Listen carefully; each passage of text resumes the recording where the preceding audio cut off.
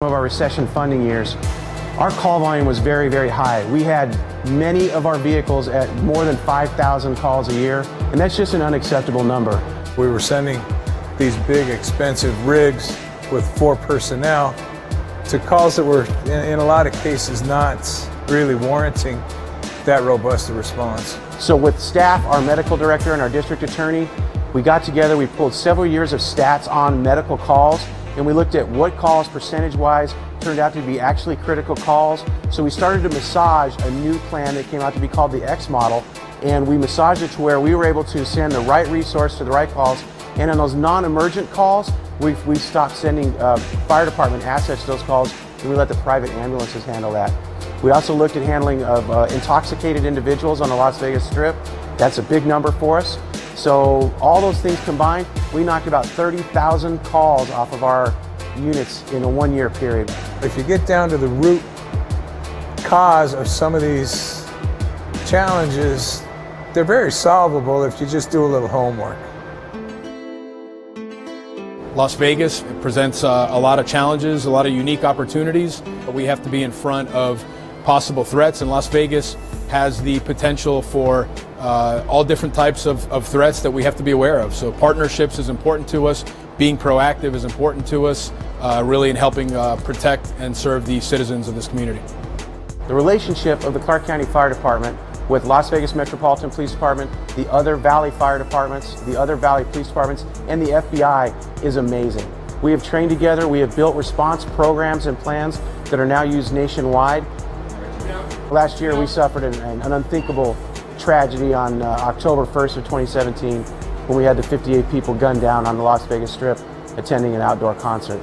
Everything that we did for the years, like 6-7 years prior to that night, training, ICS command and control training, getting our guys and gals from both police and fire to match up and go to work together. On that night, we had 19 integrated police and fire rescue task forces in operation that night. October 1st is a great example of collaboration. Our partnership with the city, with Chief Castle, was evident right away. We have to all be in sync, obviously, so communication in that was huge. We all partnered at the incident command structure for really kind of joint operations to figure out what the long-term response is, what the short-term response is. It's one thing to say that you have great relationships, certainly one thing to say it when you have it at the top, but the reality of it is that you have to truly exercise that down to the level of the men and women that are doing the work on the police and the fire side. It takes bold leadership on both sides, the police and the fire department, to get us to where it is that we found ourselves on 1 October. We are big proponents of task forces. The FBI puts together lots of task forces where different agencies come together to work particular threats. We have terrorism task forces, violent crime task forces. This is where we all sit together, work together on a side-by-side basis to really target whatever that particular threat is. This is about getting better. And when you have really honest conversation between police and firefighters at the line level about things that could have gone better, it prepared us to do exactly what it is that we did on 1 October. What we're really excited about is we have such a great young core of men and women in this organization, and they're going to carry this torch going forward of the pride, professionalism, and dedication that this department provides day in and day out to our residents, to our visitors, to our police officers and our law enforcement counterparts at the federal level. We've got a great group, a great plan going forward to keep at the level that we're at.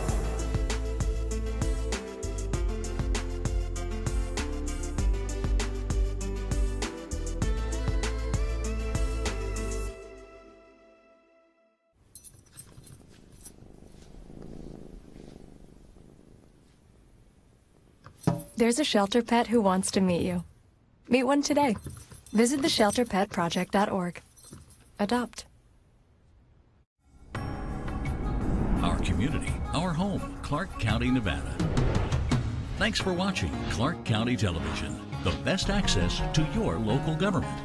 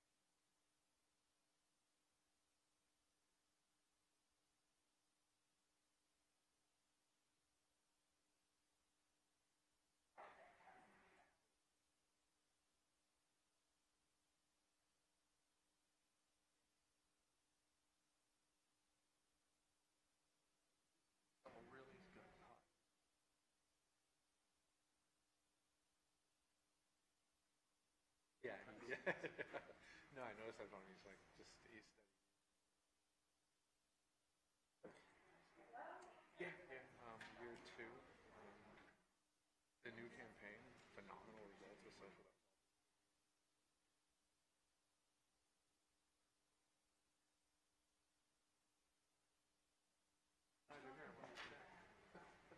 I texted him this morning.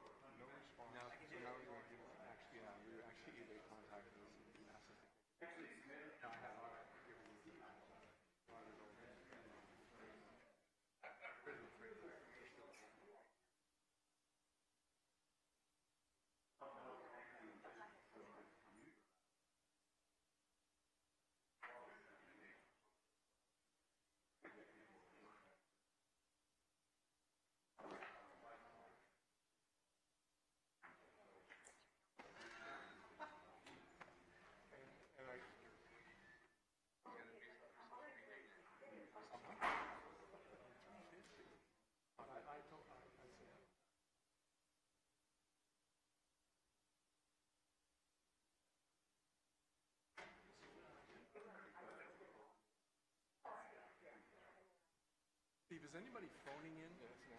Jim Gibson may if we didn't get a quorum. He said it's not on. We haven't heard from Mayor Was Woodward. George going to try to get down from the ski? George is here. He walked in to check. And Deborah's here. Lois isn't going to be here. Rose isn't going to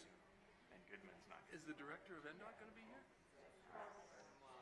Maybe I saw on the email. Oh, if she blows us off our first meeting, I'm getting on the phone. This is the way we're going to start. I've met her a few times. I think we sat at the same dinner table once. Certainly 51% of that family's runs a show. She's director now. Dave's kind of an assistant GM or something. He's a trophy husband.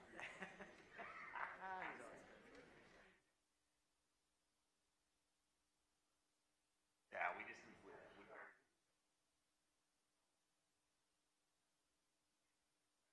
Woodbury's probably the same as you were in.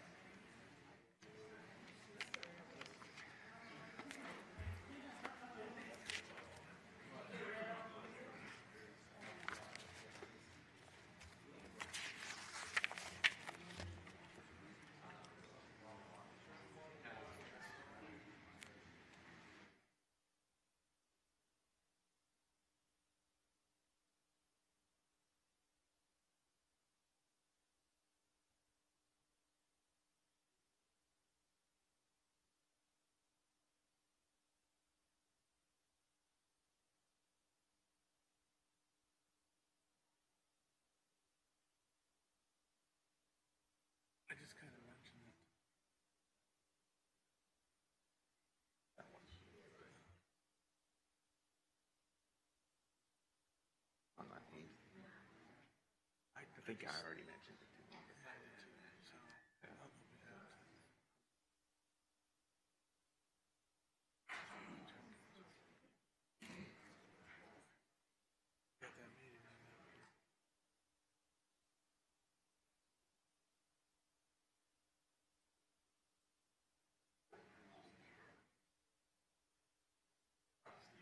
Yes, sir.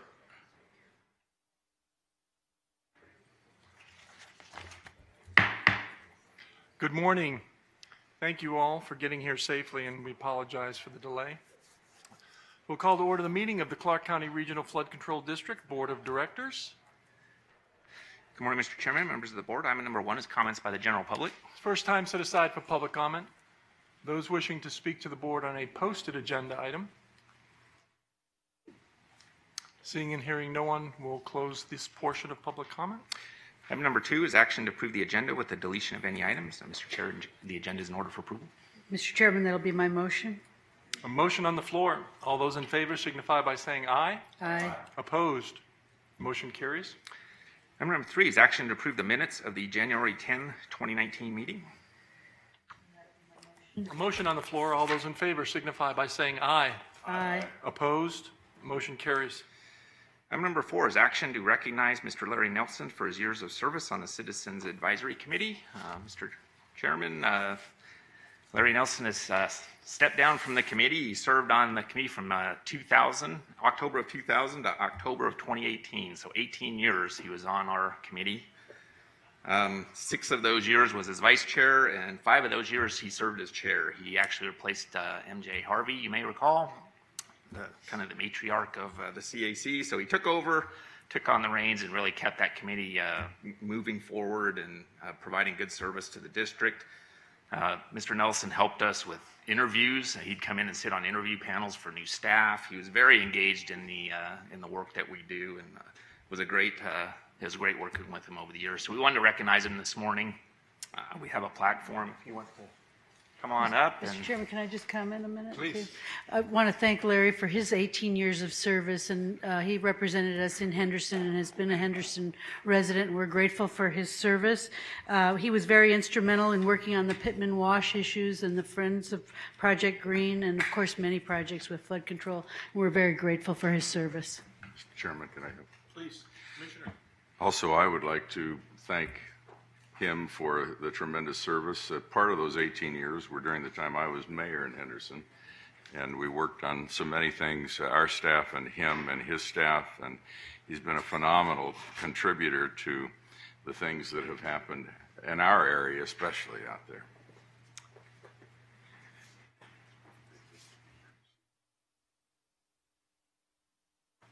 Very nice.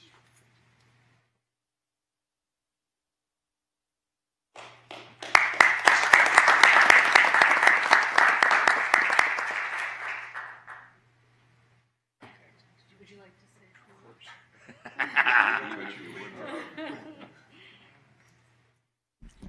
All of you that know engineers know we'd rather not talk. We just like to do work and slide under the door when we're done.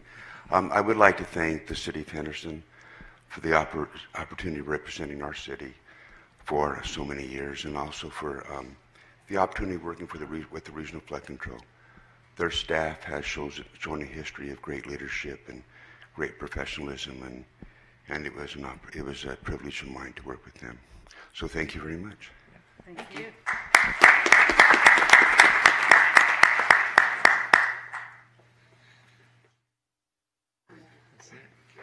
Thank you very much.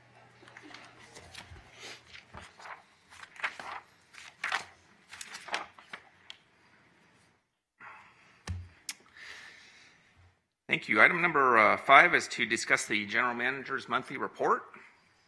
I wanted to discuss a couple of projects that have wrapped up construction today. It's kind of nice to talk about some projects that actually are in the outlying areas outside of the Las Vegas Valley.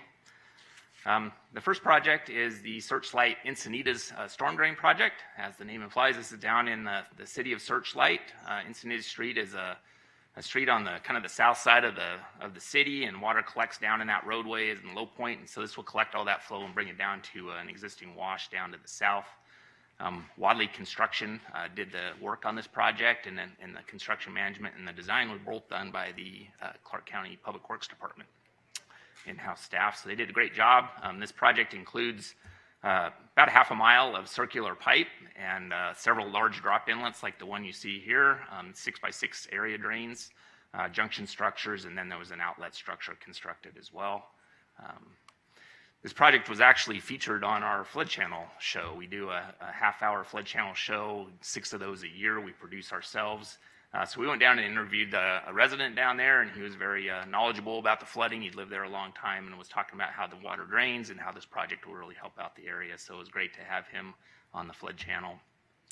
And the construction started on this project in July of last year. It just completed this month, and the bid was just over $2 million. So glad to see that project completed. The other project is in Boulder City. This is the North Railroad Conveyance Phase 2. This was a collection system that protects the Veterans Home there and brings the flow down Veterans Memorial Road road down into the detention basin. And there was a slight expansion of the detention basin as well. This project was constructed by ACC Construction, also known as Meadow Valley. CM Works did the construction management, and it was designed by Advantage Civil Design Group. So this channel included some channel work. It's kind of a half trapezoidal, half rectangular channel upstream of the Veterans Home, and some drop inlets and junction structures as well were constructed with this project. Project began in October of 2018 and again was just finished this month. They're doing some punch list items just to clean up, and bid was about $2.2 million on this project. And then I wanted to bring up if there's any questions on the GM report. I just wanted to bring up the website with showing our rain gauges. Obviously, we're getting a little rain today, so I wanted to make everyone aware that, again, that there's rainfall and water level information available on our website. Anyone in the public can look at it in real time. So this is actually what's happening in the Las Vegas Valley as we speak. You can see there's some gauges off in the Summerlin area and to the west there with 0.6 inches of rain, half an inch of rain, and several different gauges. So this is kind of a widespread low intensity type storm event that's pretty common in the winter months. But despite that, they tend to last a long time. So we have a lot of volume of water. So we'll see accumulation in our channels. We'll see accumulation in our detention basins. You can also turn the radar on and see from the National Weather Service where the intense rainfall is and kind of compare that to the gauges. It kind of ground truths what you're seeing on the radar gauges. You can also load up water level gauges. So anywhere we have a detention basin or in many locations along channels, you can switch to the water level gauges and it'll show actual depths of water. You can see there's a depth at 10.28. Is that Tropicana, Andrew? So 10 feet of water, it looks like, in the, you see it there? In the Tropicana detention basin. I understand the link is getting flows through their parking garage right now, so they had to do their emergency action to close off their parking garage, which is pretty typical if we have a good storm event. But we'll continue to monitor this. This is an atmospheric river. You probably heard that term. There's kind of a train of storms that stretch all the way to Hawaii practically, and they're coming up kind of from the south. Usually when we have one of those, they come over the Sierras and from the west, and the mountain kind of wrings out the moisture a little bit. But in this case, it's kind of paralleling the mountain, so it's kind of coming up behind. So we're expecting it to rain pretty steadily throughout the day and with the highest intensities toward the afternoon hours. But we just wanted to pull this up and just remind everyone that this is a resource you can use before you leave home. You can look at the gauges, see where rainfall's falling, where water's accumulating, maybe avoid those areas in your commute if you can. So, and with that, I'll conclude my general manager's report. Thank you, Steve. Any questions about the website? Great. Part 2 of your agenda is the consent agenda. These are items 6 through 14 and are considered to be routine and may act upon in one motion if the board so desires. Motion to approve the consent agenda. There's a motion on the floor. All those in favor signify by saying aye. Aye. Opposed? Motion carries. Part 3 of your agenda is the discussion items. Item 15 is action to approve and authorize the chair to sign the first of 4 renewal options for the professional services contract for Robertson Partners for the 2019 flood safety advertising campaign, or take action as deemed appropriate. This is a renewal option. New creative was completed by Robertson Partners last year. They did a great job. We had a really successful campaign in the summer months with the flash flood safety advertising. Scott Robertson is here to remind you of the creative that has been completed and talk about the program a little bit. Good morning, Chairman and Board. So as Steve mentioned, about a year ago, we went through an RFP process and were awarded a new contract. And during that time, we sort of tweaked a little bit of our strategies and tactics for a new world. Everything we did was based on research findings from Applied Analysis firm of Jeremy Aguero. One of the things we uncovered that in terms of awareness of the dangers of flash flooding, very high awareness throughout the community and outlying areas, anywhere from 93 to like 98%. One of the sweet spots where it was a little soft was amongst teenagers, which we targeted as young invincibles, because they don't think anything can harm them.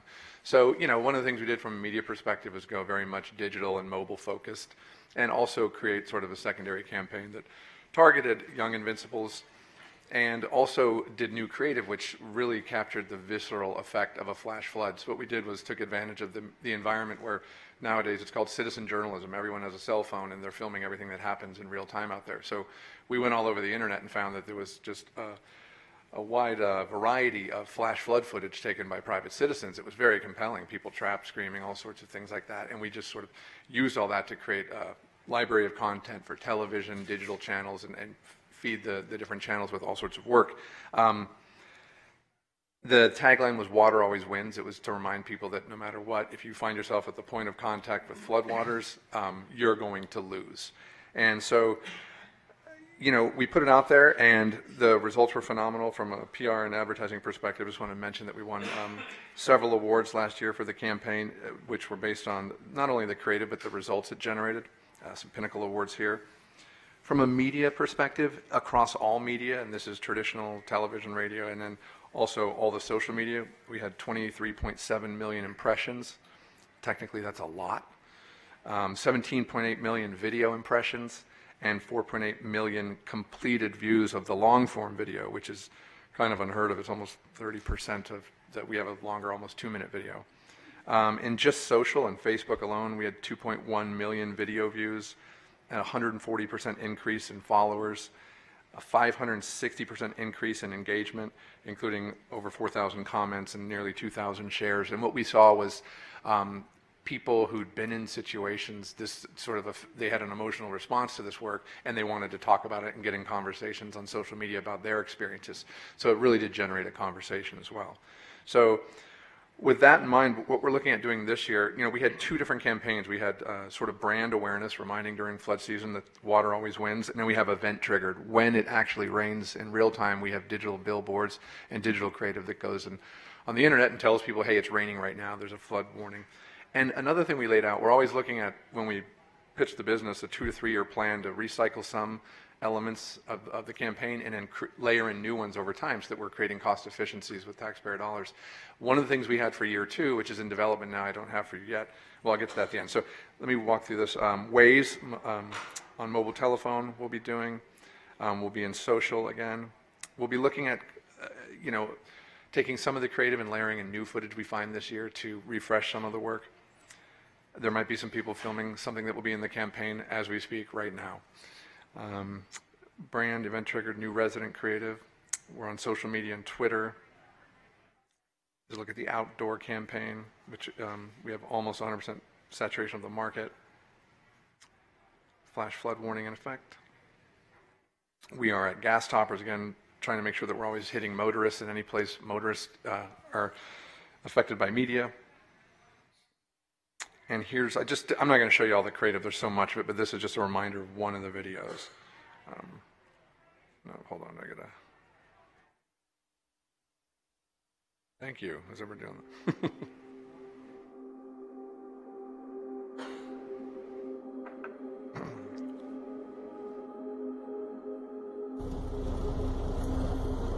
And that guy just got swept up in the water. Holy sh**.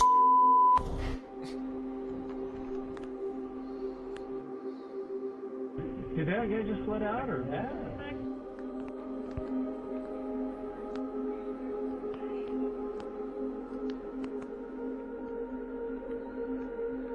Get out! Get out! Hurry!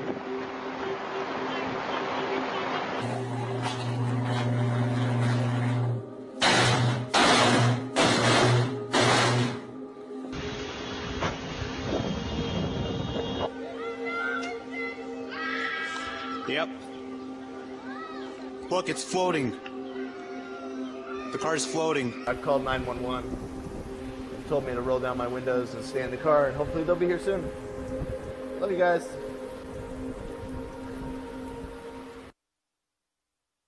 So a really compelling way to show the results of what happens when you try to compete with water. And there's stuff at 5, 6 seconds, 10, 15, 30, 90, and that's like the 2-minute video. This is also on television, mainly early morning news, people seeing it before they get in their vehicles for the day. A lot of short form videos, as I mentioned. Obviously serving underserved communities, Asian Journal, Hispanic community. Relocating to make sure new residents are aware of this. And then I mentioned earlier we were layering a new creative idea. So when we talked about reaching young invincibles, we really felt we had to leverage technology to give them a visceral, experiential situation to feel what it might be like to be in a flash flood. So we're in the process of working with a firm to create a virtual reality experience. We're in the process of demoing it, and I can tell you now it's really, really cool and kind of scary and very immersive. And when it's done, we'll bring some VR goggles for you guys to get in there and experience it. But basically, it's a couple of college kids coming back from a road trip, driving into Las Vegas, and they happy to be back, and they take an overpass. It's raining, and there's just some floodwaters coming through, and these kids sit there and discuss, like, think we can make it, which is basically what we heard from research is that's what they do. And the number one reason they go into the floodwater is because somebody else tried it, right? So we have the situation where there's a truck in front of them. The truck tries to barrel through the intersection. One of the kids like, well, heck, they're doing it. Let's go for it, And then the truck kind of gets stuck, hydroplanes, and smashes into a wall. These kids then get stuck. Water starts coming into the car, and they start to panic and freak out. The car basically lifts up and starts going down what is basically like a little river. And at which point, you're hitting the sides of the freeway, and you can feel it, and there's people like standing on their car roofs, people on the overpasses looking as the car continues to fill up with water. And it gets very dramatic towards the end where basically they're about to drown and the water's up above them, and in the original version, I actually think we had them drown and it scared you to death. Steve made me say that the kids had to live. So it actually turned out to be a really great creative decision because what we now have is, they're kind of banging on the roof, the water's coming up, they're choking on water, and then swift water rescue, Metro Search and Rescue comes in, helicopter flies from overhead, crashes the window, and then pulls this kid out of the car, the kids out of the car, and in the video, the actual virtual reality experience, you are now in this helicopter harness going up into the air, and you can see the flood beneath you and all the damage it's creating. And it's just really dynamic use of technology, which staff can use to go to schools. They can put it online, and it can be distributed widely. And kids will like it. The news will pick it up, and you're going to see a weather guy with a VR set doing this thing when we break it. So we're very excited about that to be introduced in around June this year. There's a couple. These are really rough early illustrations of the thing. It's very photorealistic. So that concludes my presentation. Thanks for your time. Thank you, Scott. Comments or questions? Did you want to introduce your colleague? This is Janine Marshall from the firm, an account executive who works for the Flood Control District. Thank you. Thank you. Thanks, Scott. If there's no questions, staff would recommend approval of item 15. Motion to approve. Motion on the floor. All those in favor signify by saying aye. Aye. Opposed? Motion carries. Item number 16 is comments by the general public. Second time set aside for public comment. Those wishing to speak to the board, now is your opportunity. I just wanted to point out the National Weather Service just issued a flood advisory until 12 p.m. They did? They did. So. Dorothy Barnes, P.O. Box 466, Las Vegas, Nevada. I just like to comment you're on building the flood channels. I'm very glad since I moved to the city to see them build flood channels. I just pray that parents instruct the kids not to use them as swimming pools, and it's a great idea to have all these flood channels built since I've been here. Thank you. Thank you. Anyone else wishing to speak to the board? Seeing and hearing no one, this meeting is adjourned.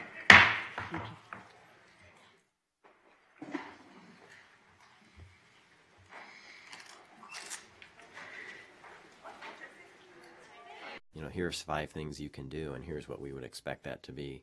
You know, how more productive your employees will be, because that's really important. Right. You know, and then ultimately, from a healthcare perspective, how much we can save them.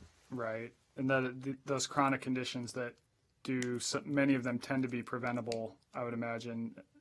Absolutely. Save you guys a lot of money, save the customer a lot of money, and then also just, you know, they're in better health. Right. Live Absolutely. longer and feel better. So how much extra does this program cost a patient? One of those questions I get all the time. They usually ask it from an ROI perspective. What's the return on investment? So a few things. One is, you know, I go back to, we're a healthcare company. Yep. And so for us not to use data we already have to do good, I mean, that, to me, that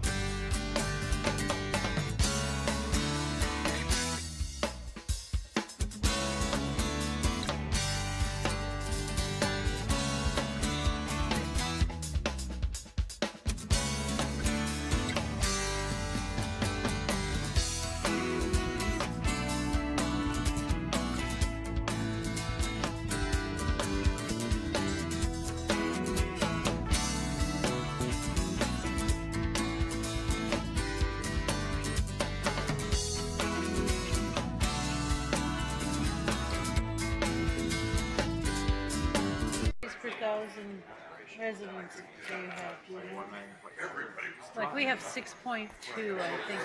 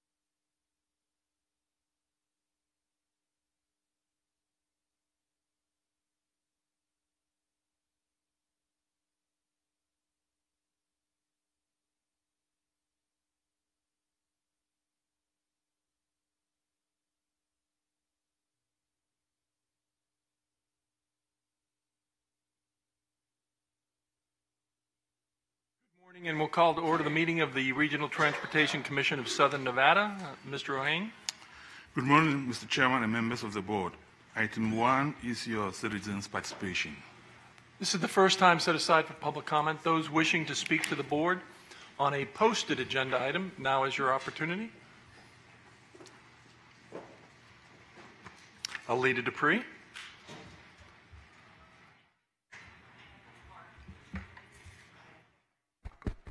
Chair Brown, thank you, Alita Dupree, for the record. As I have written on the paper, I am speaking specifically on the posted agenda item number 28, which is about a budgeting for rides. I'm in support of this program. I'm encouraged at the growth of this program. Last week I had some personal experience through a different plan I had in being able to use Lyft as a platform to get me to and from an appointment, of which I made a phone call and was able to arrange round-trip transportation, and using that customer service experience to provide me with all the relevant information, such as the vehicle's driver's name, make and model of the car, and license plate. So it was a very flexible situation for me. It helped me to travel on a shorter notice. I see this item is on consent. It is my hope this item will remain on consent. It is very important that we pass this item because this expansion will help us to be more efficient and to be able to move a lot more people in need for to achieve their goals to get around this area. Again, I strenuously urge you to pass this item. Thank you. Thank you for your comments. Anyone else wishing to speak to the board on a posted agenda item? Seeing and hearing no one, will close this portion of public comment. Mr. Chairman, item 2 is to approve the agenda. The agenda is in order for your approval. Motion on the floor. All those in favor signify by saying aye. Aye. Opposed? Motion carries. Item 3 is to approve the general manager's report. As you are aware, this is not Tina Quigley. And I'm not blonde either. We have a few items to cover this morning on the employee recognition as well as contractor recognition. So let me get in there. Our first item is to recognize the superstars of the quarter for the RTC employees. Our first superstar of the quarter is Mr. Eric Shan in our Transit Amenities Department. Is he here? Come on down.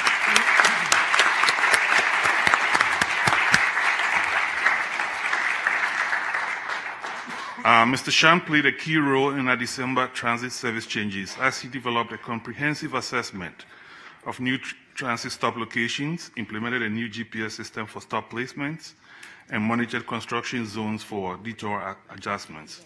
As one of the original members of the transit amenities team, he's a true team player and a respected source of information for other departments throughout the RTC. Please join me in recognizing Mr. Eric Shan.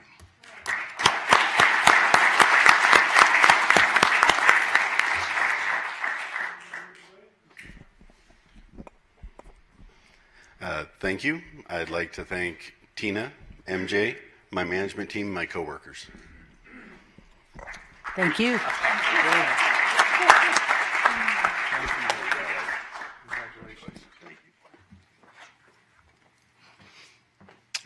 Our second superstar of the quarter is Ms. Chris Schwartz in the Streets and Highways Department. Is Chris here?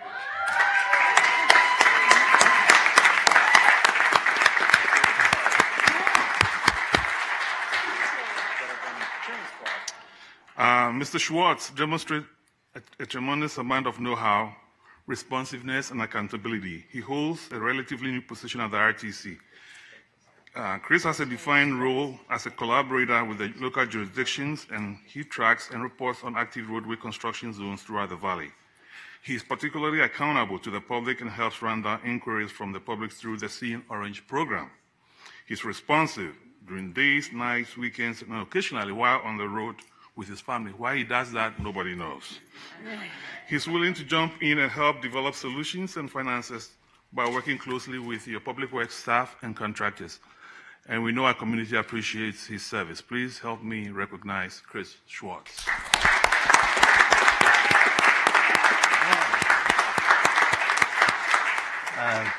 Thank you very much for this, Fred and JP and Tina and Streets and Highways team. He kind of tricked me in coming here this morning on another reason, but I appreciate it. I'm very grateful for having this. Thank you. Thank you.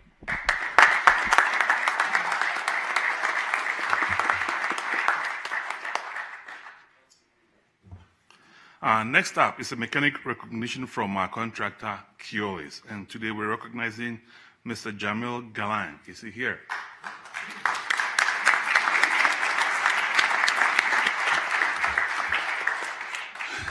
Mr. Galan has been instrumental with preventive maintenance inspections for over 200 vehicles. He has worked to train other staff, identify key critical inspection points, and assisted with development of inspection forms. His tireless efforts have reduced wasted labor time by more than 10%, which equates to 1,000 man-hours per year. Mr. Galan's meticulous attention to detail and upbeat personality landed him a starring role in Keolis' training video that has helped other mechanics learn all the preventive maintenance inspection processes. Thank you, Mr. Galan, for all your hard work.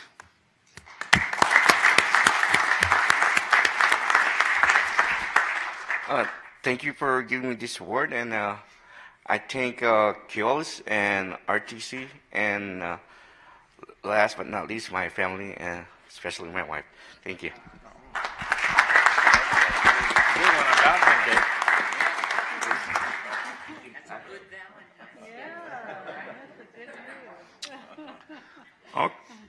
Our last recognition is a quarterly RTC contractor recognition.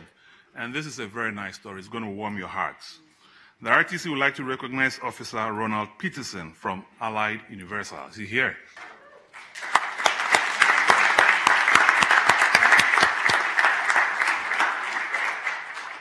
As a security officer, Officer Peterson was instrumental in locating 2 young boys from separate incidents that were reported missing last month.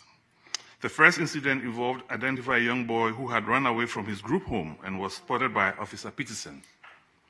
The second incident involved another young boy who was reported missing by his grandmother. Thanks to Officer Peterson's astute awareness and great attention to detail, both boys were returned safely to their caretakers. Officer Peterson is a father of 7. His compassion for our transit customers, especially our community's youth, truly shows in his everyday work. Great job, and thank you, Officer Peterson.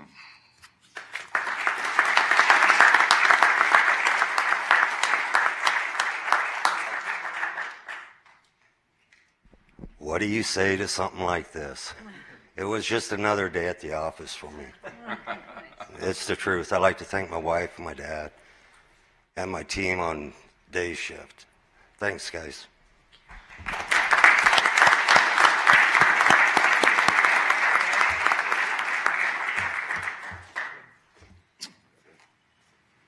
Yeah, we're done with other ones.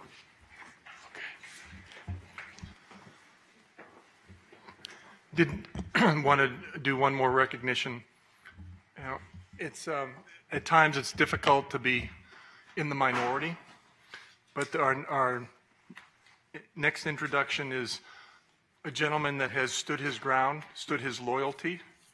So I'd like to have Sherwin Gutierrez come up to the mic and just display the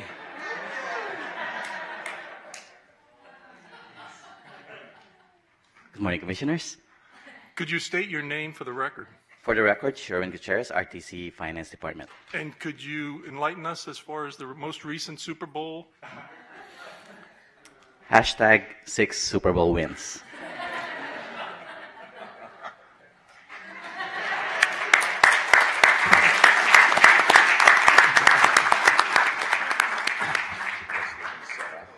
It's a great setup. Sherwin has indicated that Mr. Brady's biggest decision after the Super Bowl was he had 5 rings on this one. What finger would be the 6th? Thank you. All right, thanks. Next, I'd like to provide the board with a brief update on the Maryland Parkway project. We finally received approval from the federal government on our environmental assessment and to move forward with our public comment period. It's like the public comment period kicked off on February 4th and will end on March 7th. And we need to hear from your constituents about what they want to see on this important corridor. These dates and locations of the presentations and open houses are shown on the slide, and we have several open houses and presentations throughout the month of February. In addition, the public is also welcome to submit comments online at rtcsnv.com/Maryland Parkway. Next slide, please. Following the public comment period, findings will be presented to the RTC board for recommendations to move forward with a locally preferred alternative just sometime this spring. Now, after the board's approval, we will finalize the environmental assessment with the Federal Transit Administration and secure a finding of no significant impact to begin the application for federal funding. Simultaneous with that, the team will work to evaluate transit-oriented development opportunities on Maryland Parkway with a $300,000 federal grant that we received late 2018.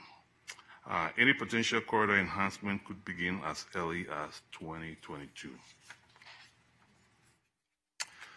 Now I'd like to turn it over to Deputy General Manager MJ Minette to provide a snapshot of the state of the transit system. Thanks, Fred. As part of our ongoing reporting of our transit system, we'd like to provide you with a mid-year update. So total fixed route ridership saw a 2.5% increase overall, which bucks the national trend of decreasing bus ridership. Strip ridership continues to decrease due to our customers choosing other transportation options. And as you can see, the revenue decline 6 months into our current fiscal year is a negative 4.1%. General market, or our local ridership, increased by the same percentage, which represents an increase of over 1 million boardings. As you can see from this slide, general market revenue is up 2.8%. However, due to a larger decrease in strip revenue, our overall revenue growth is nearly flat at about $32 million. Here is a year-over-year comparison of our strip revenue.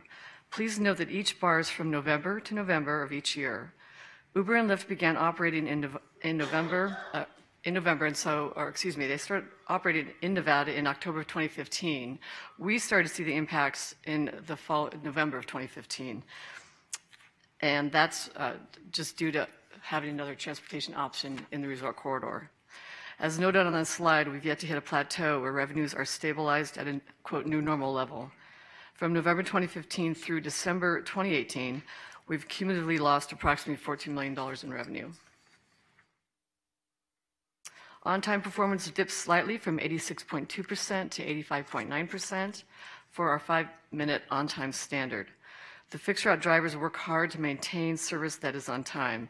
Many thanks to both MV and Keolis drivers for all of their efforts. Because our extreme temperatures here in Las Vegas always affect our bus operations, we'd like to keep the commission apprised of the summer fleet performance. The number of total road calls increased slightly by 3.9%, mainly due to construction projects throughout the valley. We also saw a 9% decrease in heat-related shutdowns due to the ongoing bus replacement plan. The heat-related incidents normally occur on our older vehicles that we are slowly phasing out. The bus mechanics are truly appreciated for their skillful efforts. Here are some highlights from our transit amenities department. Today, there are a total of 3,337 bus stops.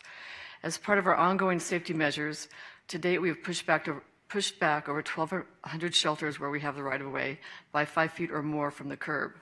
Of those, 23 shelters were pushed back during the first 6 months of the fiscal year. We will continue working with private property owners to acquire the necessary land to push back more shelters. Additionally, the transit amenities team put 5 bus stop lighting packages out to bid. Increasing the visibility and safety at all of our shelters continues to be a high priority for the RTC. And we hear that from our surveys, that darkened shelters are scary to them. And so it's a high priority. Finally, staff performed over 26,000 bus stop inspections to ensure compliance for our bus stop cleaning contracts. Our cleaning contractors use their mobile devices to log into an RTC-created website that can geolocate their devices and location, ensuring their staff is out in the field per the contracts. Advertising revenue from both bus shelters and buses, which pays for the maintenance of the bus stops, remains steady around $1.9 million. The number of total paratransit trips increased by 1.3% to more than 613,000 trips. As a side note, we're seeing more of our customers book trips online through our Ride Check feature. Over 672 clients booked more than 55,000 trips during this time period. And we were initially surprised, wondering how many folks actually use the online feature, and it's been overwhelming. On-time performance increased slightly from 93.8% to 94%. Many thanks to the paratransit drivers who work very hard to stay timely as they maneuver through a city full of orange cones. With regard to our senior transportation trips on our Silver Star routes and FDR service, we saw a 4.1% increase in the amount of trips taken. The number of trips taken on our Veterans Medical Transportation Network decreased to 14,448 trips. This may be due to the fact that the number of active clients, defined as taking one or more trips within 12 months, decreased by 7.3%. Since this is a service for medical appointments only, demand fluctuates.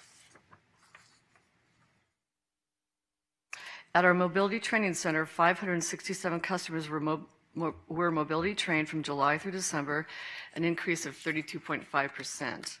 These clients have been trained to travel more independently by using our fixed route system. Ride RTC, our mobile ticketing and trip planning app, has been downloaded more than 200,000 times. Customers have purchased more than 500,000 bus passes since we launched Ride RTC in September of 2016.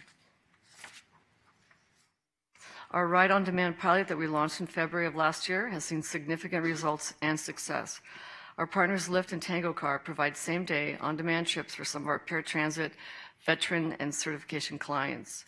Since this program launched a year ago, 208 clients have opted into the program, who have taken nearly 16,600 trips on Lyft and Tango Car.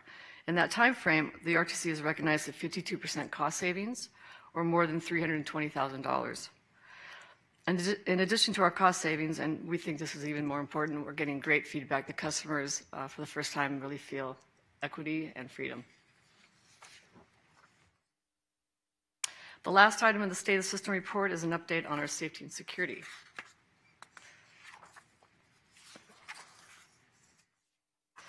The overall assaults by passengers were down 10%. We attribute much of the success to the increase of security presence and continuous safety campaigns that were instituted by our contractors, MV and Keolis.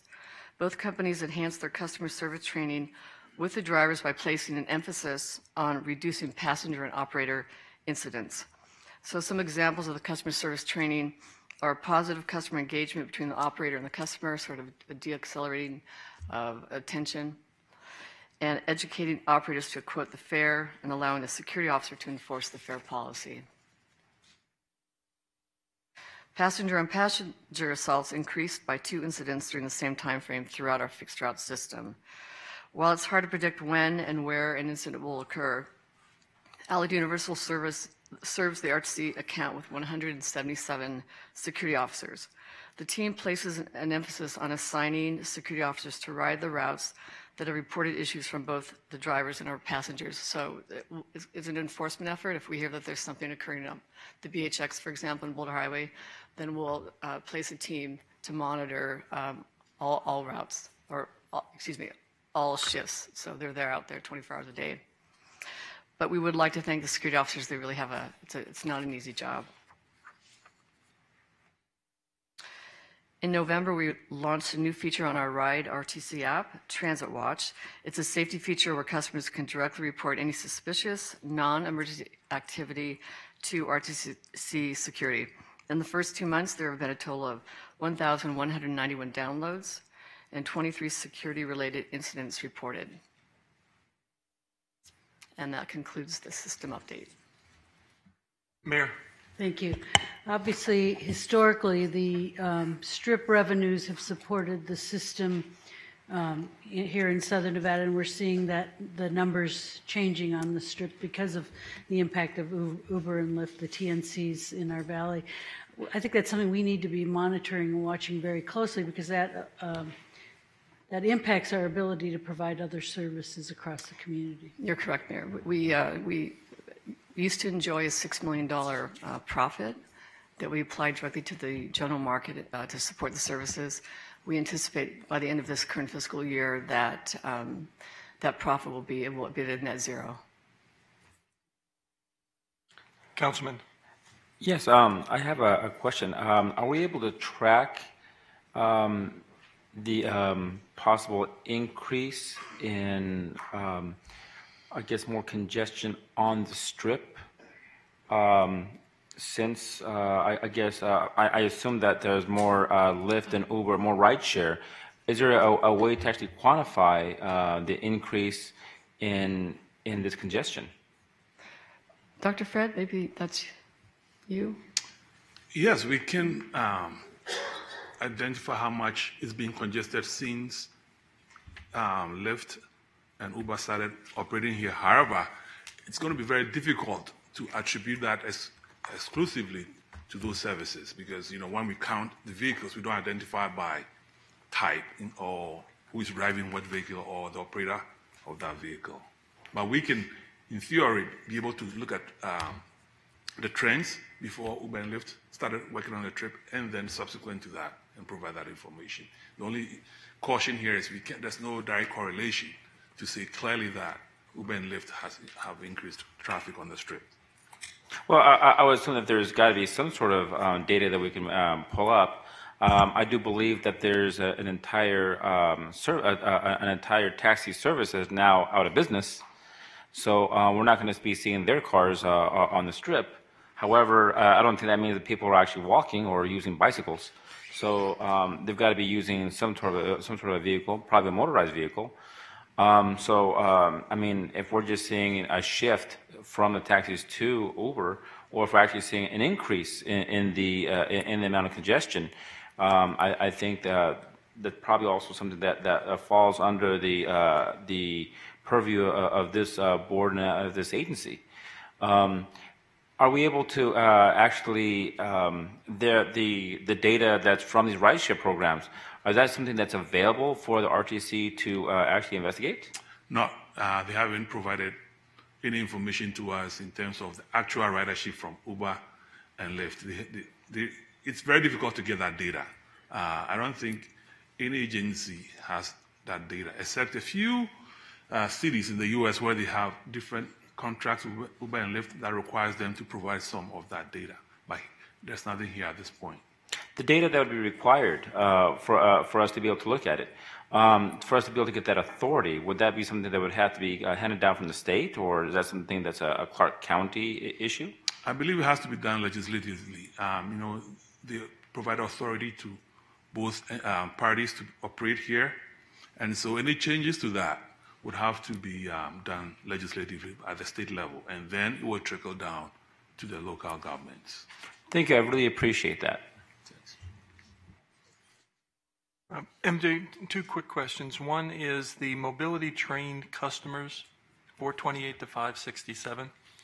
Have we or can we do any follow-up as far as those that have been trained? The frequency they're using the fixed route, any kind of reaction as far as where they've been successful?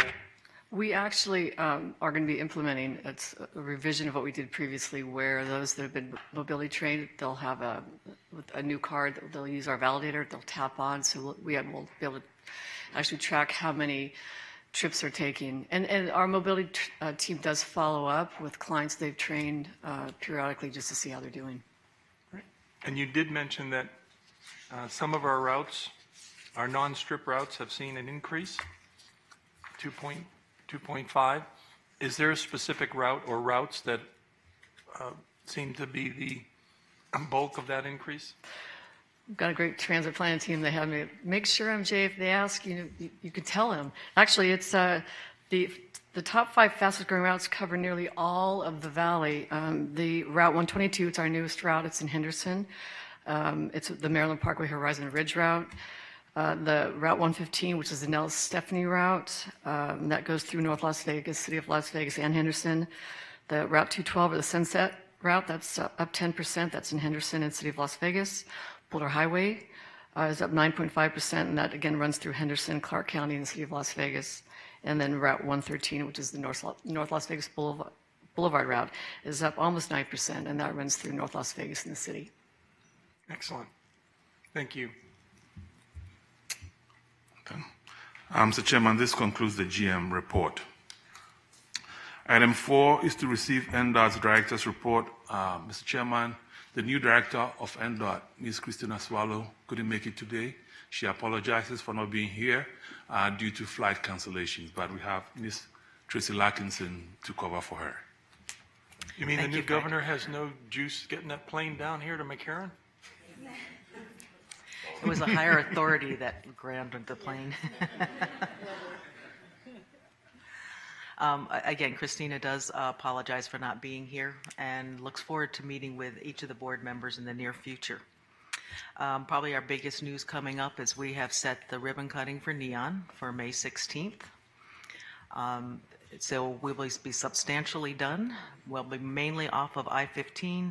I do want to caution everyone working at RTC and the Government Center that the next 45 days will be a lot of activity around the Charleston interchange and the Alta slip ramp. I also want to announce that NDOT has relocated all of its project managers in Southern Nevada into the RTC building, and that's just for easier access basically to major project information.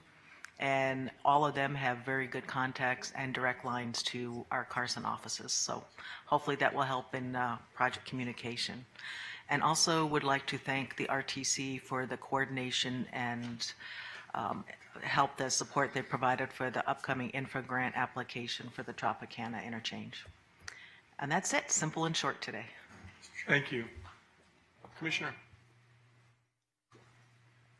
Mayor.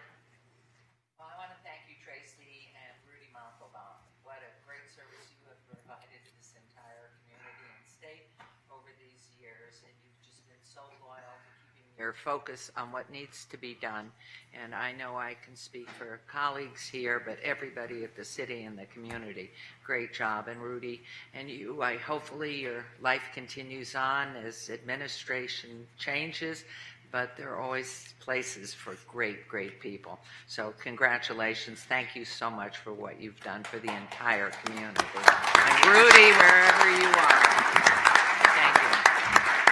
thank you. Commissioner. Tracy, recently there was a restriping that was done in the transition from Lake Mead Parkway up onto the 215, which has resulted in an enormous amount of backup that goes almost, well, in the mornings it goes all the way to Basic Road. And there is so much effort to get into that lane when people realize they're not going to be able to do it the closer they get to the grade onto the 215, there have been, I'm told, an increase in accidents in that access, and I wonder if NDOT continues to look at that. What happened was it was restriped so that it restricted the access to one lane, and I think a lot of that was to accommodate the new access in the transition from the southbound 95 to the westbound 215. But it is a big deal, and the conflict there is now way into the city. It's not just on the highway, or the freeway, it's back into the city. As I say, it backs up all the way to Basic Road and the light at Basic Road. So I wonder if that's something that you might have. Maybe you're already looking at it, but if you're not, I wonder if you might ask someone to take a look at that. We are looking at it. We recognize basically we solved one problem and moved it. Yeah. So yes, we are looking into it. I don't have an answer for it today. All right. Well, thank you for doing that. Okay. Thanks, Tracy. Mr. Chairman, items 5 through 37 are your consent agenda items and may be acted upon in one motion. Motion to approve the consent agenda. Motion on the floor. All those in favor signify by saying aye. Opposed? Motion carries. Item 38 is to appoint 3 members and an alternate to the RTC Finance Committee. Mr. Chairman, as we've done in the past, during our budget development process, we asked the board to form a finance committee to review the draft budget. They would provide input on the draft budget, and then we'll make necessary revisions to that budget. And then in April, we'll come to the board with a tentative budget for the entire board to provide feedback. We'll make necessary revisions on that tentative budget and then bring it back in May for a final approval of the entire board. So at this point, the board may appoint members to serve on the Finance Committee. Mr. Chairman, I'll volunteer to serve. We have a volunteer. Yes, I'd like to nominate Mayor Woodbury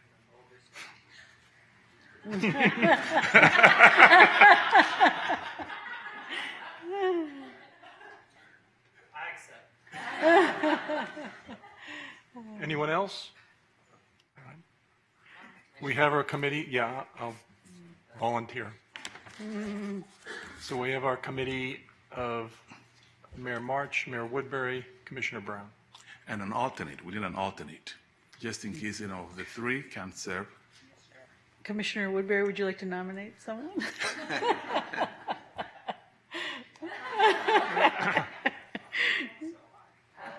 And Mayor Goodman is the alternate.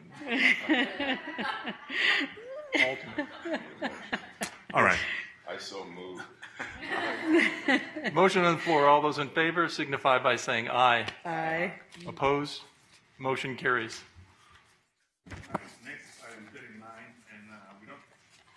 Next is item 39, and we do not have any report this month. Item 40 is your final citizens' participation. It's the second time set aside for public comment. Those wishing to speak to the board, please state your name for the record. Comments will be limited to 3 minutes. Alita Dupree.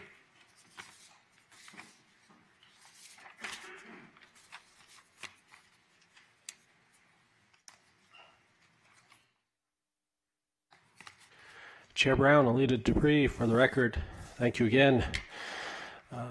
Thank you to this board for passing item 28 in consent. I'm looking forward to the positive results of expanding funding of this lift-based program. It's my hope we'll move some of those dollars into the Veterans Medical Transportation Network, as currently that network is not generally able to schedule transportation for people if they call less than 4 business days out. So this should add something good to the mix. In looking again at the matters of revenue of strip versus general market, I'm beginning to wonder and rethink about having this divide. Perhaps a unified fare structure of which the minimum fare would be a timed pass rather than a single ride will bring more consistency and stability to the system, because this is a regional system in which all the parts come together as a whole. And I notice when I am out on the strip, and I am one of those riders on the strip who does not count in strip revenue because I am buying 7, 15, and 30-day passes on the app, I'm not really seeing any activity on the strip as far as I can tell, as far as assisting our visitors to our town in using the app. So we're continuing to stuff the vending machines full of money and generating more paper tickets, and then we have people who are trying to scan their paper tickets on the validators on the front of the strip in an express bus.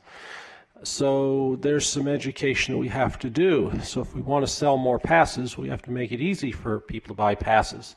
Perhaps the hotels could sell passes, and a person can get a day of all-access pass with their hotel reservation. 100,000 rooms filled a night. You could look at lots of day passes for our agency. So with people using apps for TNCs, how can we get them to use apps to do this and ride our buses? Because this bus service is essential for this town, both on the strip and in the general market. I can't imagine Fifth Avenue in New York City or Market Street in San Francisco being without buses. So we have to build this bus service on the strip. So these are the things that we have our work cut out for as we prepare for the budget to continue to be innovative and embrace ideas not because they are the latest and greatest, but because they can empower our system to be the best and most user-friendly and safest it can be. Thank you. Thank you. Mr. Washington. Hello, everyone. Stanley Washington. It's been a while before I've come before this board here. I think the last time I was around Chairman Brown was the big fight for the big bus contract back in the day. I think you remember. Anyway, it's always a pleasure. I am basically looking for my good friend, Miss Quigley. I don't see her here. Is she somewhere close by? She's out of town. That's why I don't see her. I'm losing my sight, so I thought I was just really going blind. So anyway, I'm going to just basically keep up the good job. Good. And since she's not here, that's really what I was looking for. I'm making good progress on my appointments. Thank you. Thank you. Dorothy Barnes. Good morning once again, Dorothy Barnes. I have a mailing address of P.O. Box 466, Las Vegas, Nevada. I'm here once again to address the lying that goes on the bus system. And I do understand why they're lying, but it's a dignified way of lying on me to keep my name on a program so they can rob me without a gun or a knife. They call it siphoning. Siphoning is a dignified way of robbing a disabled, sickly senior citizen of money. And I want my name off that kind of program. I keep going before the city council as well as county commissioners. I've even contacted the governor's office and the police station. They tired of seeing me there at Building 3 because I cannot get an appointment with Sheriff Lombardo to gain some control over the drug dealing that's done at my expense. My ex-husband flew in here. He's all a part of the drug dealing industry in Shreveport. And I had a nephew to get shot to death at 19 over drugs. And the youngest brother was ex-military police to get murdered in Shreveport over drugs. I'm just fed up I'm tired of lies. And they may be lying to hurt me and discredit me so they can get their way, but it don't work with this 61-and-a-half-year-old woman. They can lie till they turn blue in the face. I will not take down for this lying game on the buses. I don't care to have to bed down on the buses because I'm lied out of house and home. I lived in Henderson 1 year in Espinosa Terrace Senior Apartment. They said, you won't have a problem in Henderson. They don't have a drug problem. They had seniors fiending off me, lying on me. People were getting pass keys entering my apartment. I'm scared to live in government apartment and because my name is on a program where I'm continually victimized. I'm lied on, stole from, cheated, mistreated, abused, and it's time out. When 2019 came in, Old Lang Syne was sung with all his trouble on me again. And I do not want my name on this program. They're letting people out on Nellis that's on drugs. They're not going to vote for my name to come off. They're not going to tell the truth because they need me to pay for their drug. They don't want to go into a treatment center. I'm not here to be financing their drug operation and the ones that don't want to go into a treatment center, the police begging their families. You got to beg drug addicts to go into a drug treatment center? Well, I won't beg them. They're threatening my life so they can steal from me to pay for their drug habits. I don't have a drug habit because I don't care to have to pay for it. Why should I support someone else's? And they'll put people on the bus and steal from me and use the money to pay them to lie on me, especially at night on the Deuce on the Script bus and the 109. They have several ladies I know have stolen from me, and they call it siphoning, and have used the money to pay people to actually get on the bus and lie on me. And some of the buses smell real bad. I'm very sad that they're making people homeless with these programs. Thank you. Thank you. Thank you for your comments. Stephanie?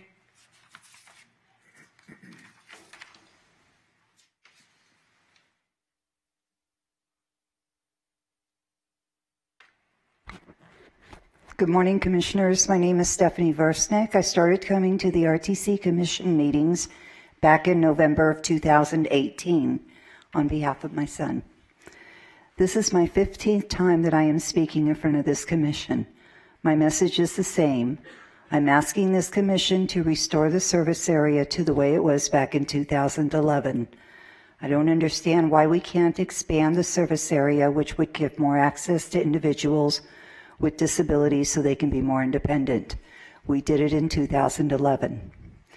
When the peer review study was presented to this commission in October, I've been asking for their feedback and viewpoint. I still have not received an answer.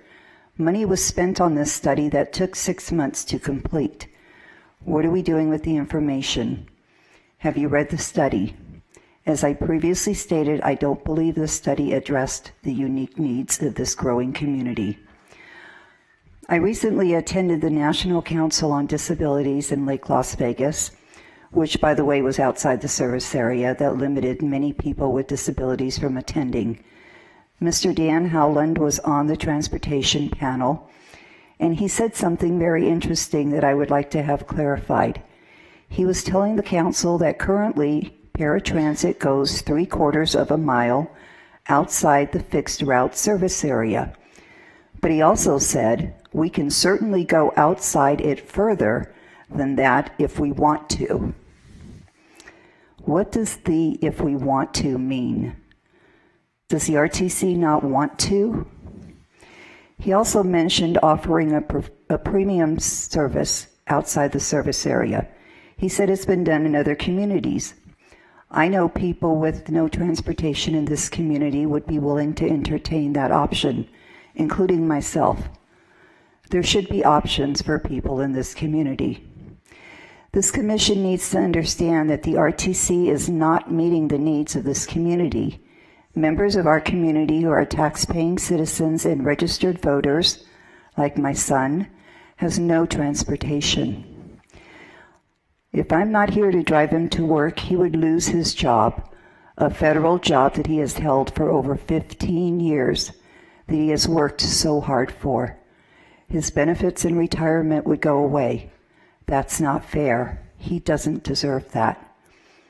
In closing, I would like to propose to this commission to consider moving public comment on non-agenda items to the beginning of the meeting. I feel this would give the opportunity for all commission members to hear public comment. Typically, by the time it comes to public comment, most members have left to attend other meetings, and often only 2 or 3 members are left. I think it would give more respect to people in the community who want to speak about issues that are important to them. They take the time to come and speak, and they deserve to be heard by all members. Thank you for your comments. Robin?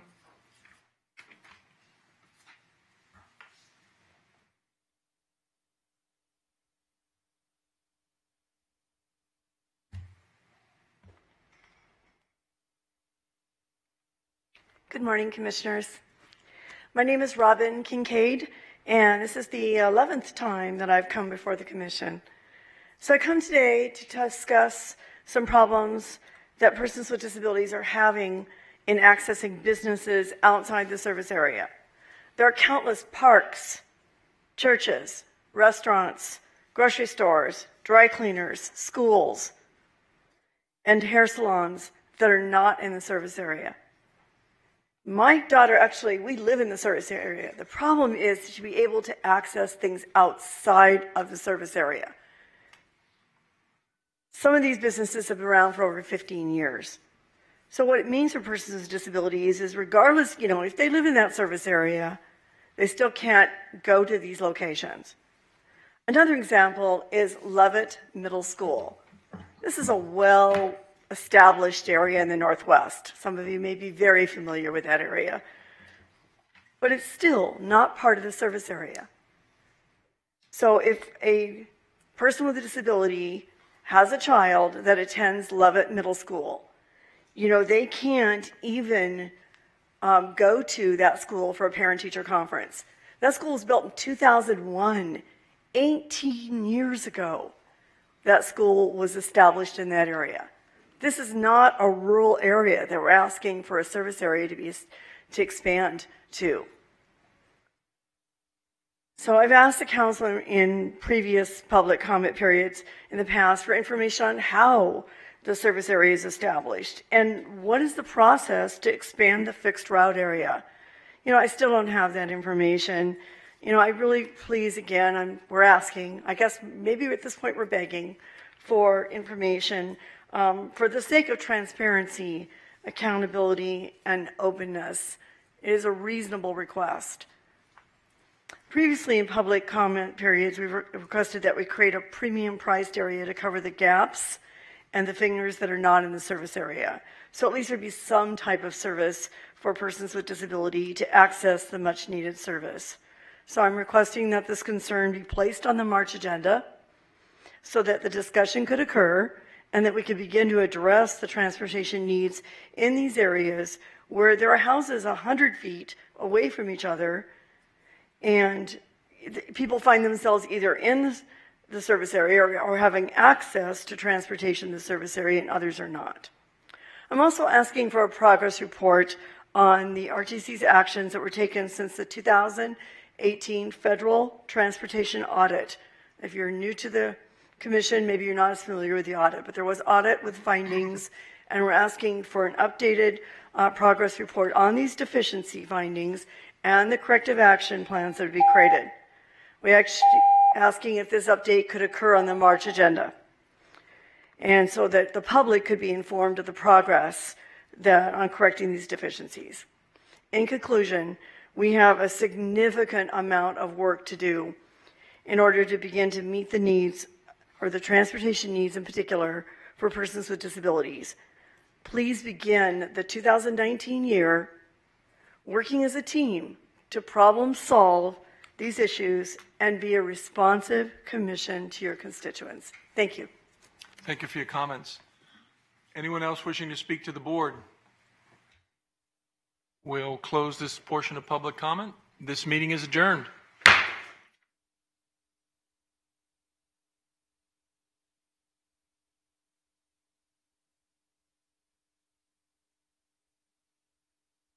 Such a long period of time, and while they might also, like me, a couple of them are new to the county, they're not new to our community. So they've shared their life lessons, their experiences with local and other governments, and I'm just really appreciative of that. And you've certainly been no stranger to, or you've met every single one of them, I'm sure, many times in the past. I have. We've had overlapping jurisdictions, and it's been a real pleasure to work with them over many years.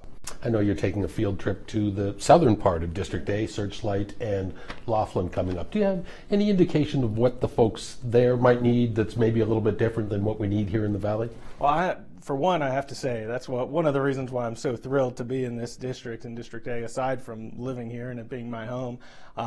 District A is so exciting. It's diverse in many different facets, but you have the urban core, you have a piece of the Las Vegas Strip, and you also have those wonderful rural areas, Laughlin and Searchlight, which you're right, I'll be doing a couple-day tour of in the coming days here, and I'm really excited to. I've met with lots of folks from that area. We sat down with the town boards of Searchlight and of Laughlin, and they'll be hosting me on their turf next week, so I'm looking forward to it. One of the first things that has already come to your attention in District A has ginned up from one of the previous board meeting, where a number of the people from the Nevada SPCA were not very happy with the conditions out there. Maybe can you just capsulize what you can do and what the problem is there? I think that is a great example of why government needs to be accessible. You know, we had that opportunity during the public comment period for folks to come forward to talk to us about, you know, some of the concerns they've had, and to be fair, they've been raised before in the past. Right after the meeting, I came up here to my office. I contacted the director of the NSPCA. She was kind enough to invite me on a tour, a full access tour, so I could see the facility in depth with my own eyes, and I can report back then to the constituents who raised the issue. You know, that the NSPCA is in District A, which I'm glad that they're there. I'm appreciative for what they're doing, but we can't tolerate any kind of inappropriate activity towards animals. We need to look out for their welfare as well. And what can the county do? What types of things? To be clear, the county has done quite a bit. They've been, on average, doing monthly visits, inspections of the facility. They've been very hands-on, spoke with the head of animal control to get a sense directly from him of what they've been doing and what they can do. And I just think we have a new executive director over there, so I think things are getting better, but we got to see that through and make sure that they are at 100% meeting our standards. And again, probably another not a fairest question as you're sitting here again, a couple weeks into office. It's all fair game. Okay, terrific. But you plan to continue on this job when they have to face the voters in a couple of years? Thank you for asking. Yeah, I'm so honored that Governor Sisolak appointed me to his seat, but that's the remaining 2 years of his term. So I'm thrilled to serve that out, and yes, I will be running for the seat in 2020. All right, we'll let you get back to work. Thank you very much for spending time. Thank you so much. Good talking to you. You too.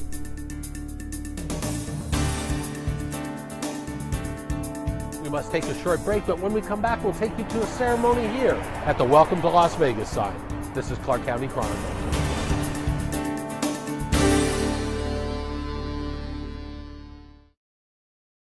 After October 1st, people started saying, Vegas strong. But the truth is, I don't always feel strong. Sometimes I feel scared, anxious, alone, exhausted, overwhelmed, hopeless. But I didn't reach out for help because I didn't think I needed help. I thought I needed to be strong for others. Other people were hurt worse than me. We didn't know where to go. I just didn't have time.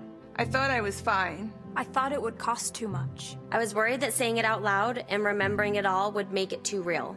But then I realized it's okay to feel the way I do. It's okay to cry. It's okay to talk about it and remember it. It's okay to grieve. And it's okay to ask for help. Because it affected all of us. And it's never too late to get the help you need. No matter who you are, where you live, or what your story is. Reach out to the Vegas Strong Resiliency Center to see how they can help you. In Las Vegas, call 702-455-2433. Outside of Las Vegas, call 833-299-2433. Or go online to vegasstrongrc.org for more information.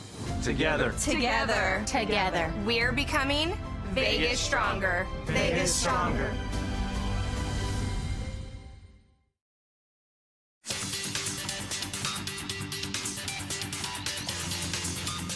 There's no doubt that Clark County is the wedding capital of the world, but now it wants to become the wedding vow renewal capital of the world.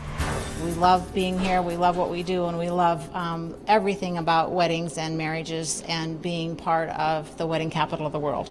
Clerk Lynn Goya oversees the busiest mandatory location for couples to take their first steps towards stepping down the aisle. The Clark County Clerk's Marriage License Bureau issues about 75,000 licenses annually. We guesstimate that there's probably 10 to 20,000 people that come and do vow renewals already. We do know that a lot of people love to come and have their Las Vegas wedding, even though they're already married. And we think it's kind of like part of people's bucket list to come and have a Las Vegas wedding. In addition to the thousands of nearly newlyweds who come to the Bureau to obtain a marriage license, in a typical week, a couple or three married couples will wander in looking for a sanctioned certificate to renew their wedding vows in our city. And now, for just $21, any lucky twosome can take home an only in Las Vegas memento, a souvenir certificate and a declaration of their love. Brooke Siegert and Jared Duval held their official wedding ceremony back home in Minnesota just before Christmas. The newlyweds decided the best gift to nearly a dozen family and friends was to purchase a wedding vow renewal certificate and have a second ceremony in Sin City. I wanted something to do, something that wasn't traditional. We wanted the experience of Vegas and Elvis marrying or doing a vow renewal for us, and just the fun atmosphere of Vegas and with friends. Clark County is most certainly the wedding capital of the world, and the financial capital generated annually in the wedding industry is estimated to be $2 billion. And now our community hopes to become the wedding vow renewal capital of the world. The clerk's office is open every day of the year from 8 a.m. to midnight and located at 201 East Clark Avenue. For more information, visit the Clark County Clerk page at clarkcountynv.gov.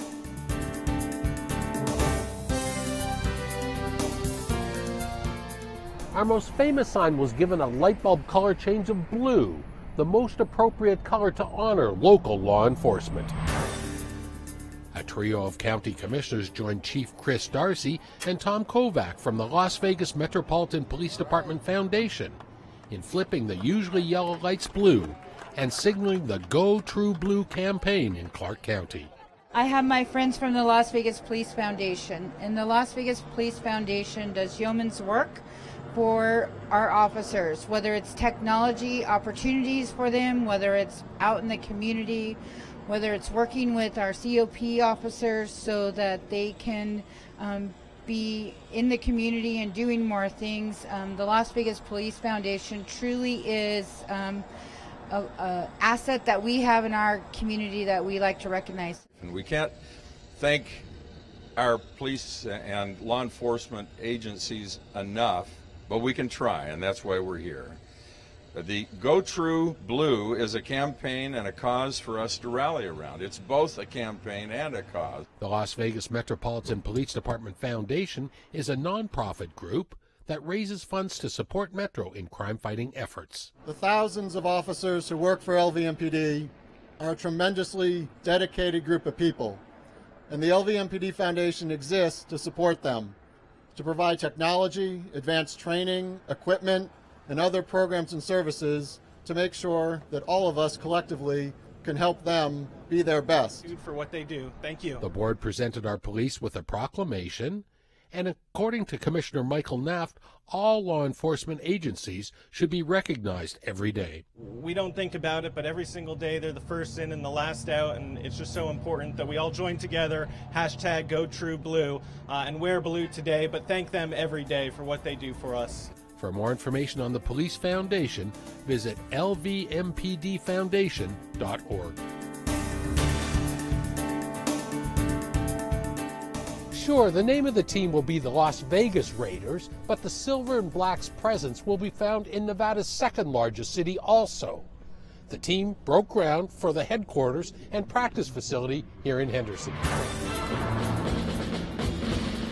A trio of Oakland Raiders put on some shiny silver helmets of a different kind as they prepared to dig dirt in Henderson. Derek Carr, Justin Ellis, and Tahir Whitehead teamed up for the ceremonial groundbreaking of their soon-to-be day-to-day workplace. Where the coaches work 20 hours a day preparing the game plans, where the players study and train and getting their bodies and minds ready for the season. It's where the organization will become ingrained within the local community, where we'll invest, where we'll spend our time, our money, our resources, where our employees will live and raise their families, go to school, start businesses, attract other businesses. The state-of-the-art practice facility sits on 50 acres of land located between the M Resort and the Henderson Executive Airport. 3 outdoor practice fields will add to the 1.5 indoor football fields. A training room, weight room, swimming pool, studio, locker room, and countless offices will be utilized year-round by the players, coaching staff, and the expected 250 employees of the Las Vegas Raiders. The future is now. Las Vegas, the Raiders are coming. About 15 Raider alumni were in attendance, posing for pictures and mingling with fans, elected officials, and business leaders from across the valley. The Raiders' partnership with the city in this mostly barren area is already creating community and blossoming into an economic windfall for Henderson. The Raiders have committed $75 million, but I'm told it'll be well beyond $75 million that they're committing to this location for the first phase of the Henderson facility. Of course, most of the football world will associate the Las Vegas Raiders with the now under construction stadium near Mandalay Bay. The $1.9 billion stadium will be ready for the team when they begin play in the desert in the 2020 season. And that's our show. For more information on anything you've seen on this program or anything relating to your Clark County government, visit our website at clarkcountynv.gov. On behalf of all of us here at Clark County Television, I'm Randy Swallow. We'll see you again next time here on Clark County Chronicles.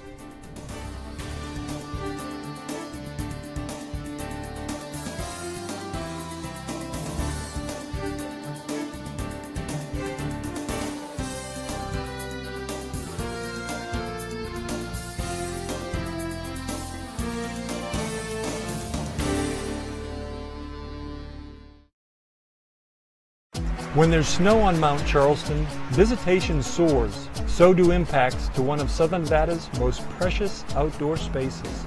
Mount Charleston isn't a secret anymore. When it snows, it welcomes thousands of people each day.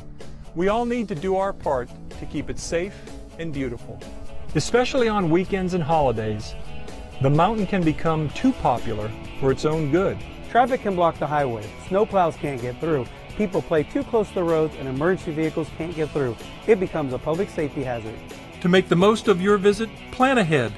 Visit GoMountCharleston.com for news and information, or call 511 to make sure the highway is clear. For skiing and snow play, Lee Canyon is best. Remember, dress warmly, don't sled near roads or trees, and don't leave any litter behind. Help keep our winter wonderland safe and clean for everyone to enjoy.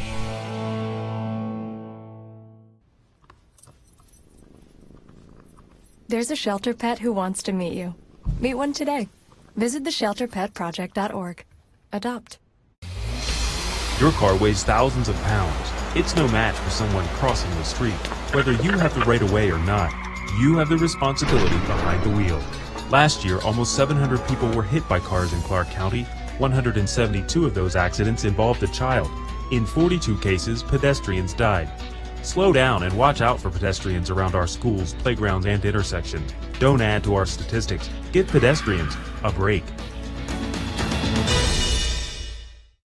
Every year, the Southern Nevada Water Authority performs more than 300,000 analyses from 30,000 water samples to ensure that our water continues to meet federal Safe Drinking Water Act standards. While your water is tested and treated by top experts, you may still be considering a water filter or other home treatment device. Before you decide, ask the Southern Nevada Water Authority for objective information about these systems. No one knows more about water quality than your local water agency.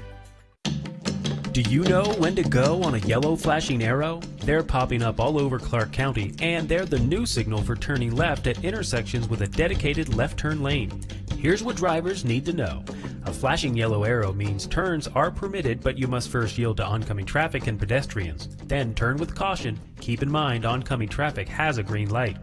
A solid green arrow means turn left. Oncoming traffic must stop. A solid yellow arrow means that the left turn signal is about to change to red and you should be prepared to stop or prepare to complete your left turn if you're within the intersection. And finally, a solid red arrow means stop. These left turn yellow flashing arrow signals are new, so remember, a yellow flashing arrow means turn with caution. For more information, log on to clarkcountynv.gov and search keyword flashing yellow arrows.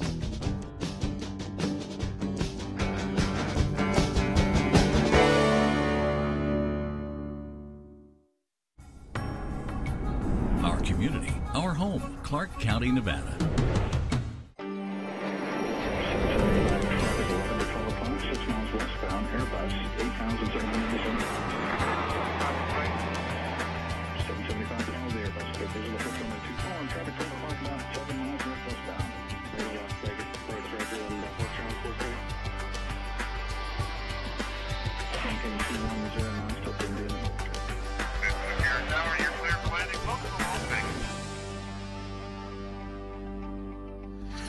Hello and welcome to Flight Path. I'm Chris Jones, the Chief Marketing Officer at McCarran International Airport. 2018 was an exceptional year for McCarran. We celebrated our 70th anniversary, welcomed record numbers of passengers, and were honored with a prestigious award. Here's a look at the year just ended and some of the moments that made it special. Throughout the past year, the team at McCarran worked hard to deliver a memorable experience for visitors and local travelers. From live entertainment for passengers and beautiful upgrades in the terminals, to supporting the local community and honoring our military, no opportunity to show true Las Vegas hospitality was missed. Hello, my name is Tsagay Girmay from Ethiopia. Welcome to my new hometown, Las Vegas. Attention to detail, overall improvements, and a Vegas-only vibe all contributed to McCarran taking top honors in the J.D. Power 2018 North America Airport Satisfaction Study. Good morning, boarding pass and ID. Together with partner agencies, McCarran has kept passengers moving smoothly on their journeys. You know, part of the vision statement of the airport is to be on the cutting edge of technology. New technology like automated screening lanes at security checkpoints, along with new amenities and the completion of $30 million in improvements in Terminal 1, helped McCarran climb in the rankings. McCarran's commitment to service doesn't stop with passengers in the terminals. Helping those in need on a local level is just as important as providing award-winning service to travelers. Thank you. You bet. Last year, the Community Enrichment Team donated time and talent during their off hours to charitable organizations including Spread the Word Nevada, Opportunity Village, and 3 Square Food Bank. It's very heartwarming. It's heartwarming that the ones that have a bit more give to the less fortunate, and it's definitely a lesson to my kids. In addition, employees with McCarran's Landside Operations Division volunteered at the semi-annual Las Vegas Wash Green Up Planting event, helping revegetate a 10-acre site. In support of Las Vegas's tourism-driven economy, McCarran's Voices of Vegas music program brings live entertainment to travelers. An end-of-summer party featuring singers from the Shakespeare Institute of Nevada helped cool things down before the busy Labor Day weekend. Rancho High School's mariachi and ballet folklorico performers welcomed passengers arriving in Las Vegas for Mexican Independence Day weekend, an event that's become a tradition at McCarran. I just love how it makes people feel. It's like it energizes people, makes people happy. Anything that we have to do in our occupation requires us to read. Exposing students to careers in aviation while encouraging them to stay in school and study hard is another airport tradition. Last year, more than 25 team members visited nearby Gene Ward Elementary for Nevada Reading Week. The airport also facilitated the annual Salute to the Troops arrival, a celebration where wounded service members are flown on American Airlines charter to Las Vegas for an all-expenses-paid weekend of entertainment, relaxation, and sightseeing. I feel a connection to the military because family members have been in it, and I feel like not enough people understand what these men do and these women, how they sacrifice and their families sacrifice. The best part about my job is being able to participate in the honor flights to honor our troops that have served for our country, and this is what makes work great. Learning opportunities throughout the year strengthen McCarran's commitment to people. Autism causes me to behave differently than what you may think or expect. Autism awareness classes showed the team how to interact with and assist travelers with developmental disabilities, while sessions on human trafficking trained employees in how to identify potential victims and in where they can get help. Year's End saw the return of the student choir from Doris French Elementary School to help kick off the holiday season at the airport. Christmas bells are ringing. Choirs from around the Las Vegas area perform sounds of the season throughout the month of December to keep spreading joy in the terminals. McCarran is the economic engine that drives this dynamic destination. It's an important part of the local, national, and global communities, as well as a hub that bridges passengers and places. And that's why people will always be at the heart of this airport. Every January, tens of thousands of attendees and exhibitors descend upon Las Vegas for one of the world's largest annual trade shows. Here's a look at how the team at McCarran prepares for the influx of visitors. The International Consumer Electronics Show, or CES, has become one of the biggest events of the year for Las Vegas. This January, it brought upwards of 180,000 visitors to the community, most of whom arrived by air. That kind of volume took careful planning at McCarran. Months before CES began, the Department of Aviation, airlines, TSA, and other agencies started coordinating their efforts to make sure CES delegates would have a seamless travel experience at the airport. For a big event like CES, we usually start the previous summer. It takes us to get with all of our stakeholders, the airlines, other airport entities, to make sure that that plan is successful, figure out what the gate plan is going to be, and ensure that we can accommodate all the extra traffic. Airlines added special flights specifically targeting CES attendees, with nearly 3 dozen coming from overseas. Flights brought visitors from Amsterdam, London, Paris, Shanghai, Tokyo, and more. Some of those flights used aircraft not normally seen in Las Vegas, a treat for aviation enthusiasts and a challenge for those who find gates for those aircraft. We have more than 3 dozen international flights coming in for CES. 3 in particular are ones just for this event. We have Air France, Air Tahiti Nui, and also KLM. In addition, we also have the Delta Northeast Wing. We revamped that to accommodate international traffic. That's helped us out greatly in expanding our capability of handling international traffic. Once on the ground, everyone needs a ride to their hotel or convention space. During CES 2018, taxis and Uber and Lyft drivers saw a record 29,878 pickups in one day. This year, McCarran's Landside Operations Division and ground transportation vendors made sure they were ready for the next wave. CES guests who want to hit the ground running had the option of picking up their convention credentials before they even left the airport. Terminal operations staff were on hand to keep check-in lines organized during busy times. Many convention attendees leave Las Vegas on the same day, requiring additional planning and coordination on the outbound side. The Transportation Security Administration made sure travelers got through checkpoints in a timely manner. With the help of airline partners, the McCarran team helped inform departing passengers which terminal to use for check-in. Inside the terminals, we have the leaderboards that we'll put out, make sure that the travelers can see what's going to happen non-standard. For example, you may enter and land and arrive at Terminal 3, but depart out of the Delta gates. So in order to make that happen, proper signage is key to making that successful, and communicating via social media and some of the other platforms as well. Through strong planning and teamwork, the Department of Aviation and its partners provided the best first and last impression of Las Vegas for thousands who attended the world's premier electronics trade show. As a convenience to our customers, McCarran International Airport offers self-service check-in kiosks in both terminals. They're easy to use and help streamline the departure process for busy travelers. You can even use them to tag your own checked bags. For passengers traveling with no checked bags, getting from the curb to the gate is simple with McCarran's Speed Check Advanced Kiosks. In Terminal 1, there are banks of kiosks on Level 2 near the Aviation Museum and across from the A and B gate security checkpoint. They can also be found in ticketing. In Terminal 3, kiosks are situated near domestic and international departures as well as in areas adjacent to the checkpoint. Self-service kiosks save travelers time by offering an alternative to waiting in line for an employee to assist them. Using touchscreen technology, passengers choose from a list of participating carriers.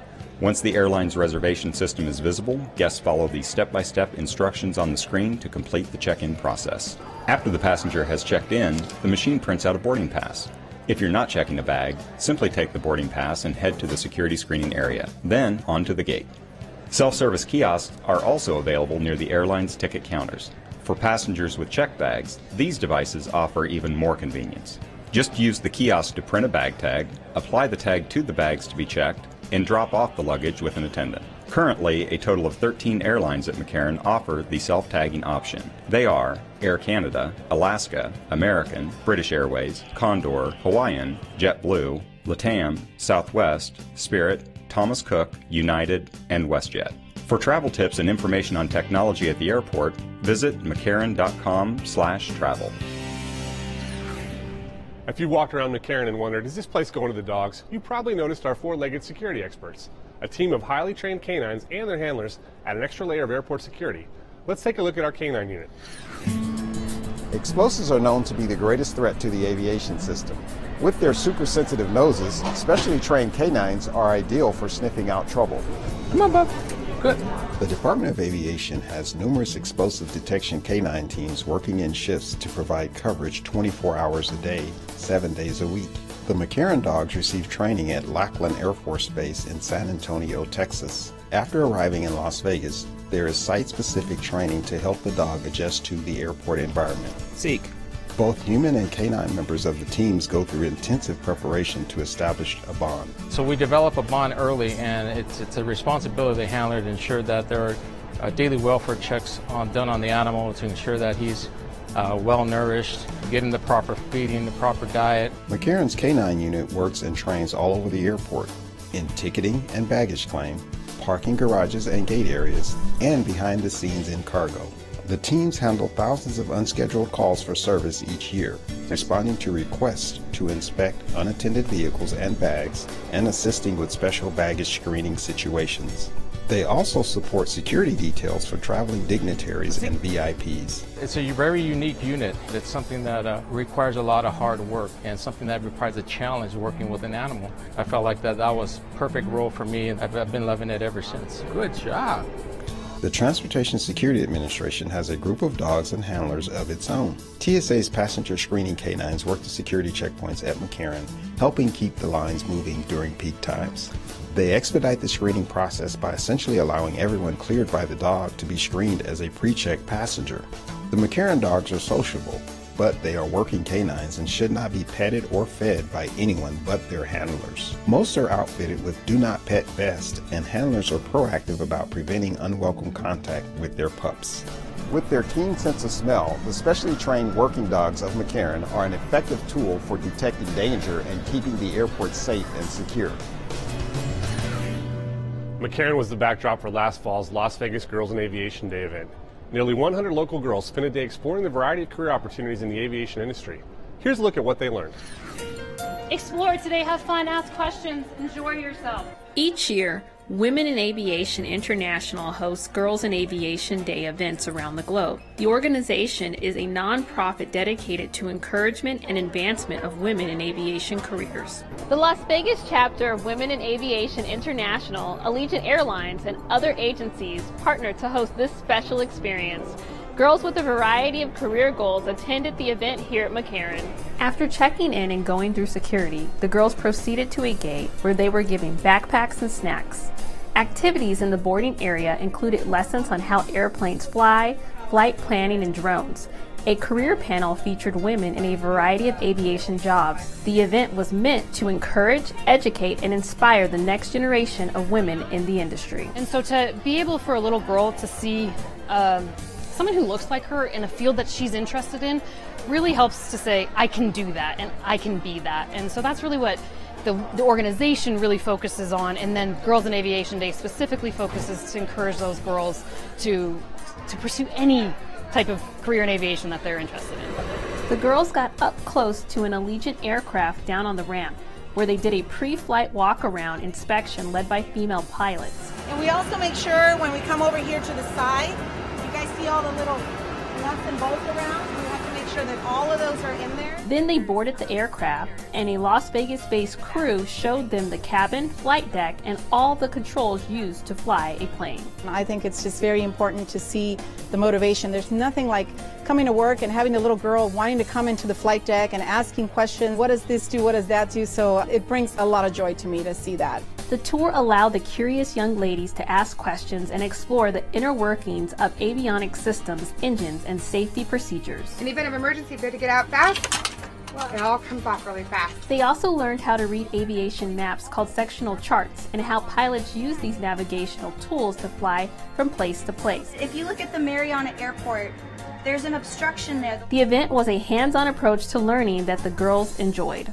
I really like seeing stuff in person and learning it in person. Pilots from all sectors of the industry, including military, general aviation, and commercial airlines, served as role models at the event. However, Girls in Aviation Day is not just about becoming a pilot. The young ladies were introduced to many careers in aviation, such as engineering, air traffic control, rotary flight, medevac operations, airport safety, and aircraft maintenance.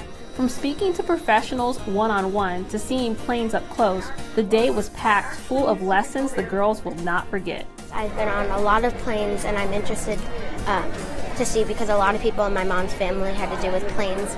Girls in Aviation Day was held in nearly 100 locations worldwide and introduced a record number of girls ages 8 to 17 to the career and lifestyle possibilities in the aviation industry.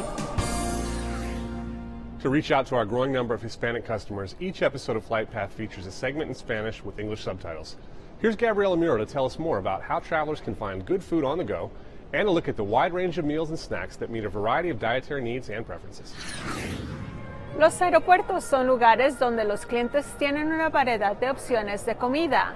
McCarran cuenta con una gran variedad de opciones para el viajero, desde comidas para llevar, bocadillos y restaurantes para sentarse.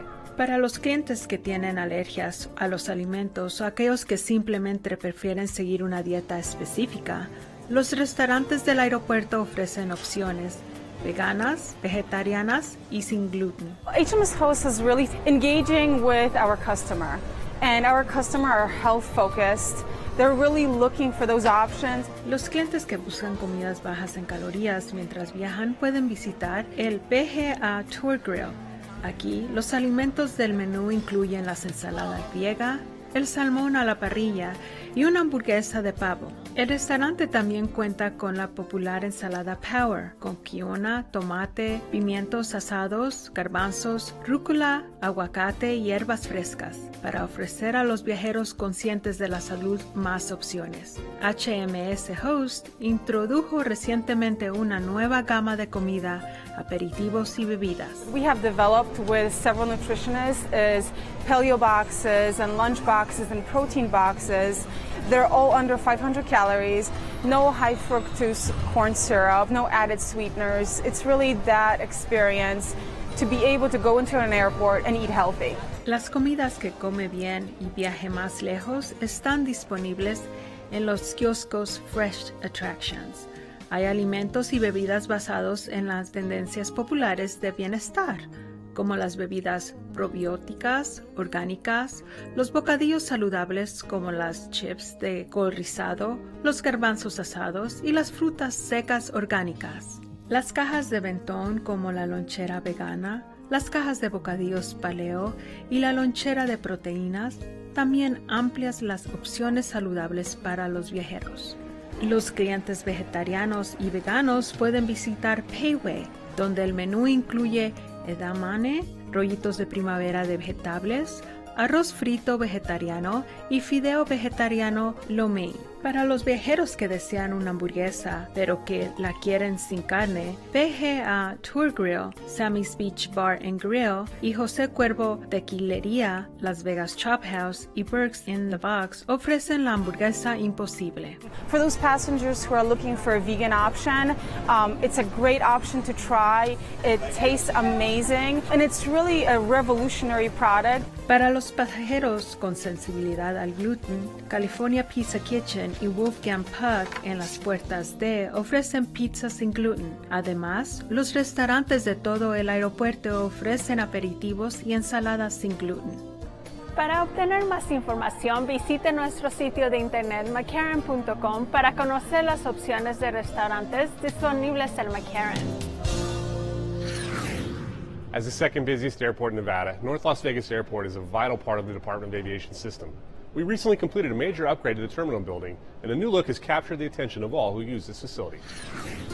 North Las Vegas Airport is a convenient and economical gateway to downtown Las Vegas and the world-famous Strip.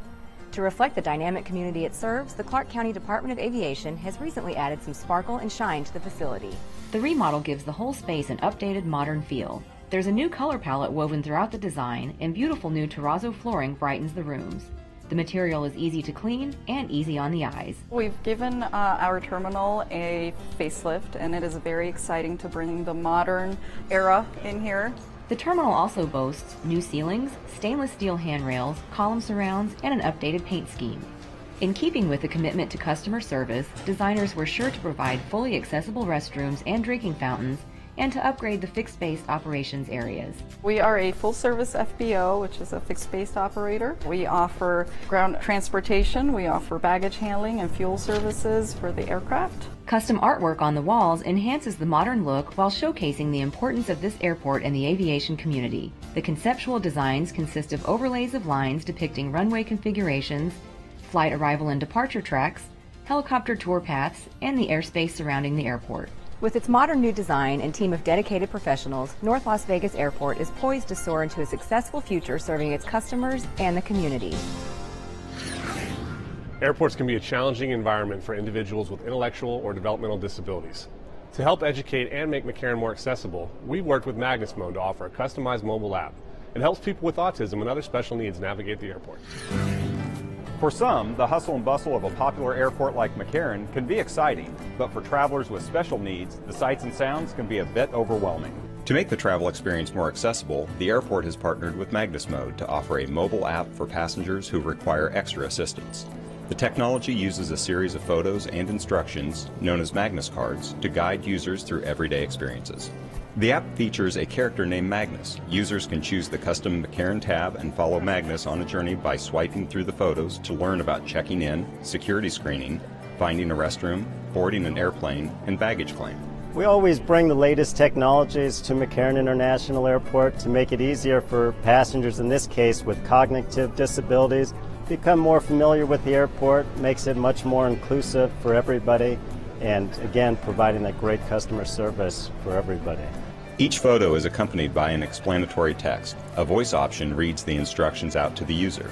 Special needs travelers who download the app can use it to get familiar with travel experiences before going to the airport or as a how-to during their actual trip. They're able to see fun, interactive cards that they can learn about the airport. So before they come, they already know where different things are, how it operates, and then when they get here, it guides them through the airport, and so they feel comfortable that they've seen it before, and it really helps them have a good experience. By using innovative technology, McCarran gives travelers the support they need for an inclusive airport experience. To learn more about the custom Magnus cards, download the app from the App Store or Google Play. Now you're ready to pack your bags and fly the sky, so have a great trip. Remember to check us out on Facebook and follow us on Twitter, and use all the resources of our website, mccarran.com. Thanks for joining us, and we'll see you next time on Flight Path.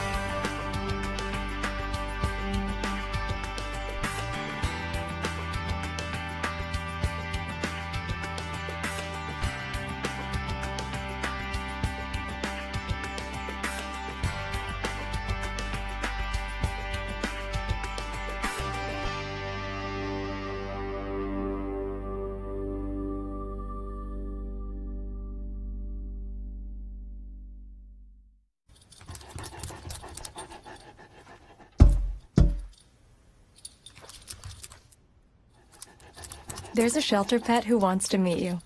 Meet one today. Visit theshelterpetproject.org. Adopt.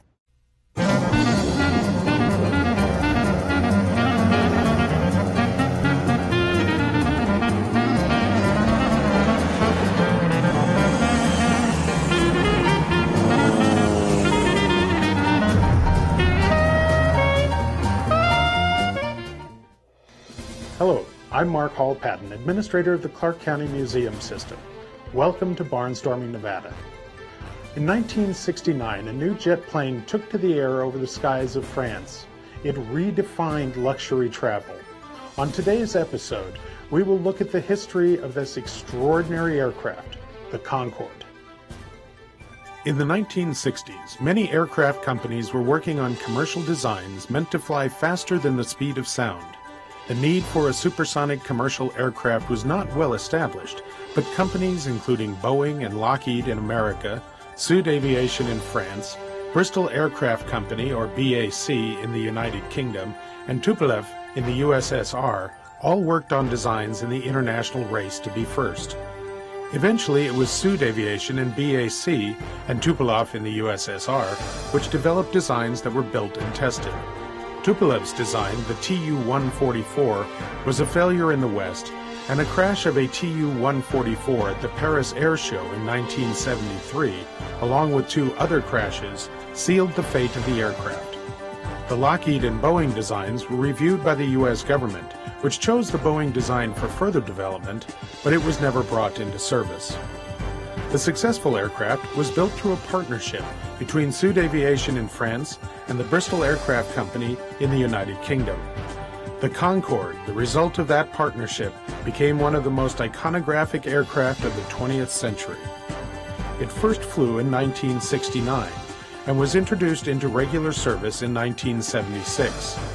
Worries over the impact of sonic booms and other environmental concerns led to laws in the United States which limited flight speeds to subsonic over the states. This made flights in the Concorde at supersonic speeds mainly an over-the-water experience, where a flight from New York to London could take as little as 3 hours. McCarran's first Concorde flight landed in 1978. After that first flight showed McCarran could handle the aircraft, it hosted quite a few flights. During the 1980s and 1990s, Las Vegas was a standard stop on round-the-world flights. The Concorde was often a source of great interest for drivers along Sunset Boulevard and Eastern Avenue when the plane would be sighted on approach or sitting on the tarmac at the gates.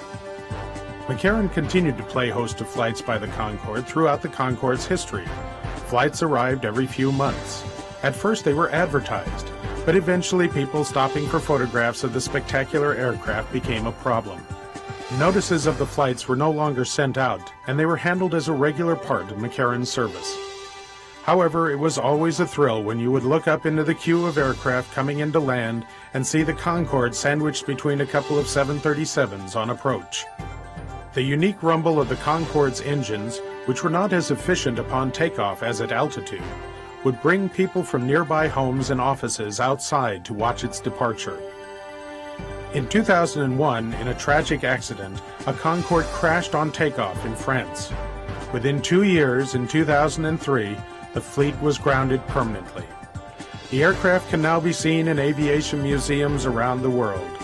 They no longer grace the skies, but the memory of their striking form is not lost.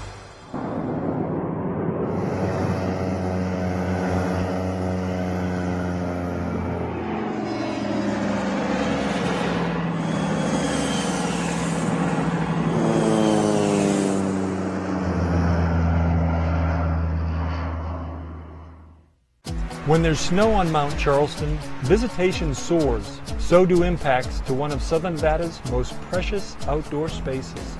Mount Charleston isn't a secret anymore. When it snows, it welcomes thousands of people each day. We all need to do our part to keep it safe and beautiful. Especially on weekends and holidays, the mountain can become too popular for its own good. Traffic can block the highway, snowplows can't get through, people play too close to the roads, and emergency vehicles can't get through. It becomes a public safety hazard. To make the most of your visit, plan ahead. Visit GoMountCharleston.com for news and information. or call 511 to make sure the highway is clear. For skiing and snow play, Lee Canyon is best. Remember, dress warmly, don't sled near roads or trees, and don't leave any litter behind. Help keep our winter wonderland safe and clean for everyone to enjoy. From a distance, it's easy to feel close to wildlife. They're beautiful when they're safe in their natural habitat and we're safe in ours. But when our environments overlap, there can be dangerous consequences. The threat of physical harm, damage to property, and disease become very real. That's where we can help. Our wildlife biologists work to find safe, humane solutions to the conflict, finding the best balance between humans and wildlife. That's the nature of our business. After October 1st, people started saying, Vegas strong. But the truth is, I don't always feel strong. Sometimes I feel scared. Anxious. Alone. Exhausted. Overwhelmed. Hopeless. But I didn't reach out for help because I didn't think I needed help. I thought I needed to be strong for others. Other people were hurt worse than me. We didn't know where to go. I just didn't have time. I thought I was fine. I thought it would cost too much. I was worried that saying it out loud and remembering it all would make it too real. But then I realized it's okay to feel the way I do. It's okay to cry. It's okay to talk about it and remember it. It's okay to grieve.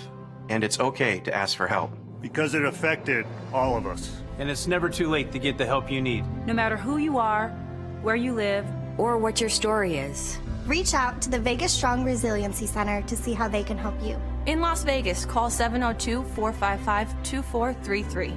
Outside of Las Vegas, call 833-299-2433. Or go online to vegasstrongrc.org for more information. Together. Together. Together. We're becoming Vegas Stronger. Vegas Stronger.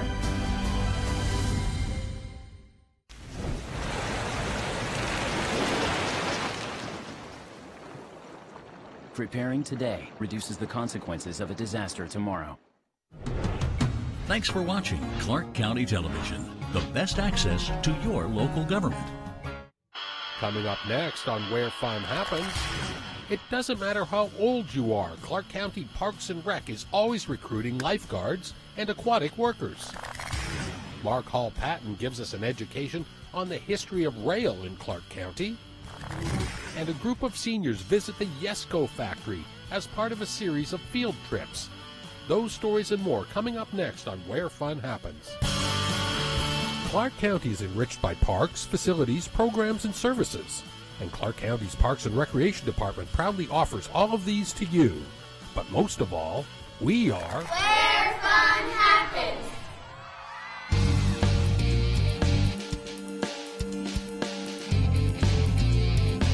Happy New Year, everyone. My name is Russell Thompson, Recreation Cultural Specialist for Clark County Parks and Recreation.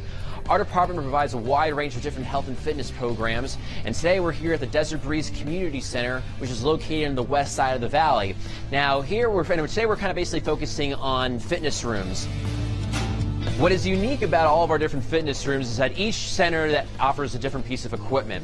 So some recreation centers focus more on maybe strength training equipment, some may offer more cardiovascular equipment, and some may have a good balance of both. Now, what's awesome about all the Clark County Parks and Recreation gyms is a few different things. Number one, there's no contracts. So some of these big box gyms or even small CrossFit places that some of you may or may not attend or go and train at, they have to, you're locked in at 2-year contracts or more. You have to hold on to your credit card information for billing. We don't do any of that here. You can basically pay as you go. We offer daily, monthly, and annual fees. Welcome. Another thing is it's a great way to meet new people, because half the battle, honestly, about any workout program is just showing up. So by showing up here, you have people that it basically forms like a little bit of a community and a team atmosphere, and everybody kind of pushes everybody in a positive way to help better themselves. Before you take advantage of any health and fitness program that the county offers, we strongly suggest that you obviously ask your physician or doctor first. And then when you do sign up for one of our fitness room memberships, a few different things. We recommend wearing comfortable closed-toe sneakers or training shoes. Wear comfortable athletic clothing. Definitely bring a bottle of water and a small towel. And there will always be at all of our facilities somebody to help assist you going through a machine how to show you the machines. We call those fitness room orientations. Usually fitness room orientations take about 10 or 15 minutes, and basically kind of runs through all the different pieces of equipment that we have to offer, whether it be how to operate a particular machine, what muscle groups that particular machine focuses on, and a lot more. And over here at the Desert Breeze Community Center and a lot of our other different parks and recreation facilities, we also offer personal training. Bring it back. As you're bringing it forward, exhale. I will design a program exactly for you to meet your needs, whether it be cardio, whether it be weight training, nutrition. Well, I guess number one is you're ready to do it. Do it. Don't procrastinate, get into it. Number two is don't start too fast. You got to crawl before you walk, walk before you run. And number three is enjoy it. Enjoy it, make it part of your life. Live a healthier lifestyle. My kids and I have been coming, I think 15 years would be pretty accurate. And location, we don't live very far from here. The people that we've developed friendships with over the years, including the person who works the room and Tom, and it just has worked all the way around for, you know, the interaction with the people, the machines which they've added periodically, and it's made it much more than it was once upon a time, which wasn't bad even then, but it's gotten better and better. And once again, here at the Desert Breeze Community Center, we're located at 8275 West Spring Mountain Road, Las Vegas, Nevada, 89117. To find the recreation center or senior center that's closest to your home, you can check us out on our website to see our locations at clarkcountynv.gov/parks. You can also call our main hotline number at 702-455-8200. And once again, we hope to see you at any of our different parks and recreation facilities real soon. We hope you have a happy and safe new year and a healthy one as well.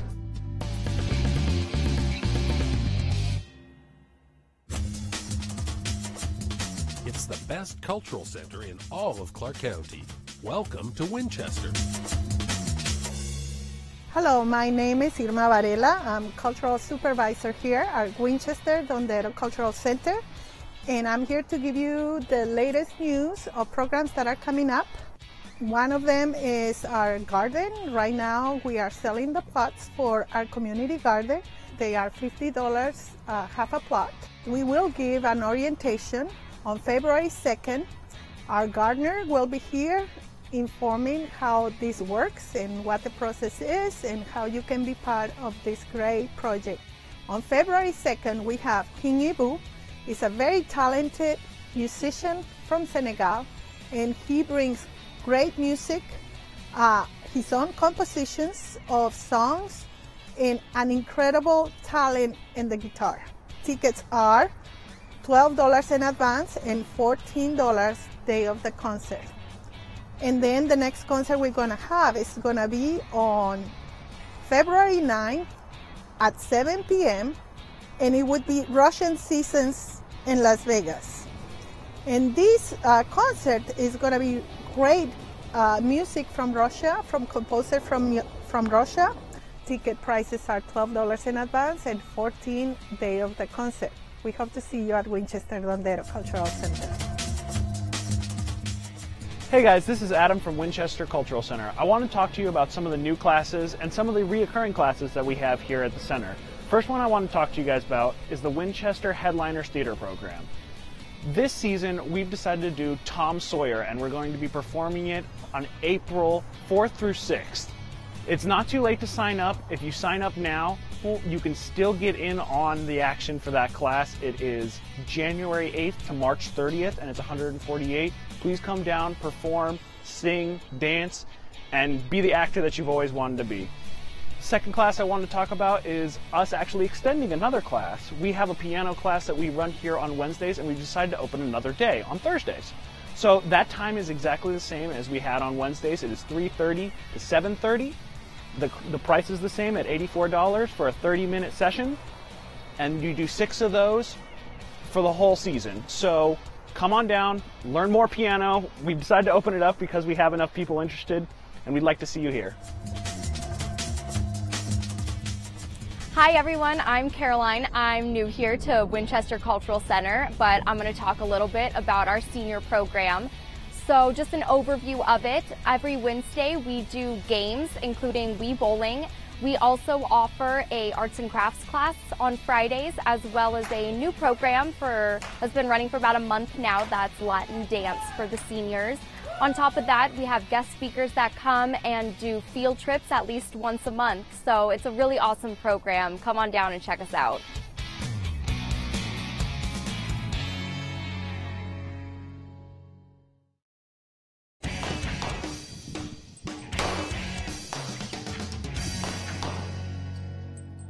Hi, I'm Steve Carmichael. I know it's still January, it's still wintertime, but it's not too early to talk about spring league activity. We offer leagues in a lot of different venues, and this is a great opportunity to become proficient in the venues that you're interested in. All the details of these leagues can be found on our website. Just go to our current event section, click that on, you can find all the details of this. Wednesday night, we have an archery league that begins the end of February. This is actually a league that begins earlier than any of the others for spring league activity, 6:30 in the evening. On Wednesday night, we also have the trap shooting league at the Shotgun Center. This league has been in the Valley for 28 years, has been one of our most successful leagues of all. And it's right in the Shotgun Center where you can enjoy the great food from Roadkill Grill 2, located right there at the Shotgun Center. Thursday night, starting the end of March, we have our Rimfire League. This is for 22 shooters, with handgun and rifle both. It's a handicap type league. You don't have to have great shooters to compete in this league. And Friday morning, we have a trap and skeet league. This is a two-person team. Starts about 9 o'clock in the morning. And Saturday mornings, we have a skeet league. These are all affordable. And again, all the details are on our website under current events. Come out and see us real soon. Clark County Shooting Complex, Nevada's only 5-star rated outdoor shooting facility. Hi everybody, I'm Martin Olson with the Nevada Department of Wildlife here at the Clark County Shooting Complex. Happy New Year to everybody, and I know over the holidays some of you guys ended up with firearms for Christmas. So if you're new to firearm shooting, you can come to the Clark County Shooting Complex, sign up for a hunter education course, and get some training on the do's and don'ts for first-time firearm handlers. Also, this certificate is required for anyone purchasing a hunting license in Nevada if you're born after January 1st, 1960. Now, there are a lot of classes here right now, but remember the big game draw deadline is in mid-April, and a lot of people wait to that bitter end to sign up for those classes, and then you have no option and no way to get your certificate in time for the big game draw. Right now we have a lot of classes going on here. The classes do fill up, so please sign up early and don't wait for that April 15th deadline for the big game. So you can sign up for any of these classes at register-ed.com. If you want to do the shooting sports classes, you'll have to click on the Advanced Hunter Education. And for regular hunter education and rifle safety classes, click on Hunter Education. Remember, don't delay on these classes as they fill up quickly.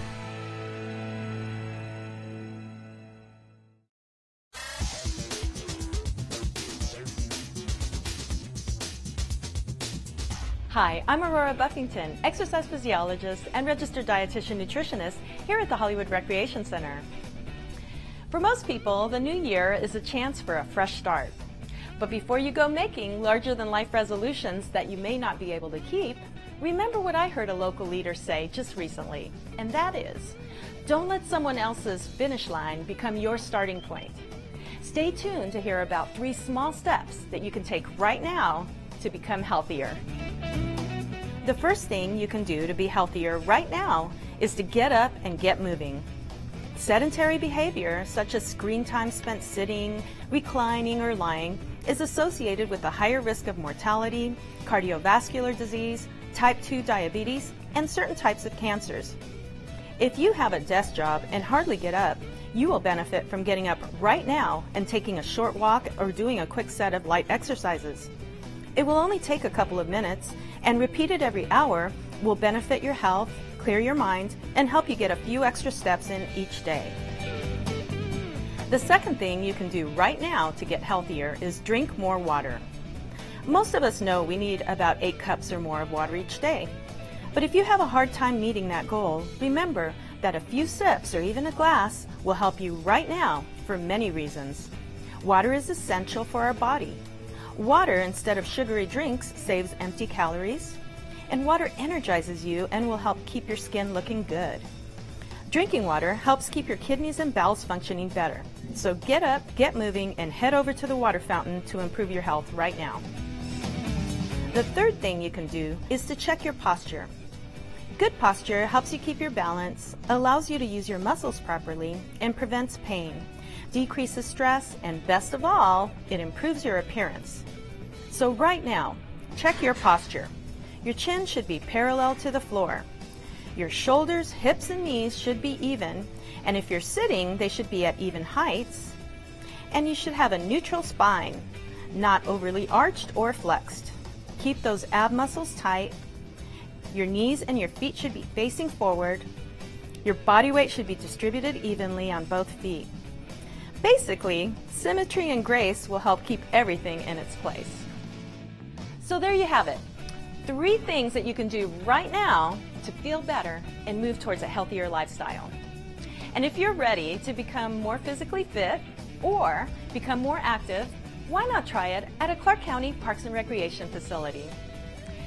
They're located all over the valley, are affordable and require no contracts, and offer so many different ways to help you, your family, and friends of all ages become healthier this year. Well, that's all for now. I'm Aurora Buffington, encouraging you to get up, get moving, drink more water, check your posture, and get healthier this year at a Clark County Parks and Recreation Center near you, where fitness happens.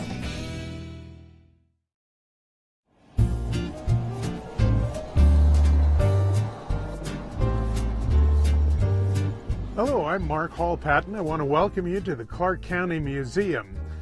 Today we're going to talk about something you might not normally think about. Obviously, when you come out to the museum, you see the engine that we have here. We have a lot of rolling stock here.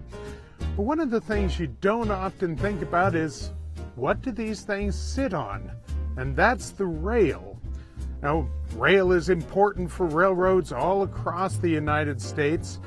But there's a lot of different kinds of rails, and one of the things that we have here down in the Boulder City Depot is a display of the different kinds of rails that have been used throughout the state of Nevada. So let's take a look at those. Part of the way that we display the railroads is through the different rails that were used. Now, it's kind of a nice way of showing it. But you notice all these different sizes of rails. You might wonder, why the different sizes? Well, one of the big expenses of railroads is the rail that they have to use. Now, this is steel rail, and it's very expensive to have to put down all of this steel for the entire length of the railroad, and then you have to replace it as it wears out, and the rail does wear out as it's used over the length of time that the railroad is in use. Now, if you've got a very small railroad, say something like the Keene Wonder Mine or a little baby gauge railroad, you use a very small rail. You don't have to use one of these much larger rails because you're not carrying as much weight on that rail. So you use a much smaller rail. It doesn't cost as much. You can lay it down much easier. It's much easier to pick up at the end. Now, if you're using something where you're carrying a lot more weight, and a lot of these rails were carrying heavy freight. They were carrying ore, something like the Tonopah and Goldfield, the Las Vegas and Tonopah, the Tonopah and Tidewater. These were carrying heavy ore. The Virginian Truckee, which has been restarted now, you can now ride on the Virginian Truckee. That's been relayed. So as you're looking at these, you're seeing something about the kinds of railroads that they were, as well as just what railroads were here. And as you look at the map of the state, you can see where all of these different railroads were. Now, we don't have the Union Pacific in here, that's true. That one is still running through the southern part of the state. These were the railroads that were put in for specific purposes, a lot of which are gone now. One of the interesting ones, of course, is the Las Vegas and Tonopah. That ran from Las Vegas and it ran up to Tonopah, but that one was taken out right after World War I. 1919, they finally tore up the line. And what were they going to do with the roadbed? Well, they sold it to the state. That became Highway 95. That was the first highway running north out of Las Vegas. And we still use part of that for Highway 95 today. Now, what do you do with an old rail once it's no longer being used for a railroad? They melted them back down, recast them, and reused them for other rails elsewhere in the country or elsewhere in the world. Many of the rails that were used here were purchased not necessarily in the United States. Sometimes they were purchased in England and then brought over to the United States and laid here. So when you come out to the County Museum, there's all kinds of things that you can learn about different parts of our history. This is just one part of it. Remember, when you come out here, it is hard to find us open. We are only open 7 days a week, 9 to 4:30. It is $2 to get in. I'm sorry, I know that's expensive, but do come out and see us. Now, if you are like me and over 55, it's only $1. Or if you're like, well, no, I can't claim to be under 18. But if you're under 18, it is only $1. So do come out and join us.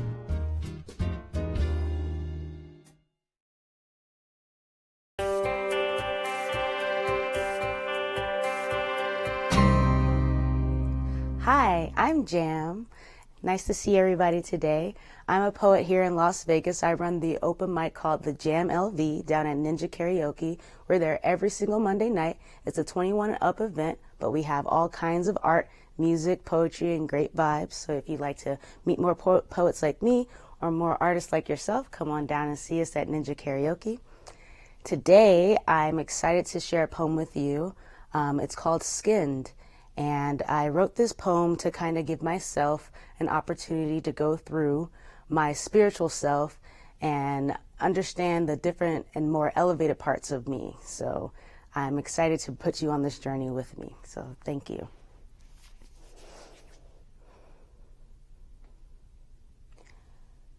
I traverse in and out of realities like a mermaid or a serpent and an apple through time. I'm a metaphor divine, like what you haven't seen with your eyes, but what you so hope to desperately believe in. So your leaving can stay the same. So what's inside your brain can stay the same. So you never have to change your own name or change your game or look up at the sky and see a different type of heaven. I'm lost in your world, pretending to be just a metaphor to you, pretending to be just another story. I am lost in your world. How do I gain my strength and backwards out of this perplexing place? I am confused and confixed and transfused and transfixed. I want to lose myself in the desperate sounds of a whale. I want to wail and yell and cry and sigh and rise above my sadness once more just to say hello, hello, hello, hello. Hello, like no other ever poet ever spoke. I am not the same poet. She is dead, you know. He is dead, you know. We buried them dead, you know. We won't be dead, you know. We'll climb the stairs, you know. We see the wheres, you know. We see the sky. We see it rise. We see the pink light cross over eyes. We watch the moon do its swoon, and we do our dance like we were born to. I escape the fates of so many others, and I dance in this clandestine space, hoping my mind won't be erased once I cease and come to an end. So let's start again. My name is whatever you name me. Just know it means Beautiful. Thank you. And if you'd like to see more of my poetry, please feel free to follow me on Instagram at jam, JAM_poet. You could also follow us at the Jam LV on Instagram, where you can see our every Monday night open mic show at Ninja Karaoke, 7 to 11. It's free, 21 up, and yeah, come out and have some good times. Thank you.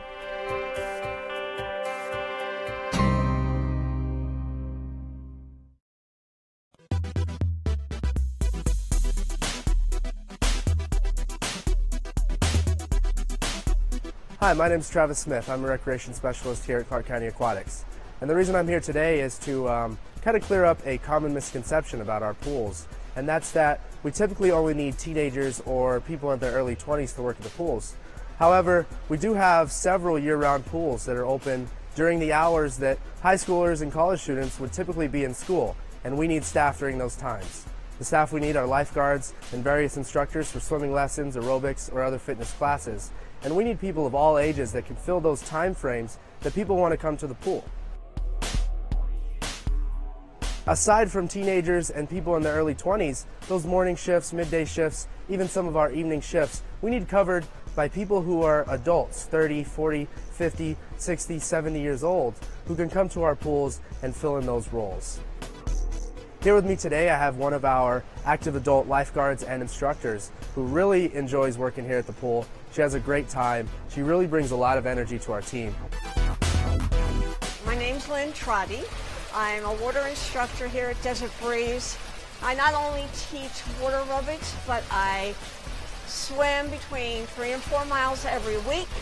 And I do water aerobics. And then, of course, I was hired to teach here at Desert Breeze. I couldn't be happier about it. You know what? They've made me feel like a part of their team. I love coming here because not only are the people who come here nice and friendly, but also the people, the employees here are so nice and so friendly, and everybody's just kind of put their arms around me and brought me into their family. It's a really great job. It's really great experience. We work with times that you have available. We're very flexible with hours, and we really want to give you that experience, give you a good time, a good working environment where you can kind of show the talents that you have and the experience that you've built and share that with the community that enjoys our pools all year round. It's an outstanding experience, no matter what age you are. I mean, if you like working with people and making people happy and making people feel good, I would say come and put in an application and tell people what you want to do, because that's what I did. I said, I want to teach water aerobics because I know I can do it. If you have any questions or you need any more information, you can always visit us at clarkcountynv.gov/parks, or you can call us at the office at 702-455-7798.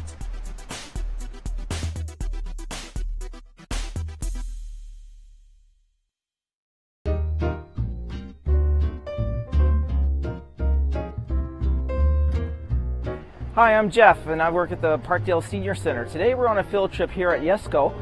We try to get out in the community at least once a month on a field trip, see what's going on in the Las Vegas Valley and Clark County. Everything's overhead so that we can have access to pull down to where we want to be so the floor is open. As I said, today we're here at Yesco, and you can see our seniors are enjoying this.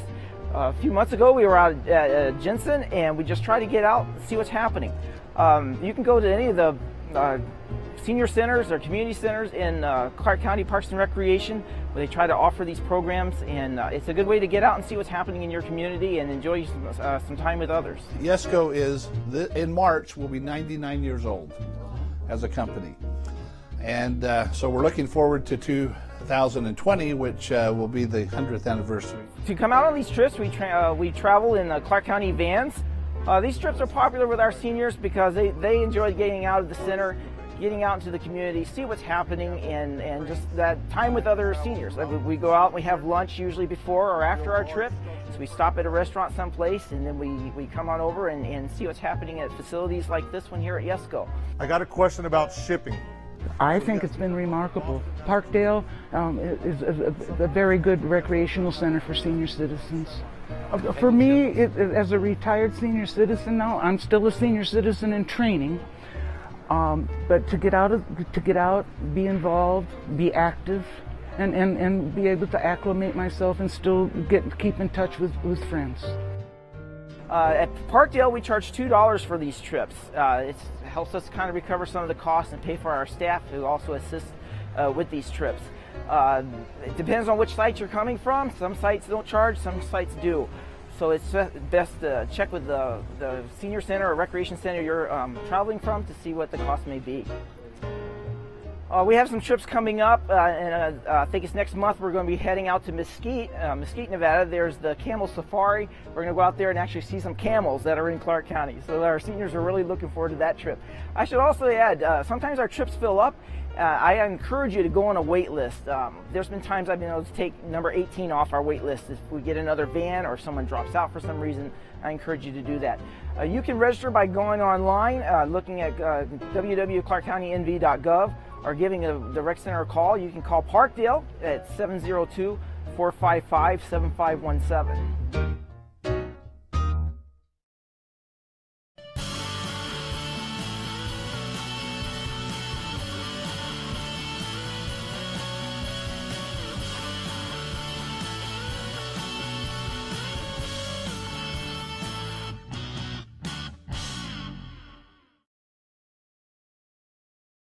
I am for the child who lives in motels, cars, and shelters, now in foster care, a group home, where he sleeps not on a bed, but on a temporary cot.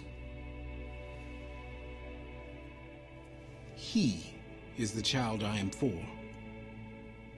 I am a CASA volunteer. I am you.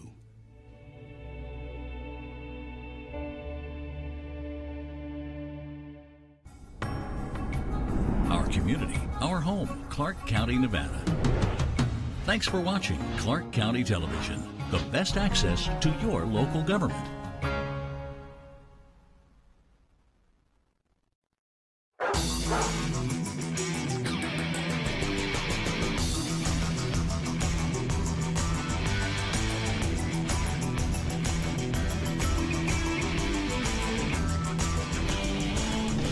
Hello, I'm Randy Swall. Welcome to County Critters.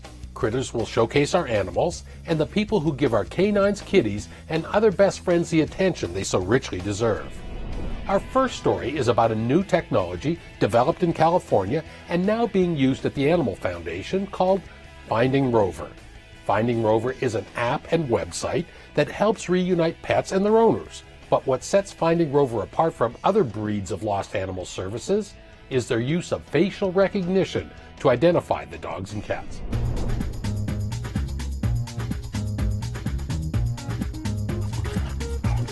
The Animal Foundation is the largest shelter in Nevada, taking in about 30,000 animals annually. Until recently, people searching for their lost dog or cat needed to come down to the lead animal shelter and physically go up and down the aisles to reunite with Rover or Fluffy. We are assembled here today to kick off our new partnership with Finding Rover. But now a new effort, called Finding Rover, uses facial recognition technology to identify lost animals and bring them together with their human owners. Animal Foundation Chief Christine Robinson announced the partnership with the top dog of Finding Rover, John Palomino. The idea of Finding Rover started about 4 years ago, a little over 4 years ago, in a coffee shop. My wife and I were sitting there, we saw a lost dog poster, and it brought back these memories of this dog we had lost, Harley, a black lab. We lived in a gated community. The dog wasn't chipped, didn't have a collar. For 3 days with kids in the back seat crying, we were looking for Harley. Luckily, after 3 days, a neighbor said, hey, we think we know where Harley is. Another neighbor may have picked him up, and we found him. So that spurred this crazy idea in my head. I looked at my wife and I said, you know, if they can identify people using facial recognition, wouldn't it be cool if you can identify an animal? She looked at me, and the reason I'm here is because of her. She said, that's what you have to do with the rest of your life. Why don't you try to develop that? Give that a click.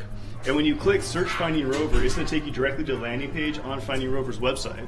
where you can upload an image of the animal that you've lost, and we'll instantaneously do a search to see if that animal has been picked up here at the Animal Foundation. Using algorithms created at the University of Utah, the Finding Rover developers say their technology searches 132 canine facial features that correctly identifies dogs at a 98% success rate. And best of all, there is no charge to use Finding Rover. It's free to everybody. So there's two ways. If you have a dog or a cat, register it. You can go to the website, findingrover.com, and register by just taking a picture. And then basically you take a picture of your pet and put your zip code, and it's registered. Every animal that comes out of this shelter is pre-registered, just like it's chipped. Microchipping our fluffy friends is one tool used to return pets home, and the Animal Foundation provides the service at a low cost. Now the foundation is joining a growing number of shelters with millions of eyeballs, smartphones, and computers to create a nationwide network of missing animals through Finding Rover. Well, Finding Rover, they've just been so inspiring, and they've engaged with over 500 shelters across the country, and we just hear success story after success story. So it just was a great partnership for us to forge. Another feature of the Finding Rover app is the ability for anyone who sees a stray animal and has a smartphone to create a digital missing pet poster. You don't need to own a pet to save one. Let's say you're walking down the street and you see a lost dog or cat. All you have to do is grab your phone, click the app, hit what we call the bark button, your phone starts chirping like a puppy, and you take a picture of that pet. It instantly searches every dog that's been reported lost within 200 miles that looks like that. We've already found over 15,000 animals, and it doesn't cost anything for the person who finds it. It doesn't cost anything for the person who's lost the pet. That's 15,000 lost animal reunifications that could have ended in euthanasia and sadness. Finding Rover will be a boon in the Animal Foundation's effort of Mission Possible 2020. Finding Rover is another tool for us to achieve our mission of saving all healthy and treatable animals by the end of 2020. The partnership between Finding Rover and the Animal Foundation will reduce the need for shelter visits while increasing the odds of a quicker reunification. For more information, visit findingrover.com, and you can download the app through iTunes, Google Play, and others. Let's move on. Our next story is about Michael's Angel Paws, a non-profit canine organization that provides a variety of services for individuals requiring service animals and offers therapy dog programs to outreach, entertain, and uplift people in the community. Let's meet Stephanie Gherkin, the founder of Michael's Angel Paws, some of her students, and their four-legged ambassadors of love.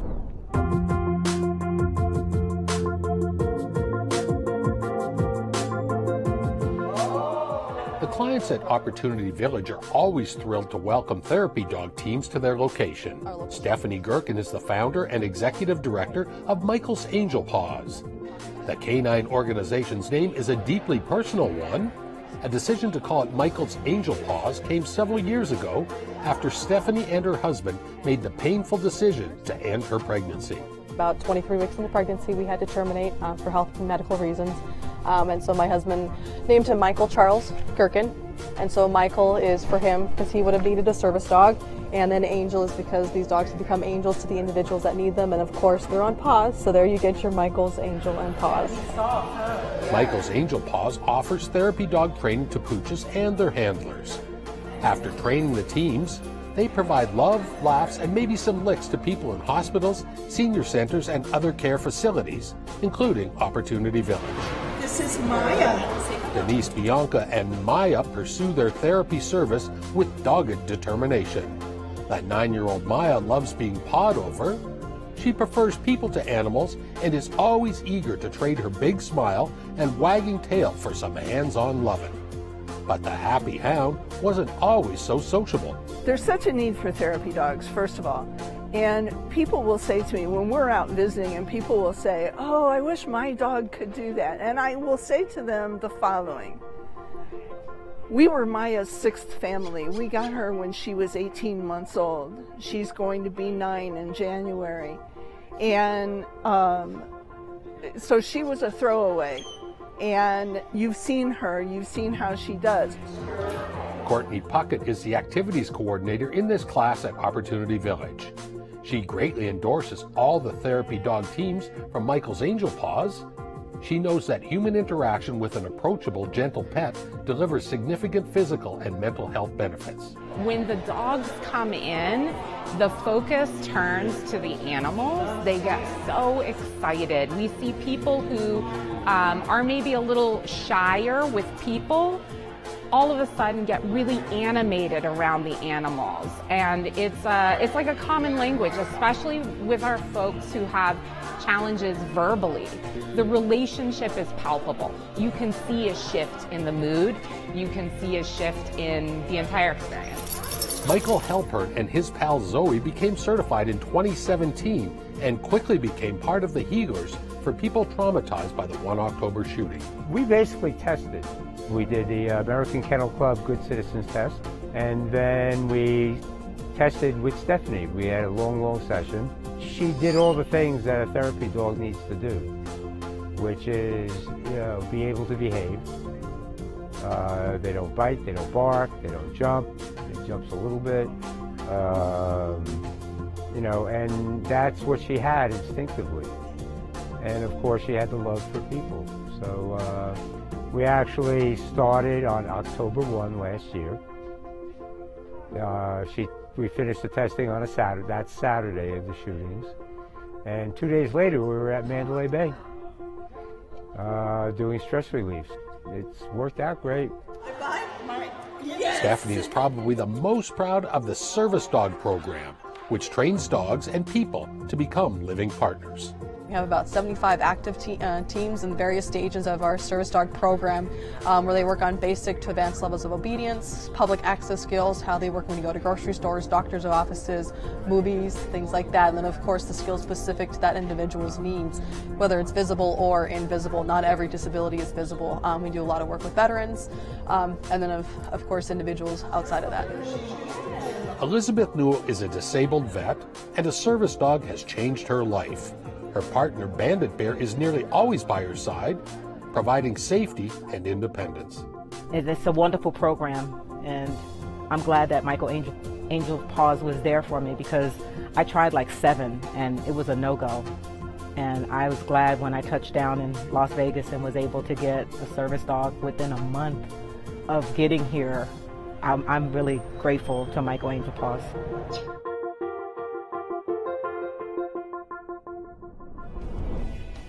To learn more about this remarkable team, visit michaelsangelpaws.org.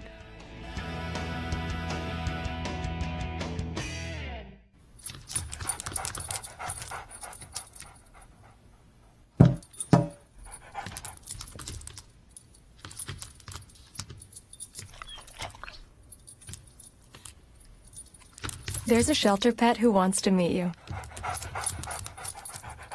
Meet one today. Visit theshelterpetproject.org. Adopt.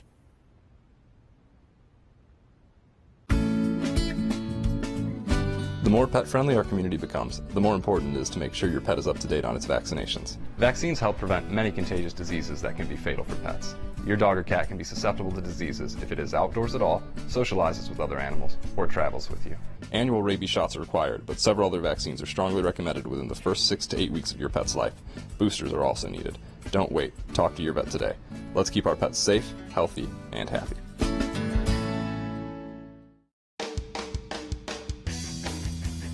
One of the most poignant moments during the 1 October Sunrise Remembrance Ceremony was the release of 58 white doves, each representing a life lost. A local company, G&G Dove Releases, offered their services and their talented birds as a gift to the community.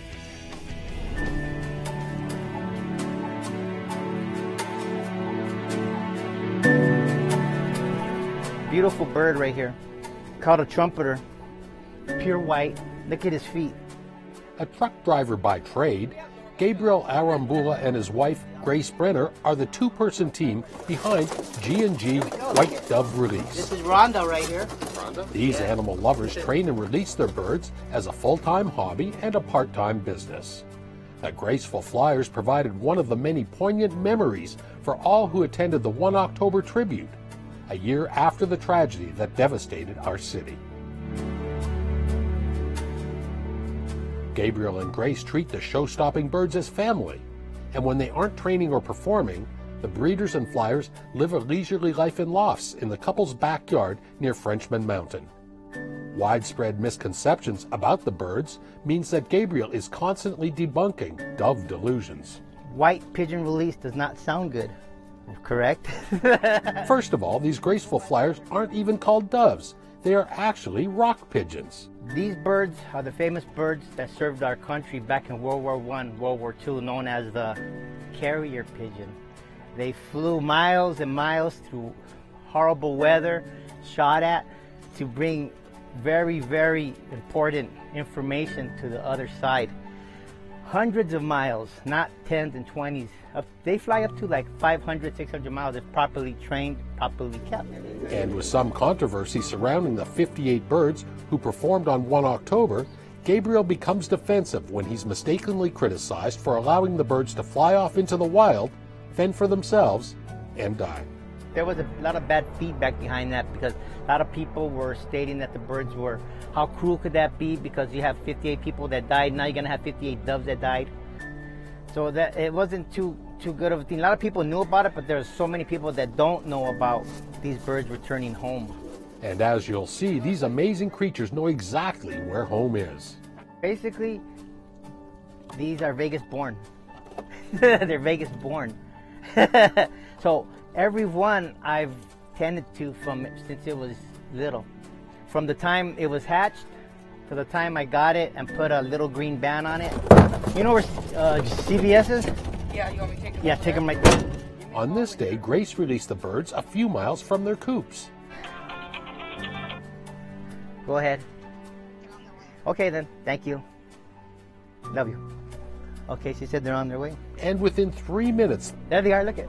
The flock was majestically flying in formation above their east side abode. Gabriel jokes that the birds have innate GPS abilities, and the well-trained navigators know exactly where they live, even if they've been released 20 or 30 or 50 miles away. The young ones are learning to fly. They don't fly with the group. They fly here, they fly there. It takes them like about 2 weeks to a month to start flying tight. So when they start flying tight, I take them a mile north, a mile west. Next week, I take them 2 miles. The following week, 4 miles. When I get up to 20 miles, the green band comes off and they get a regular band. And they're ready to fly anywhere in Vegas. Gabriel charges about $100 for a basic release and extra, depending on how many birds are requested. Much of his business involves weddings and funerals. Never done nothing, a release like that. I've done a lot of funerals for a lot of different people. I released for police officers too. For those 2 officers that got killed right here at CC's, I went there and I bought 2 birds and I released 2 when they reopened it, representing each officer. And I never got so many hugs from the Metro. In addition to the 1 October ceremony, another career highlight for G&G and the birds was a release of 2 doves to honor a pair of slain Metro police officers who were gunned down at CC's Pizza in 2014. But the bird lovers truly are proud of the message they helped deliver during that solemn day last October. It always means something good and peaceful and something that I could say that I was behind that. I'm very proud of doing stuff like that because these are my birds that I've raised. And to do something like that for an officer or just for even especially for the 58, it's just something spectacular and it's just something that I've been wanting to do for a very, very long time and to give back to our community that I love so much. Visit the Facebook page of Affordable G&G Dove Release to learn more. Next, let's meet Rocky the Burro. Once an orphan and left alone after his mother died, this friendly, goofy guy with big ears is living a good life with Megan and Robert Holzer in Sandy Valley.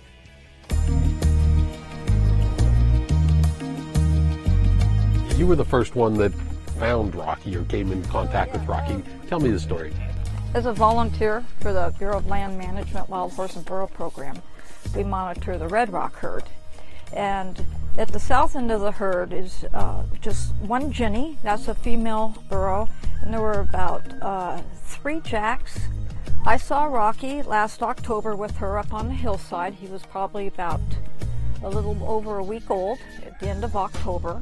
And then rolling into November, I got a call that she had died, that she was found down and that she was dead. I called the BLM and made arrangements with them to be able to pick him up. And in the interim, the BLM Wild Horse and Burro Specialist got in touch with Megan to see if she could possibly foster him. My husband came out, picked me up. We towed the car back, sat in the back seat of the truck with Rocky on my lap because he was just this little guy, and brought him home. Megan came over. That's where the story shifts to her. So Rocky came into your life. I guess you and Megan thought maybe just for a little while. You guys were foster. I think in the foster business they call it foster failures, right? Where you end up becoming members of your family. Yeah, he got here. We figured he was about 3 weeks old, and my wife and the grandkids went to pick him up. And he was supposed to drink out of a pail, but he wouldn't drink out of the pail. And just from working with the horses, you know, I went and checked, pulled on the skin, and it was really tinted. So I knew he was really super dehydrated. We tried feeding him out of a bottle, and he wouldn't take any size nipple. So we had some little dosing syringes for our horses, so we just started, we fed him with that. At the high time, you had to come out and give him like 56 syringefuls, and then it tapered down, you know, to 38 and then 20, and you know, we'd have to get up at night and go out there and feed him. He was really small, so we have coyotes and bobcats, and I was really afraid that something would get in here and get him at night. So we kept him in the horse trailer at night, and so he gets in and out of the horse trailer no problem now, and he's just such a good guy. He's the best thing in the morning. He always prays to me and does, you know, his little hee-haw thing, and come out and spend a few minutes every morning and that when I'm feeding him. He's just a really great guy to have around. Why do you call him Rocky? Because he was found at the rock quarry, so we named him Rocky.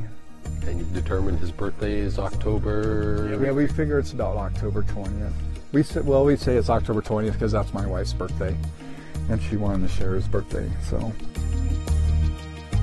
You've got lots of other critters around here, and they all seem to know that Rocky's a little bit more special, maybe? Or what do you think about that? I think they all just like him being around here. I mean, the big gray gelding back there kind of is like his unofficial brother. So he would guard that pen down there to make sure none of the other horses would get down there and get too close to him, or you know, I don't think he wanted to share.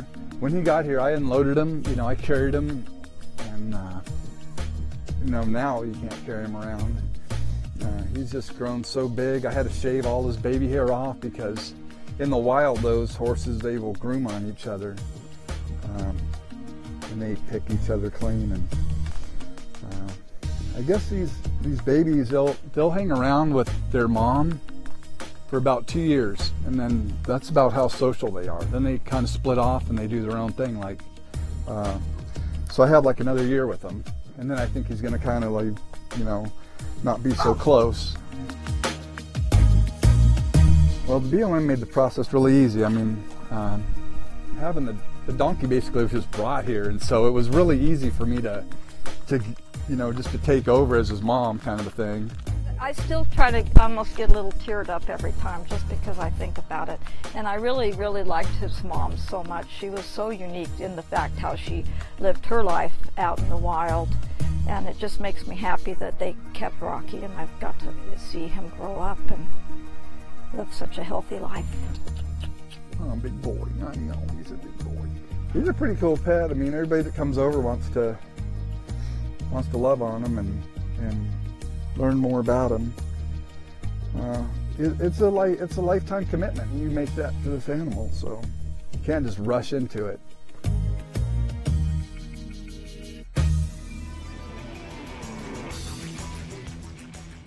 That's our show. Thanks to our friends at the Animal Foundation, Stephanie Gerken at Michael's Angel Paws, the Holzer family in Sandy Valley, and Gabriel and Grace from G&G Dove Release. Finally, we leave you with our Critters of the Month, Chowder and Teddy. The two Chow Chows provide love, laughs, and companionship to Javen Loven of Las Vegas. Chowder is a 3-year-old cream-colored Chow Chow who loves squeaky toys, and Teddy is a younger sibling. The Cinnamon Chow Pup is 5 months old. The pair love to play tug-of-war, outdoor dining at Lazy Dog and Egg Works, and their favorite food is chicken. Avid park goers, they chase rabbits and Javen any chance they can get. And like many social media savvy dogs, these two have their own Instagram account. You can view more of their pictures and antics at Chow Bros. I'm Randy Swallow. We'll see you again next time here on County Critters.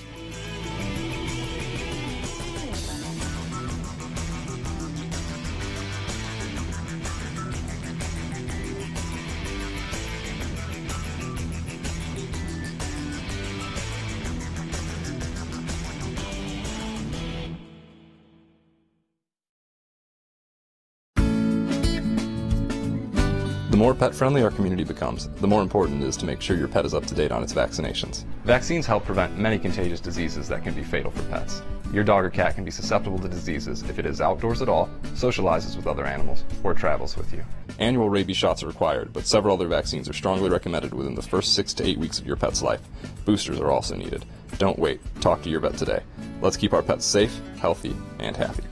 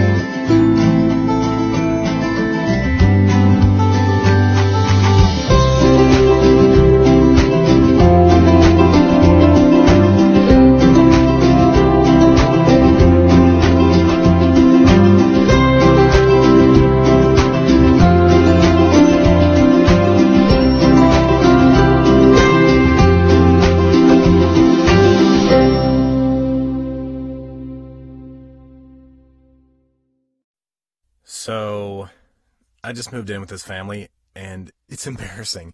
The little one, he likes to go outside and crawl around in the giant litter box. I don't know what he's doing. I mean, I was born and I knew how to use the litter box. Look at that! That's disgusting! Oh, poop already! You're making me nervous. Oh, okay, I can't look at this anymore. I really hope he grows out of this, for his sake. After October 1st, people started saying, Vegas strong. But the truth is, I don't always feel strong. Some days I feel scared. Alone. Exhausted. Overwhelmed. Hopeless. Anxious. But I didn't think I needed help. Because I thought things would get better. We didn't have physical wounds. But what happened that night affected all of us. And it's never too late to get the help you need. Reach out to the Vegas Strong Resiliency Center to see how they can help you.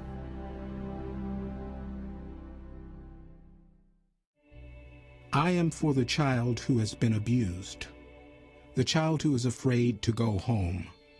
Who thinks it's her fault. Was forced to keep a secret or else. I am for the child who has been neglected. The child who does not know where his next meal is coming from. Who must fend for herself and her little sister. Alone. Alone.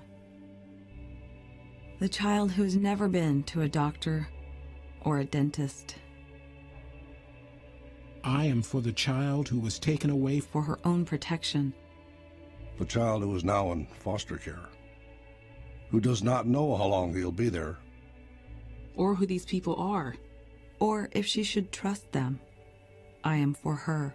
The child who is in his third, fourth, fifth, sixth foster home this year. The child who has attended 4 schools in 2 years. Who sits in back of yet another class surrounded by strangers. Believing in his heart that no one cares. I'm for her. The child who has never been told that he is loved. That she is smart, beautiful, talented, worthy. That she is strong, courageous. That she is somebody. I am for her. The child who one day will turn 18 and will be surrendered to the world. I am for that child. So I am there for that child. To listen to her. To speak for her. To champion without compromise for what's in his best interest. Because if I am there for her, I know she will be half as likely to languish in foster care. And that much more likely to find a safe, permanent home. She is the child I am for. He is the child I am for. They are the children I am for. She is the child I am for. The child I am for is him. Who am I? Who am I? Who am I? I'm a CASA volunteer. I am you.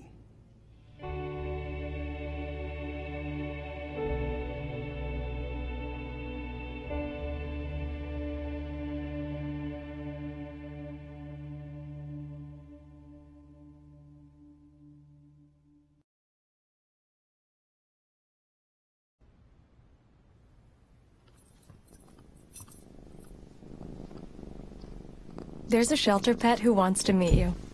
Meet one today. Visit theshelterpetproject.org. Adopt. Our community, our home, Clark County, Nevada.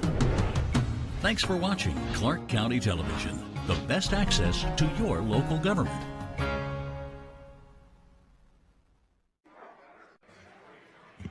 Good morning. We're going to go ahead and call to order the zoning meeting for Wednesday, February 6th. Good morning, Commissioners. The first item on the agenda is public comments. At this time, anybody wishing to speak on public comment, please come forward and state your name for the record. Seeing no one, I'll go ahead and close the public comment. The second item is the approval of the agenda after considering any additions or deletions of items. Staff has received the following requests. Item 14, WC 18400-270, ZC 66307, hold to the February 20th, 2019 BCC meeting per the applicant. Item 15, BS 181013, hold to the February 20th, 2019 BCC meeting per the applicant. Item 16, WS 181012, hold to the February 20th, 2019 BCC meeting per the applicant. And I believe I said 2018 on the first two, so it is 2019. Item 17, TM 18500-236, hold to the February 20th, 2019 BCC meeting per the applicant. Item 26, UC 18147, hold to the April 3rd, 2019 BCC meeting per the applicant. Item 27, UC 180753, hold to the March 6, 2019 BCC meeting per the applicant. Item 28, UC 18885, hold to the February 20th, 2019 BCC meeting per the applicant. Item 29, ET 18400-259, WS 64016, hold to the February 20th, 2019 BCC meeting per the applicant. I'm living in the past. Item 30, UC 181000, hold to the April 17, 2019 BCC meeting from the applicant. Item 31, TM 18500-230, hold to the April 17, 2019 BCC meeting per the applicant. Item 32, UC 181008, hold to the March 6, 2019 BCC meeting per Commissioner Gibson. Item 33, UC 190012, hold to the February 20th, 2019 BCC meeting per the applicant. Item 42, WS 18871, hold to the February 20th, 2019 BCC meeting per the applicant. Item 43, TM 185000210, hold to the February 20th, 2019 BCC meeting per the applicant. Item 48, WS 18996, hold to the March 6, 2019 BCC meeting per the applicant. And we have one additional request. Item 56, ZC 181015, hold to the February 20th, 2019 BCC meeting per the applicant. The above public hearing items are going to be opened as a public hearing and immediately recessed until the dates as previously stated, with these deletions, which are items number 14, 15, 16, 17, 26, 27, 28, 29, 30, 31, 32, 33, 42, 43, 48, and 56. And if there is no objections from the audience, the agenda stands ready for your approval. Okay, is there anybody from the audience that wants any additional items held? Okay, I have a motion by Commissioner Brown to hold items 14, 15, 16, 17, 26, 27, 28, 29, 30, 31, 32, 33, 42, 43, 48, and 56. Any further discussion? Please cast your vote.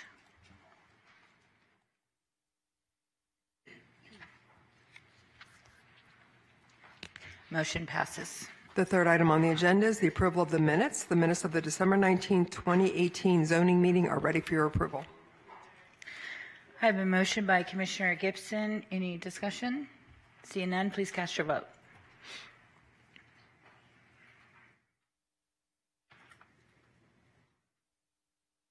Motion passes.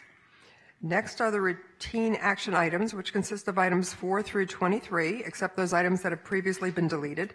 These items may be considered together in one motion and are subject to the conditions listed with each agenda item. Any person who does not agree with the conditions recommended by staff should request that the item be removed from this portion of the agenda and be heard separately when the public hearing is opened. Additionally, items that are recommended for denial or with different conditions of approval by the respective town boards are not automatically removed from the routine action agenda. If you wish to speak on any item on the routine action agenda, you must come forward and request the board remove the item from the routine action agenda and have the item heard separately. With these amendments and with no objection from the audience, the routine action portion of the agenda stands ready for your approval. Okay, do I have any requests from this board to pull any items off of the routine? Okay, do I have any from the public? Seeing none, I have a motion by Commissioner Gibson to approve the routine agenda. Please cast your vote. Motion passes. For the audience's information, anyone who wishes to speak on an item should move to the first couple of rows and be prepared to speak as each item is heard. If there are several speakers on one item, it's suggested that a single representative be appointed to present the issues. The next item on the agenda is item 24, and item 24 is related to item 25. Item 24, AR 184000265, WS 23708, Waiver of Development Standards, fifth application for review of the following. Permitted use not conducted within a permanently enclosed building where required, on-site paving requirement. A design review for an outdoor tent on 1.4 acres in an H1 limited resort and apartment zone in the Mud 1 Overlay District, generally located on the south side of Convention Center Drive and the west side of Paradise Road within Winchester. Item 25, ET 184000267, UC 1222307. Use permits fifth extension of time to commence the following: a high-impact project, an expansion of the Gaming Enterprise District, a resort hotel consisting of 3250 hotel rooms, 250 resort condominiums, public areas including all casino areas, showrooms, live entertainment, shopping center, indoor and outdoor dining, offices, meeting, convention, back-of-house areas, and parking structures. Increase the height of a high-rise tower and structures, associated accessory and incidental commercial uses, buildings and structures. Deviations from development standards. Deviations for the following: reduce on-site parking, reduce the height setback ratios, encroach into airspace, and all other deviations as shown on plans. Design reviews for the following: a resort hotel casino with high-rise towers including kitchens in rooms, all other accessory and incidental buildings and structures on 15 acres in an H1 limited resort and apartment zone in the Mud 1 Overlay District. Good morning, Jennifer Lazovich, 1980 Festival Plaza Drive, here today representing the applicant, which is Marriott. This is the former location of the Beach nightclub. It does hold a non-restricted grandfathered gaming license, so the subject of item number 24 is to allow us to have that temporary tent, which would get us the one-day gaming to preserve that license. We appreciate staff and town board recommending approval of item number 24. As it relates to item number 25, we have for quite some time had a gaming enterprise district application in place on this site. The application under item number 25 is an extension of this request. We are asking for some additional time. The area, the immediate surrounding area, as all of you know, is changing, which is a good thing finally, with the convention center expansion, what was the Fontainebleau, now the Drew being finished. There's a lot of things going on this northern end of the strip and moving east that we think will help make this site hopefully viable for a gaming site in the next 2 years. So we would ask that you consider the if approved conditions recommended by staff for a 2-year extension of item number 25. Thank you very much. Okay, thank you. Does that complete your presentation? Yes, ma'am. Okay, this is a public hearing. I'm going to go ahead and open up the public hearing. Anybody wishing to speak on this item, please come forward. Seeing none, I'm going to close the public hearing and turn it over to Commissioner Sager-Blum. Thank you, Madam Chair. Obviously, this is Marriott. This is a perfect place for a hotel. So I think giving them a couple more years is not inappropriate. So I would move for approval of staff recommendations. Okay, is there any further discussion? Seeing none, please cast your vote.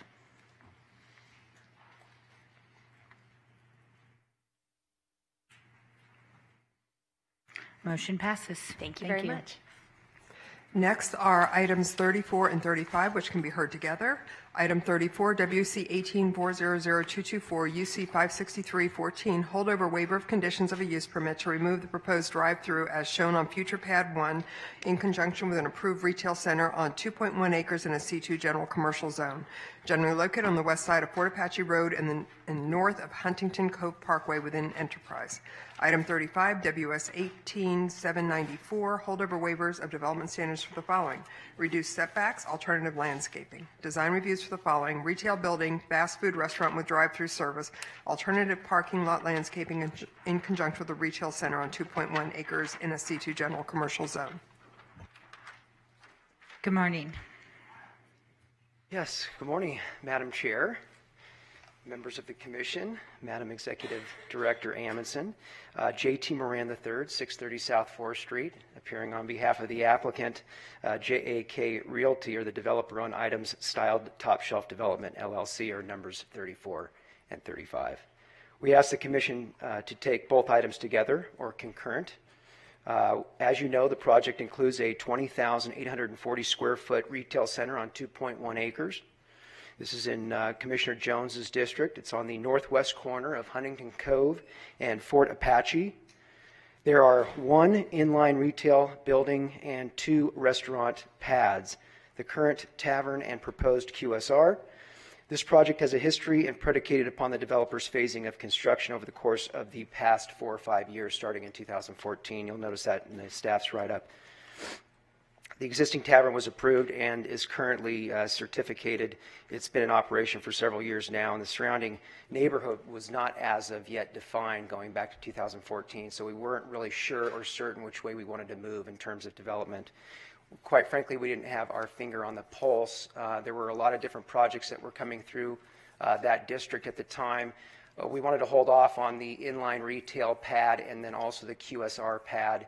At this point in time, and with the development of the adjacent property to the north, directly to the north on Fort Apache, you have a Jack in the Box drive-through.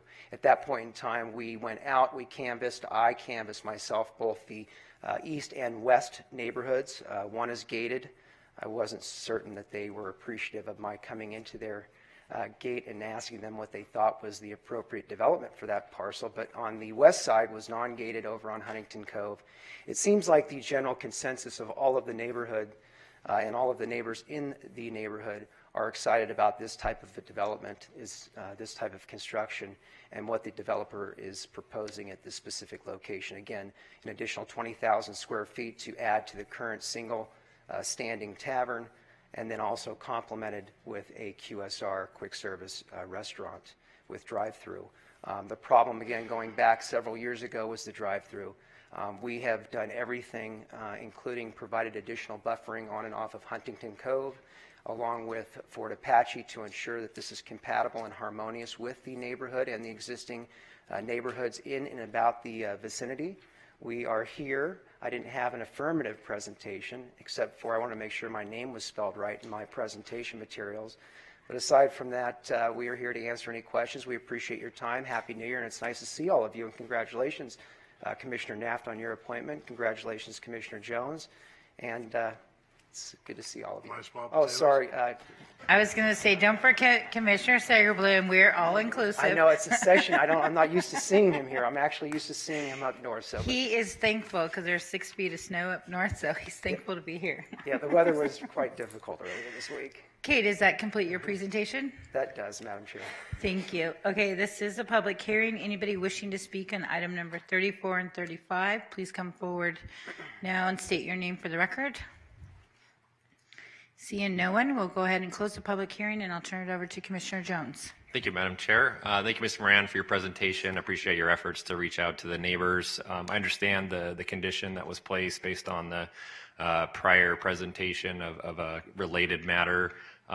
Based on my review and having visited the site myself, I don't think that it would be incompatible with the site to have a drive-through there. It would be great if it was a coffee shop, but obviously can't make that condition on you. So I would move for approval of agenda items 34 and 35. Okay, Commissioner Jones has made a motion to approve item 34 and 35 subject to staff's recommendations. Any other discussion? Seeing none, please cast your vote. Motion passes. Thank you. You have a nice week. You too. Appreciate it. Next is item 36, WC 18400-248, ZC 18602. Holdover waiver of conditions of a zone change requiring all western lots to be a minimum 5,200 square feet in conjunction with a single-family residential development on approximately 4.8 acres in an R2 medium-density residential zone, generally located on the west side of Tamara Street and the north side of Serene Avenue within Paradise. Good morning.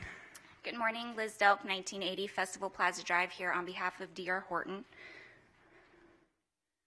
This property is located on the corner of Serene and Tamaris and was approved last September for a single-family subdivision.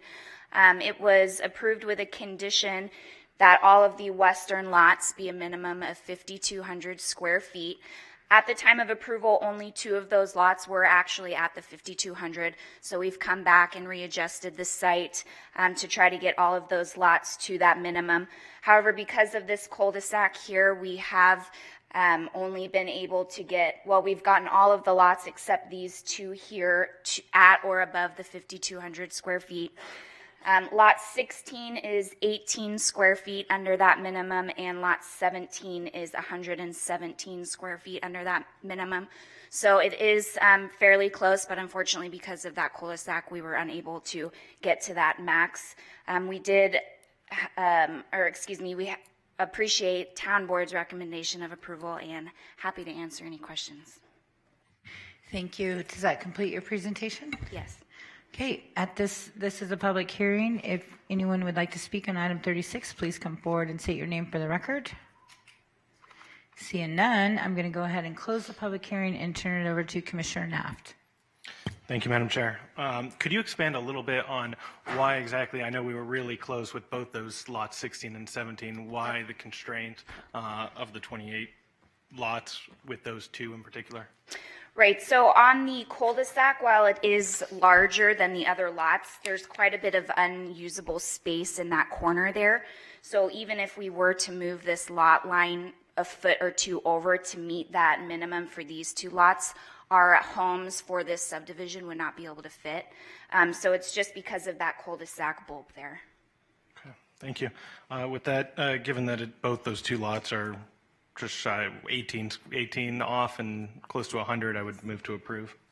Okay, we have a motion by Commissioner Knapp to approve item 36 per staff's recommendations. Any further discussion? Seeing none, please cast your vote.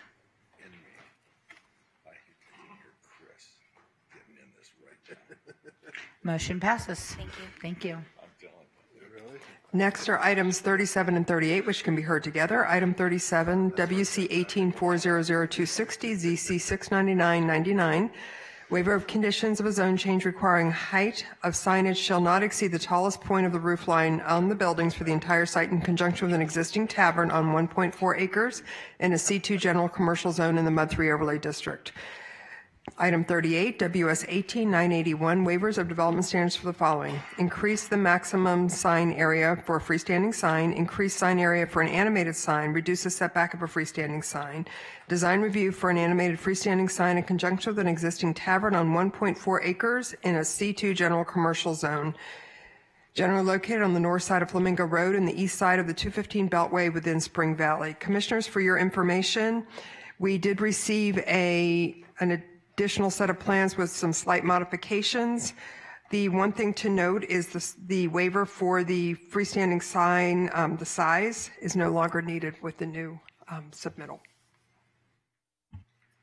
Good morning. My name is Phyllis Gilland. I'm with Golden Entertainment. In regards to our first matter, we're asking that the sign be 35 feet high. The building is 28. We met with the town board and the neighbors, and the town board did approve. So we're going to take both items together. So did you want to put both items? Yes, apologize. We, as she said, we're waiving or withdrawing number one, increase in the maximum sign area, because with the decrease from 50 feet to 35 feet, that's no longer an issue. We want to increase the sign area for the automated sign, approximately 97 square feet, and we're going to reduce the setback by 1 foot. Okay, does that complete your presentation? Yes, ma'am. Okay.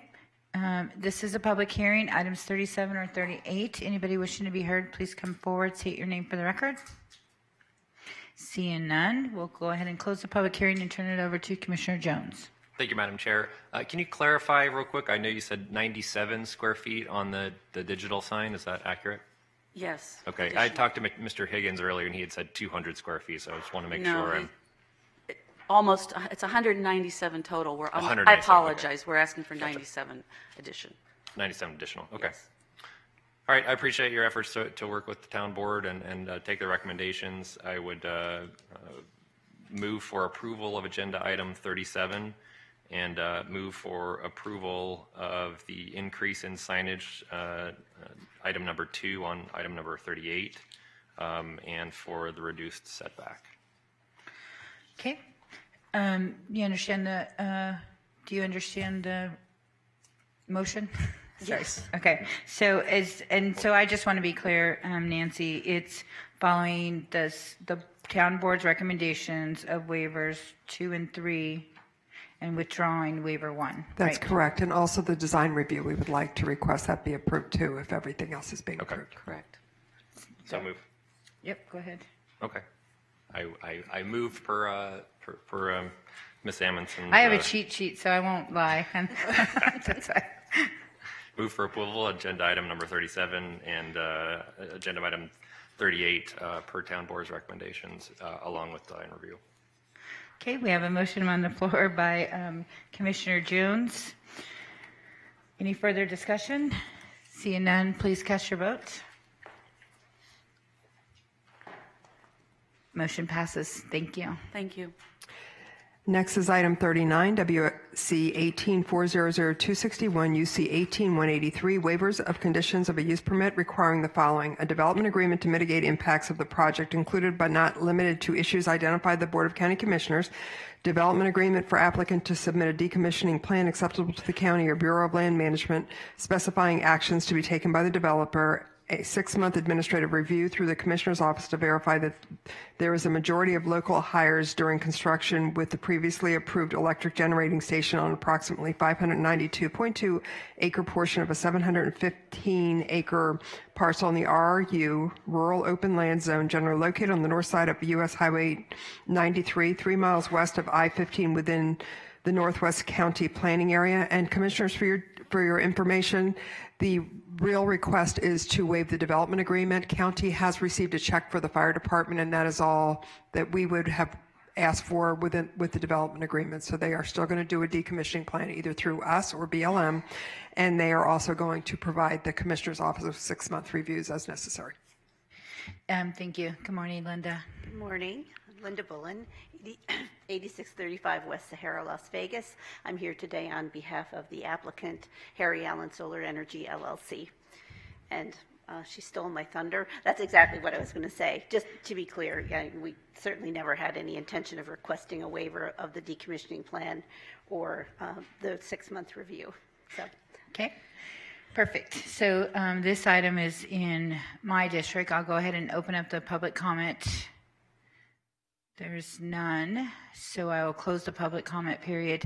And so, Linda, when is construction going to start so we can start getting the update on those 6-month reviews? It's currently anticipated to be the 3rd and possibly the beginning of the 4th quarter of this year. Okay. Perfect. And we already did submit the 6-month. The first review. One, yes. Yes, and we've got another one we committed to give you in April. It's going to say the same thing as the last one, but you'll get that as well. Nope, it's just easier when constituents ask who's getting the work that I can show them who's getting the work. So appreciate that. So I would make a motion to approve waiving the development agreement because we've already received the check for the fire district. Is there any further discussion?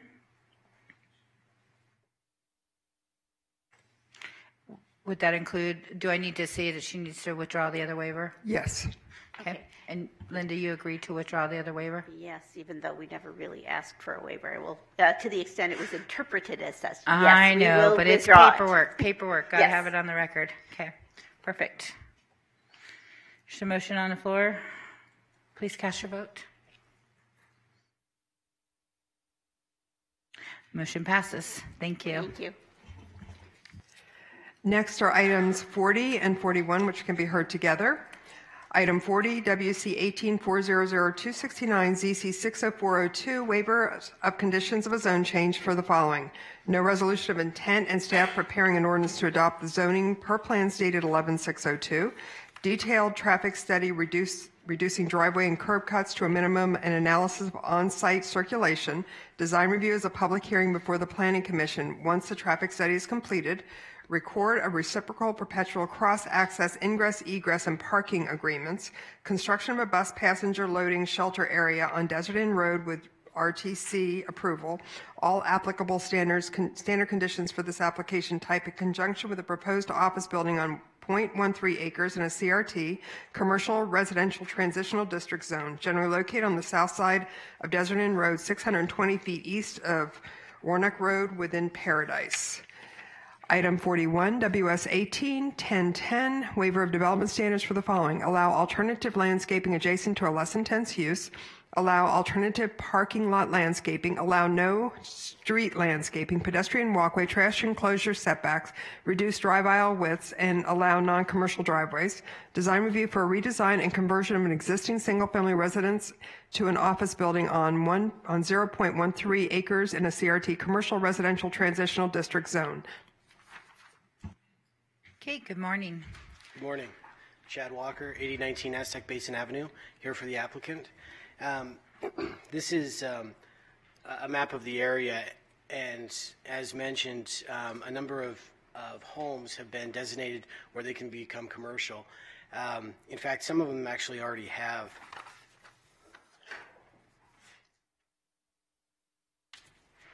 In green here is the property that I'm talking about today, but just a couple of doors down, there's 4 commercial properties right now along that street that also actually don't meet all of the requirements of Title 30, though they may have come through this process before, I don't know, and I'm not speaking about that.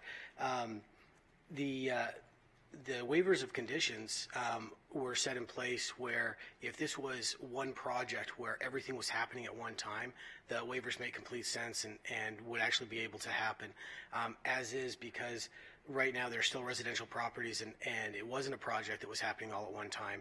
Some of the items that are conditions are just physically not possible. For instance, at this property here, because there's residential on both sides, we can't have cross access with parking. You can't have a drive-through to a residential property. There's just some things that physically are not possible. As much as possible, the business owner here would like to exceed Title 30 requirements.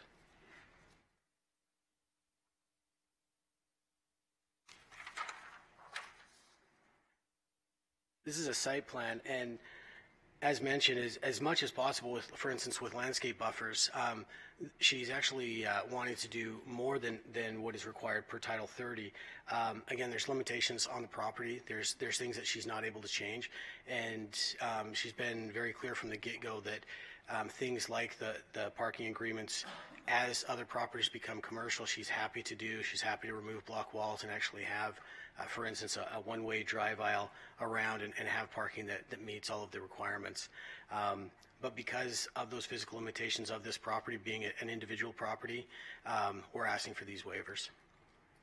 Okay, thank you. Does that complete your presentation? It does. Okay, this is a public hearing. We'll go ahead and open the public hearing. Anybody wishing to speak on this item, please come forward, state your name for the record. Seeing none, we'll close the public hearing and we'll turn it over to Commissioner Jones. Thank you, Madam Chair. I appreciate the challenge of these lots. Obviously, they were once residential, and that area has really turned more commercial.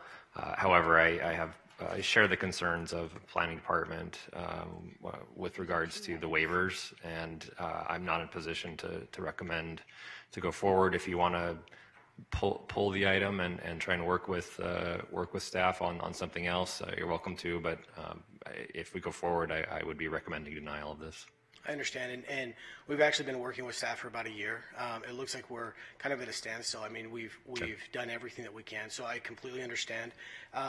Ironically, and I'm just going to throw this out there if I can, in regards to that, the business that she wants to operate out of this could be actually labeled as a home-based business, so she wouldn't have to go through this process. She's actually honestly trying to make a good faith effort in converting this entire strip to commercial, and she wants to do everything she can for that. But I understand. No, and I 100% understand. I don't think that we're in a position right now to grant these waivers. So, Madam Chair, I'd move to deny agenda item number 40 and 41. Okay, you've heard the motion. Is there any further discussion? Commissioner Jones has moved for denial of items 40 and 41. Please cast your vote.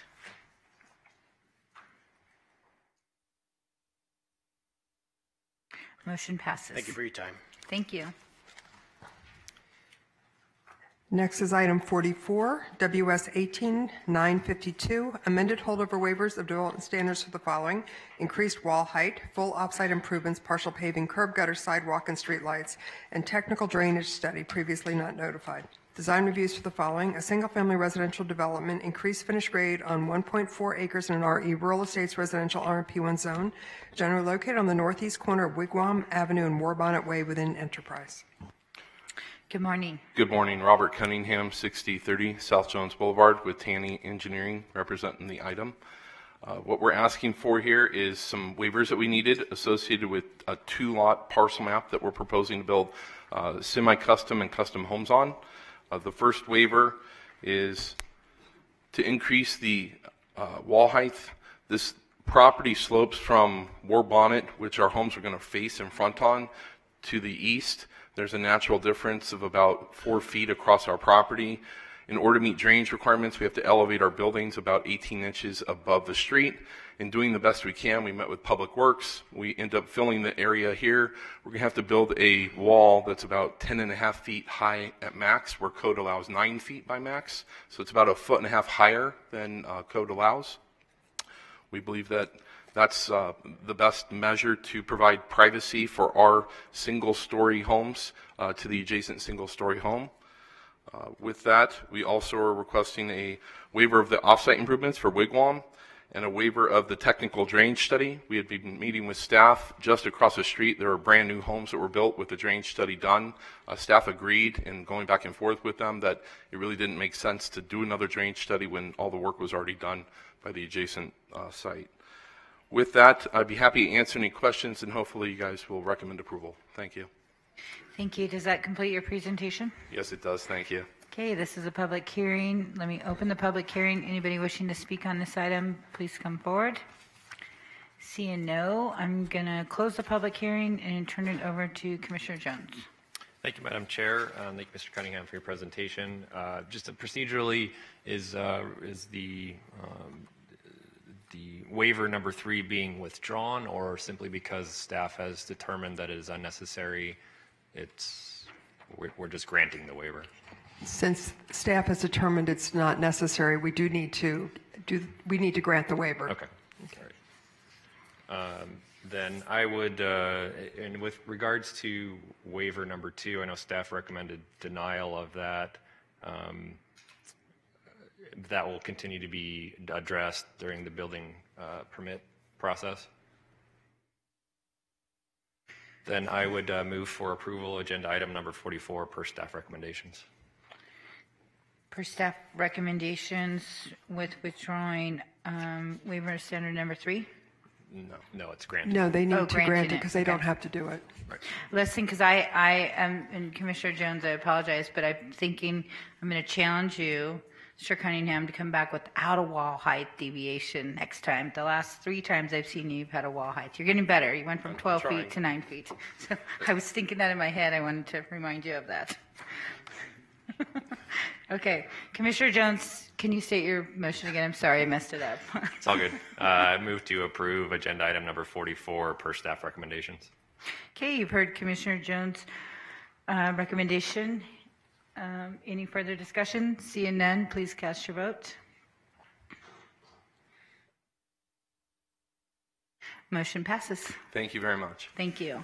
Next is item 45, WS 18971, waiver of development standards for modified driveway design standards. Design review for proposed shopping center on 3.8 acres in a C2 general commercial zone, generally located on the west side of Rainbow Boulevard and the south side of Windmill Lane within Enterprise. Good morning. Good morning, Commissioners. Richard Surface, 2129 Stonecroft, Las Vegas, Nevada, 89134. Commissioners, I'll be brief.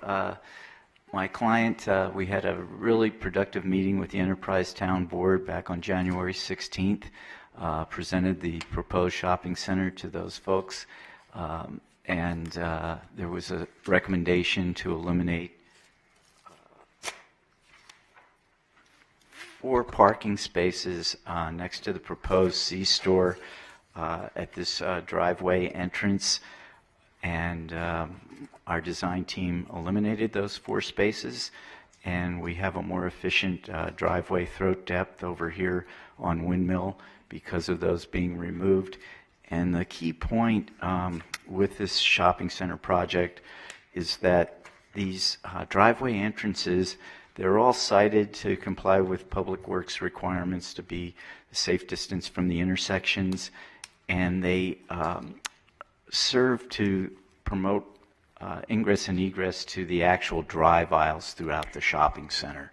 So folks are coming into the shopping center at these entrances and going right on drive aisles to the dispersed parking, not to like a central spot like a fast food restaurant or whatever that there'd be queuing problems.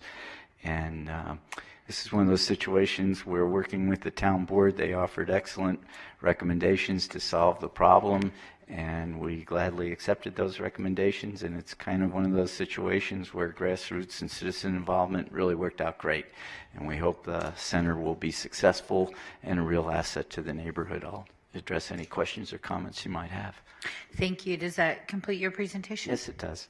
Okay, this is a public hearing. I'll go ahead and open the public hearing. Anybody wishing to come forward and speak on this item, please come forward. Seeing none, I'll close the public hearing and I'll turn it over to Commissioner Jones. Thank you, Madam Chair. I appreciate the applicant's efforts to work with both staff and with the town board to address their concerns, and I'd move for approval of agenda item number 45 with the modification to the driveway as expressed by the applicant. Okay, Commissioner Jones has made a motion to move for approval. The modifications listed and per recommendations. Any further discussion? Seeing none, please cast your vote. Motion passes. Thank you very much, Commissioners. Thank you. Next item is item 46, WS 18979, waiver of development standards for the following: increased area for an animated sign, increased area for a freestanding sign, permit electronic message unit video graphics where only electronic message units are allowed, design review for an animated freestanding sign in conjunction with an existing adult cabaret on 1 acre in an M1 light manufacturing zone in the adult use and Mud 1 overlay districts, generally located on the west side of Highland Drive, 550 feet south of Edna Avenue within Winchester. Good morning. Good morning.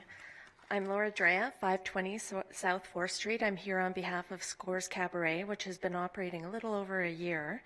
The property is located on Highland Drive, which is an industrial back road that is more or less dormant after sunset. Most motorists finding their way on Highland at night are specifically looking for these adult cabarets. It's preferable that patrons see them immediately versus backtracking and driving around in circles on a very dark and stark street. There's little impact on this industrial area as comparable freestanding signs are more than 1/4 mile away. Therefore, signs for other businesses will not be blocked. Sorry, we're all thinking we could never go down Highland after dark anymore, based on what you said. That might be helpful to my matter in that case. Again, it's only a 19% increase in the face area allowed by code, meaning that the scale is compatible with the surroundings. We have Winchester agreement and their approval, and I would love for yours as well. That concludes my presentation. Thank you. This is a public hearing. I'm going to go ahead and open the public hearing. Anybody wishing to speak on this item, please come forward. Seeing none, I'm going to close the public hearing and turn it over to Commissioner Sagerblum. Thank you. In looking at the neighborhood, I don't think there is a problem with this larger sign. This is the old Herta store, if anyone's old enough to remember that. And the places around the corner have much larger signs. The one thing I did mention, and if you go back to that last picture, there's a lot of weeds in the front, and I said part of this application they're going to tear out all those weeds. So they promised to do that, right? Correct. So I would move for approval. Okay. You understand what his conditions? Yes, in fact, I don't think those weeds exist anymore. This rendering was done about 4 months ago. Okay, perfect. Commissioner Sagerblum has made a motion to approve item number 46 per staff's recommendation. Anyone wants to come with me and drive by? No, I'm never going down Highland after 6. No, I suggest you drive by early today. Oh, yeah. Okay, Commissioner Sagerblum has a motion on the floor. Any further discussion? Seeing none, please cast your vote.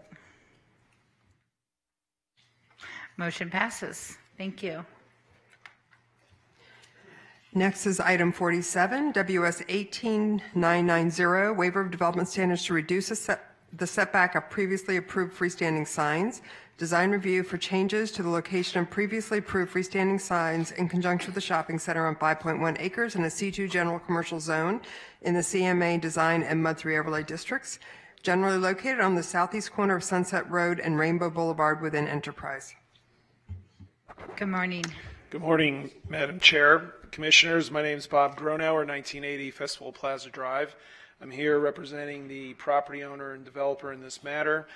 First of all, I want to thank your planning staff and your public works staff. They've been working with us over the last week and a half with respect to revisions to the plans and addressing some of the public works easements that's on the plans that are located here. That being said, we did revise our application that's before you from its initial submittal. Your staff has those revisions. What we're actually asking for today is a waiver development standard in this area here. First of all, let me give you on the aerial here, or the site plan. You have Rainbow located right here. You have the 215 located right here to the south, and to the north of us is Sunset Road. The sign that we're proposing here is actually going to be 0 feet from the property line, which is a right-of-way area in this area, to the beltway itself. However, although it says 0 feet, it's actually over 100, it's up to about 120 feet away from the actual road surface. Because if you're familiar with this area here in Rainbow and 215, it's about 25 feet below in elevation below the roadway itself. So although it does say 0 feet, where 10 feet is required in this area in the southeast corner of the property, it's actually, again, about 120 feet away from the actual road surface. We've worked with your Public Works Department. We still have some little changes, revisions we got to make for the access easements in the area, and we've agreed to conditions to continue to work with them to finalize that. With that being said, in those changes, that's the only waiver development standard that we need. Feel that we have justification there because of the location of the property and the location of the sign that's going to be in the southeast corner in this area, which will not impact the area. Okay, thank you. Does that complete your presentation? Yes, ma'am. Okay. This is a public hearing. I'll go ahead and open up the public hearing. Anybody wishing to speak on this item, please come forward. Seeing none, I'm going to go ahead and close the public hearing and turn it over to Commissioner Naft. Thank you, Madam Chair, and thank you for acknowledging Public Works. This has transformed a lot since we first spoke about it, and I really appreciate your willingness to do that. Since some of these conversations were going up until last night, I was just hoping our staff of Public Works could just verify that you are comfortable with the current state of it. Yes, there have been, we've discussed this for months now, but I think we're getting to the final polished product, and we completely agree. Okay, great. That being said, motion to approve. Commissioner Naft has made a motion to approve item number 47 with the waiver of development standards. Any further discussion? Seeing none, please cast your vote. Motion passes. Thank you, Commissioners, and have a good day. Take Thank care. you. You too. Next are items 49 and 50, which can be heard together. Item 49, WS 18998, waiver of development standards to reduce lot area. Design reviews for the following: single-family residential development, increase the finished grade on 13.9 acres in an RE Rural Estates Residential RMP1 zone, generally located on the east side of Gerlin Street and the south side of Ford Avenue within Enterprise. Item 50, TM 185000229, tentative map consisting of 24 single-family residential lots and common lots on 13.9 acres in an RE Rural Estates Residential RMP1 zone. Good morning. Good morning. Robert Cunningham, 6030 South Jones Boulevard with Tanny Engineering, representing the home builder Touchstone Living, who's proposing subdivision. They're proposing a unique concept. It's one that's been done in the Northwest, I believe in Commissioner Brown's district. It's got some flag lots in it, and so it's a flag lot design, and with that, we've had to come in and ask for some waivers of the overall gross lot size. All the net lot size requirement, we're meeting all of those. So as opposed to a cul-de-sac community that you guys would normally see in the RMP where half of the street is owned by the adjacent lot, this has none of the street owned by the adjacent lot. All of these lots actually face out to the adjacent public streets. There's very little wall on the entire perimeter of this community. There's actually only 4 areas where there would be wall on this block right here. One would be here, one would be up here, one would be up here, and one would be here. The rest of all of the lots face the street, so it would be a front yard that looks out to the street with a 40-foot setback, creating a very nice estate look. We think this is a great project.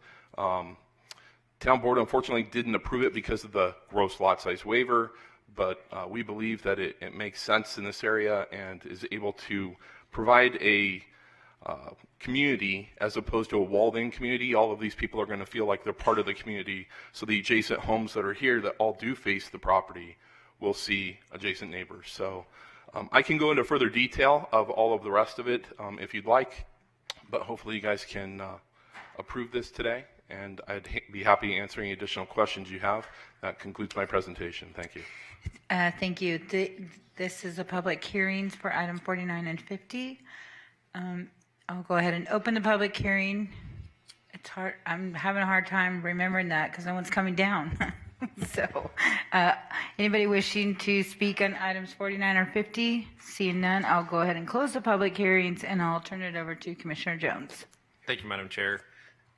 I appreciate the applicant's creativity in trying to stay with the character of the rural neighborhoods in my district. I guess my question for Ms. Amundson, and we're getting into this discussion of gross lot size. If a developer is trying to maintain the character of the neighborhood, is under the 2 per acre requirement of the RE, what's the point of the minimum lot size? To be honest with you, it goes back to some projects that we had in the Northwest that were encumbered by a lot of different things. They would, the gross is a little iffy, and we're looking at the plans, and Mr. Cunningham said that all of the lots were 20,000 gross, and the plans don't show that. So unless the plans have changed, there are a couple lots that are less than 20,000 gross. That being noted, our concern was that because of encumbrances, if we didn't have a minimum net, someone would be buying a 20,000 square foot lot and have 13,000 square foot of usable area. Mm-hmm. So the gross may not be as important as net if it meets if it meets the intent of the code and it matches what's in the area. But the big problem we had, especially in the Northwest, because of a lot of the encumbrances, is they were giving us 20,000 square foot gross, and we were getting down to 13 and 14,000 square foot net, and that was big houses on really little usable lots, and that was an impact to the neighborhood. And both Commissioner Kirkpatrick and Commissioner Brown can attest to that. Mr. Cunningham, can you address the net lot sizes and where they stand in relationship to the... Absolutely. The waiver that we're asking for is actually reduce the gross lot size. Maybe I misstated, I apologize if I did. We meet all of the net lot size requirement. We're here for a waiver for the gross lot size requirement, which in the Northwest, as she said, you can include streets and all kinds of non-usable area within the gross area. So our net meets the intent.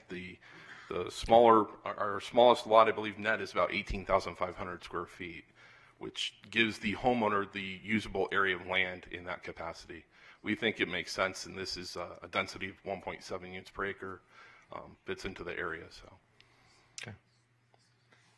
All right, I'd move for approval of agenda items number 49 and 50. I appreciate the efforts to, again, maintain the character of the RNP out there. Okay, Commissioner Jones has a motion on the floor to approve items 49 and 50. I already opened public hearing. Yep. For items 49 and 50 with staff's recommendations, Commissioner Brown. Thank you, Madam Chair. Commissioner Jones and I spoke about this yesterday. Could we take a look at that? He brings up a valid issue as far as the intent, and especially this is a perfect example where the density is outstanding, meets all the net, but the fact that that gross waiver forces the applicant into the system again, puts more burden on staff. So if we could just take a look at that, and we can certainly share the history of the Northwest at a later date. And can I interject? There was a point where staff was able to do administrative reduction in lot sizes of gross. But again, that ran into problems in the Northwest. So we did have that ability where we didn't have to bring all of these. I problem in the Northwest. And one last question. I've heard you were the problem on this commission. The last question, what about the wall deviation? On this, we're not asking for any wall deviation. We're trying to work on this. Okay. We haven't fully graded it yet. Our just plan wanted to make that clear no for the wall record. Deviations on this one is what we're hoping for. Can we ask you to make the walls higher, just so that we can, just Sure. Yeah, those little pet peeves. And so, Nancy, I guess, I think this is a great project. I'm super excited to support it because the larger lots are becoming a thing again and people want them with RV parking.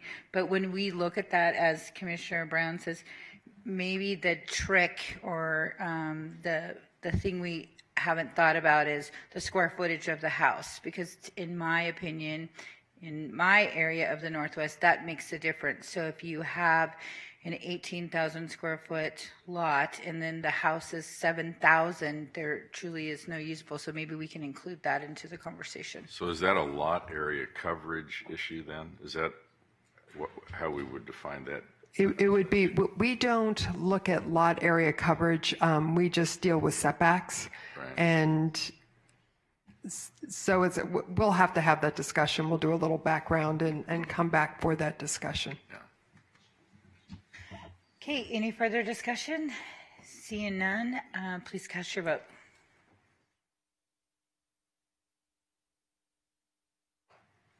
Motion passes. Thank you. Thank you. Next are items 51 and 52, which can be heard together. Item 51, WS 181004, waiver of development standards for the following: reduce lot area, waive full off-site improvements, curb, gutter, sidewalk, streetlights, and partial paving, reduce the street intersection offset, design reviews for the following: single-family residential development, Hammerhead Street design, increase the finished grade on 5 acres in an RE rural estates residential RMP1 zone, generally located on the west side of Tenaya Way and the north side of Wigwam Avenue within Enterprise. For the Commissioner's information, the waivers of standards 1 and 3 were withdrawn at the Town Board. Item 52, TM 18500233, tentative map consisting of 8 single-family residential lots and common lots on 5 acres in an RE Rural Estates RMP 1 zone. Okay, good morning. Good morning again. Robert Cunningham, 6030 South Jones Boulevard. This is the application for Touchstone Living. Again, they're planning on building the same homes that we just saw before on this one. This is about a quarter-mile away. We have worked with staff from our initial application and had a neighborhood meeting, and last week at the Town Board presented this site plan, which allowed us to withdraw some of the waivers that we had requested on lot size. Basically, they were trying to initially propose these as public streets, which led to a lot of lot size waivers. We've since worked all that out. We no longer need those waivers. We believe this project fits in, unlike the other one where they face the external streets. This one, because they're both 80-foot right-of-ways and 100-foot right-of-way, we don't think it makes sense for this type of property with the higher traffic on it, so we're proposing to put this in. The other thing that we're asking for is hammerheads instead of cul-de-sacs, and I wanted to go through and address. You guys have 5 points that you guys have in your code. I'd like to just address them and have you guys make the decision to see if they're appropriate like we believe they are. So number one was the number of lots and the layout of this on-site parking. So the number of on-site parking spaces we have here, we can get 6 parking spaces on the street. Each one of these lots will have a 3-car minimum driveway, 3-car minimum garage. The actual floor plans have options up to 9-car garages. So there'll be plenty of parking, we believe, in the community of 4 lots on each one of these. The length of the driveways on each of the lots, we're going to have 20-foot plus driveways capable of handling at least 3 cars minimum on each lot.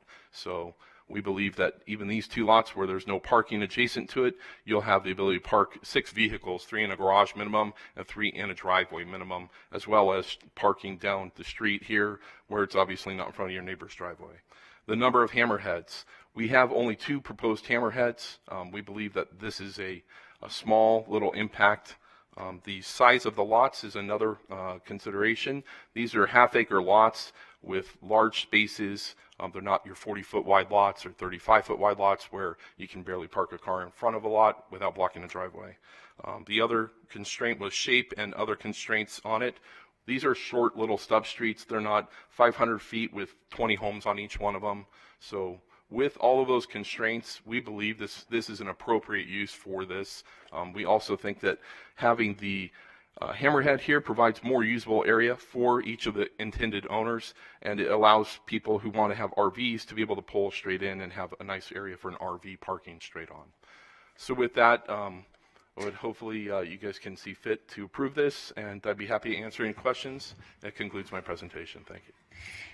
Thank you. These are public hearings. I'll go ahead and open the public hearings on item 51 and 52. Anybody wishing to come speak on this item, please come forward, state your name for the record. Seeing none, I'm going to go ahead and close the public hearings, and I'm going to turn it over to Commissioner Jones. Thank you, Madam Chair. And again, thank you, Mr. Cunningham, and the applicant for seeking to maintain the character of the RMP. And I need you to remind me, at the town board, I know there was discussion, I don't remember if it was on both this item and the next one, on the paving the exterior for walking paths. Was that this one or the next one? It was both of those. Okay. And is the applicant willing to put in those walking paths? If that's something that Public Works would like us to do, we certainly can. We just weren't prepared to do it on our plans. It's something that is not prevalently put in the area. And I just want to make sure it wasn't really like a public safety issue because there's not any lighting or anything out there. But so if we can have Public Works chime in on this, I know we chatted a little bit about it. Right. Typically, we don't get into the walking path part unless it's a safe route to school. But if that is what the neighbors wanted, like I said, we can support a walking path, either traditional concrete or made out of the same materials, the road being an asphalt walking path. And is there currently on adjacent lots on either of the three sides, are there currently asphalt paths? Not on this site. The next one, there okay. is. Yes. Then I would say let's hold off on this one and not make that a requirement on this one, but I know we need to talk about it on the next agenda item. Thank you again for your presentation. I'd move for approval of agenda item number 52 and 50 to 51 with the withdrawal of conditions number 1 and 3, and move for approval of agenda item number 52. Commissioner, if I could interject, so you're withdrawing 2C as well, correct? Oh, yes, correct. I should have clarified. I apologize. Okay. Withdrawal of waiver 1, 2C, which was for street lights on the public streets, but since we're no longer providing public streets, it's no longer needed. And then waiver 3. And with that, we had a condition about installing the stubs and the pole boxes for the street lights. That condition's no longer needed, so we will strike that as well. Okay, thank you. All right, then I will move for approval of agenda item number 51 with the withdrawal of conditions number 1, 2C, and 3, and move for approval also of agenda item number 52 per staff recommendations. Okay, you've heard the motion by Commissioner Jones. Is there any further discussion? I just want to say on the hammerheads, my point is this: Republic Services, fire trucks, they have a hard time navigating that. So on their next, and I get that. I love the parking and the 3-car piece, but it really does come down to the street sweeper being able to clean that corner. So. But not in my head, so it's up to Justin Jones. Madam Chair. Commissioner Gibson. This approval then would be as recommended by staff. That's what I heard. When I read this, at least my memory is that I read that the recommendation was against the granting the hammerheads. Approving the hammerheads. That's true. However, we do have if approved conditions. So if it's approved. So this is the if approved condition. That's correct. Right, thank you. I don't turn everything upside down. So I've heard the motion by Commissioner Jones. Did you say I turn everything upside down? I said I don't. Let me turn off my microphone. Okay. Any further discussion? Seeing none, please cast your vote. Motion passes. Thank you. Next are items 53 and 54, which can be heard together. Item 53, WS 18-1007, waivers of development standards for the following: reduce lot area, waive full off-site improvements, curb, gutter, sidewalk, streetlights, and partial paving, reduce the street intersection offset. Design reviews for the following: single-family residential development, Hammerhead street design, increase the finished grade on 5 acres in an RE rural estates residential RMP1 zone, generally located on the west side of Cimarron Road and the north side of Wigwam Avenue within Enterprise. At the Enterprise Town Board, the applicant withdrew waivers of standards 1 and 3. Item 54, TM 18-500234, tentative map consisting of 8 single-family residential lots and common lots on 5 acres. I'm not going to say good morning. Okay, good morning How again. how are you, Mr. Cunningham? Robert Cunningham, 6030 South Jones Boulevard with Tanny Engineering. This is virtually almost the exact same project you just approved. It's located about a half a mile. Instead of this being Tenaya, this is Cimarron. I believe actually they're a mile apart. So this is an 80-foot street here. This is a 100-foot wide right-of-way. We have 2 hammerheads. All of my comments from the previous item would just carry over to it. I guess I would want to talk about the asphalt sidewalks and where they're located. So directly adjacent to us is a site owned by a gentleman named J.D. Allen. He has a asphalt sidewalk. It's about 5 to 6 feet in width that runs along Wigwam and terminates about right here at this location. I guess if it was your pleasure, we would agree to put sidewalk or asphalt sidewalk in and continue that path down Wigwam. Currently, nothing exists on Cimarron, either north or south of us. So I'm not sure if that's something you'd like as well. With that, I conclude my presentation and be happy to answer any specific questions you have. Okay. Thank you. These are public hearings, item number 53 and 54. Anybody wishing to speak on these items, please come forward now. I'll go ahead and close the public hearings and turn it over to Commissioner Jones. Thank you, Madam Chair, and again, thank you, Mr. Cunningham, for working with staff and with the folks in the neighborhood to maintain the rural character of the RNP. With regards to the asphalt walk paths, I guess my question for Public Works are any of the streets on here on the current Safe Routes to Schools route? We haven't been contacted by the school district currently for any of these, so not that I'm aware of. All right. And Mr. Cunningham, are you aware of, aside from Mr. Allen's lot? Okay. This is the. And the existing asphalt walkway there only applies to what's in front of Mr. Allen's home? It goes in front of his home and another 300 feet further to the east. I believe the adjacent developer who built an 8-lot cul-de-sac installed that down Wigwam. Okay. All right, then I would ask that the applicant continue the walk pathway on Wigwam, if that's acceptable. Sure. Not on Camaro or whatever the other street was. Yes. Yeah, and just for clarification purposes, we waived these same ones. Withdrew waiver 1, 2C, and 3.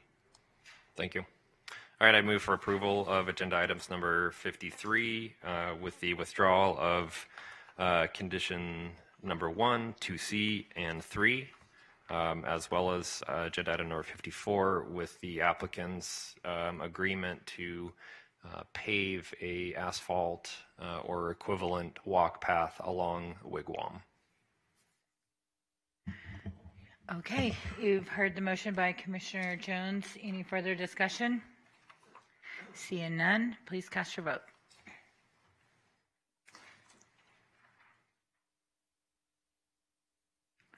Motion passes. Thank you. Thank you. Next is item 55, ZC 18930, holdover zone change to reclassify 2.5 acres from RE Rural Estates Residential Zone to C2 General Commercial Zone. Use permits for the following: a vehicle automobile maintenance facility, reduces separation from an automobile maintenance facility to a residential use, waivers of development standards for the following: permit access from residential local street, waive cross-access requirements, alternative commercial driveway geometrics, design reviews for the following: a vehicle maintenance facility, a tavern for a proposed commercial development generally located on the northeast corner of Polaris Avenue and Cactus Avenue within Enterprise. Good morning. Good morning. My name is Yihong Liu, Yihong and Associates. I can't hear you. Can you speak into that? Yeah, Perfect. Good morning. My name is Yihong Liu and Associates, the architect representing the applicant. The project we have, after the submittal of the project, we have met the neighbors, and the site plan has been changed a little bit, so I wanted to point out the waivers we do not apply anymore. So one of the item is the north side of the parcel. We do not have the access to the Polaris anymore, And so because of the neighbor was against it, so that being said, that access is no longer be there, so the waiver is going to be going away. And then also we have the cross access to the east of the neighbors, and we have to the gas station. So that way, we do not have that waiver for the cross access anymore. So the only waiver we're asking for is the access on the cactus and the slope depths of the driveway. And also, so this is a commercial project, and including a automobile maintenance shop and then the taverns. And it's pretty straightforward, and it's mainly for the access to the Cactus Avenue. So we're asking for the approval. Thank you. Thank you. And does that complete your presentation? Yes. Okay, this is a public hearing. I'm going to go ahead and open the public hearing. Anybody wishing to speak on this item, please come forward. Seeing no one, I'm going to close the public hearing and turn it over to Commissioner Jones. Thank you, Madam Chair, and thank you, Mr. Liu, for working with the neighbors to reduce the access on Polaris, and for working with the adjoining neighbor to achieve cross-access with his parcel. I know when I talked to Public Works, they at the time hadn't seen an updated map that had the cross-access, so I did want to ask Public Works about their feelings on the current configuration. We are glad to see the cross-access. We did look. We found out that a plan was emailed. It was never formally submitted to planning, so that's why we didn't find it when we went looking for it. So the only waiver that is still active is the Cactus one. We do feel they could move the driveway further and line it up with their main drive aisle in front of the tavern, but that's the only thing left to discuss. Okay. All right, I would move for approval of agenda item 55 with the, let's see, which ones are withdrawn? Let's see. 1 and 2. 1 and 2 are withdrawn, and so I'd move for approval with 1 and 2 withdrawn per staff recommendations. Do you understand the conditions? Yes, I do. Okay, perfect. So we have a motion on the floor by Commissioner Jones to move with approval with the following waivers withdrawn. 1 and 2. Is there any further discussion? Commissioner Brown. Thank you, Madam Chair. Do we have any hours of restriction, hours of operation for the auto maintenance piece? No, we don't. I'd ask the commissioner to consider that as far as. Sure, and so I understand, what are the intended hours of operation for the auto maintenance facility? Well, it's normal business hour, and then also particularly this automobile maintenance shop we do not have any lights and openings towards to the streets, and then we have 15-foot setbacks, 10-foot intense landscaping buffers to the street, and then it's a total development. It's back towards to the streets, and then the business hour will be the normal business hour, so it will be I do not know, but it's 8 to 6 roughly. Okay. All right, then I would ask for an additional condition of business hours being limited to 8 a.m. to 6 p.m. Yes. Is that acceptable? Okay. Okay, you've heard the motion on the floor by Commissioner Jones with the addendum to add the business hours being between 8 to 6. Any further discussion? Seeing none, please cast your vote.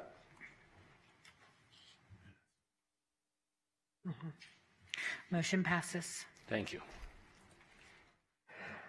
Item 57, NZC 18858, zone change to reclassify a 15.2 acre portion of a 16.8 acre parcel from RU Rural Open Land Zone and H2 General Commercial Frontage Zone to RVP Recreational Vehicle Park Zone. Use permits for the following: management offices for an RV park not within a centrally located service building, convenience store, gasoline station, restaurant, and retail sales and services.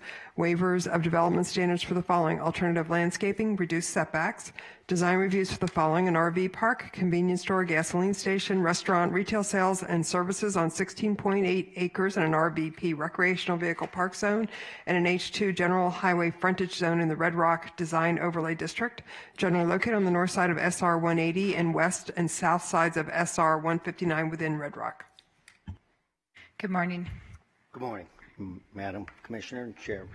Commissioners, I appreciate your time here today. We've been working on this project for a little over a year and a half. Can you state your name for the record, yes, please? I'm sorry, it's Randall Alleman with Encore Commercial. I'm representing the applicant. So we've been working on this project for about a year and a half. We've met several times with the neighbors. We appreciate that we have the Town Advisory Board approval, staff approval, and Planning Commission. The waivers that we've asked for have been removed at Planning Commission, so I don't believe we're asking for any more waivers. So with that, it completes my presentation. I look forward to your approval. Thank you. Okay, thank you. This is a public hearing. I'm going to go ahead and open the public hearing for item number 57. Anyone wishing to speak on this item, please come forward. Seeing none, I'm going to close the public hearing and turn it over to Commissioner Jones. Thank you, Madam Chair, and thank you, Mr. Ellman, for bringing this project forward. I think having a place for folks who want to visit the Red Rock Conservation Area and other surrounding resources is something that is definitely needed. I appreciate your efforts to work with the Red Rock Citizen Advisory Council on something that was acceptable and meets the criteria for that area of town. I would move for approval of agenda item number 57. Okay, Commissioner Jones has moved for the approval of item number 57. Any further discussion? Seeing none, please cast your vote. Motion passes. Thank you. Thank you. Next is item 58, NZC 18888, zone change to classify 1.9 acres from RE Rural Estates Residential Zone to C1 Local Business Zone. Waivers of development standards for the following: reduced driveway approach distances from the intersection, full off-site improvements, partial paving, curb gutter, sidewalk, and streetlights along Moranto Avenue. Design review for proposed retail center, generally located on the west side of Rainbow Boulevard and the north side of Moranto Avenue within Enterprise. The Enterprise Town Board approved requiring a design review as a public hearing for changes. Good Hello, morning. Mr. Cunningham. Robert Cunningham again, 6030 South Jones Boulevard with Tanny Engineering. We're here for this non-conforming zone change. This is one of the last pieces along this stretch of Rainbow from Blue Diamond south about a half a mile, I'd say, that isn't zone commercial. It's right here on this. You can see the Walmart on the aerial is right directly adjacent to us. And then directly south of us is a street Moranto. And then below that is a piece that was just entitled for commercial in the last year. Below that, I believe, is a mini storage site.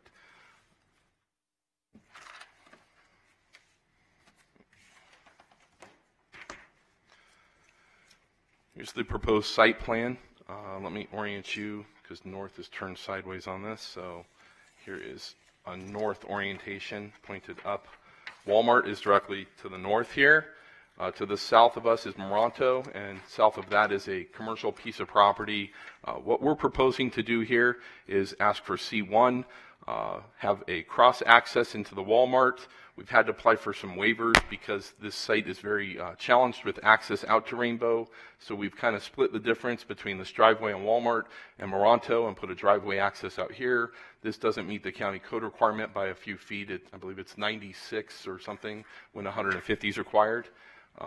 And then we also applied for a waiver of off-sites on Moranto. In working off of what was previously approved to the south of us, this was a condition worked out with a lot of the neighbors. I believe Penn Gillette, Teller, I'm sorry, Teller lives in this area, and he had worked back and forth. Please don't get them mixed up. I apologize. You're right, yeah. Teller lives in this area, and he had worked back and forth with a whole consortium of neighbors to have a list of conditions and constraints placed on this property, and we're mimicking basically what they had done there. So with that, I would respectfully ask for your approval of all the waivers and the zoning, and be happy to answer any questions you have. That concludes my presentation. Thank you. Okay, thank you. This is a public hearing. I'm going to go ahead and open the public hearing on item number 58. Anyone wishing to speak on this item, please come forward. Anybody? I will go ahead and close the public hearing and turn it over to Commissioner Jones. Thank you, Madam Chair, and thank you again, Mr. Cunningham, for working with the neighbors in the area. I do have some concerns about whether the offsites make sense or not on Moronto. I guess I'd ask for Public Works to chime in. I know I drive past it every day on my way to work, so there is a housing development that is going in or is about to be completed that is west on Moronto. They have put in some sort of rural-ish landscaping over there. I guess my question for Public Works is, if we were to grant the waiver as requested or not grant the waiver, how would that transition look if we required the offsites on this parcel on Moronto where they were not required on the parcel west? Sure. So the parcels to the west are in size in the RMP of that neighborhood. By code, they don't have to put in the offsites because they're 60-foot grid streets. So just because this parcel is commercial in nature, they don't get that benefit through the code. So if they put in full offsites, you would have full curb gutter sidewalk going all the way to the edge of their westerly boundary, and then that sidewalk would just stop and then meet the as existing rural improvements, which is just the asphalt for the neighborhood.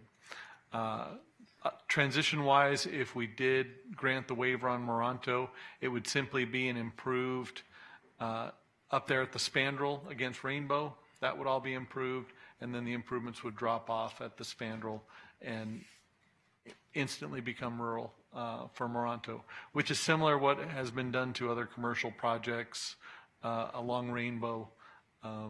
Teller has weighed in on those as well and asked for the same thing, and those have been granted on those commercial sites as well. So on the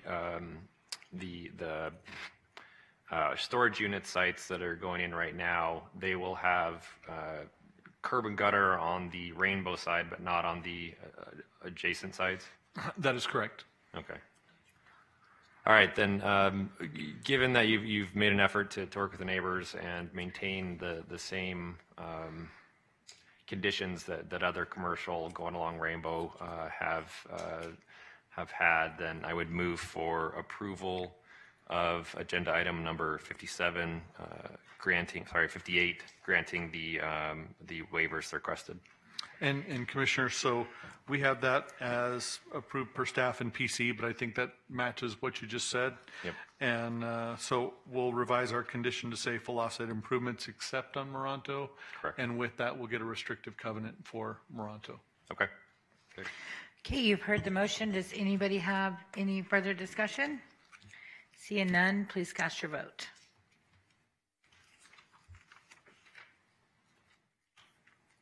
Motion passes. Thank you, guys. Have a great morning. Next item is item 59, WS 18827, holdover appeal waiver of development standards for non-standard driveways in conjunction with an approved distribution center on 13.5 acres in an MD Design Manufacturing AE60 zone in the CMA Design Overlay District, generally located on the west side of Decatur Boulevard and the north side of Badura Avenue within Enterprise. Commissioners, this was approved by the Planning Commission and appealed by the Department of Public Works. Okay, I guess Public Works, who's going to represent the Generally, appeal? we would do a presentation like it was a new public hearing. Okay. Good morning. We'll go ahead and let you start over. Good morning, Mark Hedge, 6345 South Jones, representing the applicant. I kind of feel like they should do a presentation rather than me. They're the ones that appealed it. However, we have the rules, so we're going to let you go first.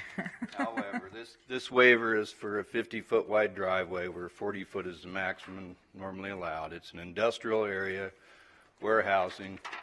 This driveway would lead to a dock area, and there are approximately 4 other existing driveways of similar width in the area, one of which is directly across the street. Excuse me, I didn't get everything on there, but There's also a 50-foot driveway on Decatur and two 50-foot driveways, one in front of Brady Industries and one in front of Nevada Power on Lindell. The reason Public Works told us that they didn't want the 50-foot driveway was they felt it was a hazard for traffic, that there's more traffic now on Badura than there had been in the past. Our argument was that by having a 50-foot driveway, you make it a safer condition because then you don't have trucks turning out into the left-hand lane to make a right-hand turn into the development and thus coming into conflict with vehicles exiting the driveway.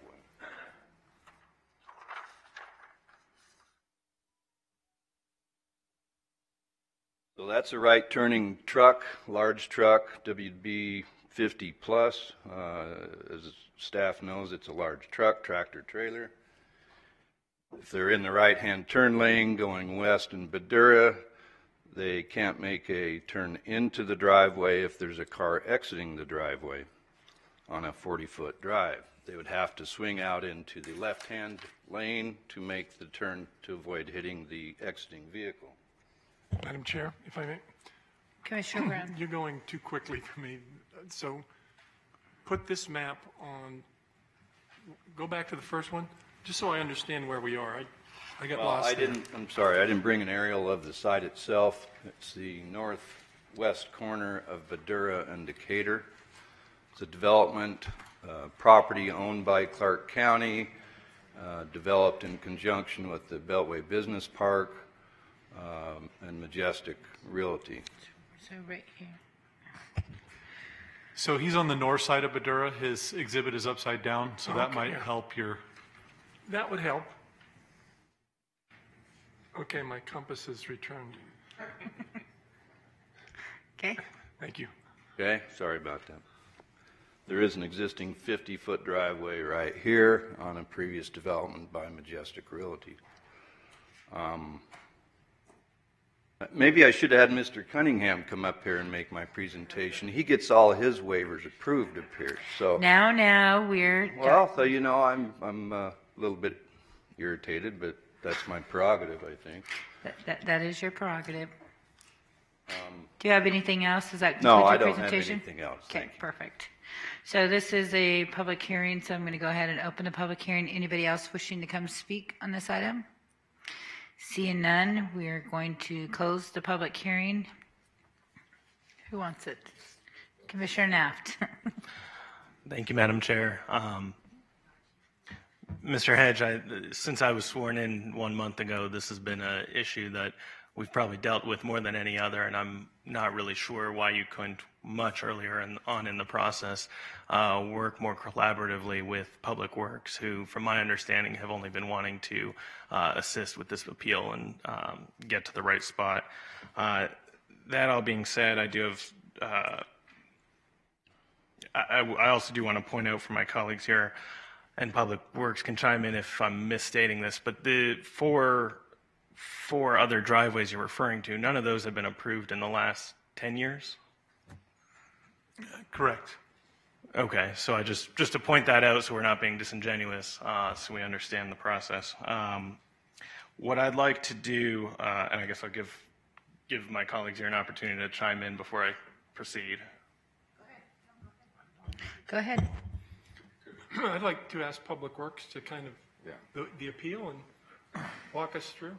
Sure. So same thing. We know there are standards out there that were adopted that if we could go back and ask staff why, we would. We don't necessarily agree. We have the standards adopted by the RTC, and they say that a driveway maximum should be 40 feet. We also have similar distribution warehouse truck facilities that function just fine with the 40-foot driveway. But with that being said, we also had some alternatives that, for example, we felt that if you made the incoming radius of that curb return driveway larger, there was some room to work with it there as well and possibly come up with something other than widening the driveway. Now, some of the arguments against a wider driveway is pedestrian safety. I think as we look at this site, one of the reasons they can argue is you probably don't have a lot of pedestrians in this area. But to say I guess I will say that through this appeal, it really made us dig into this issue deeper.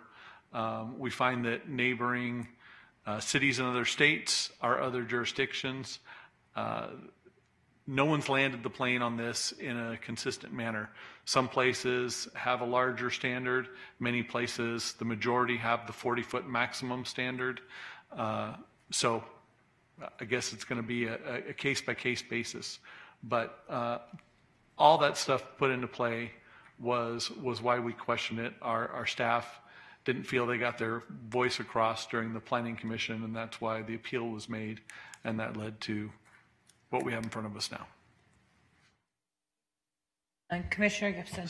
So are you saying that this is, I don't want to put words in your mouth, but not I'm at all. going to do it. This is not a hill to die for Public Works. When you look at the project as designed and the explanation that is given, it's not something that undermines or is precedent setting in respect of the views of the Public Works Department. I still think there's other ways to do it to minimize the width, but no, at this point, it's not. I think there's preferred ways to do it, but it's not a hill to die for.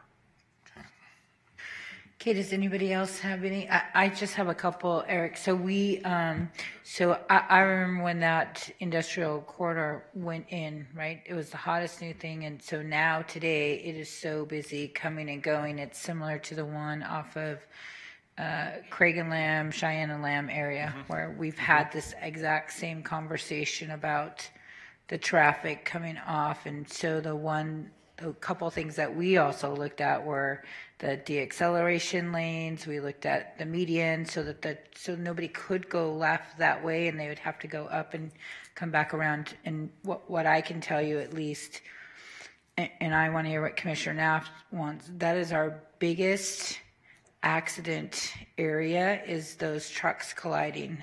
Craig and Lamb, Commissioner Weekly, that's a part of your district too. We have more, and so I think, and I appreciate that we're looking a little more in depth to this, because industrial is growing within the valley. So maybe there's an opportunity to go back and have the full discussion on what it looks like, because not only do we have the truck parking problem, right? And so that creates a hazard within these industrial corridors, because they tend to use the vacant areas to park their trucks, so it becomes a visibility issue. But maybe we can go back and look at that in the future. But at some point, we have to do a hard stop and say, going forward, we got to do this unless there's a real case. So, Commissioner Naft. Thank you. So again, just to reiterate, I would hope that in the future we could come up with a way to work much earlier on together. I would have gladly. They didn't give me any idea what they were thinking of. I'm being honest with you, Commissioner. And I know Eric. We've dealt together a lot. Well, maybe we could sit down again and discuss it. They did not give me any hint. All they did was appeal and said it was. Well, I know for the month I've been here, you've had more than a hint since we sat down together and discussed it personally. So. It's been more than a hint. That being said, I think this has been a learning experience. I think we have to figure this out a little bit more so that we're being more consistent with these drives. But given the curvature of Badura, given the lack of pedestrians in the area, I do think it makes sense to allow for the 50-foot. But I'd like to read into the record some striping requirements that I'd like to ensure that you have. And that would be the driveway shall be striped with one ingressing lane and two egressing lanes with directional arrows. Is that something you can live with? We would prefer one lane in, one lane out. No, but thank you for your interest in that. Public Works, is that something you all can live with? Yeah, that's fine. And this, to point out Maryland's concern, it is a full movement driveway. There's no plans for a median on Badura, which does add to the complexity of it. I appreciate it. Can I get a clarification on that? Then you want a left turn lane out, a right turn lane out, and one lane entering? Yeah, so, and I'm assuming exiting lanes are typically 12-foot spacing, so that still leaves you 26-foot wide entrance lane to go in. I'm good with that. We're good with that. Yeah, Okay, then that would be my motion. Do you need me to restate it, or? Just so we're clear. All right, I will motion to approve the application with the striped lanes that we discussed, which are 12 and 12 out and 26 in. As long as Eric's comfortable with the NOFA, then you're good. And he's shaking his head. We're good. Thank you. Perfect. Okay, any further discussion?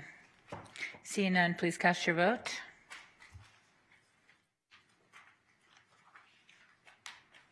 Motion passes. Thank you. Thank you. Next is item 60. Item 60 is CP 19900025 is a recommendation that the Board of County Commissioners conduct a public hearing to approve and authorize the chair to sign a resolution amending the comprehensive master plan by approving an update to the flood control master plan and direct staff accordingly.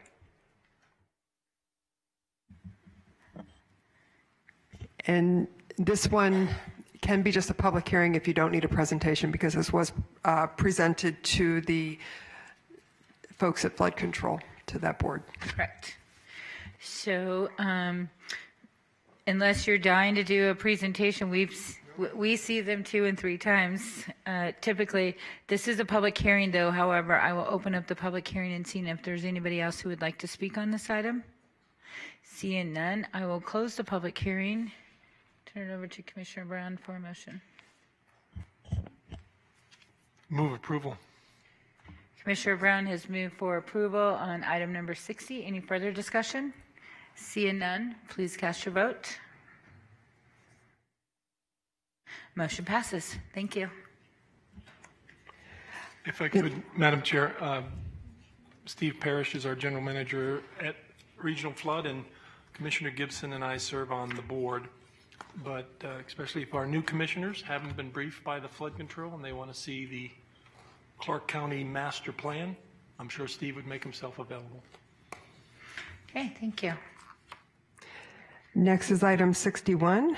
CP 19900006 is a recommendation that the Board of County Commissioners conduct a public hearing to approve an update to the historic preservation element and authorize the chair to sign a resolution amending the comprehensive master plan and direct staff accordingly. Commissioners, I have someone that would be willing to give a presentation if you so wish. Otherwise, I think the element update is self-explanatory. Okay. I don't, if everybody has read it, we're much farther than where we were. However, this is a public hearing, though, so I'm going to go ahead and open up the public hearing, and I'm sure you can add to some things. Good morning. Good morning. Excuse me. My name is Michelle Laramie, and I am the Director of Neighborhood Stabilization with Nevada Preservation Foundation. We are a statewide historic preservation nonprofit here in Las Vegas. So I just wanted to take the opportunity this morning to express our support for the preservation element and just add a couple kind of quick comments after reading through the plan. The first is that part of the plan advises doing a historic resources survey. So we'd just like to strongly advocate and support that element of the plan. We think moving forward with a historic resources survey is really important for the Valley. It not only will help us understand what we currently have, but also what resources could potentially fall into historic status and need some attention moving forward. We'd also like to recommend that a community outreach component be built into that historic resources survey so that we can have a better understanding of what the community actually views valuable and bring some of their comments into the preservation element and the plan moving forward. And I'd like to take the opportunity to also just suggest and advocate for increased staff capacity for preservation planning in the Valley in the future. Staff would not only be, integral to working with the resource survey, but also working with homeowners and property owners in getting new resources added to the national, state, and local historic register, as well as working with property owners and homeowners that are within historic areas, navigate kind of the process and the ordinances that are in place moving forward. So just wanted to put those kind of thoughts on the record. Thank you for your time, and we look forward to kind of continuing preservation planning in the valley. Thanks. Thank you. And at least for the board, this was something that Commissioner Giuliani and I worked on with Assemblywoman Swink. And so we have to do things in baby steps because we need a whole bunch of more staff across Clark County. But we are going to work with our respective entities, such as City of Las Vegas, because they have a program, and Henderson, where we can collectively have the conversation. And of course, we'll notify you when we do some outreach. So if you have that, but at least in my opinion, we got to start somewhere, because what I would tell you is I don't even know where those few neighborhoods may be, because they're so different than where they were on the historical when I was a kid, right? And Mr. Sagerblum, you could probably allude to this like myself. Some of the things that we grew up with aren't necessarily even there anymore. So we were having this memory lane conversation, Commissioner Weekly and I, yesterday, of the difference. So I'm glad that we're starting and updating it in baby steps, though, for me. Commissioner Weekly and then Commissioner Sagerblum. Thank you, Madam Chair. I'm not sure if the young lady, if you are working with Heidi Swank's office at all. You are? Okay, we can't hear you way up there. Okay. Sorry, Nevada Preservation, Heidi Swank is the executive director of Nevada Preservation, so I work directly with her. Okay, so I do see you then over off of the Washington office over there, EOB. Well, good. Well, one of the things I'm excited about this is that I'm glad that there is some coordinated efforts, and I do appreciate the work that Chairwoman Kirkpatrick and June Giuliani have put forth on this. We've been talking about just these whole preservation efforts for a number of years, and are making baby steps. I know that we were able to create some trails as a result of it in some of the historic neighborhoods, and want to be able to make it a bit more transparent and educational. And so any literature you all may have that you've come up with thus far, maybe you may want to put out how folks can reach that office over there, because I'm not sure, Madam Chair, if we even have an office here through Clark County, or who our contact person might be. But I do like the efforts that have been made thus far through the efforts of Heidi and yourself. So we appreciate that. Thank you. Thank you, Commissioner Sagerblum. Thank you, Madam Chair. In talking with staff, they didn't necessarily recommend, but they said we would need a half-time person, and I would request that in the budget we put that out there and see what people think. Okay, you got a long list for this budget. Well, if that marijuana money is going to be a must. Oh, yeah. Okay, anybody else have any conversations? Did I? I'm going to go ahead and open up the public hearing. Oh, I'm going to go ahead and close the public hearing. And then do we need a motion or direction? We need a motion to approve. To approve and accept the report. Okay, I have a motion by Commissioner Sagerblum to approve the update to the historic preservation element. Please cast your vote. Motion passes. Thank you. The next item is related, different conversation though. Item 62 is AG 19900034, is a recommendation that the Board of County Commissioners discuss whether to revise the procedures related to historic neighborhood overlay district and direct staff accordingly. For the Commissioners' information, we do have one historic neighborhood that's a portion of Paradise Palms at this time. And if anyone in that neighborhood comes in to do any modifications to their houses, we do catch it, but if they want to do modifications that are not consistent with what the overlay notes, there is a very public process that is very expensive for the property owners. It's counterintuitive for them to try to bring themselves into compliance. So what we would request is that you direct us to look at other historic neighborhood overlay requirements, find a different way to address modifications, and to work with the City of Las Vegas to see if we can do a joint memorandum of understanding for their historic commission to see if they can look at the few that we have. This is a first step. It's a baby step, as Commissioner Kirkpatrick said. We only have a small number of homes in the historic overlay, and to create a whole historic preservation commission and get additional staff for a small number of homes is counterintuitive, but we would like to start the baby steps, and we would like to look at our code and make it more community friendly. So that's what I have to add. Okay, this is the public hearing. I'll go ahead and open the public hearing. Welcome back. Thank you. Good morning again. For the record, Michelle Laramie with Nevada Preservation Foundation. And again, we'd just like to express our support for staff's request. A lot of this request has come from Nevada Preservation ourselves, and kind of working with staff and bringing some of our concerns to the table after we've experienced going through the historic register process for that first area of Paradise Palms.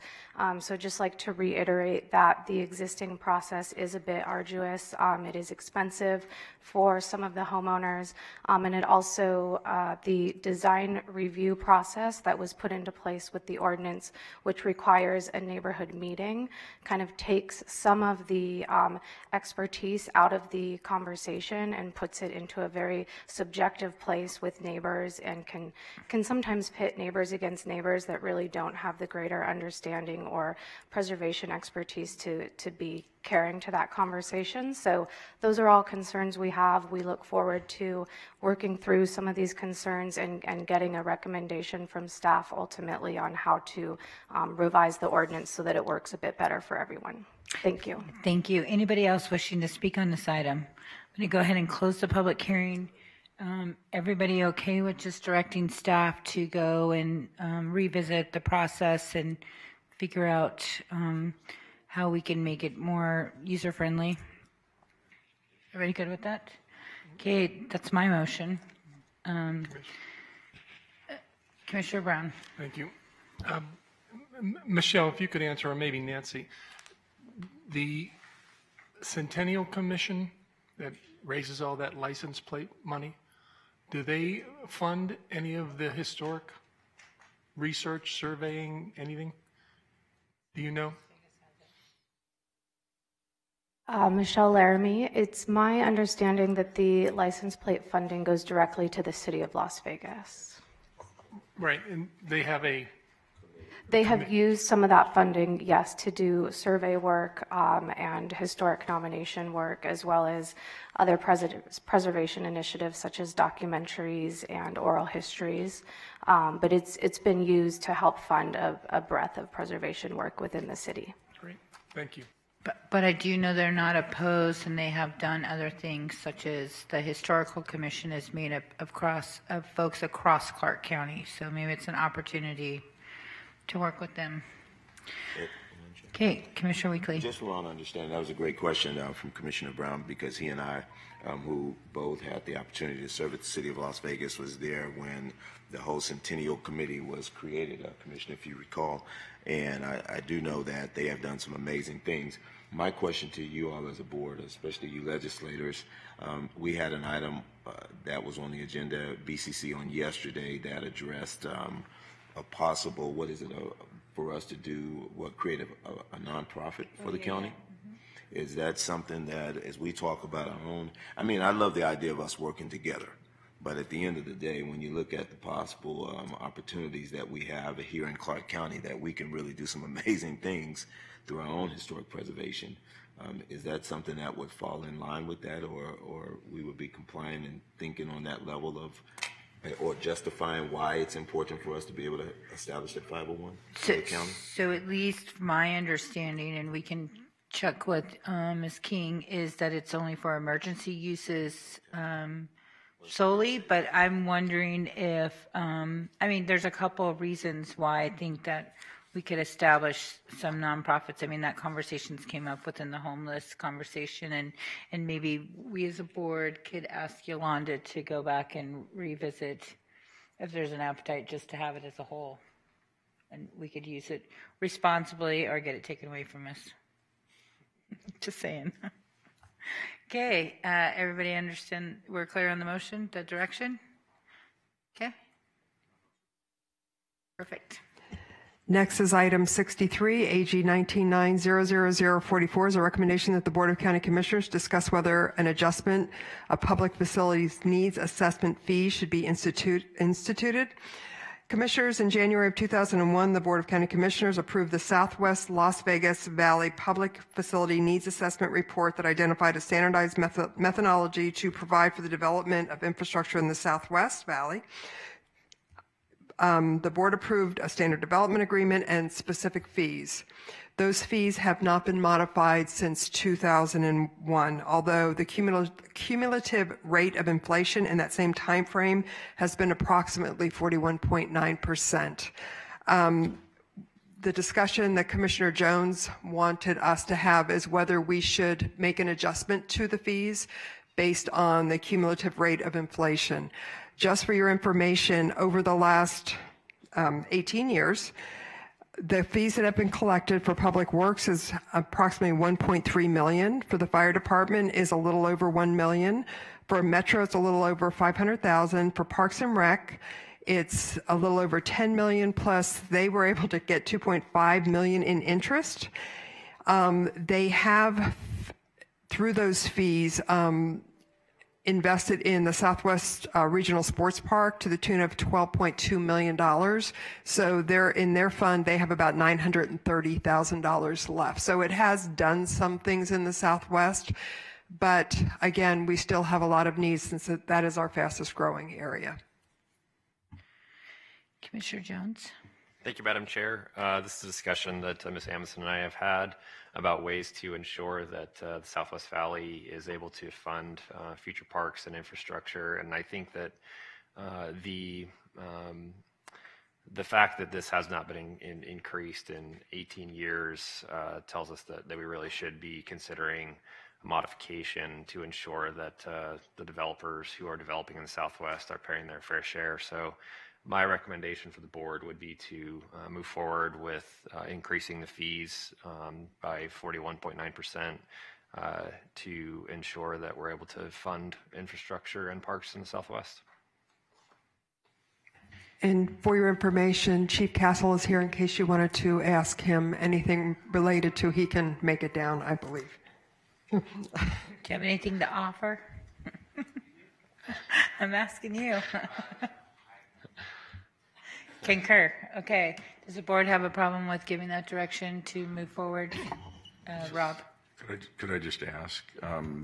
So I assume that there had been discussion with the development community, not to get consent, but to inform them and so that they understand fully what's coming. Have we done that?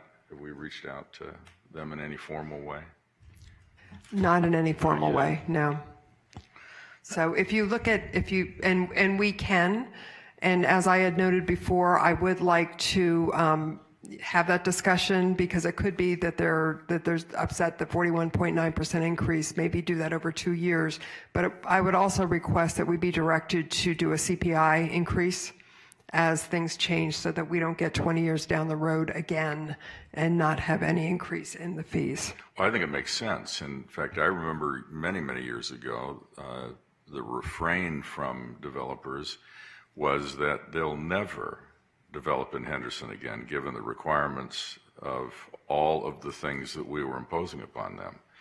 And it wasn't long before you get trampled on the way to the counter for the submission of plans, because the value added to the quality of life and the way that they can market the availability of parks and other facilities is something that added value and made it sensible. But it still makes sense to me to have some discussion with them before we do anything. I think that today, for sure, we could do a CPI adjustment that would from this point forward, a CPI adjustment. If it turns out that the number that gets adjusted ends up being increased by a 41.5% or whatever that number is, increase in the fees, in a month, I don't see a problem with that, and I think that makes a lot of sense too. But I'd feel more comfortable if everybody who has a stake in all of this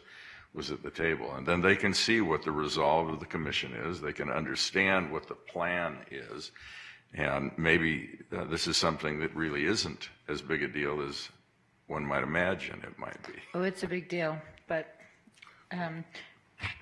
let's go to Rob first, and then Commissioner Sagerblum. Well, I had a question for Commissioner Jones, if you wanted to make that effective immediately, or if you wanted to delay it like a couple months, or, because I know Commissioner Brown raised that issue also. Sure, and again, this is brought it on for discussion purposes, so I think that we can continue to have those discussions. Timing-wise, I think it probably makes sense to set it out some period of time. I think we can sort of have those discussions, right, Nancy? Yes, we can. If you want to say at the beginning of the fiscal year, modify them. Right. I will let you know, though, that all of a sudden we're going to start getting a lot of the standard development agreements in and everything, and the developments in, but we expect that when we increase any fees. Yep. So. Commissioner Sagerblum. Can I just ask, have we looked at what Henderson charges? Have we looked at other places maybe we're still below what the average is? Well, we were below the averages back in 2001. Our point is, unless we do a full blown study and have all of the analysis, everything was done in depth, and their argument back then were these were the appropriate fees. So if we adjust the fees based on the cumulative inflation rate, then that is our nexus to be able to increase the fees. So if I could offer a compromise, here's what I'm going to tell you. Across the board, everybody's raising fees everywhere, right? We raised them on permits last year. The water authority's raising them. The sewer rates are raising. All of these fees are coming together at once, and people are going to say that, they're being feed to death because all of these things are adding up. So maybe we start the discussion because what I don't want to do is just July 1st, it's effective, because we will get bombarded and we won't get what we want anyways, right? So it won't even impact us for 10 years. But I think we should move forward. But in the meantime, let's host a workshop or to kind of show where we've been and the rate of inflation, and maybe talk about a tiered system, how we can move forward so that we're constantly moving forward and they're not getting hit with all of these rate increases at once. Because the conversation will be, this is why we don't have affordable housing. This is why we got to charge $500,000, right? And we don't want that to be the crux of us not being able to provide a quality product to our constituents. So, if you guys are okay with going in that direction, we'll have a workshop. We'll ask them to have the conversation as well and come back with some ideas. But bottom line is we're way below everybody else. I don't necessarily want to be the same as everybody else because we pride ourselves on being unique, but we also don't want to be at the bottom of the barrel. And I do want to state for the record that these fees only apply to the PF&A area, which is in the Southwest. So they don't count across the board. They're only in the PF&A area, which is in a specific map area. Which I think they should count everywhere, but that's my personal opinion. So, Commissioner Brown. Thank you. I agree. And certainly the message should be that we're going to do something with these fees. It'd be Commissioner Sagerblum, as far as the workshop, having the comps in some kind of chart form is always helpful. Question on the infrastructure category. The breakdown of transportation, parks, public safety, is that something that the county creates? It was based on the study that was done in 2001. So that's how the breakdown was. And then it was further broken down within the study, although we only say it's public safety, where the fire department gets about twice as much as Metro does in the Southwest. So if in this workshop and in the discussion over the next few months, can we look at, would it be possible to look at public safety having a bigger piece of the pie, especially in the Southwest where, especially fire? We can look at that. It depends on what we do, but it might require an amendment to the original study if we're changing the percentages, but we'll look and see what we can do. Okay.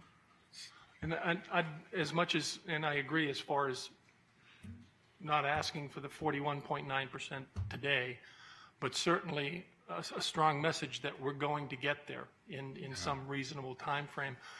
And I think the development community will understand that this needs to be adjusted.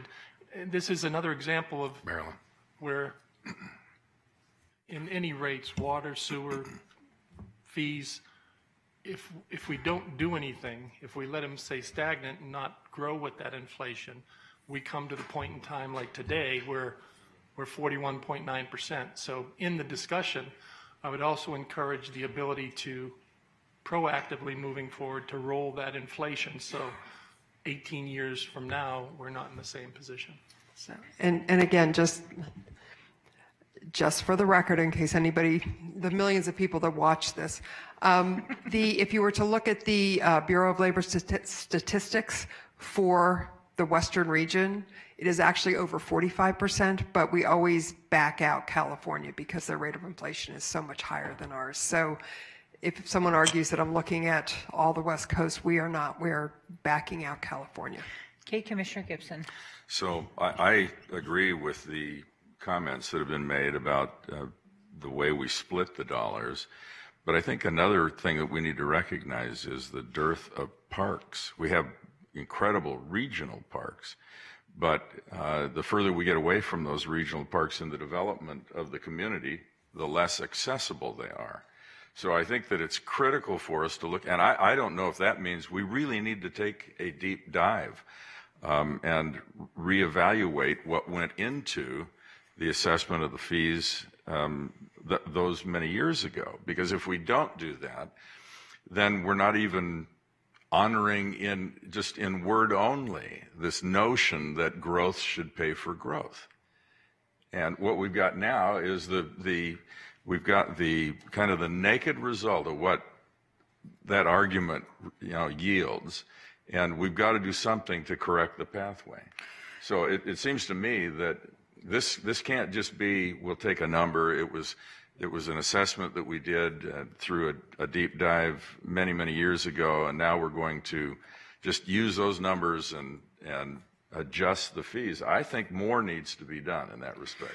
So I'm going to just be blunt here. So the lobbying efforts, when it was initially, and I only know this from the history of trying to follow it, the lobbying efforts were they didn't want to do anything, quite frankly. How dare us, how dare the county back then even want to put that in place when across the valley as a whole, such as Henderson, North Las Vegas, they were doing their trade-offs. So they would build a fire station and a library instead of paying something. But what was happening in the Southwest is, truth be told, people were doing 20-acre parcels everywhere.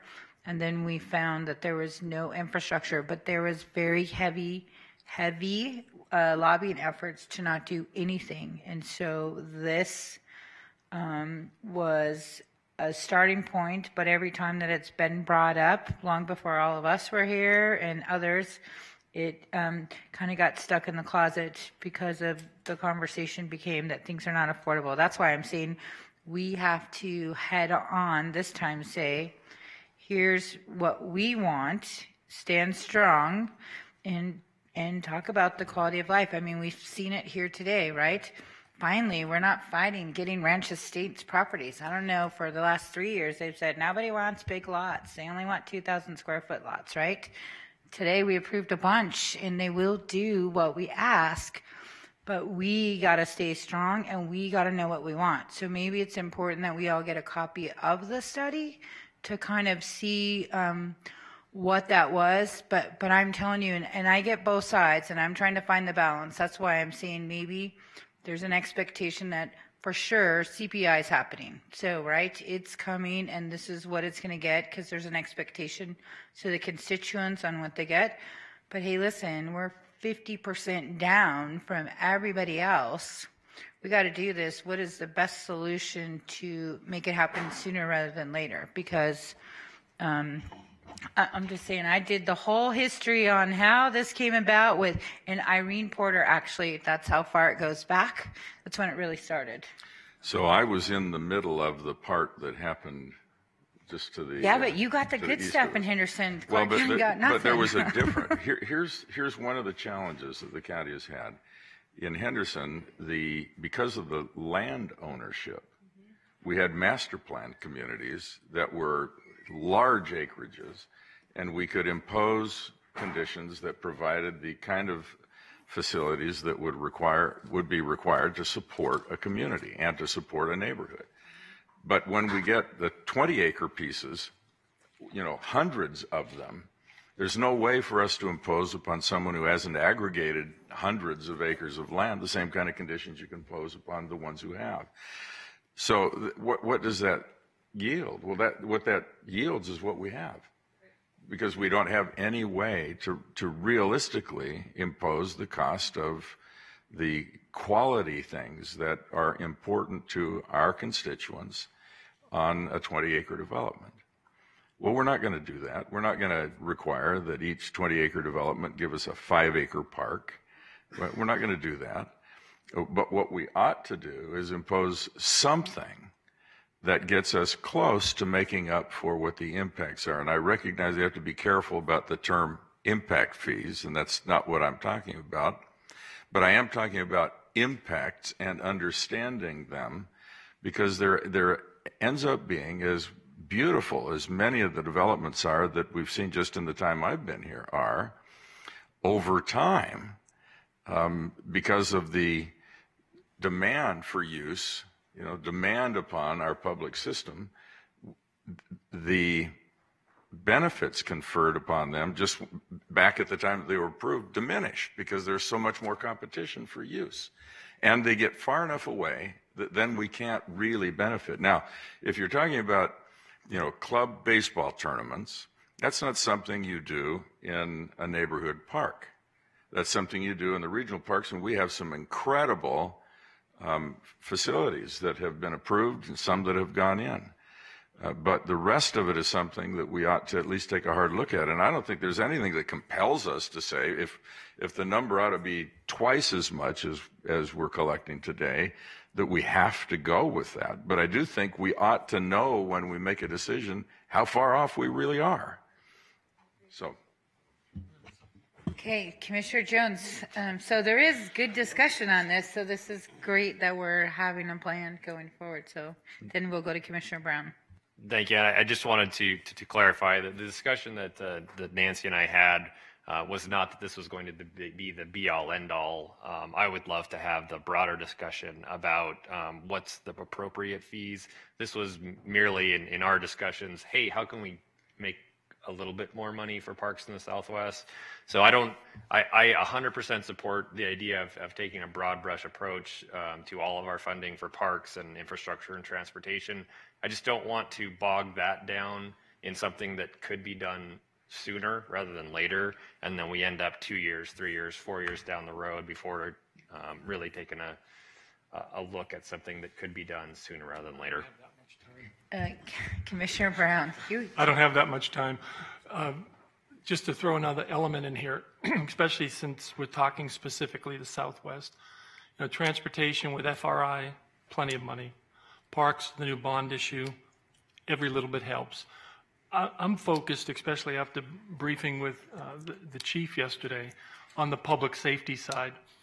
And I know these are fees related to the development community, but when the water district goes into the Southwest and primarily the residential development, the water district makes them go build either a reservoir or design. They make the development community get out front. And I'm just wondering, and I'll throw this out for the discussion, on the public safety side, especially from a capital standpoint, we're at least a couple fire stations short in the Southwest. Is there any way we can at least ask the question as far as the ability, either in lieu of fees or a dedicated fee, to accelerate some of that capital development that's a critical need? Yes, we can do that. If we deviate from the original numbers, though, we'd have to do another study. But yes, we can. How long do those studies take? You won't be 2 here. to 3 years. You won't be here when it's done. All right, thank you. But I do think that to Commissioner Jones' issues that we can direct staff to see what we can do today. But I really think that if we tell them, here's our expectations for the next 10 years, that they're going to be very creative with solutions on how we can maybe get some of those fire stations. I mean, back in the day, right, they were happy to build a fire station for their community because public safety was a top priority. So I think that we should go forward with what can we do today, but set a level of expectation at the first conversation that we're planning for 10 years, right? That's our job as the county, is to plan for 10 years, but here's what we're going to do in the next quarter. And, okay, we're going all out. I might as well just jump into what I would also like. These fees are great, but there are some areas that the fees aren't going to ever accomplish what's necessary in some of the older areas. We also need to look at whether there are opportunities for not necessarily fees in lieu, but development in lieu. Let's say you're building a subdivision here. What can you do for our park over there? Developers can do it for a lot less than we can. They can get it done a lot quicker than we can. So that is another conversation. If we're going to go all out in the future, that is something that would be very helpful for Parks and Rec, for fire department, because if you have 10 developments that are coming in and it's going to cost them X, they may be able to help with a fire station. And of course, that's not going to put the vehicles in it or the equipment in it, and it's not going to pay for the firemen themselves. But the building can be $7-8 million, so that is helpful to the county. So. Commissioner Weekly, then we'll go to Commissioner Gibson. Commissioner Weekly. Thank you, Madam Chair, and I appreciate Commissioner Jones taking a proactive approach to what he is foreseeing happening out in the Southwest area. I guess my question to you, Madam Chair, would be this proposed workshop that you mentioned earlier.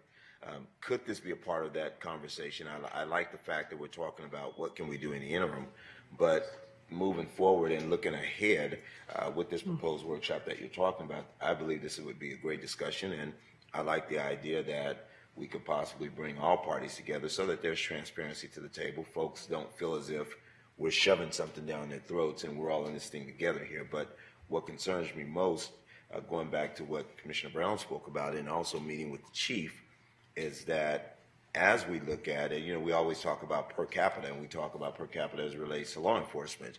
When you look at per capita with our fire services here, with the influx of people moving here to Clark County, and this community is growing right before our eyes, what are we doing to address that now? And so, Commissioner Jones, thank you so much for that forward thinking. But we also need to look at that, because when you look at where the chief has the station, where he has our department now, we're a top-rated fire department across the country, but our response times are being challenged.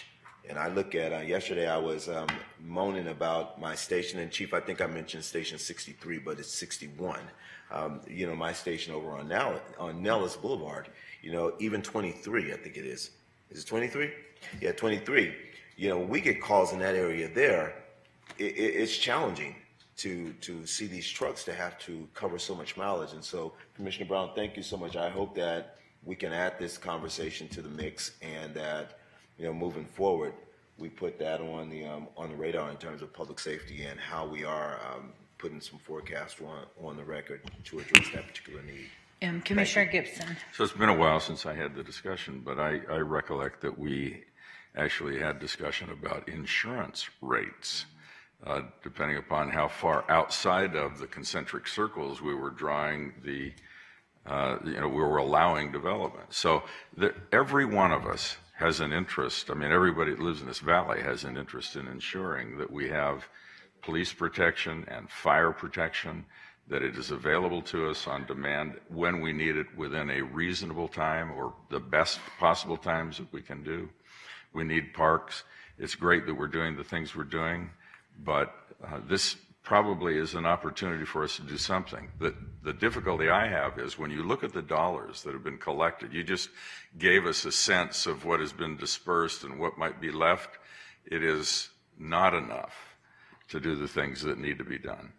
And so as we go through the discussion, we really do need to narrow some of our consideration for what is the minimum we must have, no matter what the source, in order to do some catch up. And I had the same briefing all the rest of us had, and the fire department is just that. It's a catch up, and if we don't do it, then we expose people to the risk that their rates will increase. So there are all kinds of reasons why we need to do it, but it may not be enough. This isn't the panacea. We can't charge enough per house to solve the problems that we have, and maybe we need to look at some other fundamental things. So I have an idea, but I'm going to go to Commissioner Segerblum first. Thank you, Madam Chair. Since we seem to be heading this direction, I would like to have a broader discussion on what taxes, if any, we could raise without having legislative authority, and then start to look at, because everywhere I go, people say, well, we cut back in 2007, 2008. We haven't been able to come back, and I think we need to go out and see what we can raise and start doing some stuff. I mean, now's the time, if never, and we can't hurt to ask. And we go back into 278B, which deals with impact fees, and Irene Porter did a great job in 2007 of shooting us in the foot. No, not necessarily, but making it so that we didn't have as much flexibility. So that is something that we would have to look at. But impact fees have been narrowly defined now, where it used to be able to be done for the entire county. And that was a mechanism at one point where it could be tied to a capital improvement plan for whatever the impact fee was for. But today, it can't be countywide. It has to be specific region, and then they have timeframes of when it can be used. Well, in all fairness, I might have been the chair of government affairs, and local governments were holding folks hostage for Taj Mahals, just in all fairness. So that is why I narrowed it, because there has to... I am the one, because the Taj Mahals were... But we're working in the Taj Mahal. It's fantastic. You might have voted for it too, pal. So, but here's my thought. How about we just have a separate meeting so all 7 of us can participate, as opposed to a workshop where just a few can go? But I do think that this board wants to have some visionary going forward, and if we have a public workshop where we could actually have some conversations, I think it'll, they'll see that we have some skin in the game and we're serious and we have a vision, and then we'll also hear their sides. So what do you think? Then I would... Not that I like adding more work to all of us, but... Then that would be something that I would coordinate with Ms. King and see about, because there is a process about adding another BCC meeting. But I'm good at it because of marijuana. But I think it just needs to be separate, like Yes. like right after zoning, right? A Right. meeting will convene to talk about just these issues going forward. Because I don't necessarily want it to get bogged down with BCC, because really we could spend a few hours on a good discussion on what the expectation is of the county going forward. So I'll talk to Ms. King to see when we can get that scheduled. Then the If folks the that want board to so participate, we chooses. can, Yeah. but we'll notice it and all that good stuff so we can have some real dialogue. Okay? All right. So are we going to have a vote on Commissioner Jones's motion? Is that a motion to make the adjustment, or do you want to wait? How do you want to handle it? But Nancy, I want that meeting sooner rather than later. You know, Yes, ma'am. for us. Please.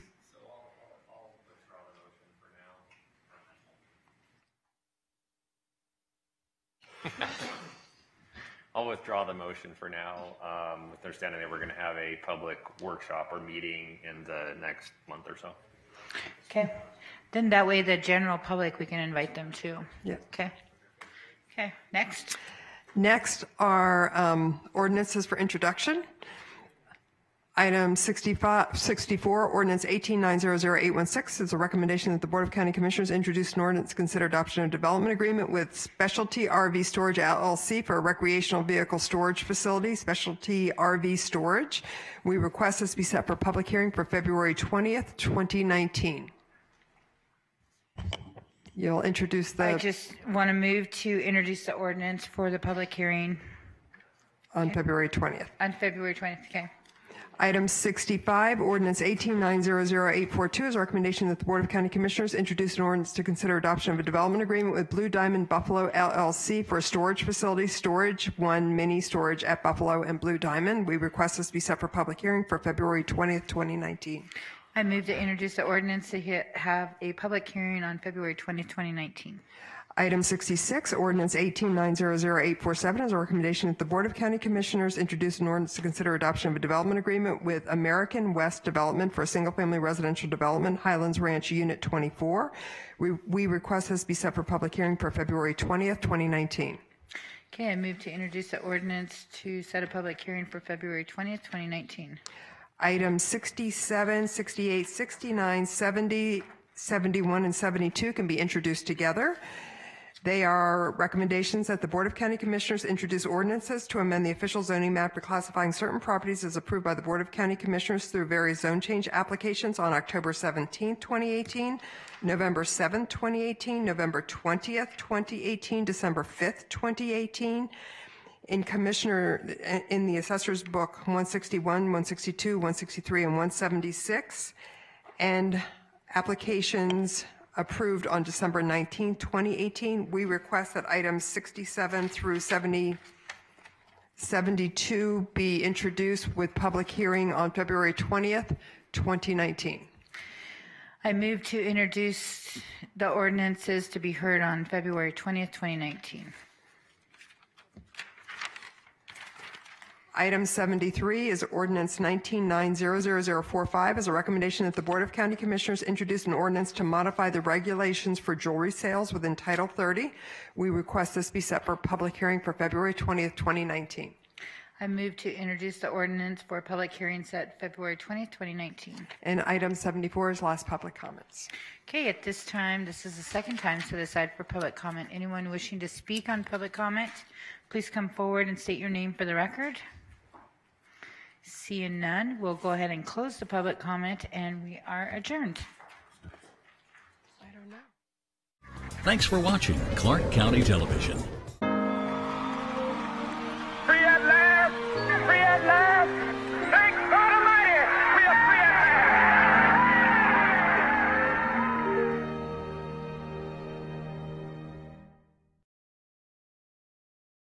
I have a dream that one day this nation will rise up and live out the true meaning of its creed. We hold these truths to be self-evident that all men are created equal. I have a dream that one day on the red hills of Georgia, the sons of former slaves and the sons of former slave owners will be able to sit down together at the table of brotherhood. I have a dream that one day even the state of Mississippi, a state sweltering with the heat of injustice, sweltering with the heat of oppression, will be transformed into an oasis of freedom and justice. I have a dream that my 4 little children will one day live in a nation where they will not be judged by the color of their skin, but by the content of their character. I have a dream today. I have a dream that one day, down in Alabama, with its vicious racist, with its governor having his lips dripping with the words of interposition and nullification, one day, right there in Alabama, little black boys and black girls will be able to join hands with little white boys and white girls as sisters and brothers. I have a dream today. I have a dream that one day every valley shall be exalted, and every hill and mountain shall be made low. The rough places will be made plain, and the crooked places will be made straight. And the glory of the Lord shall be revealed, and all flesh shall see it together. This is our hope, and this is the faith that I go back to the South with. With this faith, we will be able to hew out of the mountain of despair a stone of hope. With this faith, we will be able to transform the jangling discords of our nation into a beautiful symphony of brotherhood. With this faith, we will be able to work together, to pray together, to struggle together, to go to jail together, to stand up for freedom together, knowing that we will be free one day. And this will be the day, this will be the day when all of God's children will be able to sing with new meaning. My country 'tis of thee, sweet land of liberty, of thee I sing. Lands where my fathers died, lands of the pilgrim's pride, from every mountainside, let freedom ring. And if America is to be a great nation, this must become true. And so let freedom ring from the prodigious hilltops of New Hampshire. Let freedom ring from the mighty mountains of New York. Let freedom ring from the heightening Alleghenies of Pennsylvania. Let freedom ring from the snow-capped Rockies of Colorado. Let freedom ring from the curvaceous slopes of California. But not only that, let freedom ring from Stone Mountain of Georgia. Let freedom ring from Lookout Mountain of Tennessee. Let freedom ring from every hill and molehill of Mississippi, from every mountainside. Let freedom ring.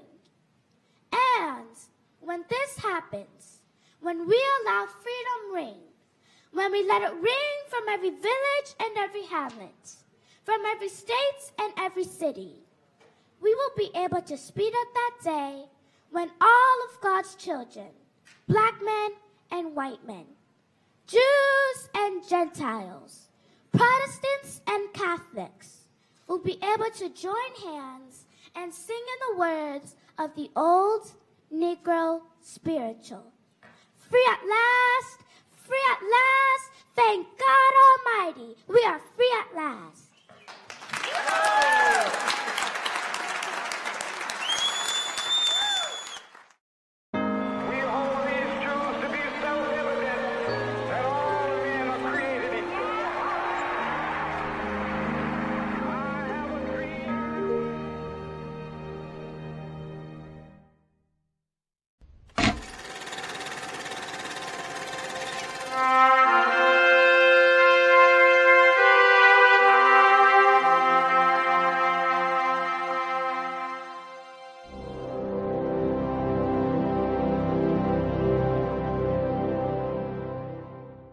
Get your hot dogs and cold drinks and skull cards right over here, folks.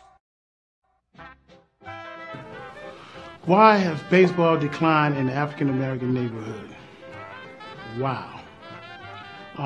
It's ironic you asked me that. I was working with Thomas Golson, he was the deputy director of Las Vegas Housing Authority, and we had this conversation with Ricky Towers, along with some more people in the community. And we wanted to get baseball back in the community. I'm one of those kids that benefited when we had baseball in the community. I played for the Las Vegas Rams.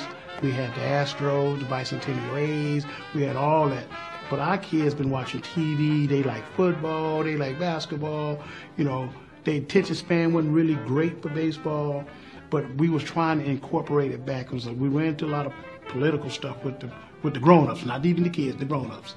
But the way I grew up, with all the people from the South, we would say they play that ball. And young people now would think they're talking about football or basketball. But our older generation, when they say that ball, they talking about that baseball. And I looked at baseball as a way of bringing the generations back together, the seniors and the kids. Because, see, I look at it like this. If we get our seniors back involved with our kids, they're going to pull their own pants up. Out of respect. I ain't got to tell you, put your hands up. So we need that ball, not just because of the history and the value of baseball. That was our first sport as our people, as black people. We need that back so we can bring the families back, because all of the family came out to watch that baseball. So I really want to see it back, and I know we have made that attempt. I know it's not a lot of fields, and I know it's not a big interest for it. But if the kids do the numbers and do the math, that's the sport to pick. Well, and you know, too, Beetle, that, you know, with the interest of Monet Davis and, you know, the Jackie Robinson League, you know. Out of Chicago. Yeah, yeah. I think it's going to revive itself back in the African-American community. Yes, but when you start talking about Monet and you talking about Chicago and you talking about the World Little League and all that, and the, oh man, not only just the baseball, for women. You got to think about women. And not only, this young lady is an excellent speaker, motivating. We got the right components. We got to tap into them and bring it back. I just think baseball is going to be part of the solution of bringing the families back together. I mean, our old people go to the hospital now and they don't come home. Back in the day, Grandma went to the hospital and she come home like 15 times. Now they go there and don't come home. I think baseball will help that. She'll say, come on, son, let's watch the Dodgers. Yes, watch the Dodgers. Let's play that ball.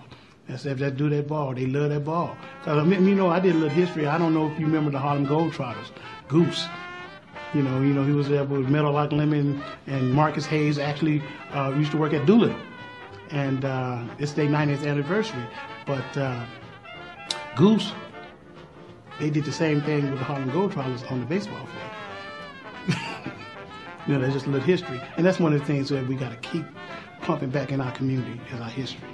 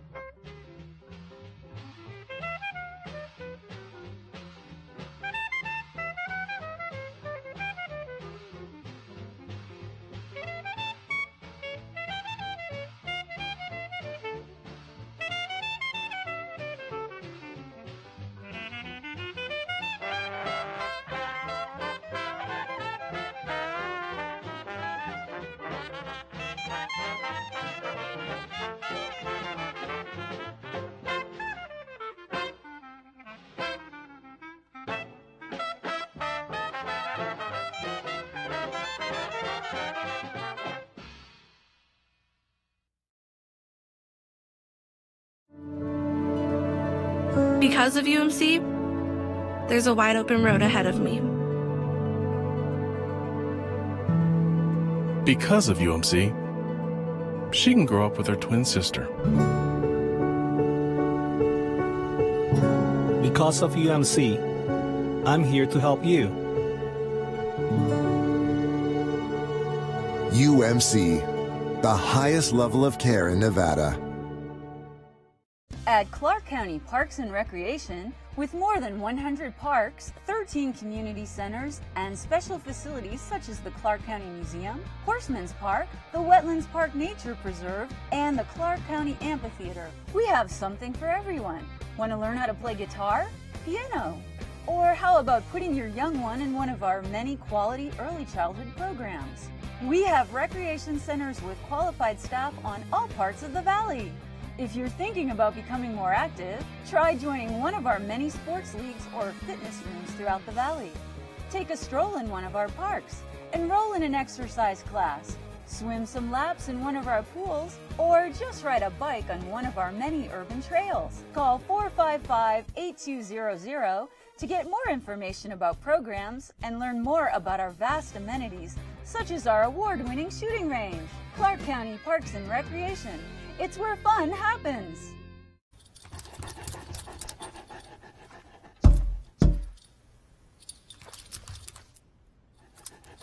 There's a shelter pet who wants to meet you. Meet one today. Visit theshelterpetproject.org. Adopt. Whoa, that's an earthquake. Thanks, Captain Obvious. You think you know everything about earthquakes? Because I do. Oh, really? Which state has the most earthquakes after Alaska, California, and Hawaii? Yeah, Nevada. And I happen to know that if a big one hits, you want to drop, find cover, and hold on until the shaking stops. Most injuries happen during earthquakes because of falling objects. Don't put heavy objects above your bed. Fasten bookshelves and water heaters to walls. Yeah, and put the heaviest items right on the floor or on the lowest shelves. Go to Clark County's website for more earthquake safety tips. Told you I knew everything. Our community, our home, Clark County, Nevada. Thanks for watching Clark County Television, the best access to your local government.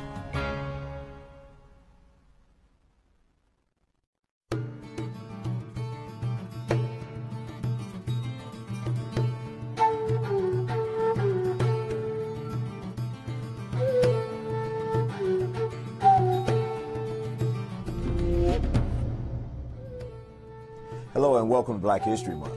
Each year we take pride in bringing you a special presentation to celebrate the history of African Americans.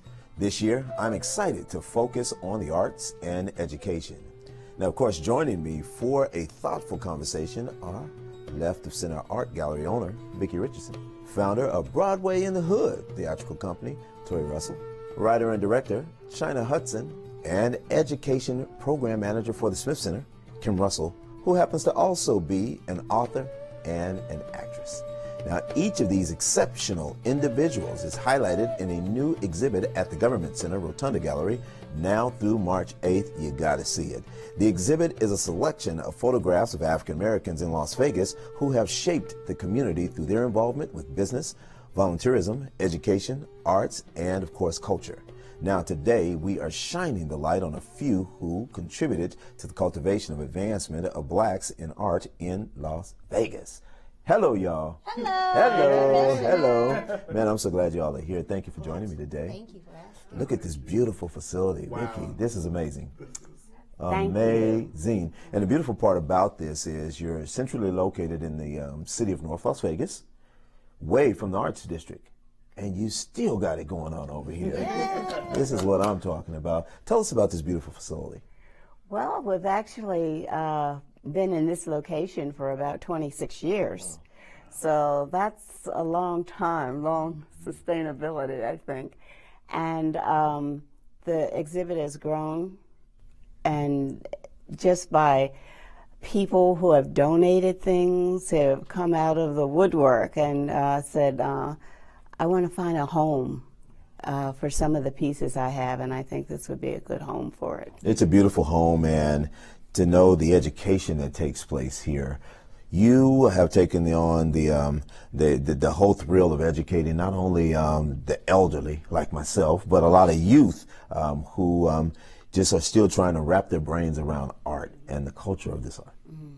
Well, it's very exciting to watch emerging artists and people that have a lot of talent, but maybe not a way to get it out there, you know. So what we try to do is just mentor as many people as we can and try to be supportive of those artists that come to us to find a space to call home to. One of the things I definitely would like to let my viewers know that when you go to some of our community centers throughout the city of Las Vegas and Clark County, your fingerprints are all over some of those art pieces there, and we thank you for that contribution. Thank you. Yeah, it's just amazing. What inspired you to go into the arts? Well, I think basically it's just my love of the arts, and that's been, you know, a long time. I mean, I can remember being encouraged to do art when I was as young as elementary school age. So having some really good teachers, some people that supported me, my family, and just being curious about it, you know, and wanting to find out as much as I could. And I had some good mentors, too. You've seen them come through the door, and you have just really mentored a whole lot of artists, and just by the looks of the gallery here, man, this is just a sample of what you've experienced in the last 26 years. Mm-hmm. Yeah. She says, mm-hmm. Mm-hmm. Well, it's grown a lot, and what's represented here is all authentic artwork, and we try to collect pieces that are 50 years old or older, and that's how we first started the collection. but there are a lot of people in our community like Helen Tolan and and people that have been back and forth to Africa and have felt that they wanted to share some of their pieces with us, and so it's a lot of community support here also. It's not just done by me alone. Yeah, I've come to one of your classes on a Saturday and have seen the love. It's like a family unit up in here, man. Y'all have a good time. It is. It's a lot of fellowship and a lot of connecting and good snacks and support and a lot of food. Yeah, gotta put that in there. A lot of food. Let's transition from the arts and let's go to the theater. And this young man here has just really done a fantastic job. Tori, we're so proud of what you've done since you've been here in Clark County, and to be able to bring a lot of stage plays to life. And you know, it was by you that I had the pleasure, man, to meet Maya Angelou. I almost passed out. But Tori, we're so proud of you, man. Thank you for what you do. Broadway in the Hood, theatrical company. Tell us all about it. Yes, sir. Broadway in the Hood is a nonprofit organization based here in Las Vegas, dedicated to training and educating young people, well, everybody basically, but in theater and the arts. And really a foundation, a place where people can come who are interested in learning about growing in their love and passion, whether it be for lighting and sound or set design or costume design or on stage or behind the scenes or behind the camera. We're blessed to be able to offer that as to the community free of charge. Each summer we have a summer camp with between 50 and 100 kids who come over to First AME Church, and they all summer long for 8 to 11 weeks get to train for free. And that's really our major program. At the same time, we're blessed to have a season of shows that we do at the Smith Center, where we have wonderful classics like A Raisin in the Sun, which Miss China starred in, and A Soldier's Play, and then original productions like Mahalia, which we're doing for Black History Month. We're doing a tribute to Mahalia Jackson on February 9th there at the Smith Center. Yeah, you've been doing some amazing work. What inspired you to go into this industry here? So I was blessed. I grew up with absolutely nothing. I grew up with a single mom who really struggled to raise 3 boys, and the theater found me. I grew up in the hood. I grew up cussing and doing all kinds of crazy stuff, but it was the blessing of a mentor who said, look, you need to get your stuff together. And as a performer, I was blessed to travel the world as that, and then I was blessed to be the assistant to Tyler Perry for many years, and then blessed to travel as the tour manager for Dr. Maya Angelou. And so, with that being said, it was only natural to start a program where people who, like myself, couldn't access the theater. I literally would sneak into the doors of the theater, to the professional theater where I grew up. And so I wanted to give opportunity for people not to have to sneak in, and not just to see themselves represented on stage once a month, once a year during Black History Month, all year long, having the opportunity to see phenomenal productions and shows by local cast members who have the talent just as much as New York and Los Angeles and other places, and being able to give them the platform to do that. That's pretty cool. Now, I got to ask you, because you bring so much energy to the table here. You're like a kid that's probably bouncing off the walls, right? Yes. Were you always like this? And I was you worse. Bring this to you? You were worse. Oh my goodness! Oh wow! So with all this energy and, in your words, cussing, yes, right?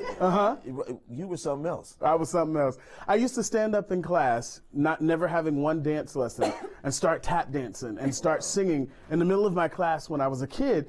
And most teachers said, "Get the heck out of my class! Yeah. Get out of my class!" As opposed to, let me see how we can hone this and educate him on the timing of music, how dance can change your life, and so because the theater company that I was blessed to join took the time to learn that there's something interesting about him. Why does he come to school and have to bring a bag and wash up in the sinks? Because that's what I used to have to do. I used to have to wash up in the sinks. There were days when my family didn't have food.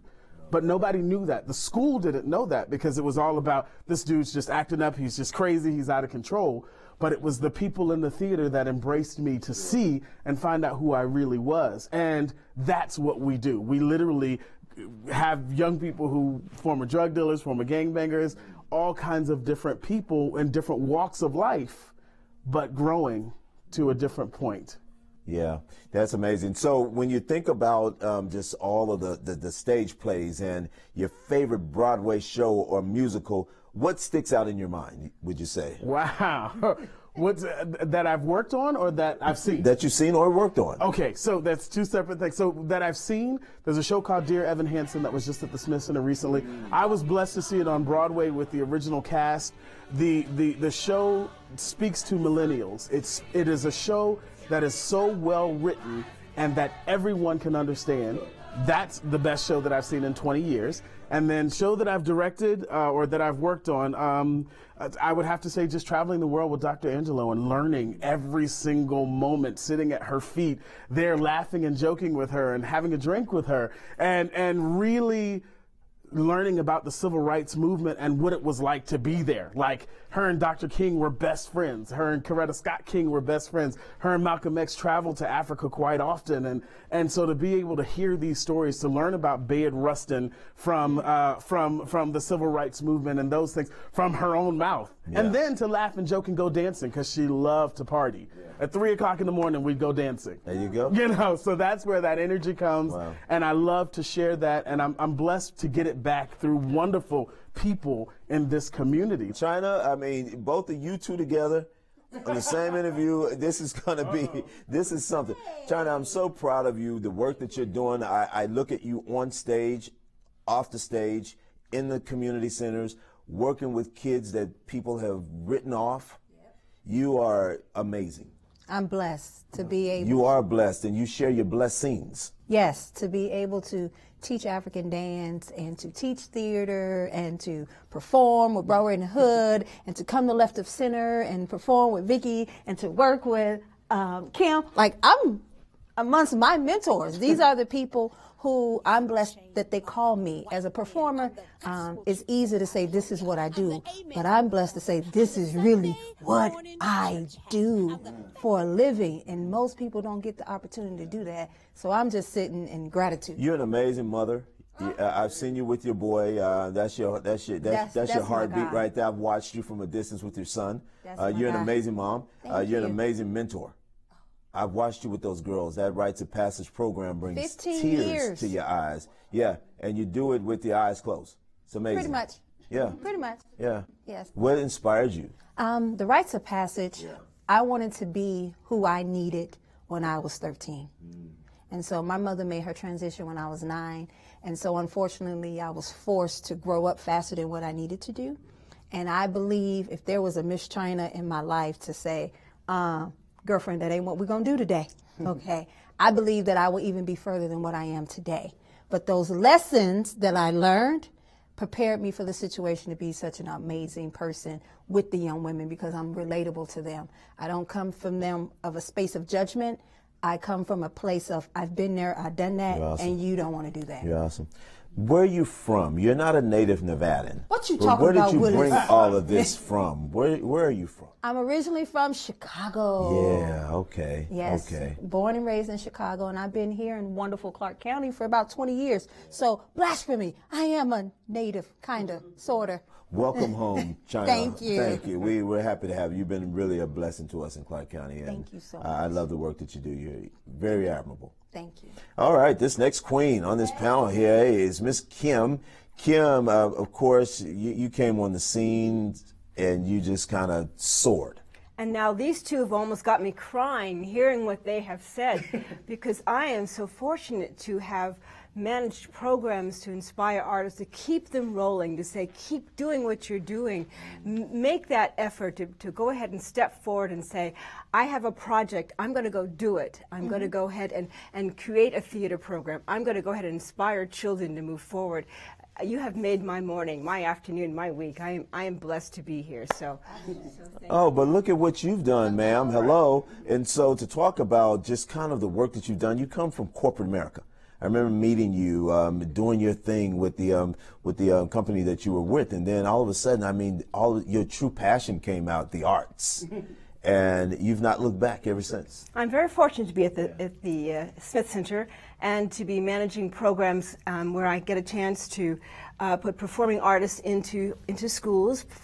First for early childhood educators, making sure performing artists go into pre-K classrooms to give early, pre-K teachers arts-inspired workshops, and then to put performing artists into classrooms, into schools, and inspire teachers to use arts-based strategies for kids.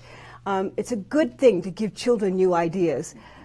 So we have artists out there performing.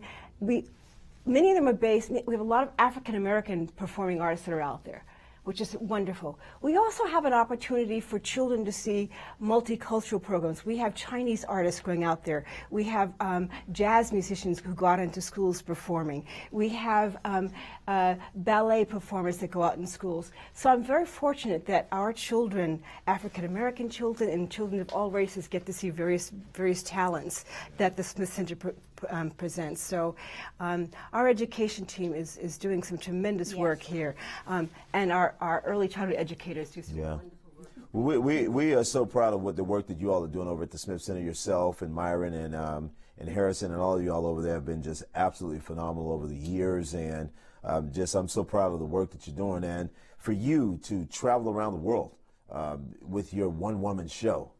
How did you come up with that concept there? Pretty amazing. I do get a chance to go out and perform as Sojourner Truth, and the story behind that is really pretty simple. My father was a stand-up comedian, and we moved here, and he made the mistake of asking me to go to acting class with him, and I had to come up with a monologue. And the only thing I could come up with this thing called, a speech called Ain't I a Woman by this lady named Sojourner Truth, and I didn't know what it was. So I did the research, and then I did that, and then somebody asked me to come to some women's group, and I had to do the research on her, and I did it at one class, and then somebody asked me to do the speech again and again, and I wound up doing the research, and before I knew it, I developed a one-woman show on her. And that, Sojourner Truth, I've taken it all over the country. I've performed in South Africa, and I was even invited to the White House. So Sojourner Truth has saved my life many times. Yeah.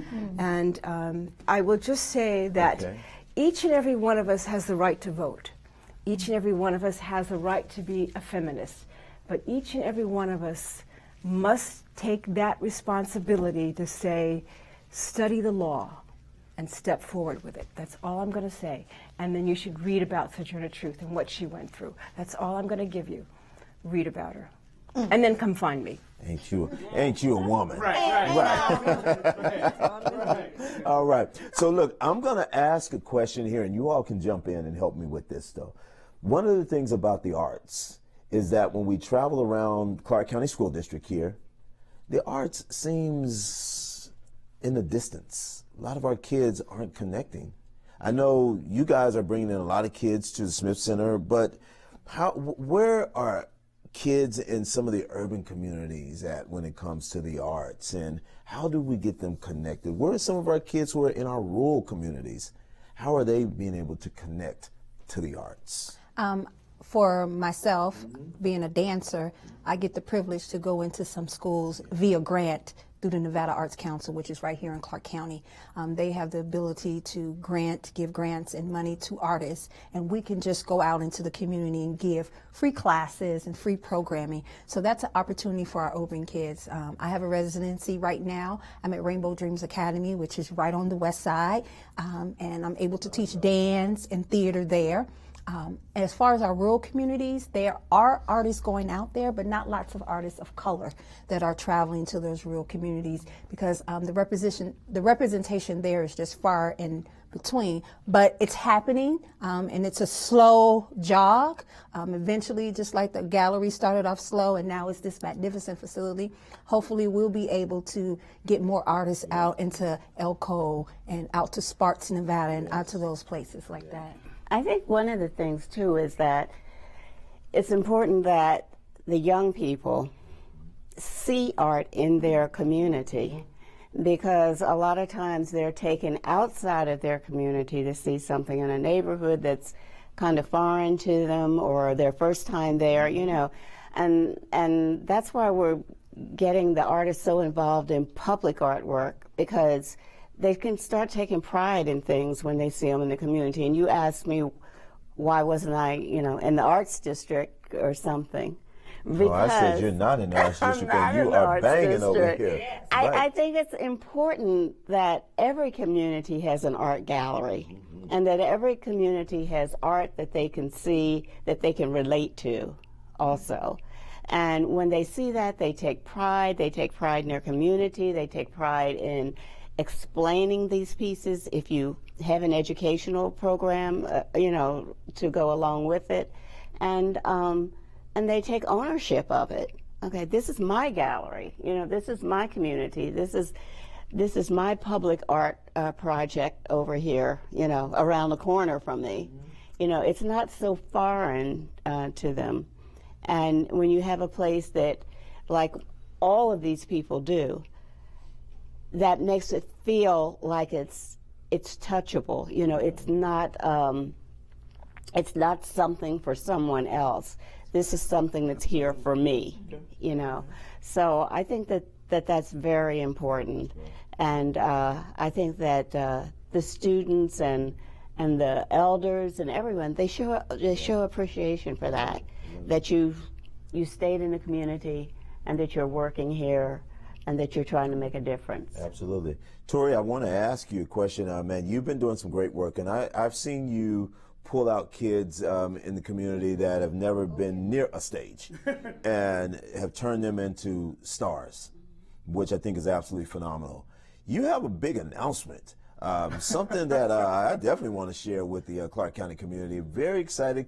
Congratulations, but share the news with everybody. Thank you. Yes, we've been blessed to, we received an email the other day inviting us to come and to do the halftime show for the Golden State Warriors versus the Spurs. The Golden State Warriors versus the Spurs.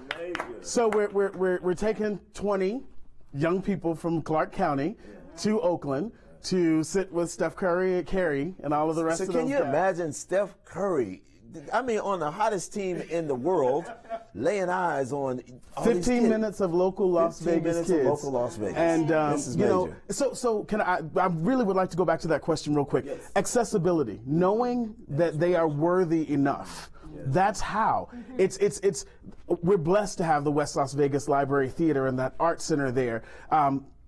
And even the community surrounding, standing and saying, you are worthy enough to walk into the doors of the Smith Center, to walk into this beautiful art gallery, to walk into the Arts District and represent yourself and people that look like you in that community and any community across the world. So we can go into the Oracle Arena in Oakland knowing that we're representing Las Vegas, and we belong there. Yes. We belong with Steph Curry. We belong with because they are all human beings, and they started somewhere too. Yeah. So it's not where you are, it's where you're going to and how you get there.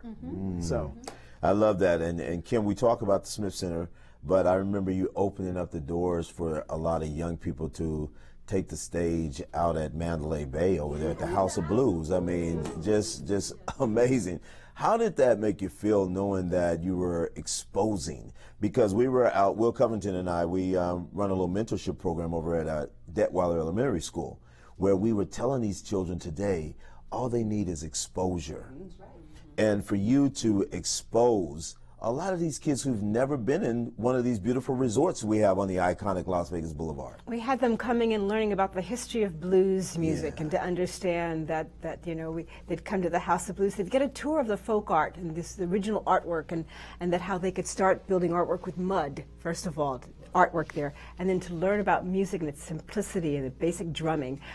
It was a wonderful experience for me, but of course to understand that music and its African-American history is a wonderful thing to teach. So great experience. Yeah, wonderful experience. So we know Tori spoke about his love and the blessings of working with our beloved, the Dr. Maya Angelou, of course.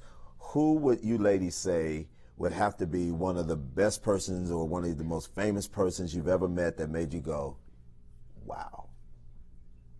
Yeah. And you all have met so many amazing people over time. What would you say, Miss Vicki? I think it would be Aaron Douglas, who is a mentor of mine. Okay. He's a very famous African-American muralist, and he's in all the books, you know. He's just fabulous. And just sitting in a classroom, he was head of the department at Fisk University when I was there, and just sitting in the classroom with him and being surrounded by works by Charles White and George O'Keeffe and all of these are, I mean, this was the kind of space I was in at Fisk. Every place there was art. And I think that had a very strong influence on me. And his philosophy of us being stewards of our culture, you know, and that we have to take responsibility, you know, with our lives and what we're showing and what we're, how we're dealing with other people. And just so many life lessons that I learned from him. And I think that he was one of the biggest influences. Nice. Miss China? For me, it would be Walter Mason. Wow. Wow. Coming from Chicago. All right, so now you want to make everybody start crying. I didn't bring any Oprah tissue out here, China. Thanks a lot. Walter Mason, his birthday was just this past Saturday. And Walter Mason, I had the opportunity, I've been here almost 20 years, and I spent that time with one of the greats. And to learn and to listen and to get chastised and to get corrected is one of the best things that you can do as an artist, as an educator, is when one of your elders and one of your mentors say, hey, that was wonderful. However, if you do it this way next time, it will be even greater. I mean, just such a class act. Oh. And for Walter Mason, I remember meeting him when he was just the man, the Hilton. Mr. Hilton. Mr. Hilton himself. Yes. You know, just very classy, very open, and willing to educate, and very accessible. And then for this man to spend his last days giving back. Yes. Every moment. Every moment. Yeah. Every day. Love, love, love. Ms. Kim? There are two things. One, when you visit the House of Blues, the artwork outside, the bottle cap artist was Mr. Imagination. And I had him come visit several times, and I have a number of his artwork. It's just things made of mud and bottle caps. And he was a wonderful, loving man. He's passed away. Wonderful man. And there's a book out right now called The Underground Railroad. And if you have a chance to purchase it, it's an underground railroad that it's an imaginary railroad, and there's people escaping from it. And it has an ending that you will be very surprised about. So I recommend you read that book, The Underground Railroad. And Mr. Imagination. Mr. Imagination. Can you imagine getting a name like Mr. Imagination? Right.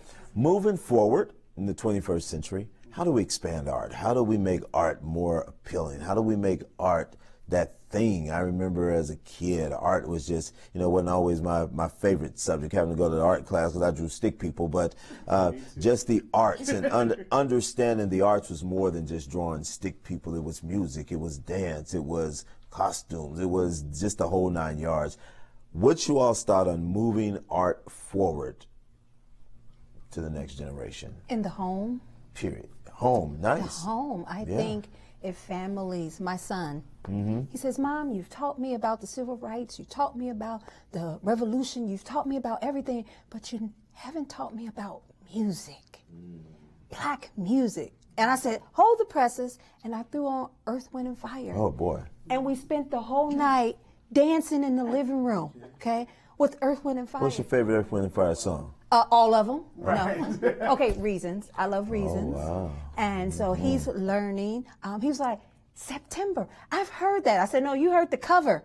No, this is the original. Yeah. This is the Isn't original. that amazing when these kids were listening to a lot of this hip hop and all this stuff today, and they're sitting there thinking that it's something original, and then you can Google it and go, now here's the original. Here's the song. original. Yeah. So I think if families got around the dinner table again and listened to music and visited art galleries together as a family unit, come over to the Smith Center and see one of the great Broadway in the Hood plays, I think art will be a little bit more normal instead of something over there. It could just be something that we do together as a family.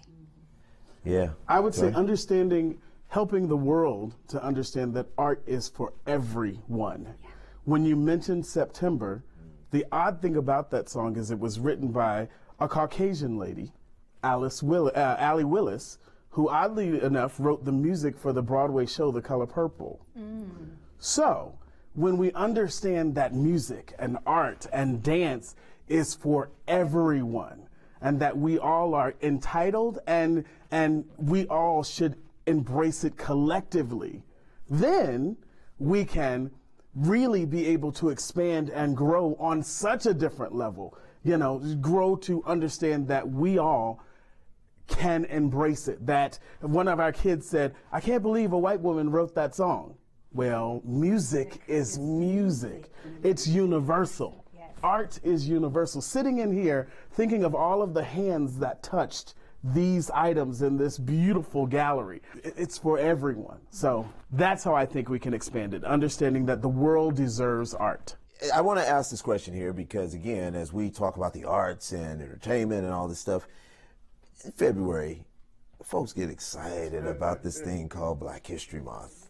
And we're so grateful to Dr. Carter G. Woodson, who had the vision. But how do y'all feel when your phone lines get inundated with all the calls? Everybody wants you to come out and speak. We need you to come and entertain. Ms. Vicki, you have any art we can display? I know I'm one who asked you for some art for my event, but what's you all's take on Black History Month? Well, we are much in demand during that time. Right. And a lot of people have a tendency to forget about us during the other months of the year. Like we go into hibernation or something and we come up and pop up, during this time. But I just think it's my responsibility to remind people that, that art is going on in our community every day, every month, of the year. And that they should really take advantage of bringing that art into their classrooms or into their discussions out in the community all the time, because it's just a way, another way of connecting. And I know you said something about the connections that we have with art, and I think that one of the ways that we can make it stronger is that we can interconnect everything. It's like we like to always have a component of poetry up here, or dance up here, or drumming up here, or, something. And that's the way you were talking about, like, how do we get the community to get involved? And so I might not hook them with the baskets on the wall, but I can hook them to the baskets on the wall if I have Miss China come in, and I can talk about the fabrics that they're wearing in the dance, and how that relates to the fabrics and the things that we're having here, what makes traditions sense. Each of these pieces, each of these pieces weren't meant to hang on the wall. They're involved with a tradition, a ceremony, and if we can connect those ideas of ceremony and tradition and culture and how important that is, I find as an educator that it makes more of a connection with kids. Let me ask Ms. China this. Ms. China, transitioning over to the West Las Vegas Arts Center. Yes. And the Performing and Visual Arts Camp that takes place every year that I just so love, and it's just it's pretty amazing. How do we get young people engaged and inspired to continue to grow this program and participate? I think we're on the right track. Dr. Marsha Robinson instills in the young people the Sankofa to go back, get what you need, and bring it forward. And look at Avery Walker. He came to the West Las Vegas Arts Center at 10 years old. He is 27 years old. And now he's the director of the dance company, the choreographer, the coordinator. So when you say keep them involved and keep them accessible to it, I think if they understand that you are here now as the student, there's the opportunity for you to be the teacher, okay? Yeah. And to stay here, go off into the world, be great, go to Ailey, go learn everything that you need to learn, but always remember to come back and give it back to someone else. The Sankofa, is that, I mean, how does that relate to what you do, Ms. Russell? So much of the experiences that our children experience, we know it sticks with them. We know that they have the experience and that it helps them in the classroom. And then they walk away and they go, oh, I think I see it. I think I get it. And then they ask their teachers more questions, and they process it differently, and then they become more involved and engaged. And we know they're inspired. We know they ask more questions, and they're energized. And it's wonderful. Yet they ask questions. They're more alert, you know. And then they want to come back more and do more. So we know that we're affecting their lives one way or the other. We also, I know when we send out teaching artists into classrooms, that it inspires the teachers to look at the way they're presenting materials differently.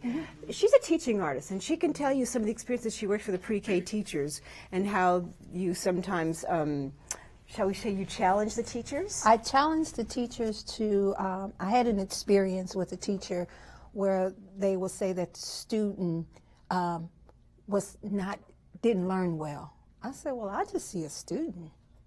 Well, he needs a little bit extra attention. I just see a student. And that's what I kept saying to her. And every time I would come into the class with the drum, he was right there. He was ready. Every time I would sing a song in Swahili, he knew the words. Now, how he relates to you is very different how he relates to art and how he relates to music. So my suggestion for the teacher was, maybe you should sing it to him. Maybe you should play the rhythm, and he will get it. Every time I asked him to do something, he did it, because it was with the rhythm. Now, is that something we need to start looking at in terms of how we teach today? Absolutely. Tori, what do you think in terms of how do we relate to these kids today? I mean, you know, folks were talking about in our schools that maybe the time that the kids go to school, you know, we do the same cookie cutter type program. Maybe the kids should go to school a little later than what they have to. Instead of getting up at 6 and 7 and 8 o'clock in the morning, maybe you should have school a little later in the afternoon for them. Maybe you should sing certain things. Maybe you should dance certain things. Maybe you should come up with a different method or methodology in terms of how do you educate these brilliant minds that seem to be bored. Meeting them where they are. Yeah. Yes. Like that. Understanding that it is 2019.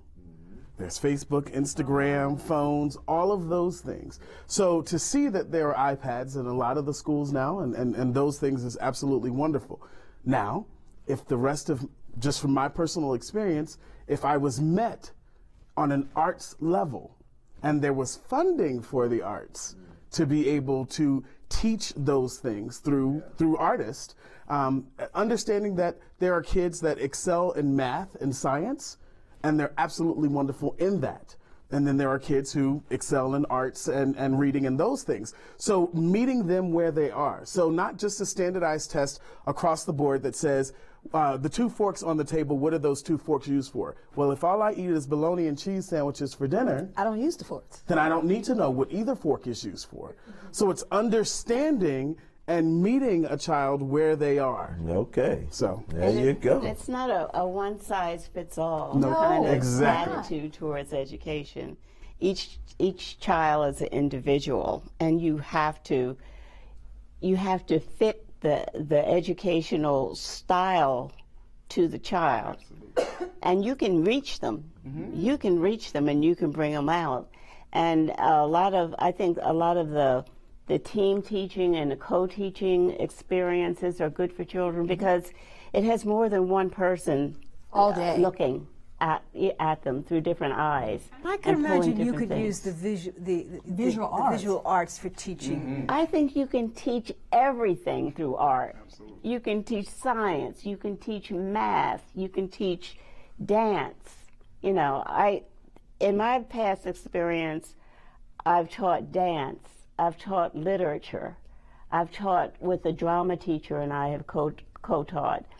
I've taught art, and all of it is so interdependent on each other And so if you can learn to have, you know, art is teaching somebody how to see, basically. It's not teaching them whether they can draw a stick figure or not. It's teaching them how to see the world differently, how to appreciate it, you know, how to talk to them about this beautiful fabric that's in your dashiki here, you know, to this beautiful head wrap, the colors, the patterns and everything. Well, colors and patterns and everything are in drama, teaching drama, to teach music, to teach everything.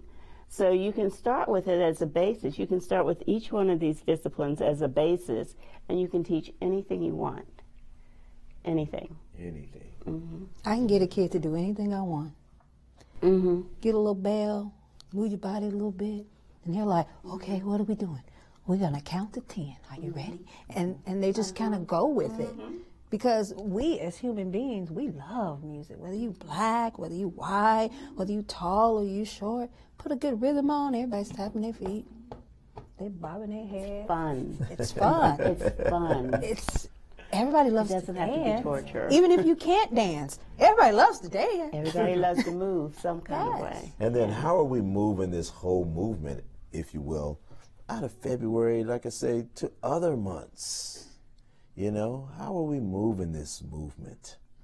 Because I mean, I've seen invites. I've gone to a number of things throughout the year, but February by January 15th, when we say MLK Day is on, all the way up to the last day of February. A large part of that is because the artwork we're talking about, the performing arts, there is a literacy base. Yes. So it's not just African American history. We are talking about, when we send out artists, performing artists, there is a literacy base. There is, a lot of times it is based on books. So it's not just limited to just the history.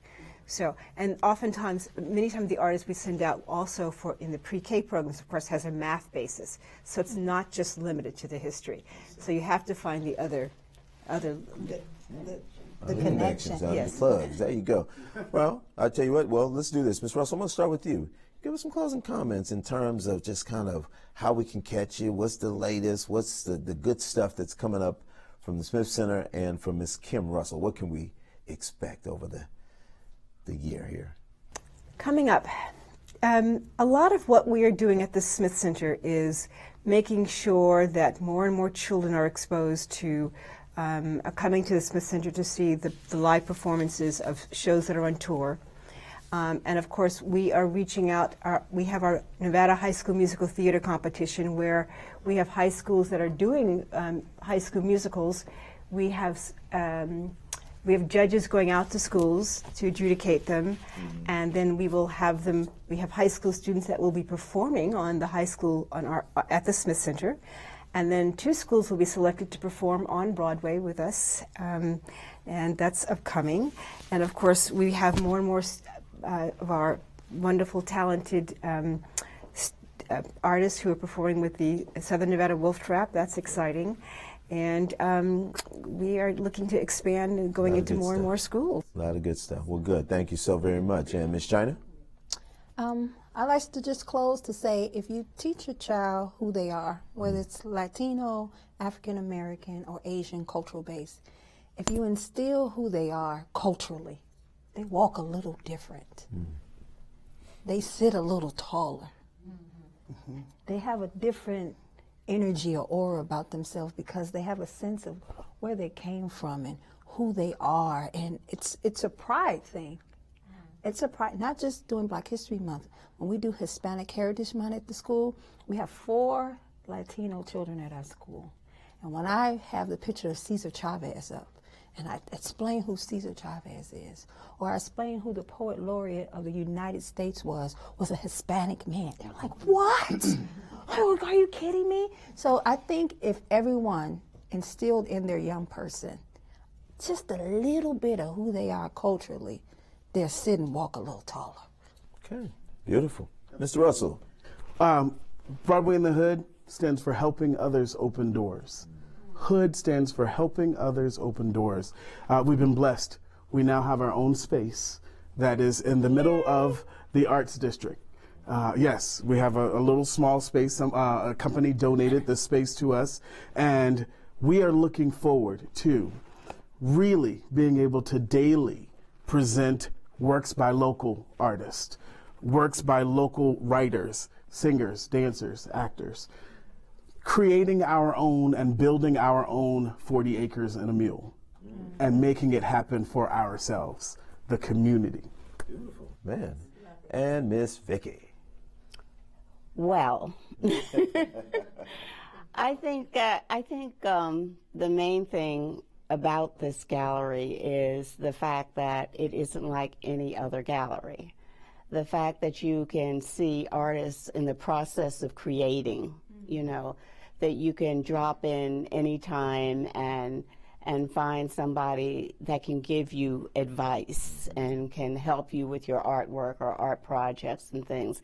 I'd like to be more involved with the schools. We are with the colleges now, it seems. When we first started out, we were more involved with the high schools, the Clark County School District. But I would like to see more involvement, more students coming through.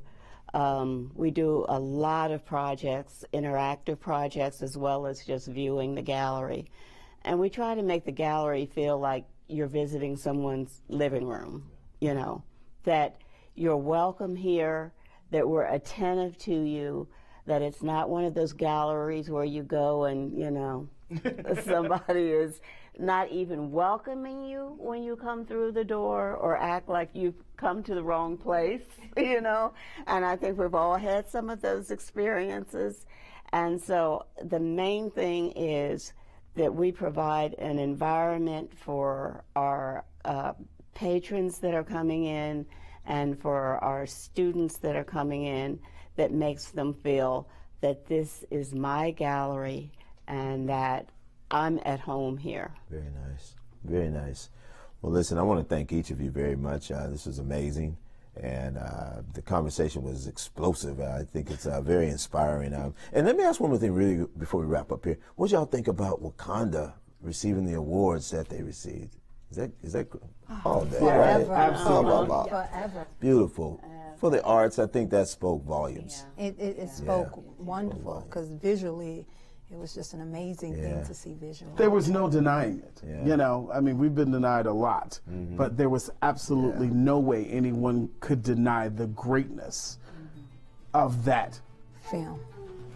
Experience. It wasn't even a film. It wasn't just a film. It was an experience. Yeah, loved it. It was an experience on so many levels. You know, so many levels. Visually, I'm looking at the costuming and I'm looking at the backgrounds and the scenery that's in there, and you know, this is all art. You know, that's what these kids have to know. This is art. You know. There you go. Wakanda forever. Wakanda forever. Clark County forever. There you go. Clark County forever. All right, everybody, that's going to wrap this special presentation, Black History Shaping Arts and Education. I'd like to thank all of my guests. Thank y'all very much. Thank you. And of course, thank you all for watching. Thank you.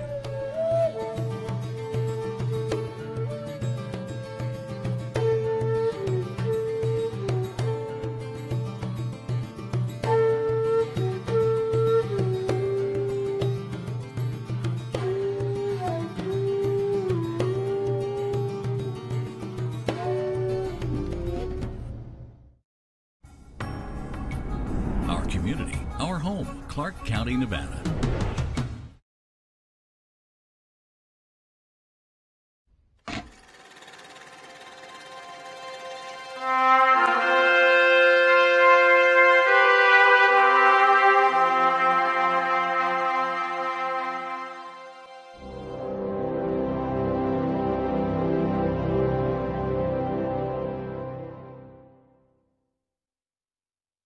The University of Nevada, Las Vegas has a long tradition of nurturing local talent, people whose contributions have made it possible for our thriving community to exist and evolve. Few have made as unique a mark on the culture and commerce of Las Vegas as Lonnie Wright.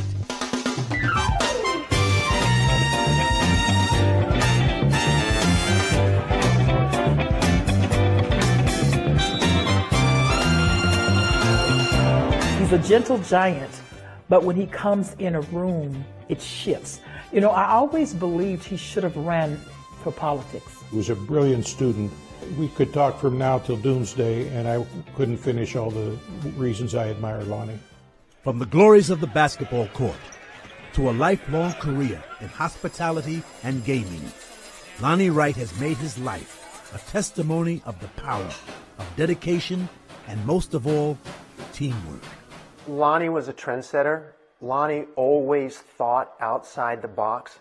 And I think more than anything else, because of his personality, he was such a networker, but always with a cause. He had a vision at an early age. And, you know, some of us thought he was crazy, but he saw things way ahead of us. But his story doesn't begin in Las Vegas. In the 1940s, Lonnie Wright's maternal grandparents left their native Pine Bluff, Arkansas, for job opportunities in southern Nevada, bringing his mother, Bobby, with them. You know, right after the war, a lot of blacks migrated here to Las Vegas, and it was the only state and the only city that, besides Reno later, to have gaming. So it grew. In high school, Lonnie Wright excelled at both football and basketball, graduating from Western High, class of 1970. I probably was a better football player. I was a split end, and it was more of a challenge to play basketball than it was to play football. His athletic prowess eventually earned him a scholarship to play college basketball in the early 1970s under UNLV legacy builder Jerry Tarkanian. That's one of the reasons why I wanted to play. I was recruited by Rolling Tide. He went and signed a contract to be the coach for the Portland Trail Blazers. And then I had to make John Bayer's team, and then I had to make Tark's team because I didn't want to lose my scholarship. I really put emphasis on being a student athlete. And not only did I get my undergrad, but I got my master's and my doctorate from UNLV. So education has been a real core value within the Wright family. After coming halfway across the country, when she was just a child herself, raising her sons as a single mother, Mrs. Bobby Wright. Well, my mother gave birth to me when she was 15. So she was a child having a child. But my mother never stopped going to school to get educated. She was always preaching education to us. The reason why I graduated on time was that I took college courses before I became a freshman. I took college courses under the auspices of the Upward Bound program. And so I had 18 credits to the good before I became a freshman. I just knew I was going to graduate. After his college graduation in 1975, Lonnie was keen to take advantage of the opportunities he had. As the city of Las Vegas emerged from years of social and economic segregation, he would become the only African-American dealer at Binion's Horseshoe downtown at the tender age of 22. He was one of the guys that would tell other athletes, basketball players in particular, listen, when you come to Las Vegas, there's opportunity here. You can leverage that. Your playing days can be leveraged into something that when you graduate, there will always be something here for you. And he was proof of it in many different ways. Back in the early 70s and before, student athletes only had 4 years to graduate on a 4-year scholarship. I just saw a lot of my colleagues, the guys that were on scholarship at that time, I saw them putting all their eggs in one basket, and that is they wanted to play pro. And if they did not play pro, they ended up in their prospective ghettos, never to be heard from again. So I started that organization to go and give these guys a second and third chance to graduate, to take advantage of that golden opportunity of getting a college degree. But as Las Vegas was changing rapidly, and thanks to his understanding of teamwork, communications, and mutual respect, he was able to become one of the city's top educators in the hospitality industry. The school that he operates right now, called Hospitality International Training, or HIT, we place probably over 80% of our students. We also go into places where people are incarcerated and teach them skills for when they get out, to give them an opportunity to have a job and work. In the summers of 1988 and 1989, Caesars Palace sponsored the UNLV alumni on tours of the Far East. Caesars Palace Far East Marketing Department sent Lonnie Wright as a special envoy to Asia. I was asked by Caesars Palace to develop a team and coach that team and to travel in the Far East. We did that for 3 years running. Well, I never lost a game as a coach because I had all the horses.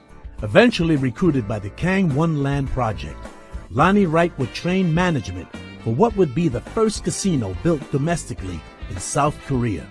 The American College of Singapore saw that I had an undergraduate degree in hotel management, and I had a master's in post-secondary, secondary ed. The president of that school got in contact with me and asked me if I would be interested in helping him formulate a hospitality school at the American College of Singapore, and I said yes. Back home, now Dr. Lonnie Wright had become an adjunct professor in hotel administration at his alma mater. Education, his one enduring passion, continued to dominate his work at home. But he always strived to balance his career with the tireless task of giving back to the community. Back at CSN, I started a homeless program. You know, most academics don't think about the homeless. I started a homeless program with the Salvation Army that is still going now. Always, want to give back. Philanthropy and community support were one part of Professor Wright's mission and ultimately his ministry. The history and the knowledge that he has educationally, but the experience that he has. I mean, if you step back and look at a lot of things that he's done in his lifetime, you could label him a great black man. And he shall be like a tree, planted by the rivers of water, that bringeth forth his fruit in his season. His leaf also shall not wither, and whatsoever he doeth shall prosper. I tell a lot of young kids that if you just take 1/8 of the energy that it takes to run up and down the floor, you undoubtedly would graduate, be an A student, AB student without a problem. And it's just channeling that focus and that energy into academics.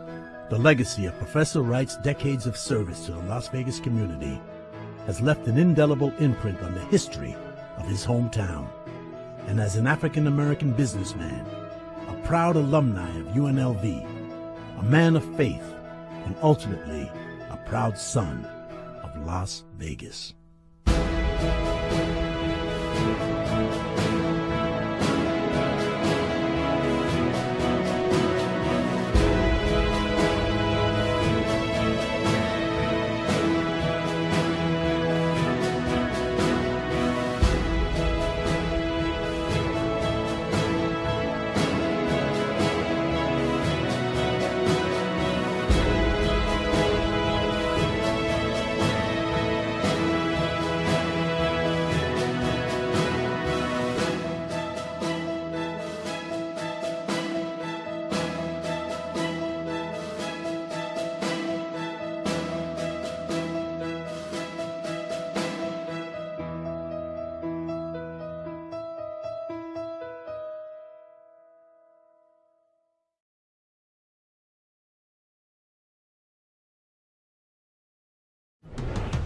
Thanks for watching Clark County Television, the best access to your local government. On the next edition of Clark County Chronicles, a remarkable collection of portraits and narratives called Obsidian and Neon is on display at the Clark County Government Center Rotunda Gallery. Commissioner Michael Knapp takes office as your representative in District A, and Henderson will be home to the Las Vegas Raiders headquarters and practice facility. Those stories and more coming up on the next edition of Clark County Chronicles, right here on Clark County Television.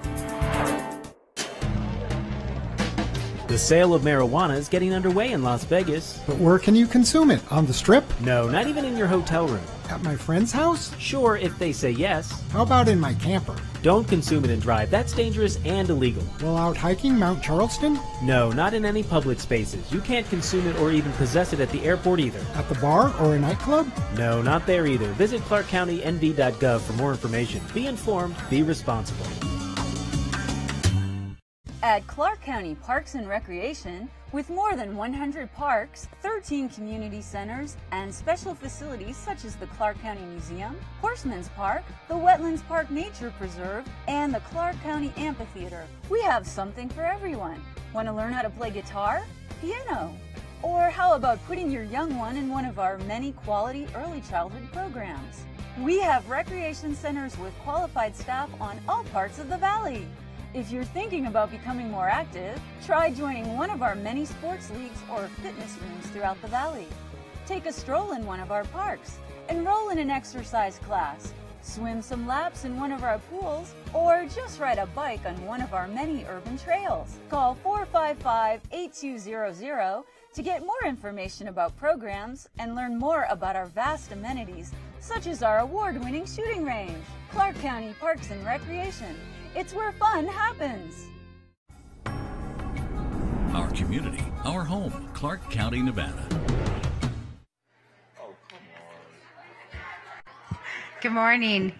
We are going to go ahead and call to order the Board of County Commissioner meeting for February 5th, 2019.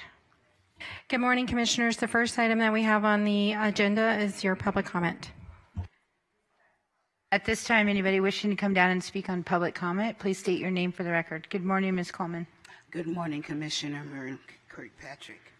My name is Margaret Ann Coleman, and today I'm discussing the deprived by the Clergyman Committee of Deputy Shannon Moore Hughes, the official of the network. The reasons of my appearance, I have brought this project program to you.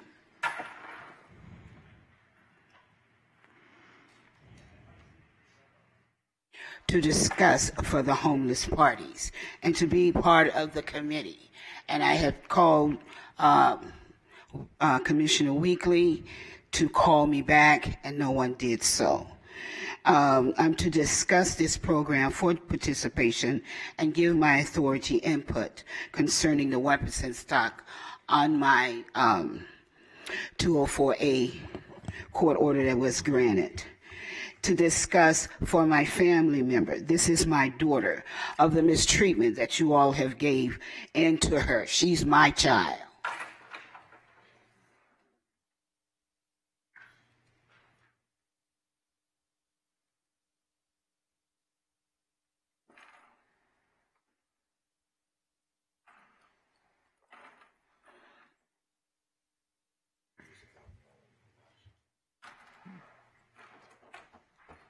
She's in the hospital.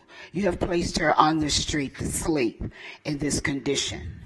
And I don't appreciate it because I have begged you and begged you before Sisolak have taken over a new position to reimburse me. So this would not come about. I've been sleeping in my car. I've been ripped off homes. And I think that I should receive a check before I get into the participation for the homeless. And I should be credited due. And I wish you would give it to me today, if possible. I want to know if my project program has been considered. I did talk with Marilyn this morning, and she said she did consider it. I did not get a chance to talk with Weekly, and I hope the brother give me a chance to be a friend as well as part of the community. Thank you. My name is Margaret Coleman, Coleman. I am a homeless victim. Thank you, Ms. Coleman. Anybody else wishing to speak? Good morning, Ms. Barnes. Dorothy Barnes. I have a mailing address at P.O. Box 466, Las Vegas, Nevada. And I have complained in meetings past about these programs that are a threat to national security. programs that encourage all immoral activity, prostitution, homosexuality, drug dealing, anything illegal or immoral. I've asked them to remove my name off such programs. A lot of people are homeless. At one time, I was a working class person. I served in the military. I had a home life and a family. I paid taxes. Well, where my tax dollars are going? They had the government shut down, but maybe that wasn't long enough. Maybe they need to shut the complete government down from not only federal government, but city and state government. They should suffer too. Thank you. Thank you, Ms. Barnes. Anybody else wishing to speak during public comment? Seeing none, I'm going to go ahead and close the public comment. Turn it over to Ms. King. Item number 2 is the approval of the minutes of the regular meeting at on December 18, 2018. Do I have a motion? I have a motion by Commissioner Jones to approve the minutes of December 18th, 2018. Any comments? Seeing none, please cast your vote.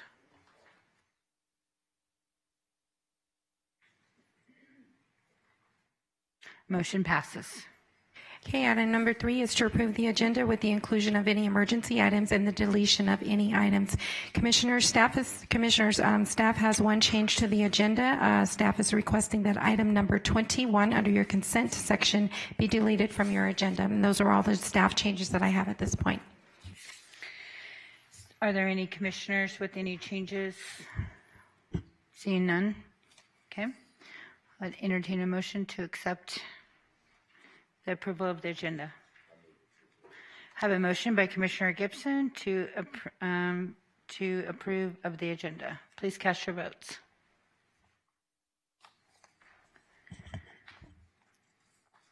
Motion passes.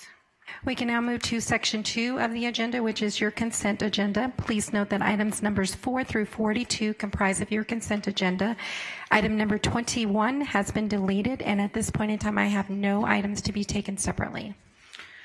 Does anybody from the commission want any items taken separately or pulled off the consent? Seeing none, I'd entertain a motion. I have a motion by Commissioner Jones to approve the consent agenda. Any further discussion? Seeing that you guys are too quiet. All right, go ahead and cast your vote. Ladies, just so you know out there, I have a bet with the boys that I never have to use the gavel, for one, because I don't think we should have to, and 2, to see if they can throw me off track. So I'm trying to stay on track. Okay, motion passes. Okay, Commissioners, we can move to Section 3 of your agenda, which are your Commissioners' County Manager recognition. Before we move to item 43, I have an additional recognition from Commissioner Weekly, which is to recognize Jeff Sheet and Erica Vital-Lazar, creators of the Obsidian, and Neon, Building Black Life and Identity in Las Vegas exhibit. Thank you, Madam Manager. First of all, I'd like to thank you for the opportunity. Thank you, Madam Chair. February, which is designated as Black History Month, it's such an honor for me to pause to pay tribute to those whose shoulders that I believe I'm standing on, and it's by their grace and by their determination that I have an opportunity to serve here in Clark County. And today I have 2 individuals who have just captured just some amazing men and women here in Clark County whom have touched the lives of so many, whom have opened up so many doors, whom have paved the way for so many individuals, and to have sat with both of them and to have been selected to be a part of this beautiful exhibit. If you direct your attention to the screen, you get an opportunity to see a little of their work before I bring them in. Obsidian and Neon, of course, well, there he is. Wow. What can I say? Okay. But these are just some beautiful portraits taken by Jeff Sheet, who's here with us today, and it just captures the heart of so many, and they had selections. They had so many selections to choose from, but Shondell Newsome, and you see Mr. Wright here, who's done a fantastic job, and then Vicki Richardson with Left of Center Art Gallery, which is absolutely amazing, and this historian here, Clay T. White, which we adore her. China Hudson, who touches the lives of young girls and make them believe that they really do have magic, and AK, who is just this phenomenal young lady, and then this guy right here, we love him to death. He's the drummer of all drummers. And then, of course, the twins, Jewel and Yanni, in which we adore them, and we appreciate all their work here. Mr. Towers here, who is an icon on the Las Vegas Strip, and then, of course, Ramon Savoy, who took over the Las Vegas Sentinel Voice newspaper, and then, of course, Kim Russell, who she is just phenomenal over at Smith Center, and then Mr. Lou Richardson, who has built and been a part of so many iconic buildings here throughout Clark County. And so this amazing dynamic duo is here today. You get an opportunity before you leave the Clark County Government Center. Please travel down to our rotunda, and you get an opportunity to see how they captured the stories and the photographs of these folks. And so if you two would please come on up here and join us. And I just want you all to just share a few words. This is Erica, and this is Jeff, ladies and gentlemen, helping us pay tribute to Black History Month.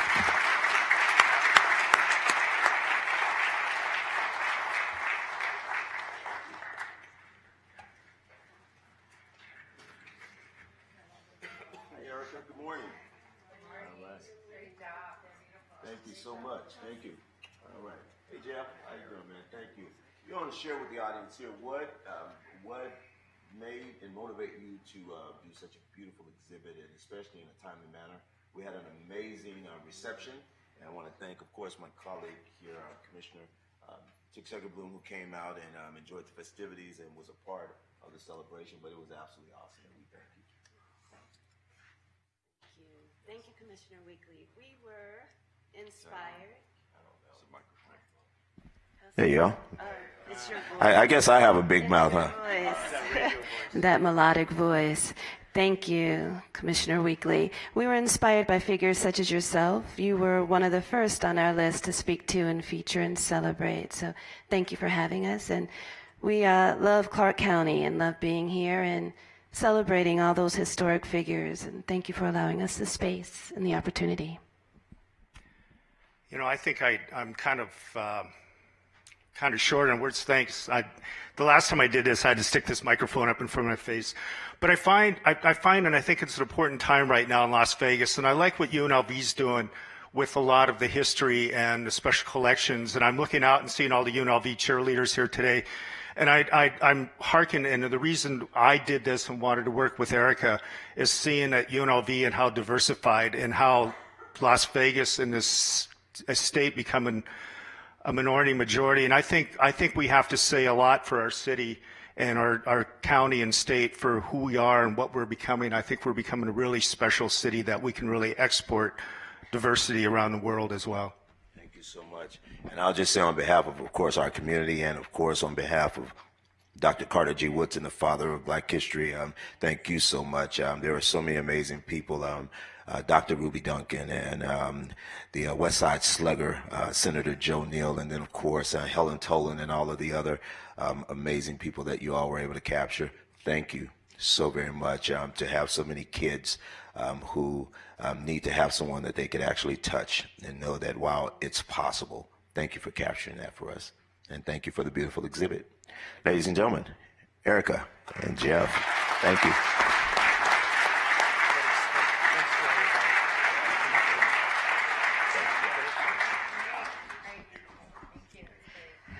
Okay, Commissioners, we have item number 43, which is to present proclamations to the UNLV Cheer and the UNLV Rebel Girls and Company teams for winning the national championship titles at the 2019 UCA and UDA College Cheerleading and Dance Team National Championship in Orlando, Florida. And thank you so very, yeah.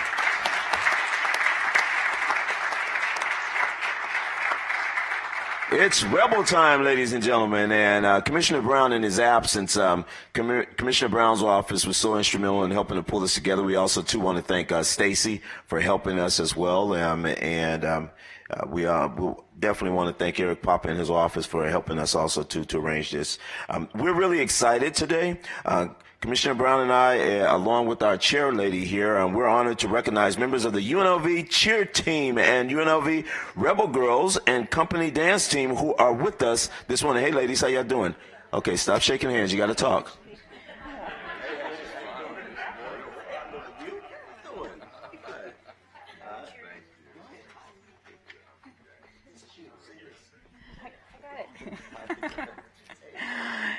On the right side of the dais, you'll see that we have all of the cheerleaders. They're along with 3 coaches. And on the left side, we'll have the dance team members.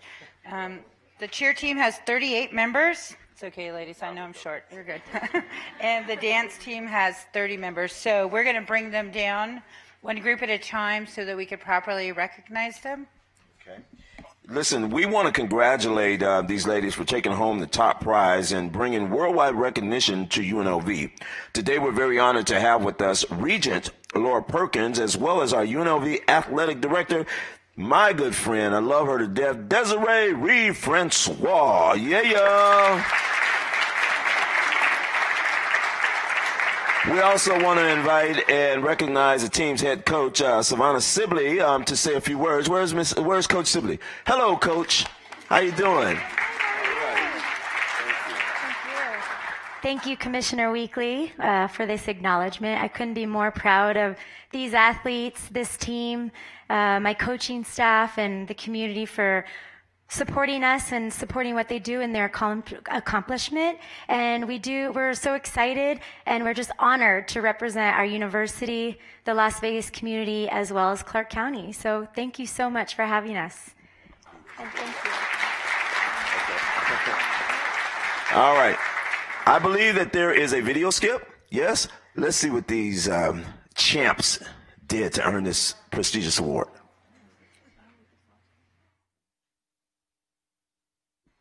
All of the lights.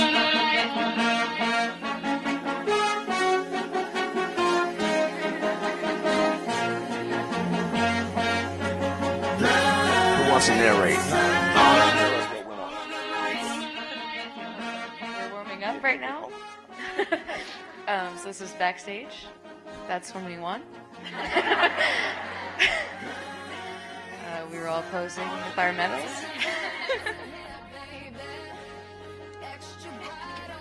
What was that? We're still posing with our medals. We're getting hype before warm-ups. And we did some warm-ups outside, some of our stunts outside.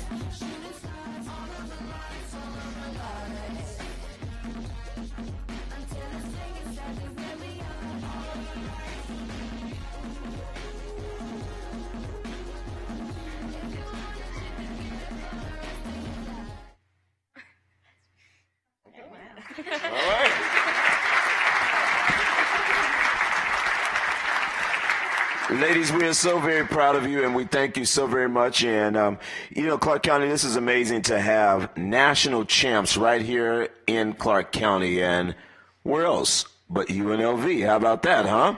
All right. Yeah, give them another big round of applause. Okay, Stacy, we have a lot of ladies up here. Are we taking a picture now, or what are we doing? Oh, yeah? Yes, Chris, you got it? Okay, Stacy says squeeze in, ladies. You guys got to squeeze in, and okay. Okay, yeah. How about you ladies pick Marilyn Kirkpatrick up like you do that flip?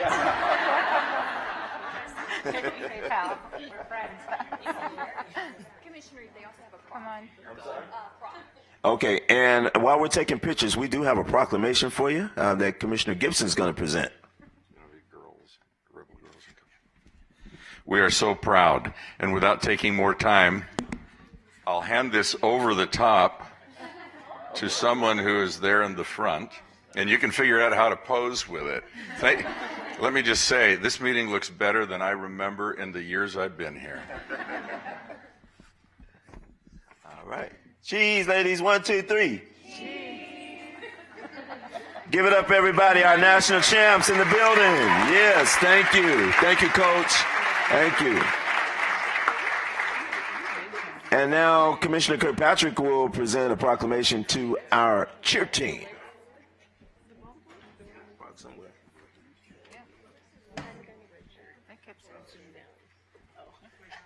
No, you do it. Okay, as one amazing team goes away, the next one comes down. Uh-oh. And we have to put her on the spot, everybody. This is one of Clark County's very own. There's her dad up there, Jordan, who works for Clark County. Yes. There you go. Congratulations. All right.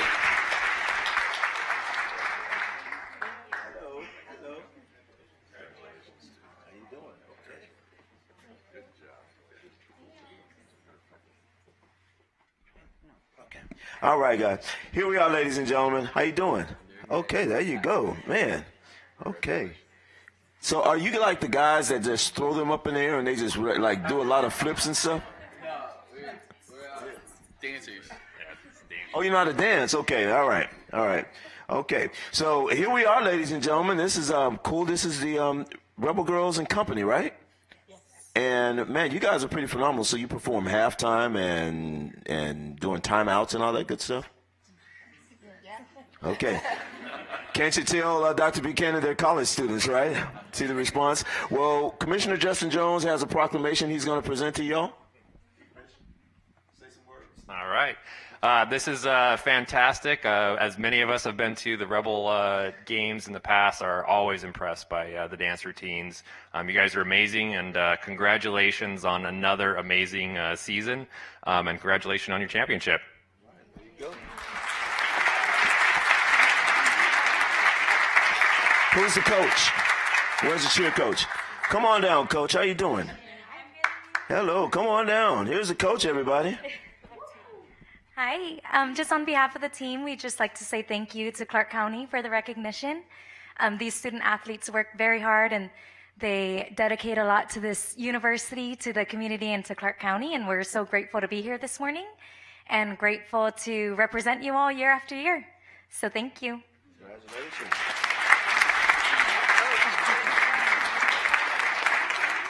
Is there a Rebel cheer or something you guys got for us? Anything? Can we? Oh, there's another video. Okay, all right. Direct your attention to the screen. Here we go. Oh, wow.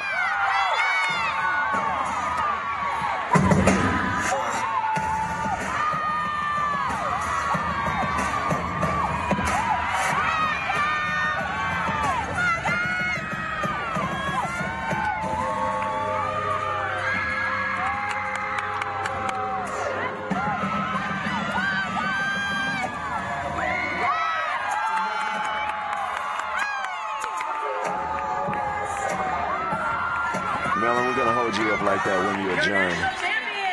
Meetings adjourned. Nice.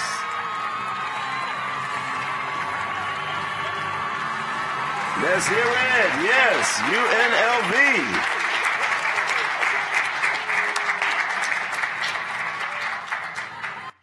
Well, congratulations. All right, on behalf of Commissioner Brown and myself and all of our commissioners and our chair, of course, and our managers, we are so very proud of you, and we thank you all so very much for taking the time out of your schedules and making us proud.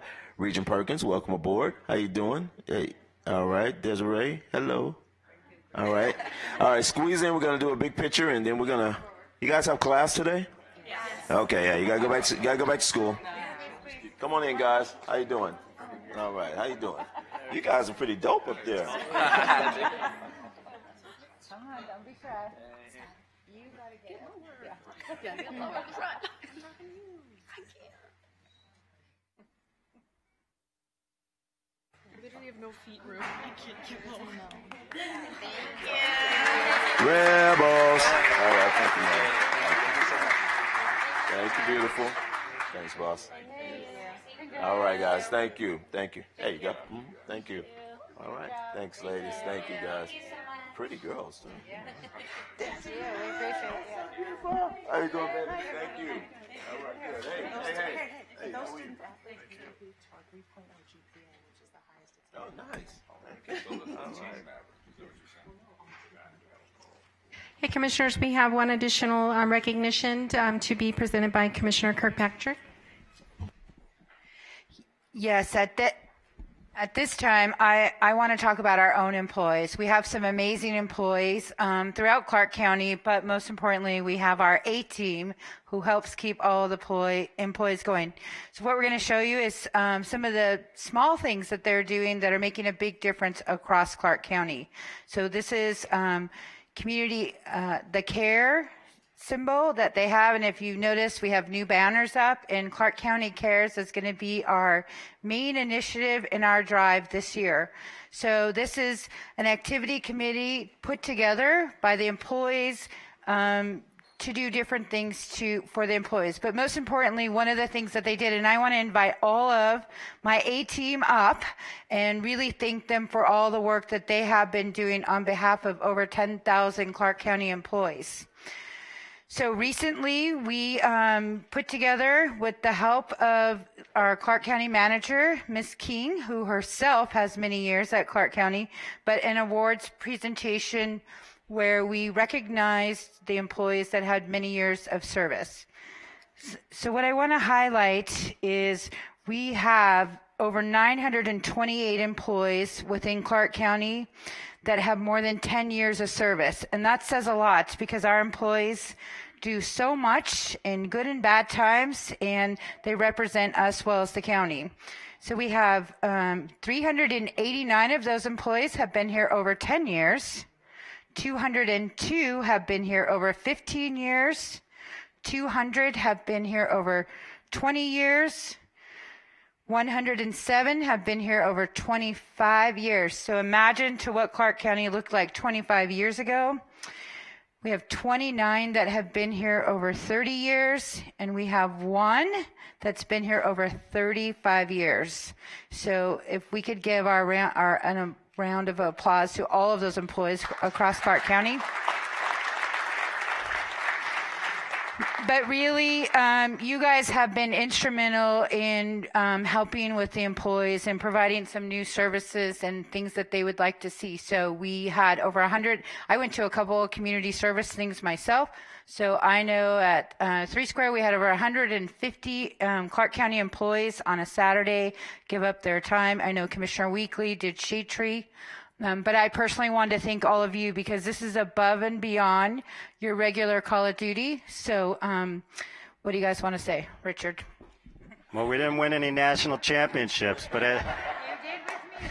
as she said, we were out, and we're really honored to be able to put these activities together, especially the community assistance response employees who are going out and making a difference in the community. So thank you. And we have some flowers as a thank you for the county manager, Yolanda King, for all you do for this group. Thank you.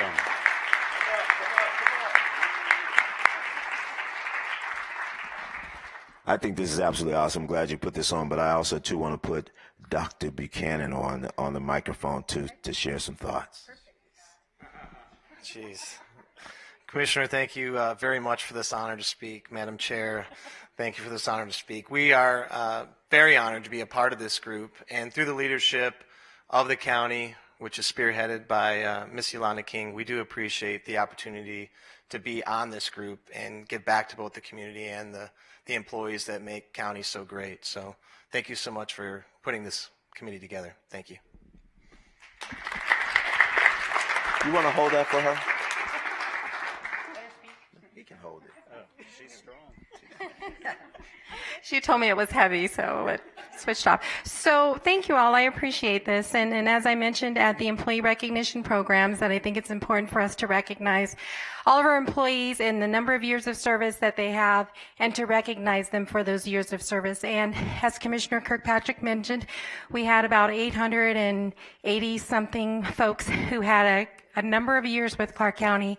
We haven't had a recognition program here in about 10 years, and so it was my honor to bring back the program and to recognize those employees. So thank you, thank you, thank you, and I appreciate all of you and what you do in your extra duties on this activities team, and also appreciate all the employees of Clark County. Thank you. And just to also reiterate some of the other things that we're doing to show that our employees really are top-notch and some of the best across. I want to thank Director Vasiliadis and her team, all the airport employees. You know that we were able to help distribute some goods for our employees that were affected by the shutdown, but it was amazing with your team's help, how great that was. And I know we had Commissioner Knapp and Commissioner Weekly also went to that. Then I want to thank Will Covington for getting our new banners and having a new direction for us, because not only are we Vegas strong, but as Clark County, we care about the best interest and the quality of life for everybody in the Valley. So thank you, and thank you all for what you guys do. So we want a group picture of you all too.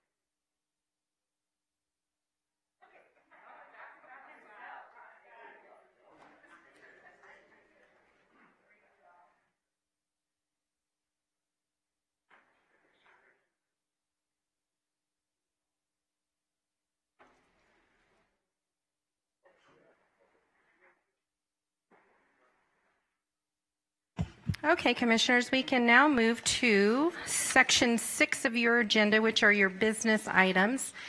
We have item 45, which is to identify emerging issues to be addressed by staff or by the board at future meetings, to receive updates on the activities in the various regional boards and commissions, and direct staff accordingly. Okay, under emerging issues, do I have anything, anybody want to bring anything up? No? Commissioner Weekly. Yes, I would, and I did speak with the fire chief on yesterday. I am concerned, Madam Manager, about station number 63 and just the holdup that we're in. I'm just kind of baffled that it takes this long for us to go through this particular process here, and I know. Chief, I don't want to put you on the spot and have to kind of make your way down here, but I believe someone from RPM, is he here with us today? Okay. Lisa, could you come down, please, if you don't mind, Madam Chair, through you? I just really want to address station number 63 because I understand where it's located at on Nellis Boulevard. It's located on a state highway, if you will, and somehow paperwork is caught up. It's been there sitting on a desk for the last 10 months. And I don't understand, because when you look at the employees that are surplus there, not so much surplus, but I think they are supplemental, if you will, Chief, some supplemental employees who are there, they're within the next fiscal cycle, and we were scheduled to, what I'm afraid of is that we're not going to make our timeline here, and that when you look at it today, Lisa, it's telling us that this station is scheduled to be open, July of 20, I believe, but we haven't even gotten off the desk of the state, and I just want to know what's the holdup here. This really doesn't make sense. Well, Lisa Kramer with Real Property Management. It was my understanding it did take us a while to get through NDOT to get the approvals, and those approvals came in October of 2018, and since then we've been getting the bid packages ready to send to purchasing, so that's what we're working on right now. But yes, that process did take substantially longer than what we had anticipated. It probably about 6 to 8 months it took us to get through NDOT with the drainage approvals, the traffic study approvals, and as well as the civil improvement plans. Water District required NDOT encroachments in order to sign off on their plans as well. So that was the delay that we experienced. From my understanding, I was told as of yesterday the paperwork still have not moved. Okay, I'll have to check on that. This kind of caught me off guard. So yeah, I'll check on that and I'll find out and I'll look into it. Madam Chair, if you don't mind, through you, to the Chief Castle. Almost crashed. Oh my gosh, don't do that. No, please don't. Please don't. Bad month. Greg Castle, Fire Chief. Thank you for the opportunity. And I've talked with Lisa many times about projects that we have ongoing, and that delay was at the state level. It was not on their tables. I don't know. Maybe I didn't clearly articulate that when we were talking about it yesterday. The State Department of Transportation or Roads, NDOT had that, and it was a long delay, something that inexplicable to me. From there, what delay, Chief, is that causing us for Station 63 and that team that's located over there who was scheduled to move? That building should have been demolished how long ago? Yeah, we anticipated demolition last year. We started in the summer, and actually a little bit before summer, but a series of delays have taken place. I don't know the rest of them are off the top of my head, but that 10-month one with the state was costly. There are unfortunate things. I've had some conversations with Lisa about the processes that they have to go through that are tied to state law, and those are very challenging for them. There's nothing she can do to avoid some of those processes on time delays and when permits have to be submitted and gaps that don't make sense in the common world, but there's things that are just well beyond her control. She cannot control that on the link to the processes, but that one particular 10-monther really did cost us. Chief, it's not about RPM and what they did or did not do. It's not about them. It's because you're absolutely right that it had nothing to do with RPM. What I'm concerned about is the building was scheduled to be demolished on last year.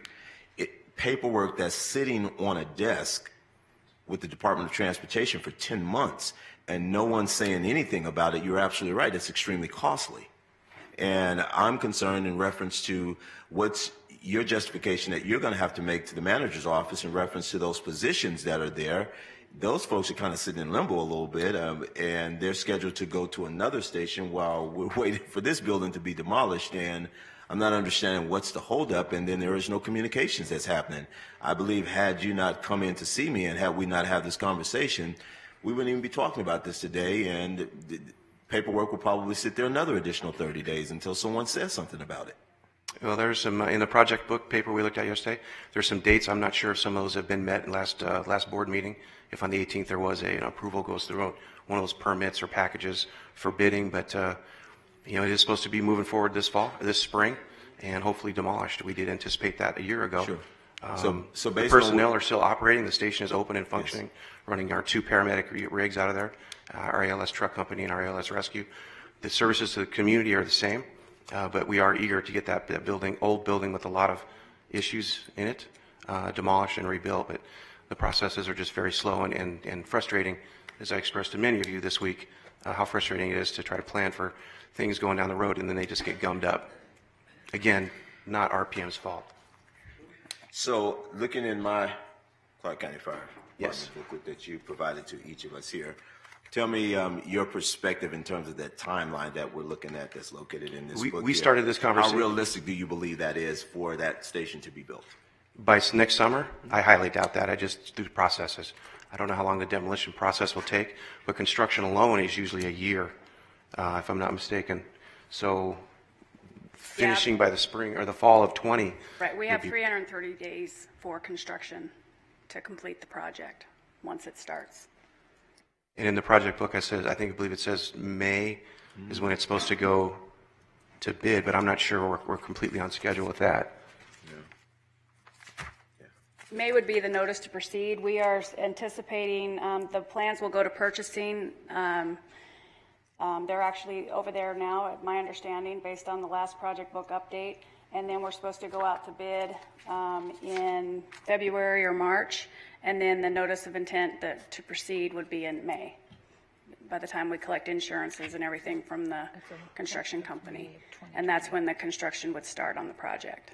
I'd like to, if you don't mind, Ms. Kramer, you've been great to work with us for. I'd just like to maybe have a weekly status update on what's happening with Station 63. Sure, absolutely. I inherited that as a result of us moving some things around here with redistricting and what have you.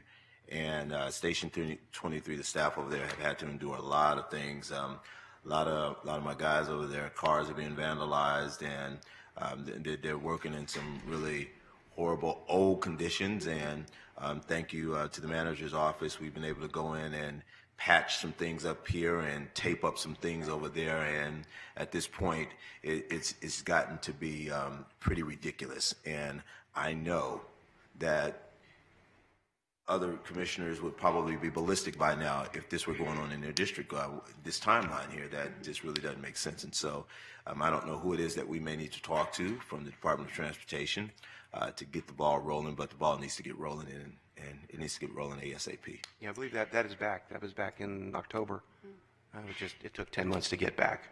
And Commissioner Weekly, I'll reach out. We do have new folks at NDOT. Ms. Swallow has now been appointed as the director of NDOT, so I'm happy to reach out and invite her to come before us and to talk about maybe how we can collaborate, because that is the issue with many state roads, but then there's some county and city that you got to work through all of those, and it is a common 210-day process. So I'm happy to invite her, and we can kind of talk about a new day. Okay. Thank you. Thank you, Chief. Thank you, Ms. Kramer. On a more lighter note, Madam Chair, on Wednesday, February 13th, we will have an amazing Black History celebration and tribute over at the Smith Center. And I'd like to thank Myron Martin and Harrison and my entire staff for Clark County District D for making this event possible. I believe this will be our fourth annual event over at the Smith Center, and we're really excited about the event. Doors open at 5:30 p.m. and the program starts at 6 p.m. as well. And so you all are invited, and it's absolutely free. Those are my emerging issues. Thank you. Okay. Does anybody have any other emerging issues? I just want to put two things on the highlight. So the health district is working to educate folks on the importance of vaccines. May have gotten a press release. We're encouraging people because of the measles outbreak in the Northwest part of the United States, that we're encouraging people to make sure they're up to date with their shots. Also at the health district, we are looking where do we want to be with trauma in the future. So if for some crazy reason folks come and lobby you on trauma, you should probably send them to the health district, because that's where it should properly be taken up. So with that, we'll go ahead and move on. Chair, can I ask you one more thing? Yes. You and I are both representatives on NACO. As a matter of fact, you're vice president now, and I'm president emeritus. Thank you very much. Hey, Commissioner Collins. Oh, you're a former member of NACO as well. But I do want to say on behalf of our rural county commissioners out there, it's absolutely despicable as to what we're reading and seeing as it relates to Nye County and what's going on at the school there, the Northwest Academy out at Amargosa Valley. And I'm not sure from a health district standpoint or if we even address that, but I know from a NACO standpoint, talking to some of the commissioners out there, I know that they're concerned and they're looking at what is it that we can do in terms of offering any type of assistance or help. I'm just really concerned as it relates to the arsenic in the water there that the kids are drinking, and it doesn't matter whether those kids have some issues out there, some behavior problems. They're still kids, and they still need some support. They need some guidance. They need some help, and to know that these kids are under some serious volatile situations. It's horrible, let alone having to shower and consume water in the condition that we're in this chair of the health district. I'm not sure how far our reach is, but if there's anything we can do to offer our assistance or help or guidance to help them out there, I'd love to know what we can do to do something. And I'll reach out to the commissioners, but I know on the health district, we do go out there on kind of a rural medical tour. So it was a grant from the state where we're out there. So I'll reach out to Lorinda and see if there's something else that we can do to assist with the kids. Okay. All right. Next, we have item number 46, which is to receive and accept the audit report for the fiscal year 2018 prepared by the accounting firm of Eide Bailly LLP pertaining to the Clark County Department of Aviation Airport System. Good morning, Madam Chair, Commissioners. My name is Joe Perkowski. I'm the Airport Chief Financial Officer. And I have with me today here Tamara Miramontes from the audit firm of Eide Bailly to introduce the airport's fiscal year 18 audit report. Turn it over. And I'm kind of under the weather, so Richard's actually going to be doing the talking. Richard Walker with Eide Bailly. As part of our audit of the airport, We issued 2 reports. Our first report is our report on the financial statements as a whole. And with that report, we have an unmodified opinion, which is the highest and best opinion that we can issue on those financial statements. And the second report that we issue is our report where we consider internal controls and compliance. And with that report, we did not identify anything that would be a material weakness over internal controls at the airport. Or significant deficiencies. Yeah, or any significant deficiencies, exactly. Yeah, so that was a clean report as well. That's what we like to hear. Does anybody have any questions or comments? Seeing none, do we have to vote on this, Yolanda? We have to accept it, correct? Yes. Okay. I'd entertain a motion to accept the report. I have a motion by Commissioner Weekly. Any further discussion? Seeing none, please cast your vote.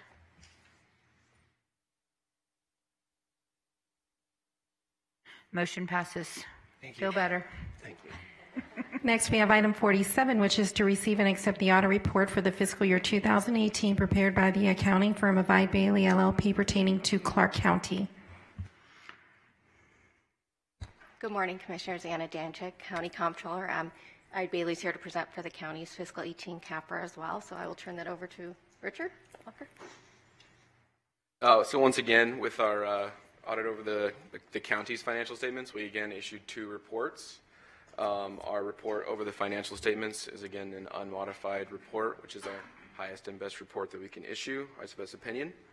And then similarly, we issued a report again over the internal controls and compliance. And with that, we again did not identify any material weaknesses or significant deficiencies. So once again, a clean report over internal controls and compliance. Okay, thank you.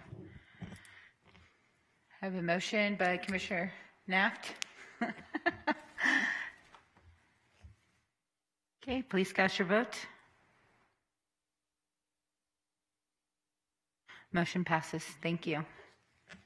Item 48 is to hear an appeal of the hearing officer's decision to abate a nuisance on the property located at 3410 North Torrey Pines Drive, assessors parcel number 138-11-701-020, as requested by the last owner of record, Dunlap Sydney Trust and Dunlap Sydney TRS, care of Thomas Dunlap, and uphold or reverse the decision or take any other action deemed appropriate.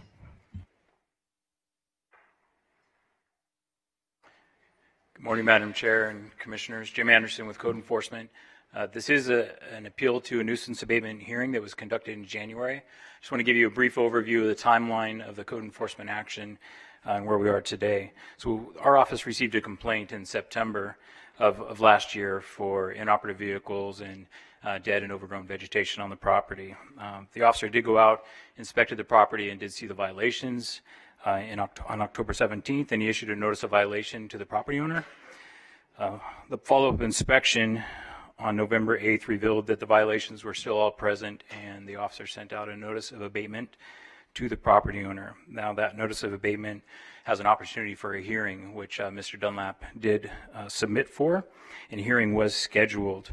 On January 3rd, the hearing was held with a hearing officer who upheld the nuisance of the property and gave Mr. Dunlap certain amounts of time to comply with removing the violations on the property, to which Mr. Dunlap filed an appeal to that hearing officer's ruling, and that's why we're here this morning. I have a couple of photos. I drove by the property yesterday, and the violations still remain. That's the inoperative vehicle. It's been there, according to the complaint, for several years in that condition. It at one time did have the tires as it sat there and has been according to what I've read in the report, stripped over time.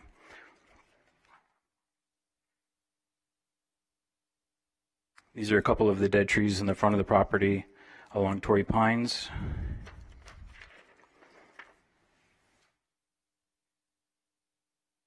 And additional photos of more dead trees along Buckskin Road, again, as of yesterday.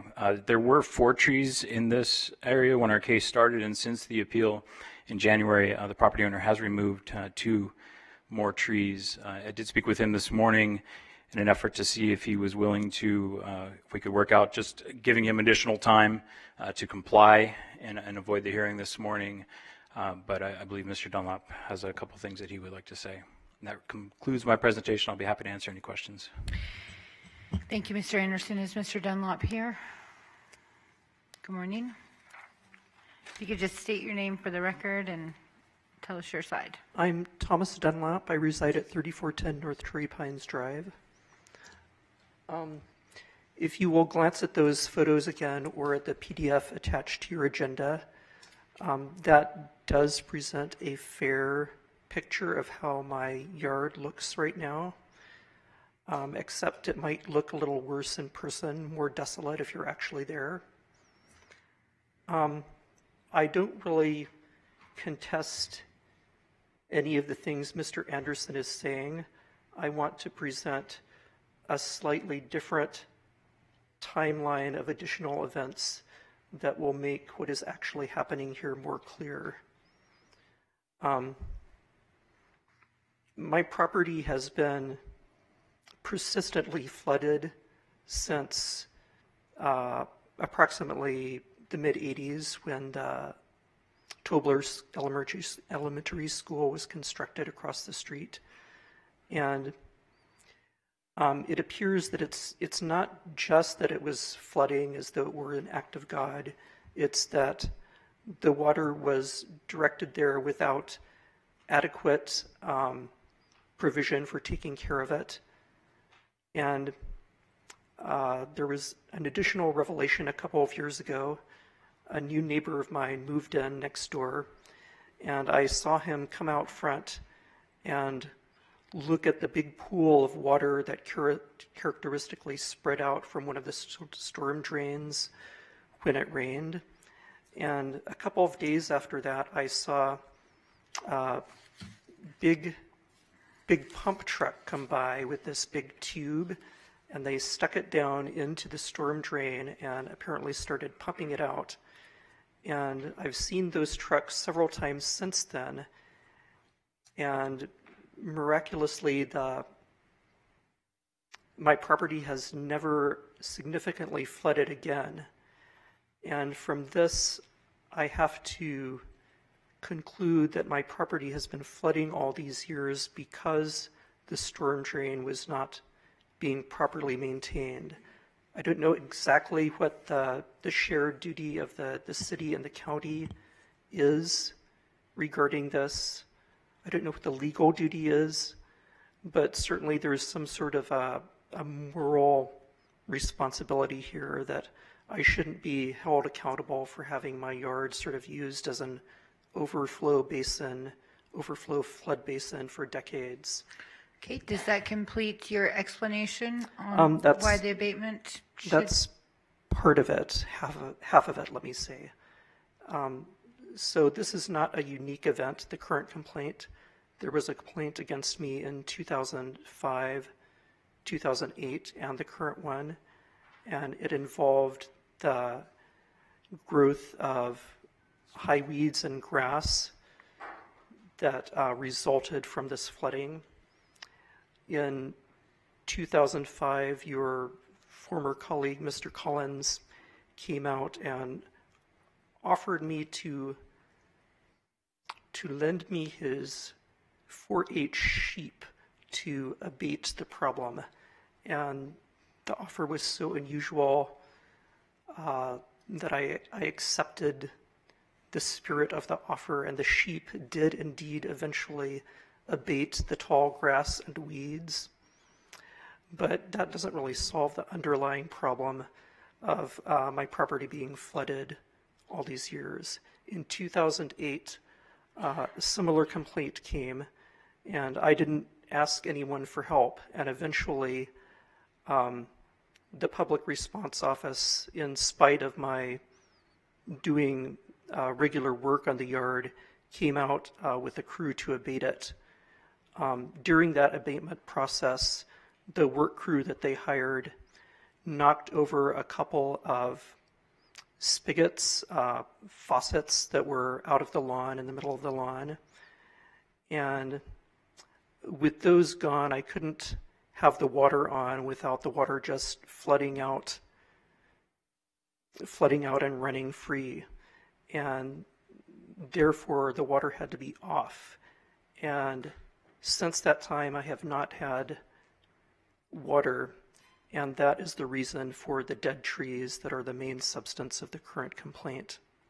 In other words, I'm saying that the county's abatement team, the public response office itself, is directly responsible for the majority of the nuisance complaint against me. And I would reframe the entire issue to say that these things are a nuisance, but they're a nuisance imposed on me by the county, one that is not welcome. And I would like the county to stop harming me and to, where I have been hurt, unhurt me. Okay. That's the basis of what I'm saying. Okay. This is in Commissioner Brown's area. However, Commissioner Jones would like to ask a question first. Go ahead. Thank you, Madam Chair. Thank you, Mr. Dunlap, for your presentation. I guess my question is, the original complaint related to an inoperable vehicle in your front yard. Is the vehicle still in your front yard? It is. Are you alleging that Clark County is responsible for that vehicle being in your front yard? This is not as direct as the trees. Clark County does have an effect on that vehicle, however.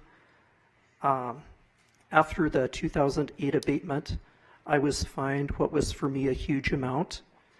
And I also, I would say, as a consequence of that process, lost my job. And except for those things, I would probably still be running that vehicle, and it would probably still be in reasonably good condition. Okay. How long has the vehicle been inoperable?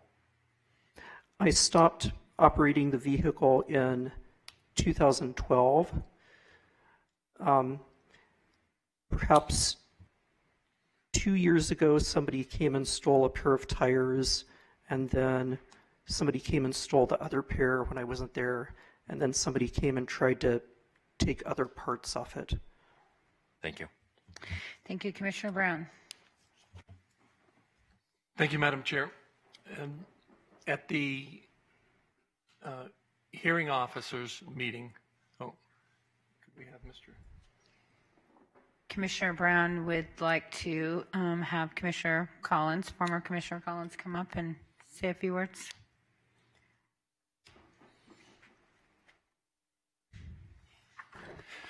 Thank you. Tom Collins, 4216 North Decatur Boulevard, Las Vegas, Nevada. I was just here a short time, like a couple of y'all, when this young man reached out to me and showed me this big violation, this big world's going to end thing from Clark County Code. And I can tell you, if those pictures were back up here, you can stand from the front of that house or the side of that house and look at worse.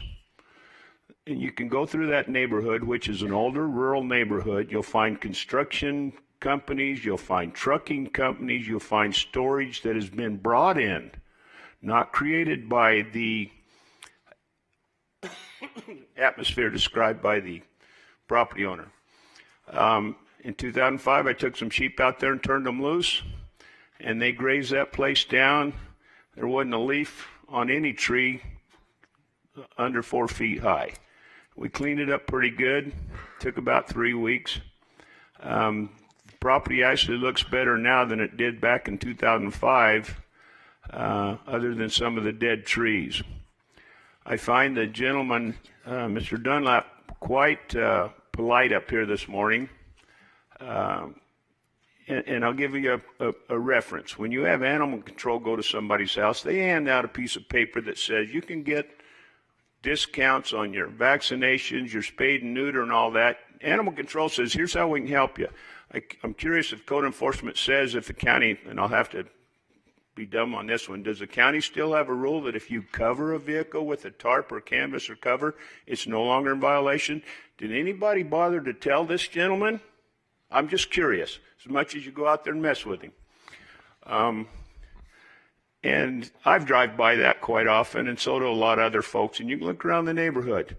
And I know the county has not the best enforcement policies or citation and warning policies. Treading on thin ice there, Mr. Collins. Be I'm nice. sorry? Be nice. I'm trying to be nice. I haven't sworn yet, really and it's nice. already Try probably really 10 hard. o'clock. Several things that he brought up, and it was interesting at the meeting a decade or so ago. He named the plants and species, botanically named them, and just dazzled some of the commissioners with the invasive plants that were on his property from the flooding and drainage that's happened there. If you go ask Public Works, and I've had to get things hauled away out of the street over there around the corner. Make it short, Chairman. I heard you. This is an area where, for some reason, and you can go look at your records and see if you've written up anybody else in the neighborhood. That's a good idea, too, because this guy's been repeatedly cited for stuff. We've gone out there with chainsaws. And I guess I'd bring it up. You know, before I was ever commissioner, before I was ever elected to anything or even appointed to anything, I'd go out in the neighborhood and help old folks clean up. And I'd help folks in need.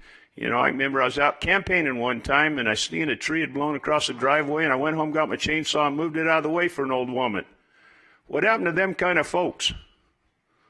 I'm just curious, because, you know, some Boy Scouts could go over there, or the PTA folks from the school across the street if they're complaining, or the little lady behind that has such a meticulous garden. But you can stand there and look across the street, and you can see lumber and crap and junk vehicles drug out there. You can see him from the street. Go cite that guy. He's like 450 feet away.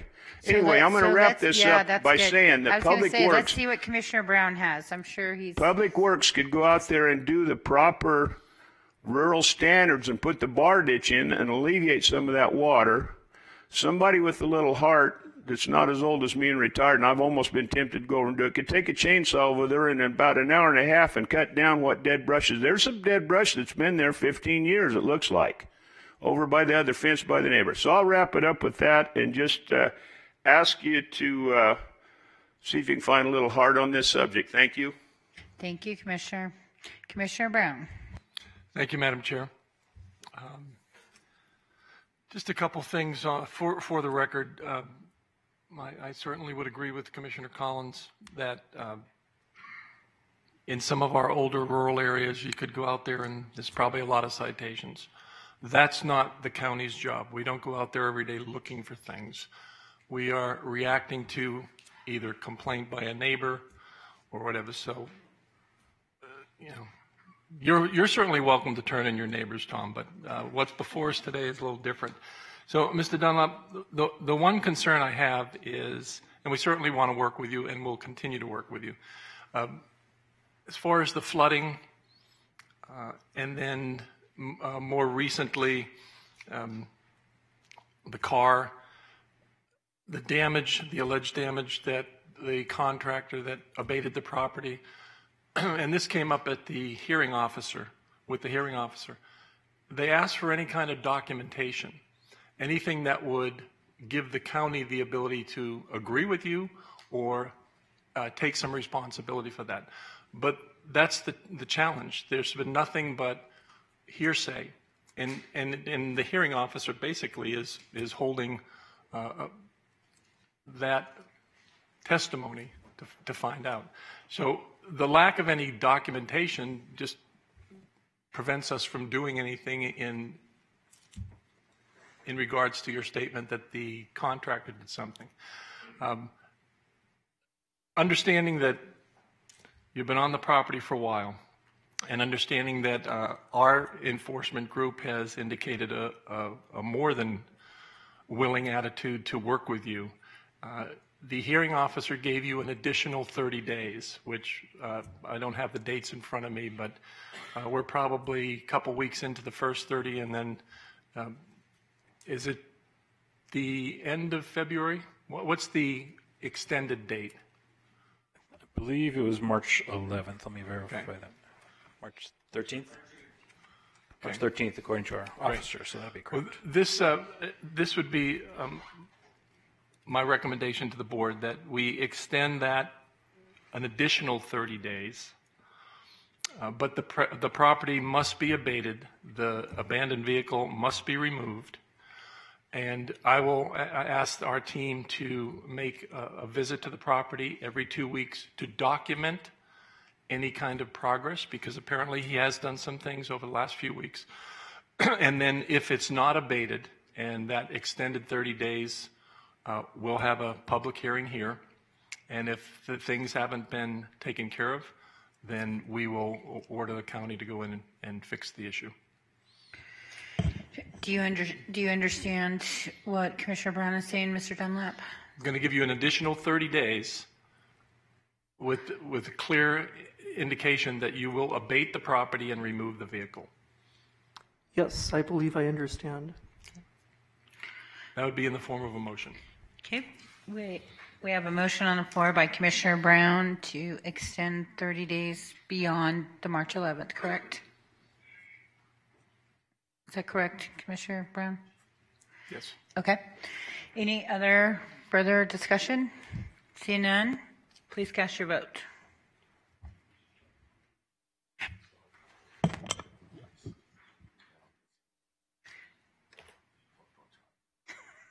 Motion passes.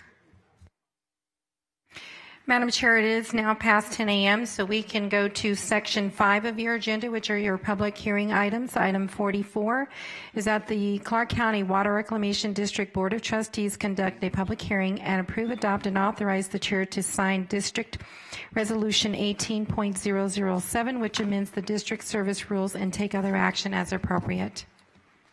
Okay, I'm going to go ahead and turn this over to Commissioner Brown, and the clock on the back wall is not right. It's way past 9:15, so we're all accustomed to looking at that clock. So, Commissioner Brown. Thank you, Madam Chair. This is a public hearing continued from December 18th for the Water Reclamation District's service rule amendments. We have some administrative changes in the service rules. However, the focus of the amendments is the proposed changes to the rates and charges. Before we open the public hearing, I'd like General Manager Tom Minwigan to make a presentation. Mr. Chair, members of the board, good morning. Tom Minwigan with the Clark County Water Reclamation District. While making a brief presentation this morning, I'd like to point out some attendees today who played a vital role in the rate review process. Guy Hobbs is our financial advisor. Terry Murphy served as a facilitator to our Citizens Advisory Committee, and we also have some of the advisory members with us here as well. From the residential homes in our service area, as well as the schools, the businesses, as well as the hotel rooms, water is used and then sent down the drain. The contrast is with other utilities. You flip a switch, the lights come on. You turn the knob, a gas flame appears. You push or pull on the tap lever, and the water comes out. And for us, our service begins with the flush. Okay, it is seen, basically begins when the water leaves the customer, goes out of sight. And for most of our customers, if not all of them, I think they'd be glad to say that happens for them. Okay, this out of sight, out of mind concept leads us to being known as the unseen utility. Our job is to take that dirty water, keep it contained in the extensive networks of pipes, of pumps, of manholes, and deliver it to the plant facilities for treatment. That network is more than 2,200 miles of pipeline, and our 6 sites are treating more than 105 million gallons of wastewater every single day of the year. We're protecting the public health, we're protecting the environment, and providing a critical function in protecting the community's limited water supply. In the simplest of terms, the clearest terms, we clean the water. Nothing glamorous about it, but tremendously important and extremely impressive. For those in the audience who are watching today, our service area is unincorporated Clark County, both within and outside the Las Vegas Valley. As the board has heard staff repeatedly say, we are a capital-intensive program. Even with our complete team of mechanics, technicians, operators, laboratory, engineering, IT, and customer support staff, we're going to spend more money on capital-related projects than operations in the average year. We do this because we must keep investing in our critical infrastructure to ensure a reliable system for our community and for our customers. Part of our daily work is combining the inspections and the assessments of the pipes and plants to determine what and where to have repairs and replacements, as well as working with the development projections. We need to know when and where we will have new businesses and new residents here in the community, so we're ready to be able to serve them. The plan we've compiled and brought to the Citizens Committee is to invest over $1.4 billion over the next 15 years. As you are aware, we worked with the Citizens Advisory Committee in 2018 to discuss our operations, our projected capital needs, as well as how we might best determine the funding for those capital needs. Thanks to the great work of Terry Murphy, our committee members embarked upon a journey that lasted months in 2018.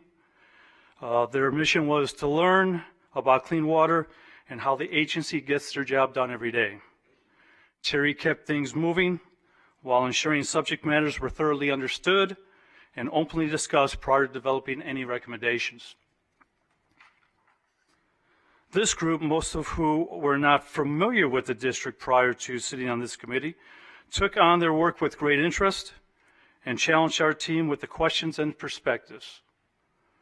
In addition to their recommendations, they offer something that none of us really have experienced in the past working with committees, and that is their desire to stay on as advisory group, offering to basically review our annual progress, as well as offering to meet in a shorter order rather than the customary 5 years or more.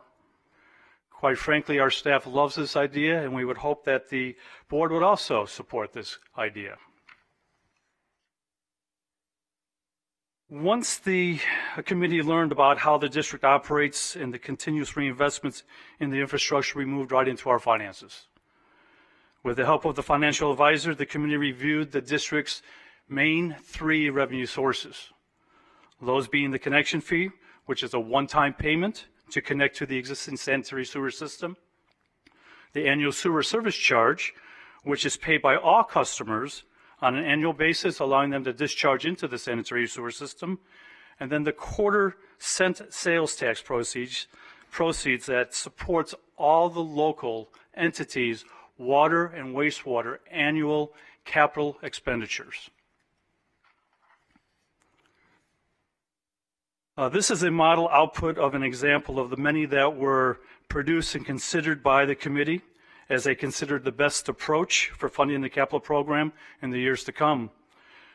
When arriving at their recommendations, they determined that the connection fee needed to be adjusted to reflect the equity buy-in into the system, as well as they determined that the sewer service charge paid each year by the customers needed to be as low as possible. The recommended increase to the connection fee is for a graduated increase over each of the coming 3 years, and then thereafter rely upon the lower value of either the equity formula or a CPI, Consumer Price Index. The committee also recommended an increase to the annual sewer service charge paid by all customers of an annual increase of 2.75%. Again, the committee strongly felt this increase needed to be as low as possible. This increase equates to approximately 50 cents per month per home. Displaying the recommendations here from our committee, you'll see the inclusion of the continuation of the sales tax revenue, which I understand will be discussed and acted upon at a later date. As I mentioned earlier, the Citizens Advisory Committee really engaged us and challenged us, and going forward into the future, we'd love to continue to work with them. The board has continually supported the Clean Water team with the resources to get the job done while committed to the lowest rates and charges for our ratepayers. As you can see from this nationwide survey, our proposed rates will continue to be among the lowest in the nation, even with supporting the continued reinvestments that we are talking about here today. As I've often shared, we have an outstanding team of men and women at the district serving our community every day, and I am very grateful for their dedication as well as their skills. I am very appreciative of the work that Guy and Terry have done through this process, and I'm especially appreciative for the members of the Citizens Advisory Committee for their time, for their efforts, their talents, as well as testing us and guiding us through setting up a strong set of recommendations. Members of the board, Chair Brown, that completes and concludes our overview. Thank you, Mr. Minwigan. As we open the public hearing, I see a couple, Tom. The advisory committee members, if you could please stand. Ms. Murphy also. Mr. Hardy. Ms. Valentine, Ms. Lewis, thank you so much. This is a public hearing. Is there anyone wishing to speak to the board?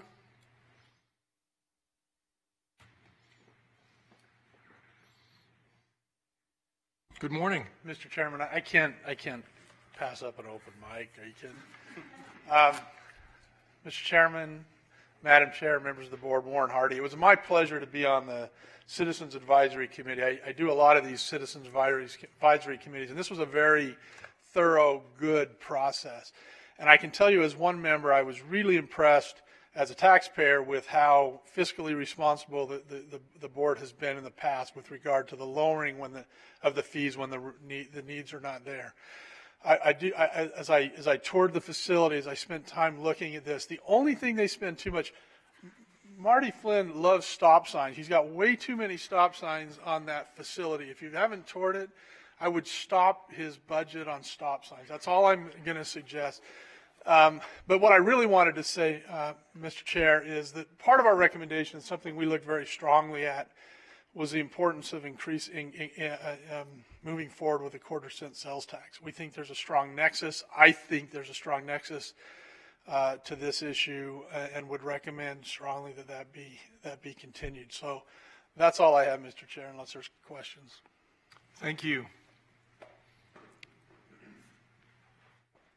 Ms. Lewis, always a pleasure to have you. Always a pleasure to be here. Unfortunately, I talk a little bit less than Warren. I'm Jen Lewis, 5240 South Polaris, representing Southern Nevada Home Builders on this item. I just want to commend the district on a really good process. We enjoyed all of our meetings. I'm waiting to take the tour when it's now that it's a little cooler. Summertime at the Sand District, not so appealing.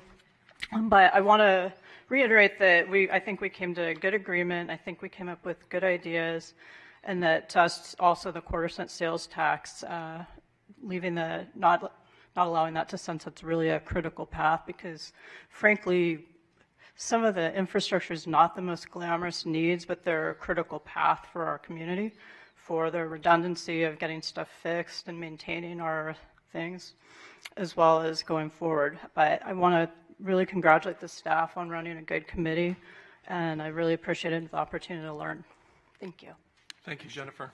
I'd also, Madam Chair, like to put into the record John Restrepo couldn't be here, but he did send a letter. If the clerk has a copy of that. John was our NAIOP representative on the advisory committee. Good morning. Nick Claus, for the record, Assistant Director of Public Affairs with the Las Vegas Metro Chamber of Commerce. The Metro Chamber would like to express its support for the proposed changes to the district's service rules. We believe that the process has been transparent, fair, and equitable by the work undertaken by the staff and the Citizens Advisory Committee. Thank you. Thank you. Ms. Valentine, do you want us to bring a mic up there?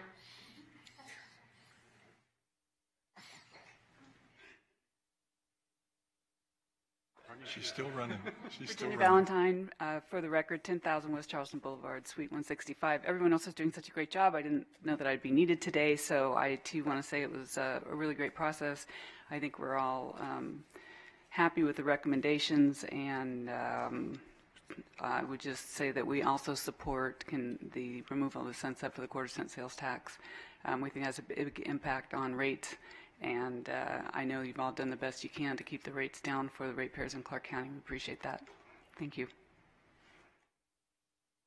Thank you. Thanks. Anyone else wishing to speak to the board? We'll close the public hearing. Open up for comments or questions.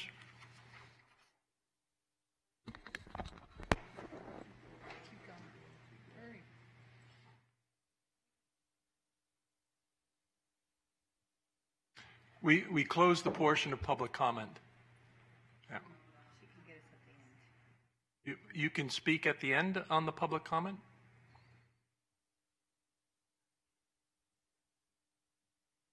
So I would move to approve, adopt, and authorize the chair to sign the District Resolution 1807, which amends the district service rules and approves the rates and charges.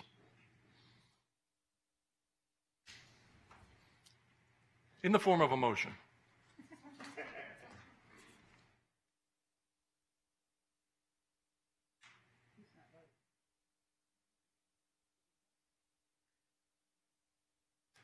Everybody vote.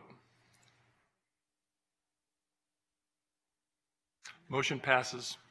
Thank you again to the committee. Mr. Hobbs, Ms. Murphy, appreciate the effort.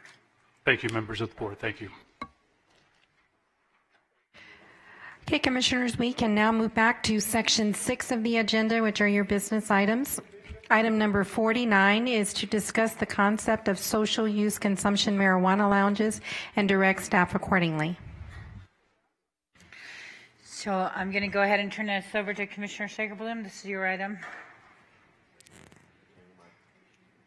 Thank you, Madam Chair. I put this item on, or asked to have this item put on to allow me to, and the county, to discuss working with the city to come up with an ordinance that was united the city to express that interest. Since that item was put on the agenda, the governor has created a task force, which Commissioner Gibson's son is the chairman of. So anyway, the governor's office has asked that we not do anything further and let that commission take over the lead on consumption lounges. So with that, I would like to withdraw the motion, withdraw the item. Okay. Commissioner Weekly. So with that, I'd like to ask Mary Ann Miller. Ms. Miller, so with us just kind of halting to kind of follow the lead of the state and the panel that the governor has put into play, what does that do for the Green Ribbon panel that we have assembled here at Clark County? It's up to the discretion of this board. It can still direct matters to the Green Ribbon panel that are just areas of local concern. Okay. I know that I appreciate the lead that Commissioner Sagerbloom has taken in terms of working with the other municipality, because I do believe that all the municipalities need to get on one accord and not send folks running all over the place doing something different on one side of the municipality opposed to the other side. Right. But for the most part, in terms of the Green Ribbon panel, Madam Chair, I know at one point we had this discussion about a year ago, and you had an idea in terms of how you thought we should move this discussion forward. But I guess my question is, and I asked the manager, who respectfully, gave me some great comments on yesterday, but do you think that at this point we have a lot of arms all over the place and we just probably need to kind of bring it all in so that folks are not juggling and having to get confused with so many different directions and messages that are put out there? So at least for me, if anybody else from the board has anything, I did speak with Governor Sisolak myself, and that is really the concern, right? We want everybody to be working in the same direction across the state so that there is rules that are easy to enforce and everybody's working on the same page. And I agree with you. I think that our Green Ribbon Task Force should probably stop having the meetings discussing the consumption lounges, because it's premature, because we're not even sure what the governor is going to do. He and former Commissioner Gene Kiliani is also on it. So the only person who was missing, in my opinion, was law enforcement, but I'm sure that they're going to be at the table somewhere. But I think that we should be in a holding pattern until we see where that is, and we don't want to waste the Green Ribbon Task Group meeting when we don't know if it's going to be in conflict. And I think that Jacqueline is staying pretty much in tune with those meetings. So maybe an update from her. Once, I think March, the end of March, they have to give recommendations to the governor's office. Thank you, Madam Chair. Ms. Holloway has done a great job with keeping us informed in terms of where we are. But thank you, Commissioner Segerblum, for taking the lead on that. And I think the public is just kind of waiting to see what's going to happen, because I know that it's not just my office, but everyone's office is getting inundated with a lot of calls in terms of folks frustrated, whether they're at the park with their children or they're enjoying one of the nice restaurants out on the strip, just, or you're at a stoplight. You're afraid to roll your window down because I don't want to whiff of smoke getting in my car and I get pulled over and he think I'm in the car puffing. You know what I mean? So yeah, have somewhere for these folks to go. How about that? All right, thank you. So, Commissioner Segerblum, are you okay with pulling it back and then giving staff direction to stop the Green Ribbon Task Force moving at this time? Absolutely. And I actually would ask that maybe Mr. Gibson's son, Bryn, could make a presentation to us. I bet he's going to be busy for the next 121 days, but I'm happy to call and ask. Okay. I know he's got a new car. Maybe he'd like to drive it down here. Okay, Ms. King. Thank you, Commissioners. The next item on your agenda is item number 50, which is to receive an update from staff on the 2019 legislative session and take any action deemed appropriate. Commissioners, we have a brief presentation from Justin Harrison, but I also want to bring to your attention that we will have a standing item from now until June, until the session ends, to give you an update on what's going on in Carson City. Good morning, Commissioners. Justin Harrison with the Department of Administrative Services. I believe in front of you, you've got a hard copy of the presentation as well as on your screens. As Ms. King noted, we've prepared a brief presentation regarding legislative update. I will emphasize brief as we kicked off. There we go. As the session, the 80th session of the Nevada Legislature kicked off, as you know, yesterday. And actually, Marcy.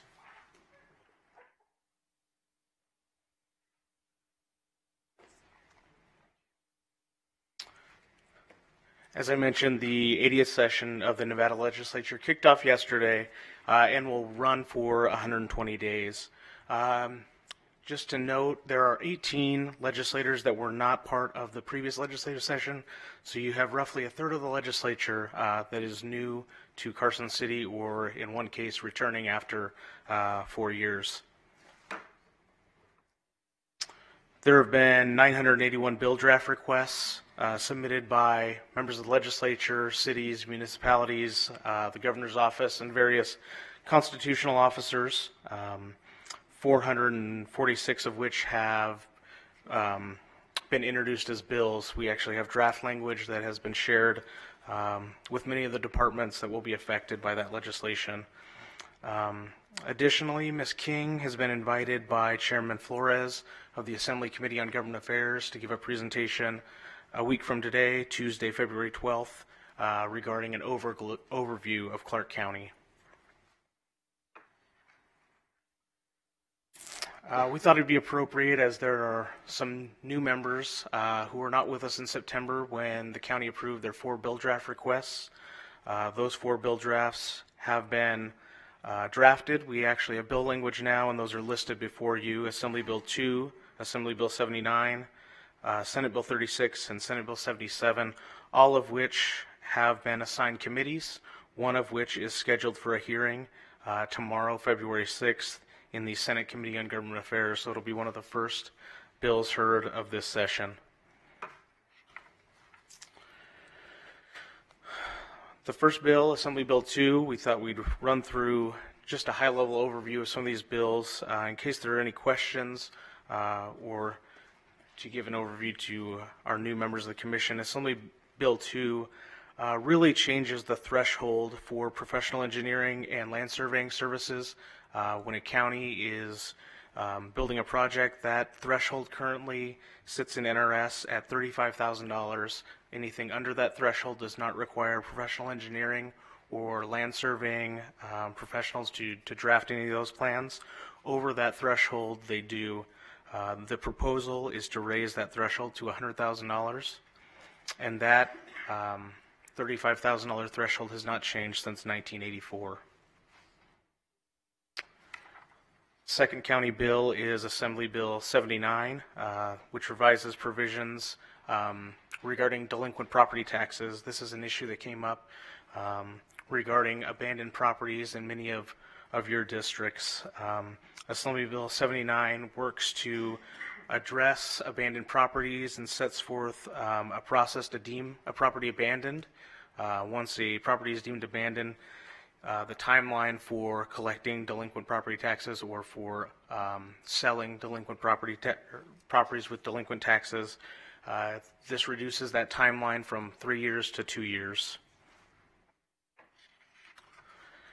Next is Senate Bill 36 that revises provisions to governing the purchase, sale, or lease of real property by a Board of County Commissioners. Currently, as the Board of County Commissioners, if you move to sell a property, 2 appraisals are required, and the highest dollar amount is required to be the starting bid to auction that property. This bill seeks to continue with the 2 appraisals, but to take the average of the 2 as a starting point for selling the property. Additionally, this would allow the county to provide online auctions as opposed to just in-person auctions as currently allowed. And last is Senate Bill 77, which revises provisions governing purchasing by a county hospital. This is a bill specific to UMC. Currently under UMC's purchasing group, they are able to purchase goods. This would expand that purchasing group to allow for UMC to purchase services. And with that, I have no other slides, but would be happy to take any questions that anyone may have. Commissioner Gibson. Just out of curiosity, are there bills you've already identified that will require us to play defense? 225 of them. No, just kidding. Well, no, we should have put a barrier up around Carson City. To answer your question, yes, there are. The department has a process of identifying bills and sending them out to the departments and ensuring that any possibly affected department can disseminate impact back to the department and then up to Carson City, where the lobby team will ensure that legislators know either there will be a positive or ill effect on the county. Does that answer your question? So I guess if you're asking, and I'm going to chime in here, so we do have a tracking system that we monitor any bills that come up, and many of us can follow the tracking system, but for specific bills, the hearings are just starting today, so we won't know. I mean, there's one bill that requires the counties to put in ADA accessibility within the washes. I'm trying to understand where that came from and why we should have to do that. So there's going to always be those kind of bills. So we watch the NACO bills as well. So if there's specific bills that anybody's interested in, we're happy to tell you. But I mean, the real wire is deadline, right, when we see where we end up. Because some of them won't even get a hearing, I'm sure. Commissioner Jones. Thank you, Madam Chair. Is there a process, since I'm newer, obviously, is there a process by which the county team determines whether it's going to take a position on a particular bill? Yes. So as Chairwoman Kirkpatrick explained, the tracking system, and I'll elaborate a little more, as bills are drafted and that language is received, it's filtered through by the team here in Las Vegas, as well as the team in Carson City, and identified which departments may or may not be affected.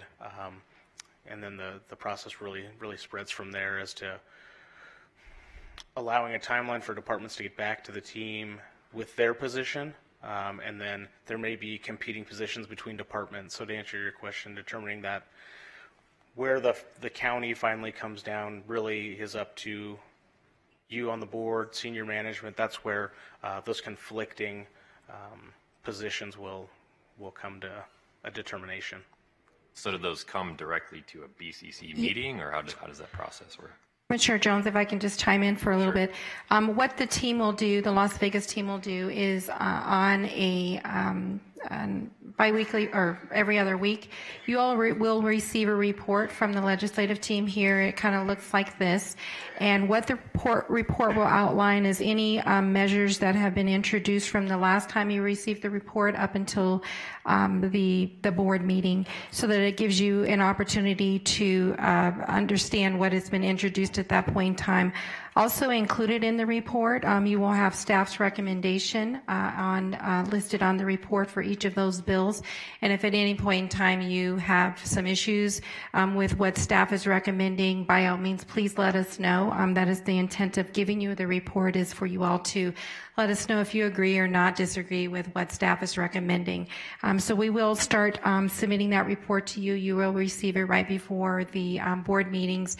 And at that point in time, if you all want to discuss with us or have questions about certain bills, you'll have that opportunity to do that, not only at the board meetings, but just throughout the whole process. So you'll start receiving reports that show what the staff recommendations are.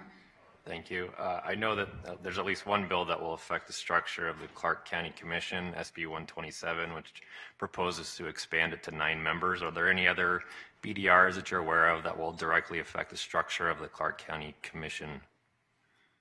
Not directly that we're aware of. Okay, thank you. But there are a couple of bills that I do want to bring to your attention, just in what has come out in the last week or so. Please note that AB2, this was a bill that was, or is a Clark County bill that was just mentioned by Justin. What I want to point out on this is this kind of points back to the conversation that we were having earlier about the real property management conversation in terms of the delays occurring within that department. There are many things that are not within control of real property management, and this bill is one of those bills where we're just asking to increase the threshold from $35,000 to $100,000, because any of those projects that are under that amount, we would be able to move faster without having engineering or land serving services for projects currently now $35,000. So it's a very low threshold, hasn't been changed since the 1980s, and I do believe that that is one thing that could help our real property management process. So we'll definitely be active in trying to get that approved, and obviously if we have any pushback from the industry, we'll definitely let you all know so that you can push the initiative of Clark County under AB2. Please note that AB3, this bill is requesting for additional medical as well as retail dispensaries. So that is listed under AB3. It mentions incorporated cities, so I'm not quite sure if that affects us or if it's just for the incorporated cities. AB 17, this is relating to bail. It revises provisions governing the bail in criminal cases. I believe this may be a bill that is intended to look at the statutory framework governing bail and maybe some sort of reform that is occurring under AB 17. Also, what is important to us, and this is probably one of those defense bills, is AB 43, and I believe District Court has come to talk to all, if not most of you. This is a bill that would increase the number of District Court judges for the 8th Judicial Court. At this point in time, we've been talking and having conversations with District Court, and they are proposing to add 8 additional judges. So obviously that would have a significant impact on us here in Clark County with regard to providing resources in our various departments. Another bill is AB 73, and I know you all have heard about this probably in the news, where this is the City of Las Vegas's bill, which would impose an additional tax on the real property transfer in larger counties. And the intent of the increase of the real property tax transfer would be to provide funding or funding for services for affordable housing for persons who are homeless or indigent in the county. In addition, under AB 73, the city is proposing to increase or add an annual surcharge on their users for the sewer service of the incorporated city, and also the intent of the additional revenue would be to provide or support services for affordable housing for homeless or indigent individuals.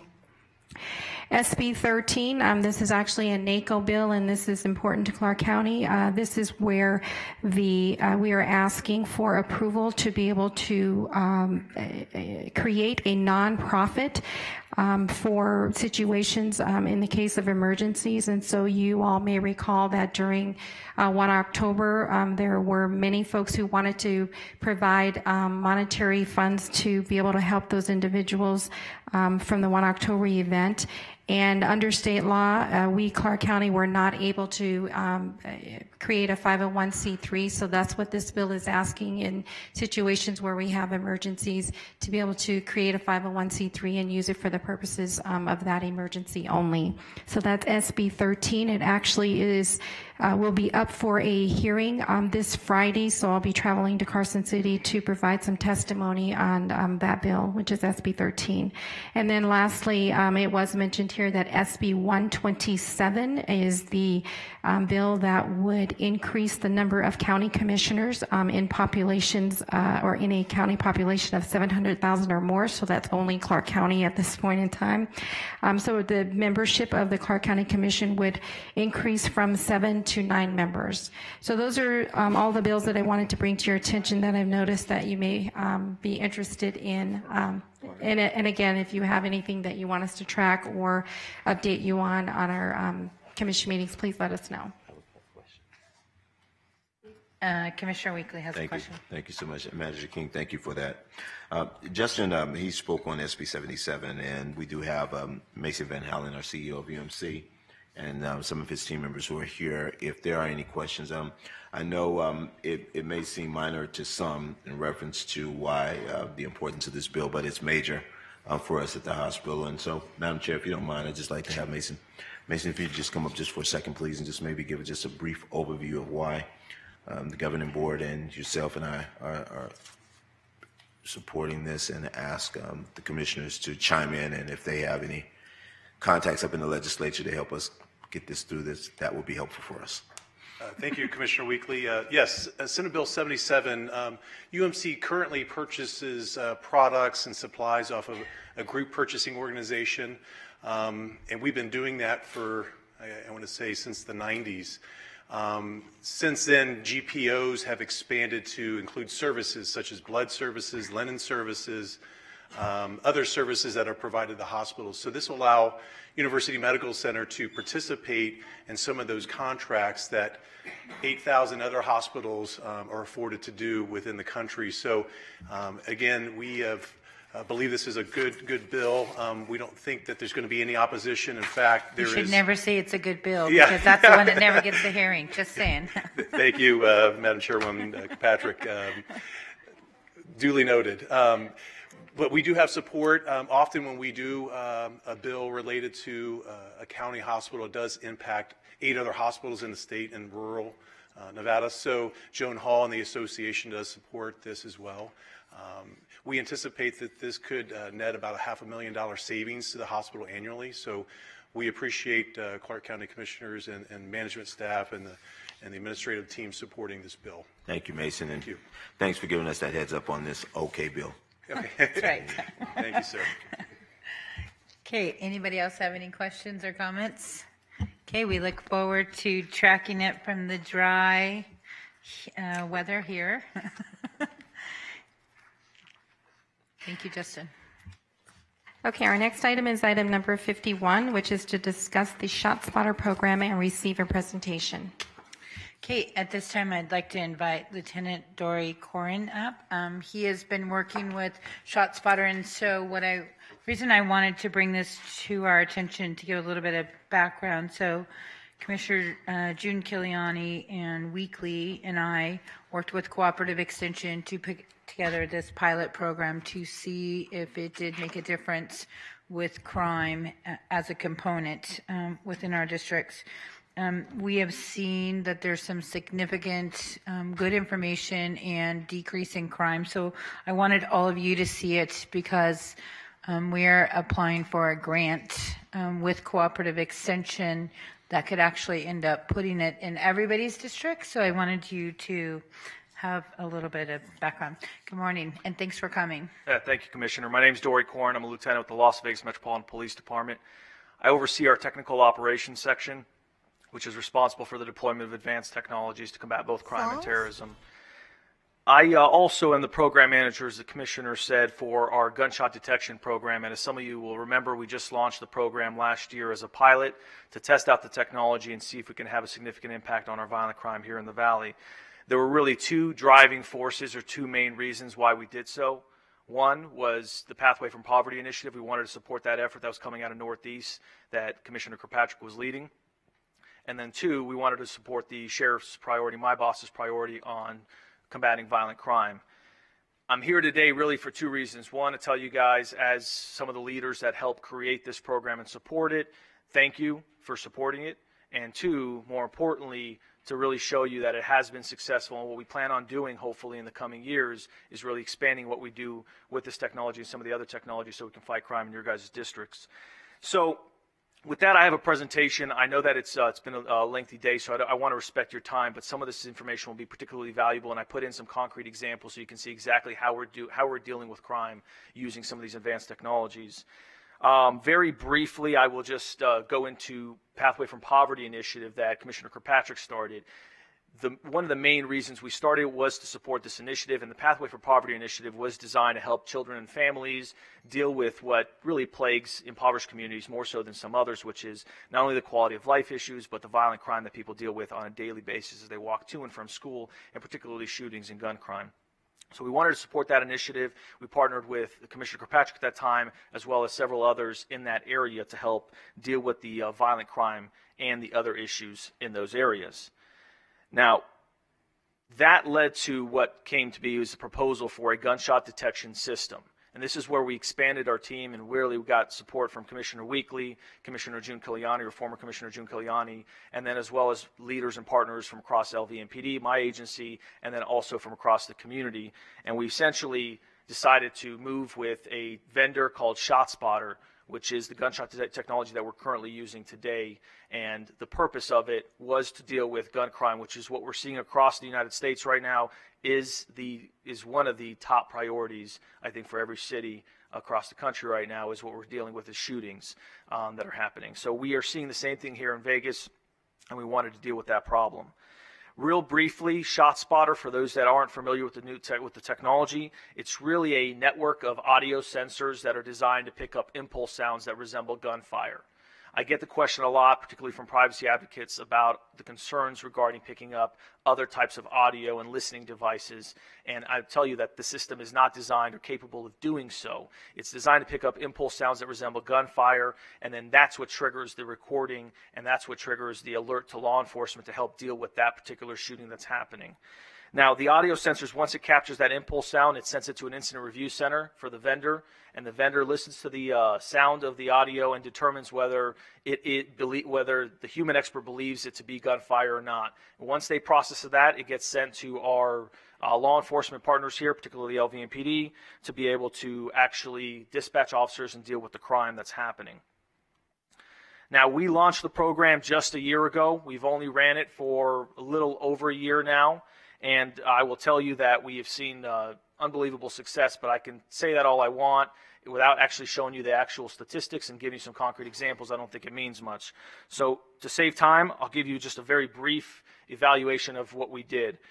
What you're seeing right here is a photo of the area we deployed in the north. Just to rewind, we deployed only in two areas. It is a very expensive technology. We did 3 square miles in the north and 3 square miles in the south. As Commissioner Kirkpatrick said, I believe that there's tremendous value in expanding this, but we'll talk about that towards the end. In the north, what you're seeing here in the blue dots is the audio, those impulse sounds. Now, that could be a backfire of a vehicle, firecrackers, a helicopter overhead, something falling loud enough to resemble gunfire, and then, of course, gunfire. And as you'll see, there's about 9,600 activations over a 9-month period, and of those activations, only about 3% is what the vendor actually filters down to determine that they think is gunfire. Now, we in law enforcement will filter that down further to confirm what actually is and is not at the end of the day. The reason why I show that, and I'll show the south area here, the south area, 6,052 activations. You'll see the red dots come up with the animation. The reason why I show this filtration is I want to show you and the public how we actually deal with the sounds and how we only focus on the ones that we really believe are gunfire. In other words, all those blue dots, all those other sounds, the police department doesn't even get, doesn't even register. Now, here's the key component here. In a 9-month period, we had 487 potential gunshot events identified by the system. That's 9 months in about 6 square miles of coverage. Now, the most shocking statistic and the most valuable portion, or one of the most valuable portions we discovered, was approximately 65% of that is going unreported to the police. Now, it's true when I say I use the word potential on purpose because I can't guarantee that every single one of those are gunfire, but I can tell you the majority of them are proved to be gunfire. And when we're talking about 65% of those are going unreported to the police, that is just an amazing number, and it really should be shocking enough to tell not only us in law enforcement, but you as the leaders of the county that we have an issue that we should probably deal with, which is persons not reporting gun crimes, shootings that are happening on a daily basis. So with that, you can see the breakdown of the 65%. That's 342 potential shootings in a 9-month period that nobody called the police on. 145 that someone did call 911 and that the system also registered, and then 40 that someone called 911 that the system did not register. That's about 1,497 actual shots registered by the system in that 9-month period. And then we also looked at the miss rate. I understand as a program manager, particularly with the support of how we developed this, which is the Nevada Cooperative Extension provided us some grant funding, and then the LVMPD Friends of Metro Foundation participated in that. So we wanted to make sure we're accountable to them and then accountable to the county commissioners who supported this effort to make sure that we have a technology that actually works and is not wasteful in any way. So one way we looked at it is if the system is actually effective in capturing all the gunshots that we want. And what we discovered is that we're about at 7.6% of misses for the potential. And once we get into the confirmation of shootings, we're at about 10%, which was acceptable from when we launched the pilot program. So in other words, about 90% of them are guaranteed to capture using this system. Now, the second big takeaway that we discovered was that 86% of the time the system was far faster than our 911 calls. That's particularly important because if we can get our cops there faster, particularly on gun crimes, not only can we potentially catch the shooters, but when we have someone shot, we can provide them aid a lot faster, and this proved to be significantly more effective than our traditional 911 calls. I will say on a tangent, we also discovered that it is far more accurate than our 911 calls. If you think about it, someone calls 911 and says, I heard gunshots. I think it came from the south of my apartment. But because of the echo of sound, it may have come from the north, it may come 3 miles down the street, and the police who may get there, they really just check the area of where the person reporting lives. This provides us a different mechanism to actually look at where the gunfire is happening. So I wanted to show you some real live examples, and I'll go a little fast because I have a... Take your time. Okay. Because All we right. want to do this right because it is very expensive and we have made huge strides. So I appreciate no it. Thank you. rush. So a few examples here to show you specifically how you and us are making a difference in the lives of others and dealing with these crimes. You're going to hear audio. Hopefully it's loud enough here, but this is the system picking up a gunshot detection during the pilot. So those are 3 gunshots that you heard. If we could turn it up just a bit before the next examples. But those are 3 gunshots that no one called the police on. We sent officers to the area. When we get to the area, we're able to use additional evidence by checking for witnesses and statements and things like that. And ultimately, it leads ourselves to an apartment of where we think the shooter is. Our detectives go inside, do a search warrant. What you see there is the firearm is recovered inside of a washing machine that was used in the gun crime. So in one way, the system is allowing us to be able to recover firearms used in crimes, used in shootings within our valley that no one is calling the police on. This example here, unfortunately, is a homicide, but you're going to hear 5 rounds.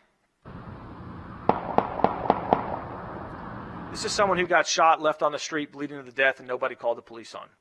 And we only discovered the fact that it happened because of the gunshot detection system. We sent officers to the area. Unfortunately, the person passed away at the hospital, but at least gave us a fighting chance to save his life, to try at least, and then also provided us enough evidence to figure out who the shooter was and apprehend that person for committing this homicide.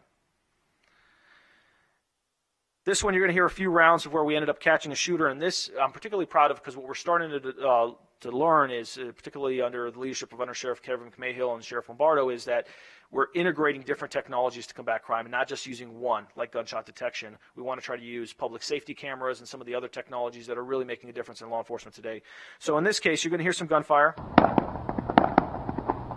This was a drive-by shooting. Because we got the detection so quickly, we're able to check what we happen to have a public safety camera in the area for a high crime. So public safety cameras were deployed generally in partnership with the citizens in the community when they have a problem with the crime that's going on in their neighborhoods and they request the police to be more engaged and more involved. We deploy a public safety camera temporarily to try to reduce crime. In this case, we have the public safety camera right where we have gunshot detection system. We're able to use this, and what you're going to see on the left hand of the screen, I believe it's your left, that white car that comes out is the car that does the drive-by shooting. You're not going to see the drive-by on camera, but because of the real-time response that the Technical Operations Section in Metro was able to do, we're able to determine that that is the suspect vehicle, and we sent that out in real time to the officers who are responding to the scene, and before that vehicle could get away, we're able to apprehend the vehicle. We found the casings in the vehicle. We found the firearm in the vehicle that was used in the shooting and arrested the shooter. Now, generally speaking, we would have these types of shootings happen, and because of the response time, just the realistic response time of not being able to get there as quickly as we can with some of these technologies, someone like that would get away and would be involved in additional shootings before we'd ever catch them. This one is, I think, the most significant example that we have from the short pilot that we've done. You're going to hear a very faint popping sound. That little pop was a gunshot. It came out on the system as a possible gunfire, so not even a confirmed one. We sent officers there only because of the system. In other words, nobody called the police on it. Now, this one's a little brutal, so I'm going to try to, well, just forgive me for being direct, but I think it's important for us to understand some of the crimes that happen and how we try to combat them and make sure it never happens again. But in this case, one single possible gunfire comes out. We sent our officers there. Because of the system, we're able to put them within 7 feet of where we think the shooting happened. Because of that accuracy, the officers find a shell casing 7 feet away on the ground with a little bit of blood, which now confirms that this was not just a possible, but it actually happened. Because of that evidence, our officers did a fantastic job by knocking on doors and canvassing the area for potential victims and witnesses. In that canvass, they knocked on a door, heard some yelling and screaming inside of an apartment. That screaming was for help, so the officers went in, did a welfare check, and they found a male and female who were tied up in the closet. They were blindfolded, they were naked, they were beaten, they were tortured, they were robbed. They were also sexually assaulted. And ultimately, in my personal opinion, it's very possible that they could have been killed if we didn't respond so fast. The reason why I say that is because we were able to get there so fast on a crime that nobody called the police on, that we were able to catch one of the shooters in the parking lot, recover 2 of the firearms, and then still catch the other shooter at a later time through a warrant. Now, that's a crime that nobody called the police. That's part of that 65%. I will tell you the far majority of the 65% are not brutal, violent crimes like that. The far majority of them are shootings in the air, shootings that people where someone misses. But still, this indicates to us the value of using these types of technologies to address these types of crimes. So just a few key recommendations. One is you're going to see our coverage area. There are 2 areas. You can see it's very small compared to the rest of Clark County. We wanted to extend it for 1 more year. Fortunately, with the leadership here and the leadership within my police department, particularly the sheriff and Commissioner Kirkpatrick and Commissioner Weekly and some of the others, we're able to at least extend for 1 more year. This is a very expensive program that we have to take it year by year, because if it's not effective in the 2nd year, then it's not going to be worth the money because it's so expensive. If it is effective, then we're going to want to continue it as best we can if we can find the funding. The second thing, though, has to do with potential expansion. What you're seeing here is our traditional hotspots. These are crime hotspots that have been in existence for a very long time, well before my time within the police department. And this is particularly related to violent crime. Now, I think we have an opportunity with what some of the innovative strategies the sheriff is deploying right now with dealing with violent crime. We have an opportunity, and I think the commission has an opportunity to do something that's unprecedented, which is we can eliminate some of these traditional hotspots forever. I think we can make it impossible to commit shootings in these areas, and then instead of having hotspots that have been in existence for 20, 30, or 40 years, we can eliminate them. And that's where we get into the recommendation of if we can find the funding and support to expand a system like this. This is just a tentative draft. We may want to expand it into other districts that you are concerned about in particular. But right now, if we had coverage in these 10 or so areas, we would be able to cover every single area where we're confident there's a lot of shootings that are happening. The third element of that is not just depend on one technology, but to start integrating other technologies in those areas. That includes public safety cameras and fiber infrastructure. What we've discovered in some of our areas that are suffering the most from crime are also impoverished in the sense of the government infrastructure that's there, and we're unable to put technology there to combat crime. So we'd want to increase fiber infrastructure there. So the last thing I have here, and I'll wrap up, is the kind of the what-if analysis. And you have a detailed report that gives you a lot more information on this whole project and the value of it. But this is a somewhat personal, I will say, but we know out of the 487 shootings, 209 of them we can tell you with certainty are confirmed because we found additional evidence. The other 278 are possibles. It's possible that they happened. It's likely that the majority have happened. We just can't confirm them. But the interesting part of this is, as I said earlier, this is only 6 square miles.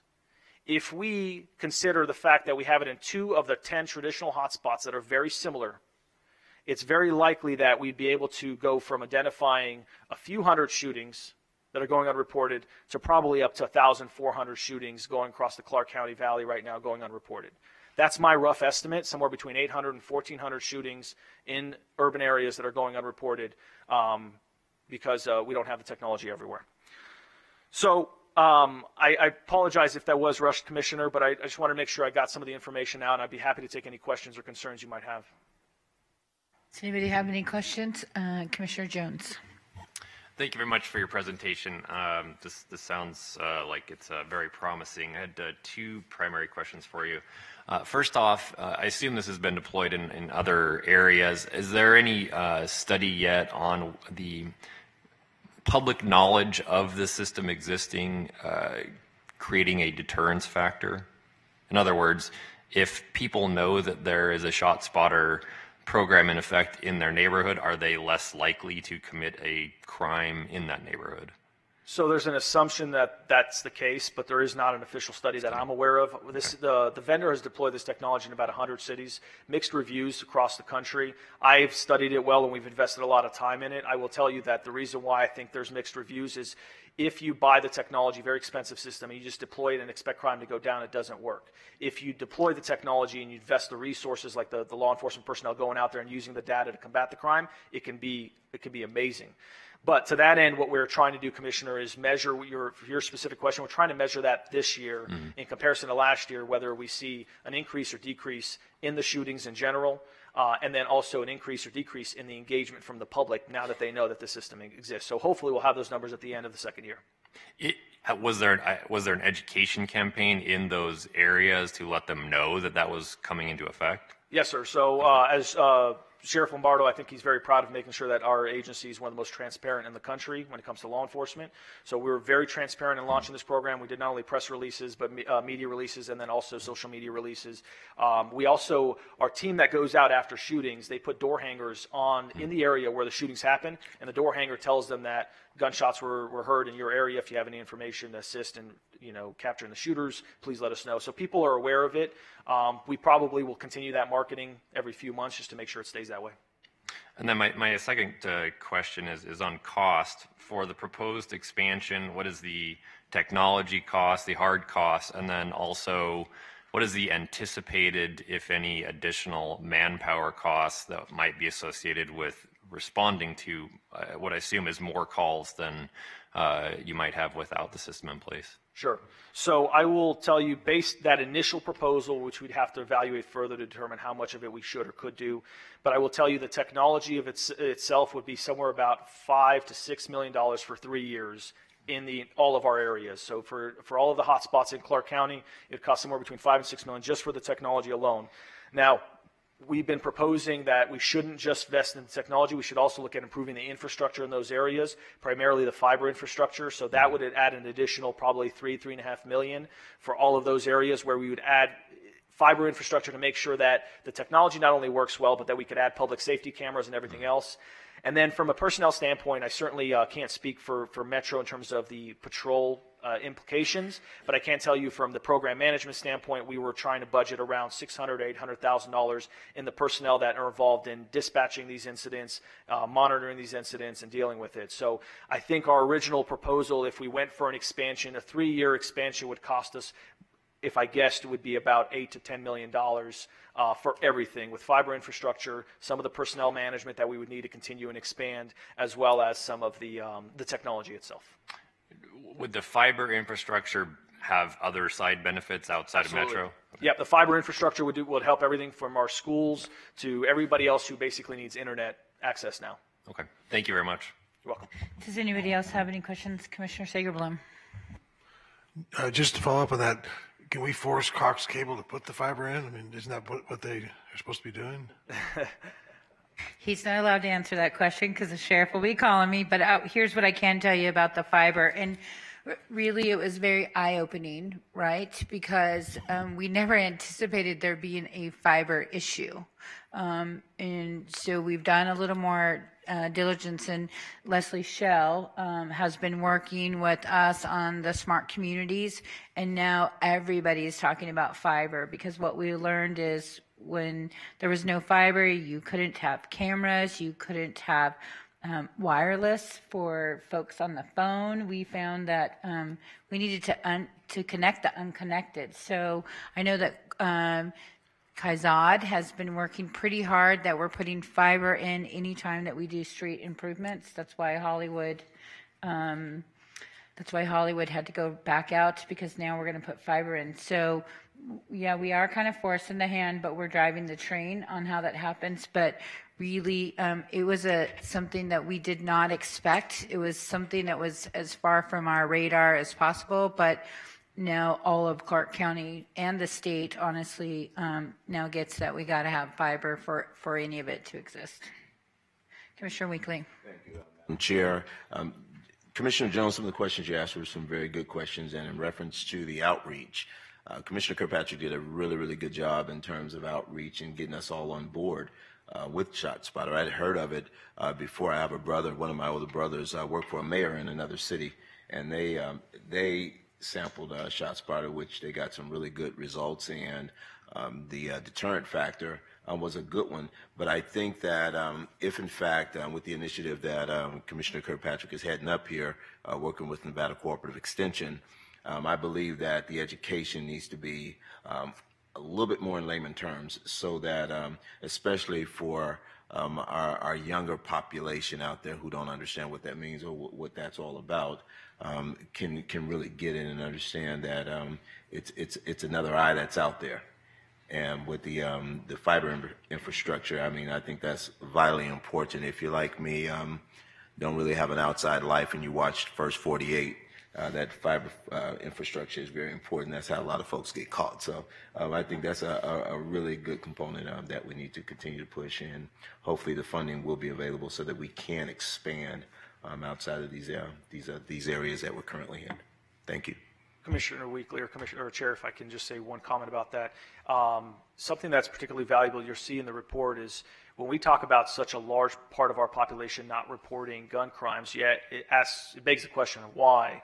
And when we had, this is the assumption so far, is that in some of these areas, when they were calling in the police, they were either scared that there would be retribution against them, but also there was basically a breakdown in the trust of response. So if you call every time and the police get there and they're either not able to find the shooters, they're not able to find the evidence, or they go to the wrong location because we did, and some of it is an honest mistake on us on the police department, is we go to where we think the shooting is, but maybe it happened elsewhere, eventually degrades the trust within the community, and they start thinking that it's not worth calling in the police because they're not going to be able to do anything about it anyways. Unless someone is shot and bleeding in front of my doorstep, I don't really need to do anything. That's what some people believe. This now is changing that, because now they're seeing us go on these low-level shootings where no one is shot and still doing something about it. So to your point, I think that education will help change not only the response on the police department, but also the trust in the community. Okay, Commissioner Brown. Thank you, Madam Chair. Lieutenant, thank you. Would you explain the monitoring part of it? Is that through 911 or Fusion Center, or? Yes, sir. So we actually have, under my section, the technical operations section, we have a unit called Fusion Watch. It is part of the Fusion Center, and we use a variety of technologies. That's where right now we are running the ShotSpotter program out of. If we expand valley-wide, we'd have to assess whether it would go to the dispatch center or stay within where our unit is.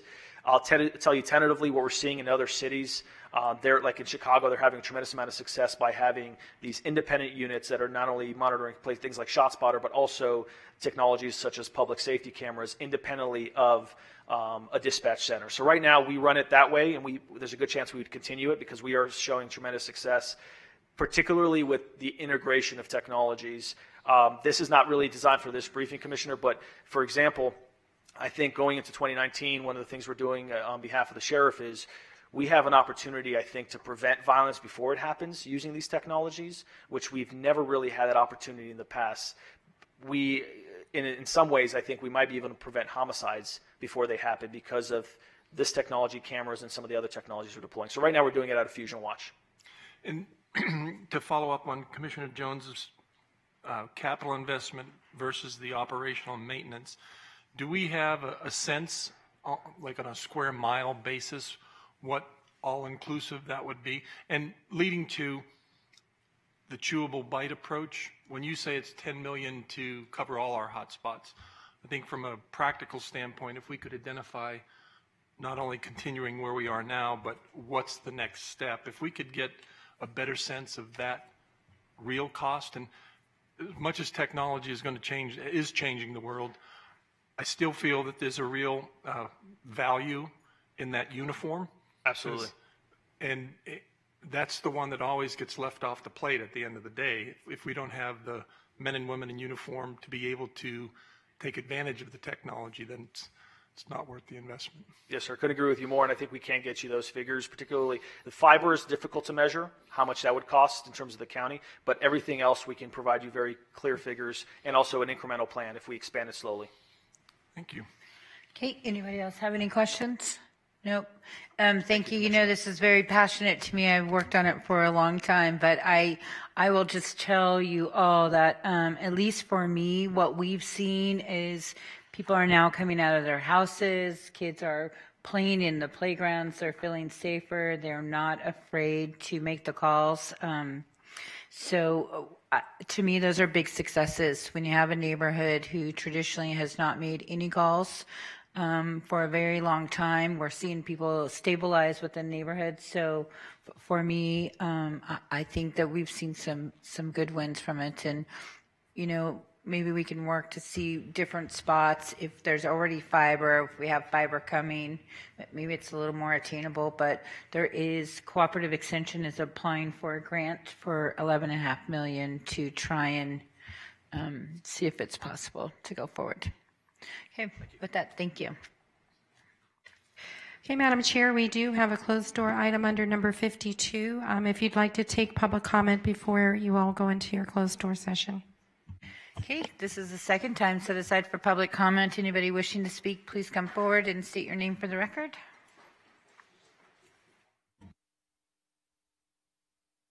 Madam Chair, Commissioners, my name is Tucker Anderson. I'm here representing Code 3 Emergency Partners from Frisco, Texas. Happy to be here today. Wanted to come and let you all know we are owners and operators of emergency rooms and urgent care centers and currently holders of a Clark County business license in District G. Code 3 Emergency Partners watched with interest Agenda Item 62 and testimony at your January 22nd meeting concerning shadow hospitals. And I'm here today to let the Commission know that in the name of quality care and patient safety, Code 3 Emergency Partners supports the concept that all hospitals in Clark County should be both CMS certified and Joint Commission accredited. Please know that any future hospital facility owned and operated by Code 3 Emergency Partners would be both CMS certified and Joint Commission accredited, would accept and treat all Medicare and Medicaid patients, and indeed would fulfill our obligation as a CMS certified hospital facility to see and treat all patients regardless of ability to pay. I understand from the testimony and discussion last week that there is some discussion around the drafting of an ordinance to create a regulated business license for this new hospital business licensures in the county. Would ask if it's possible to have a little bit more insight into that process so that we could plan moving forward. And thank you very much for your giving me time today. Thank you, Mr. Anderson. Commissioner Weekly. Thank you so much. Well, were you going to make a comment? Yeah, I was just going to tell him that we don't normally comment during public comment, but I think it's worthy of appreciating. I appreciate you being here, and thank you so very much. This is how you do it, and to me, this is respectful. We are a board of trustees of a hospital, and some of the shenanigans we've seen in the past, I think, have been totally disrespectful. The gentleman over there on the side of you there, that's our CEO, and if you introduce yourself to him, he can share with you where we are. Commissioner Brown was gracious enough to ask staff to draft up that language, and something will be coming back. But if you speak with Mason Van Halen there, our CEO of UMC, he can bring you up to speed as to where we are. But I appreciate this, and this means a lot that you would come and introduce yourself this way and share with us where you all are at this point. I know our chair, this was something that was brought to her attention that she, we had to kind of reel her back in because she kind of got a little overly excited about it. But this is what it's all about. And I think folks forget that when you come before this board, we are a trustee of we are the board of trustees for that hospital. And it's very personal to me that we make sure that we do everything we can to look out for the best interests of UMC. But thank you so very much, and welcome to Las Vegas. My pleasure. Thank you, sir. Thank you. Thank you, Mr. Anderson. If you could leave a business card so that we could actually have your contact information, including your phone number, and we appreciate you stepping up and wanting to be part of our family at Clark County. Thank you, Madam Chair. Thank you. Ms. Barnes. Yes, my name is Coleman. Margaret Ann Coleman. I'm returning to do now 2019 break ground upon my project, the bungalow shed. This is a view of it that I gave to you last agenda meeting. I'm placed here to do public comments and never recognized or considered of my efforts and my duties. I'm here to speak up on the innocent and the homeless, helpless as myself. For 38 years now, I've been deprived and neglected due to your warning that you are creating a hustling society and a scandal society that create programs such as Eli Fourth Result Group that preys on Medicaid and Medi-Cal programs that takes it to give them these opportunities. You're placing a lot of people in jeopardy in their homes. They place them in people's homes as group homes. You don't know if they're killers. You don't know what they are.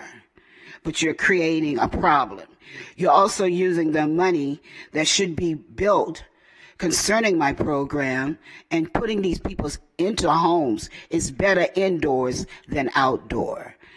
This is one reason why the people today is outdoors, because of eviction notices. You need to abandon the people that is renting and placing in these eviction notices to constables. This is why they're homeless and their property items are being taken. You're using the money that should be used for my kind of program of building these bungalow sheds and putting these people into a place of self-reliance that they could take care of themselves and will not have to be fed by your staff of the government that you have created to pay them the money and not bill for the security and the maintain of the self-reliance of the people that's on the street today. That is the homeless victims of as myself. Money that should have been returned to me that you used for over 38 years now. My name is Margaret Ann Coleman, Coleman, and I hope you take my project program and give me the opportunity to enlighten you. Thank you, Ms. Coleman. Thank you. Ms. Barnes? Dorothy Barnes, P.O. Box 466, Las Vegas, Nevada 89125. I'm here because I need some answers on removing my name off this program.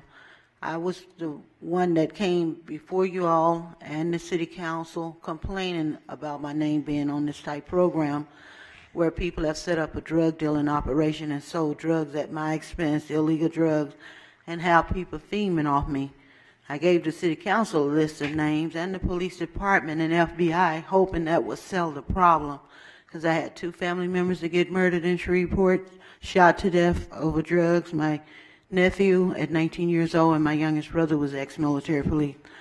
And the guns are very dangerous in the hands of people that are doing these drugs. I don't want to support that. And I want someone to answer me, how can I remove my own name? I haven't been allowed on Nellis Air Force Base. There are people out there on drugs that get to go out there and have open house on me. My doctor has such a hard time. He can't even doctor on me half time because they're using me to fiend off of and sell the drugs. They're out of control. Recently there was a shooting out on Boulder Highway at Russell and Boulder just this past week. I don't know if it was drug related, but they tell me that guy got shot in the back and arm. And the drugs are connected with a lot of the shootings. And I've asked them not to use me to sponsor drug dealers. What can I do to remove my own name if they won't allow my doctor to let me on Nellis to get instructions on removing my name off this program? I don't want people selling drugs. I don't want to be a part of it. I don't want people using me for this type of activity. I want some answers. Who can give me instructions on removing my own name? Who can give me the answer? Who's responsible for even placing my name on this program? I mean, if I had money, I could have hired an attorney. You know, I don't have a lot of money to hire an attorney, but I'm thinking about getting me a do-it-yourself kit. And it's really hard on me. I'll be 62 this year. I'm not getting any younger, and it's really hard on my health to have to deal with the drugs and people lying on me and stealing. My purse was stolen recently from the bus station. I had to replace locks on my P.O. box and my storage because the police haven't found it. It wasn't turned in. It was stolen from the BTC. I was in the ladies' room, and I take medication. I dozed off in the ladies' room. Someone reached under the stall and stole my purse. Last night at the SST, I was charging my phone at the phone charging station. And I was sitting there watching, and I kept seeing the guy standing there, and I was going, he didn't plug a phone in. He's just standing there. All of a sudden, I guess I didn't nod. He snatched my phone and was walking out the door. That's my phone. He gave it to me. Thank you. Thank you, Ms. Barnes. This time I would entertain a motion to go into closed-door session. I have a motion by Commissioner Weekly. Please cast your vote.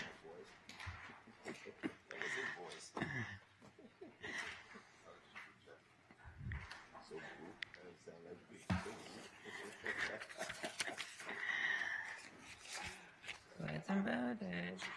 Someone hasn't voted. Yes, vote.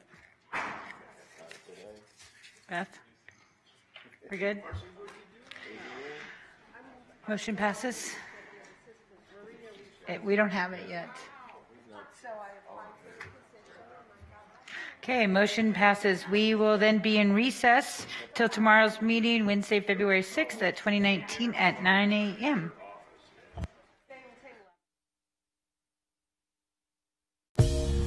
You're watching Clark County Television.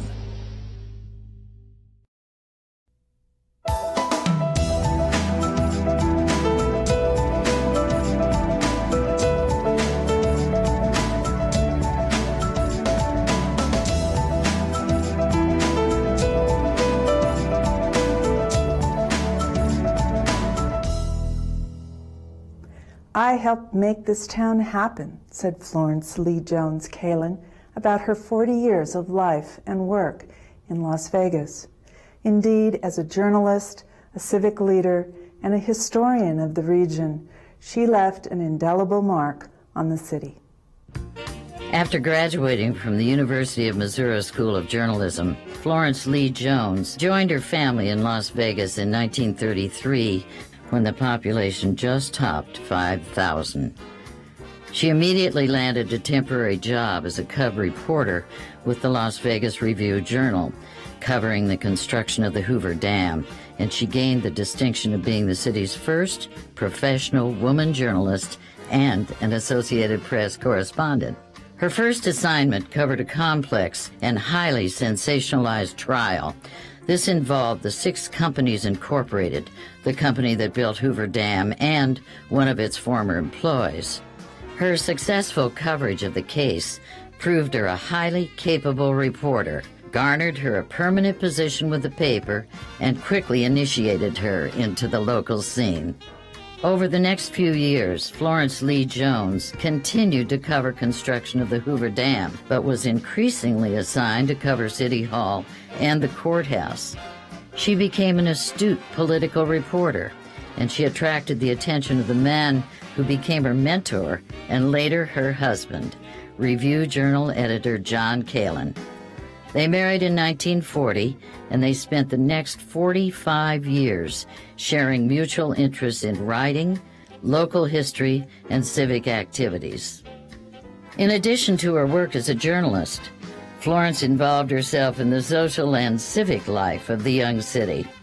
While she was assigned to cover the newly formed Las Vegas affiliate of the Jaycees, Florence promptly joined and enthusiastically recruited other women. Unaware of the national organization's rule that excluded women members.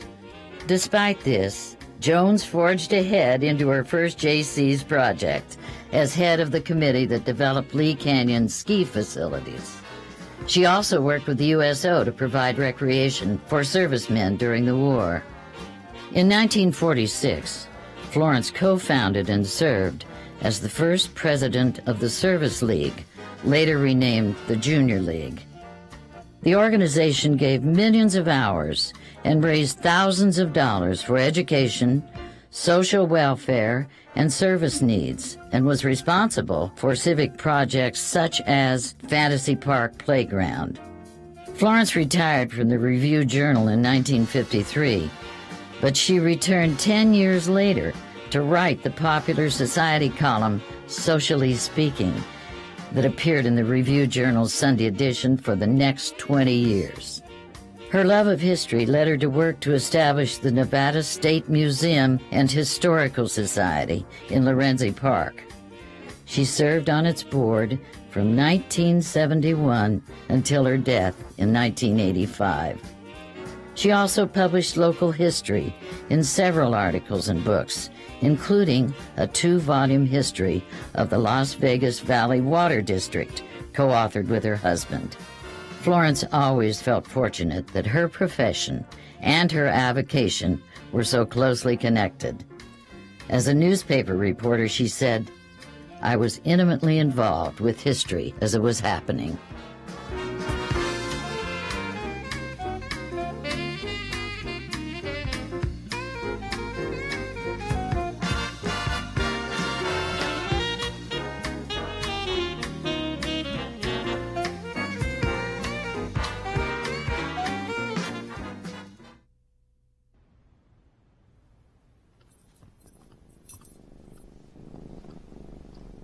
There's a shelter pet who wants to meet you.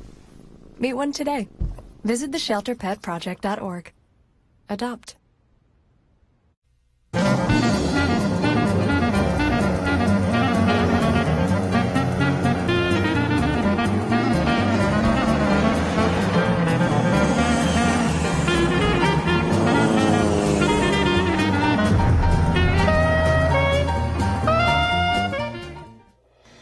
Hello, I'm Mark Hall Patton, administrator of the Clark County Museum System.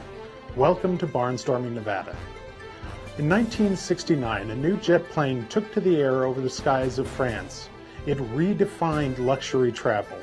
On today's episode, we will look at the history of this extraordinary aircraft, the Concorde. In the 1960s, many aircraft companies were working on commercial designs meant to fly faster than the speed of sound.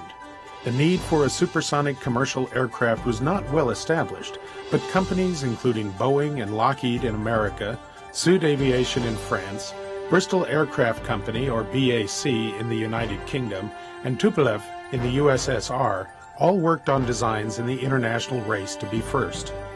Eventually, it was Sud Aviation and BAC and Tupolev in the USSR which developed designs that were built and tested. Tupolev's design, the Tu-144, was a failure in the West, and a crash of a Tu-144 at the Paris Air Show in 1973, along with 2 other crashes, sealed the fate of the aircraft. The Lockheed and Boeing designs were reviewed by the U.S. government, which chose the Boeing design for further development, but it was never brought into service. The successful aircraft was built through a partnership between Sud Aviation in France and the Bristol Aircraft Company in the United Kingdom. The Concorde, the result of that partnership, became one of the most iconographic aircraft of the 20th century. It first flew in 1969 and was introduced into regular service in 1976. Worries over the impact of sonic booms and other environmental concerns led to laws in the United States which limited flight speeds to subsonic over the states. This made flights in the Concorde at supersonic speeds mainly an over-the-water experience, where a flight from New York to London could take as little as 3 hours. McCarran's first Concorde flight landed in 1978. After that first flight showed McCarran could handle the aircraft, it hosted quite a few flights. During the 1980s and 1990s, Las Vegas was a standard stop on round-the-world flights. The Concorde was often a source of great interest for drivers along Sunset Boulevard and Eastern Avenue when the plane would be sighted on approach or sitting on the tarmac at the gates. McCarran continued to play host to flights by the Concorde throughout the Concorde's history. Flights arrived every few months. At first they were advertised, but eventually people stopping for photographs of the spectacular aircraft became a problem. Notices of the flights were no longer sent out, and they were handled as a regular part of McCarran's service. However, it was always a thrill when you would look up into the queue of aircraft coming into land and see the Concorde sandwiched between a couple of 737s on approach. The unique rumble of the Concorde's engines, which were not as efficient upon takeoff as at altitude, would bring people from nearby homes and offices outside to watch its departure. In 2001, in a tragic accident, a Concorde crashed on takeoff in France. Within 2 years, in 2003, the fleet was grounded permanently. The aircraft can now be seen in aviation museums around the world. They no longer grace the skies, but the memory of their striking form is not lost.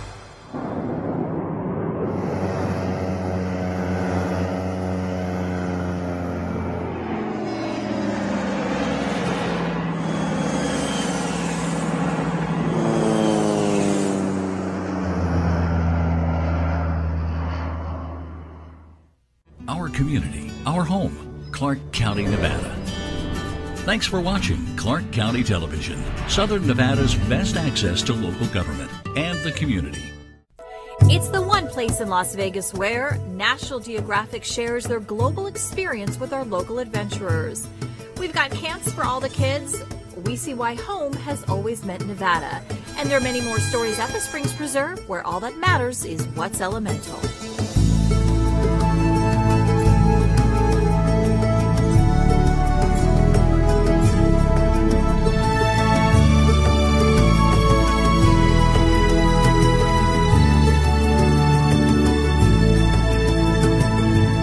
National Geographic is famous for capturing stunning images of the natural world. Our latest traveling exhibit, National Geographic Earth Explorers, brings you a rare behind-the-scenes look at the hardworking people who venture into the wild to bring back these images.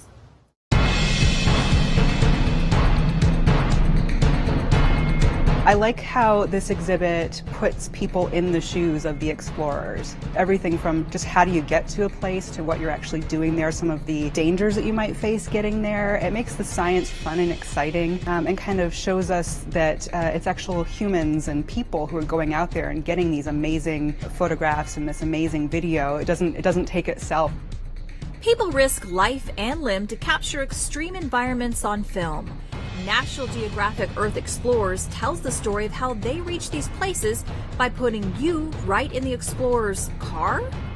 People can sit in different vehicles like the explorers would and stand in a hot air balloon. There's some augmented reality exhibits with this, so that will be kind of a fun, different way for people to interact with the exhibit. All really exciting, full body physical experience. This exhibit covers exploration of 6 different regions around the Earth: oceans, mountains, caves, savannas, rainforests, and polar zones. Younger kids are going to get a lot of play in this exhibit. Guests will learn about the science that happens at these different field stations and how do you do experiments in the middle of the rainforest. And so they'll get more into the kind of the scientific concepts while also having the opportunity to play and to run around and put their hands on things and really get into the experience. We know our guests love the fresh new experiences our traveling exhibits provide, and visitors to National Geographic Earth Explorers are in for an especially stunning treat. I think this is an exhibit that can really inspire a lot of awe in people. The just beauty of it in general, it's aesthetically really exciting. It's really pretty. It's really beautiful exhibit, and it also brings out the excitement. You don't often think about the exciting side of science. The science being done by National Geographic's teams are by far some of the most dramatic assignments on Earth. But these assignments have quite a lot in common with the ones being done by our teams here at the Springs Preserve. We're always trying to learn new things here at the Preserve. We'll never reach the bottom of what we can learn about our history, about this land here, about the wildlife that lives here and the plants. And I think that kind of global experience of exploring all different regions, we do that right here at the Springs Preserve too. So it kind of brings home this idea of finding a new adventure in the environment around you, just like we do right here at the Preserve and in the Mojave Desert. Begin your adventure. Become a Springs Preserve member today.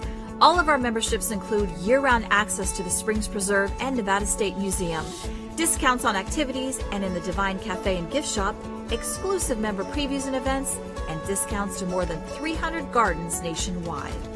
The real jewel is our Silver State Pass memberships, your ticket to Premier Family Membership.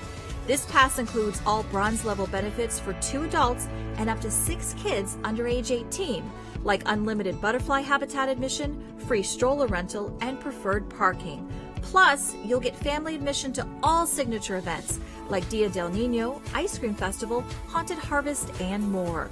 You'll also receive 2 adult tickets to Brews and Blues and Grapes and Hops.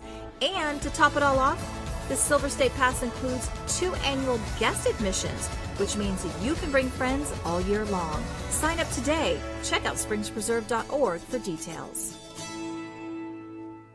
Not every camp can boast access to experts in fields from archaeology to zoology. Here at the Springs Preserve, we have a tradition of camps that are equal parts fun and learning.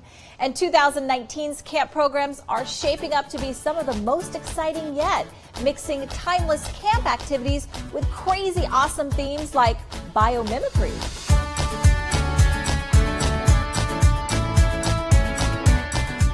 So this year's theme for Spring Break Camp is Eureka! Inspired by the wild. And it's all about biomimicry. So that's the idea that scientists, engineers, designers look to nature for inspiration. Maybe that's how leeches caused you to have better laundry detergent, or how mushrooms will help us survive on Mars, or even how the Springs Preserve itself, the architecture was inspired by the desert animals around us. It's going to be really cool, and we have some special ideas up our sleeves.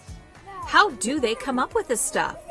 It's funny because parents actually ask me all summer long, what do you do the rest of the year? And I always say, camp! It's a year-long project. We start with picking themes. We look at what's classic, what will different types of kids like, what's new and exciting. And then once we have the themes, we want to tie them to the Springs Preserve's mission. So what in this theme is environmentally sustainable or about our cultural history?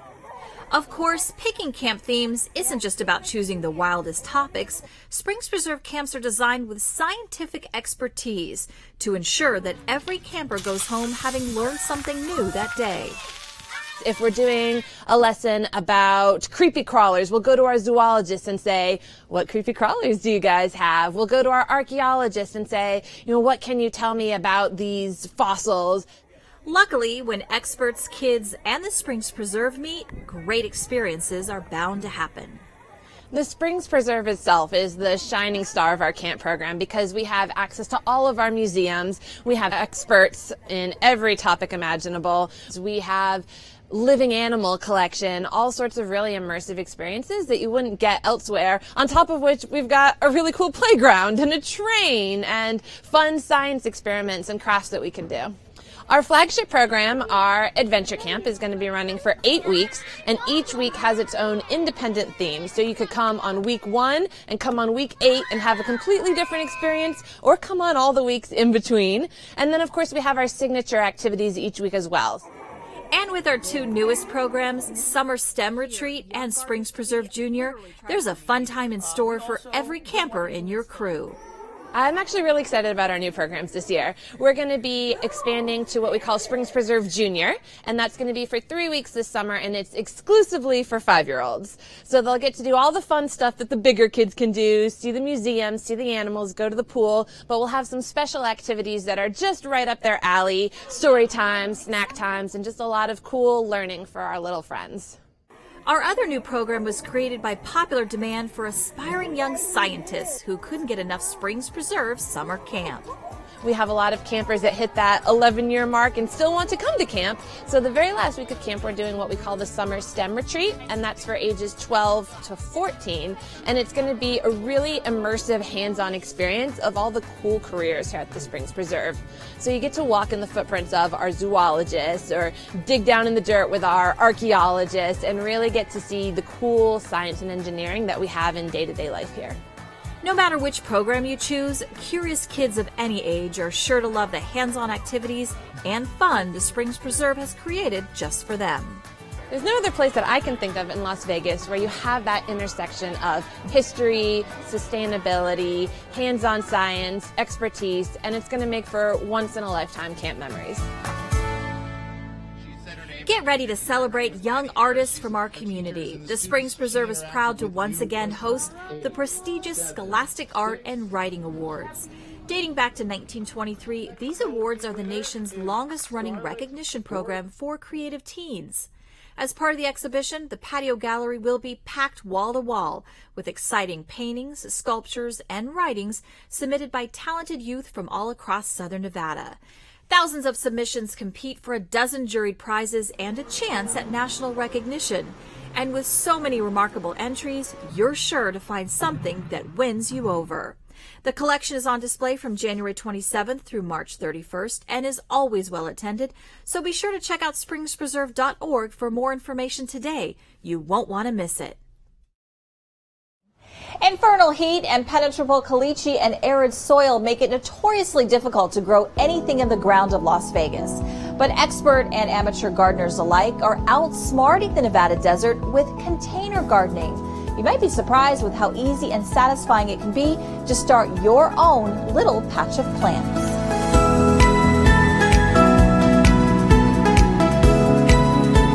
I love having containers in my garden because they add a little art and a little flair to it too. You can use pretty much anything that will hold soil enough to support the plant and support the roots, and that will allow water to drain through. It's a great way to start, especially if you don't know much about gardening. You can just start with one container, so you don't have a whole lot invested in it, and you gain your experience, and then you can add once you learn. Unlike in-ground gardening, container gardens fit well with the average Las Vegan's lifestyle, fitting into both busy schedules and limited spaces. You can even grow your plants indoors. All you need is soil, sunlight, water, and a container with drainage. And consider starting with easy successes like edible plants or cacti. You can have edible plants indoors in containers. You just need to make sure that they get enough sun exposure, and most edibles need at least 6 hours. Edible containers are great, and if you want to start with those, herbs are some of the easiest plants to kind of learn the tricks of the trade, if you will. They don't need a whole lot of attention, plus you can snip them off for your culinary uses or for teas and things like that. Cacti, you can put indoors or outdoors. Just make sure that you have the right exposure. And what's wonderful about containers is you can put them on wheels and move them around to kind of optimize those as well. Naturally, different plants have different needs, but species with similar needs can successfully grow together in a single container, provided it's roomy enough and has the right kind of soil. For instance, if you are growing your cacti and succulents, you have a completely different type of soil mixture for that. It's very well draining, and you might see little rocks and things in there as well. With edibles and other container gardens, you want it really fluffy, because what ends up happening in your containers is the soil starts compacting. That's just kind of a natural occurrence.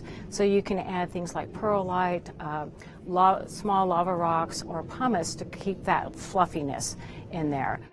Container gardening is just as much about the container you use as it is the soil. The right container can help you avoid missteps regarding two of your garden's most crucial needs: water and drainage. First of all, you need to know that containers typically dry out faster than in-ground beds. And it also depends on what type of container. Your terracotta pots, I love how they look. However, they wick the moisture away, so they dry out even faster. The smaller containers dry out faster, and the more shallow containers dry out faster. You want to make sure that you have drain holes in your containers. So a lot of those wonderful ceramic pots don't have holes in the bottom, and so when you're pouring water into it, you think it's dry when the water's collecting at the bottom, and then it causes root rot and things like that. And be sure not to let some of the old gardening myths get in your way of success. A lot of times, and this is a mistake I made way back when, is I put rocks in the bottom of my container for the drainage, which in reality it makes the pot very heavy, but it also decreases the soil for the roots to grow in, and it also decreases the amount of water that can work. So don't use rocks. Typically what I'll use is either a paper towel down in the bottom or a coffee filter, and then that way the soil won't fall through and you can still get that drainage. Container gardening is a great way to beautify your home, optimize water use, and keep tasty culinary herbs at hand. If you're ready to try your green thumb at it, you're in luck. The Springs Preserve has upcoming classes covering topics such as Gardening 101, Natural Garden Design, Pruning, and Drip Irrigation. You can always drop by to talk to our experts about any questions you have. For more details, visit springspreserve.org. Our ever-popular butterfly habitat will soon reopen for the spring season here at the Springs Preserve. Featuring hundreds of butterflies and spanning several different species, this enclosed habitat provides the opportunity to enjoy and learn about these beautiful but elusive insects. Wander through the seasonal exhibit and witness the fascinating dance between free-flying butterflies, the plants that sustain them, and their important role as pollinators in the ecosystem. Beginning in March, the habitat will be open from 10 a.m. to 3 p.m. daily. The schedule is subject to change based on weather conditions and special event availability. Admission is $2 for value members, $3 for non-members. Bronze and above members receive free admission. All guests ages 2 and up must be ticketed. For more information, see springspreserve.org. As the only source of life-sustaining water for miles around, the Springs Preserve has always been a gathering place. Probably for longer than we have recorded history, people and animals have sought refuge here, making it a logical choice for habitation. And thanks to extensive archaeological research, we found considerable evidence of housing structures on our property from those that once called this place home.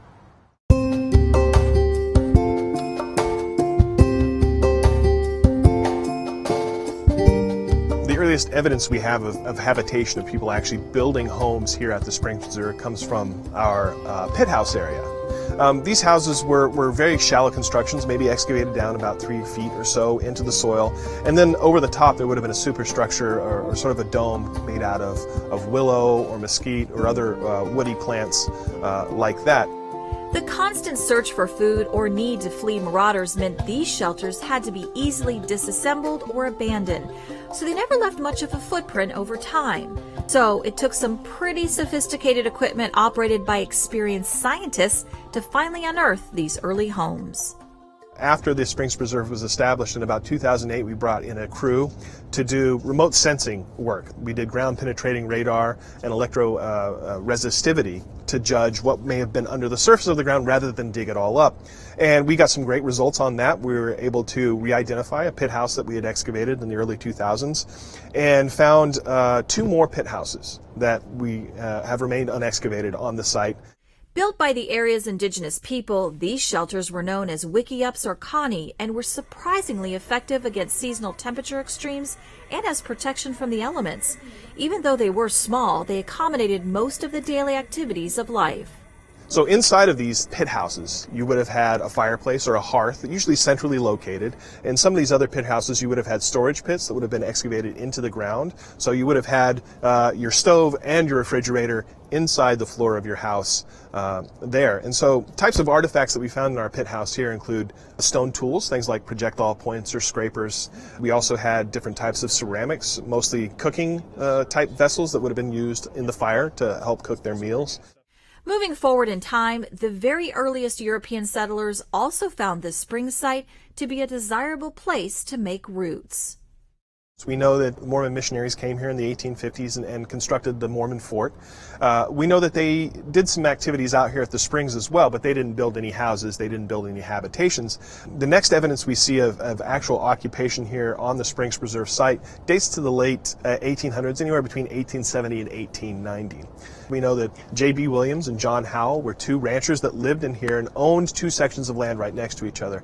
And John Howell, to the best of our knowledge, lived out here at the Springs. And once again, work done by UNLV in the early 1970s identified a dugout structure.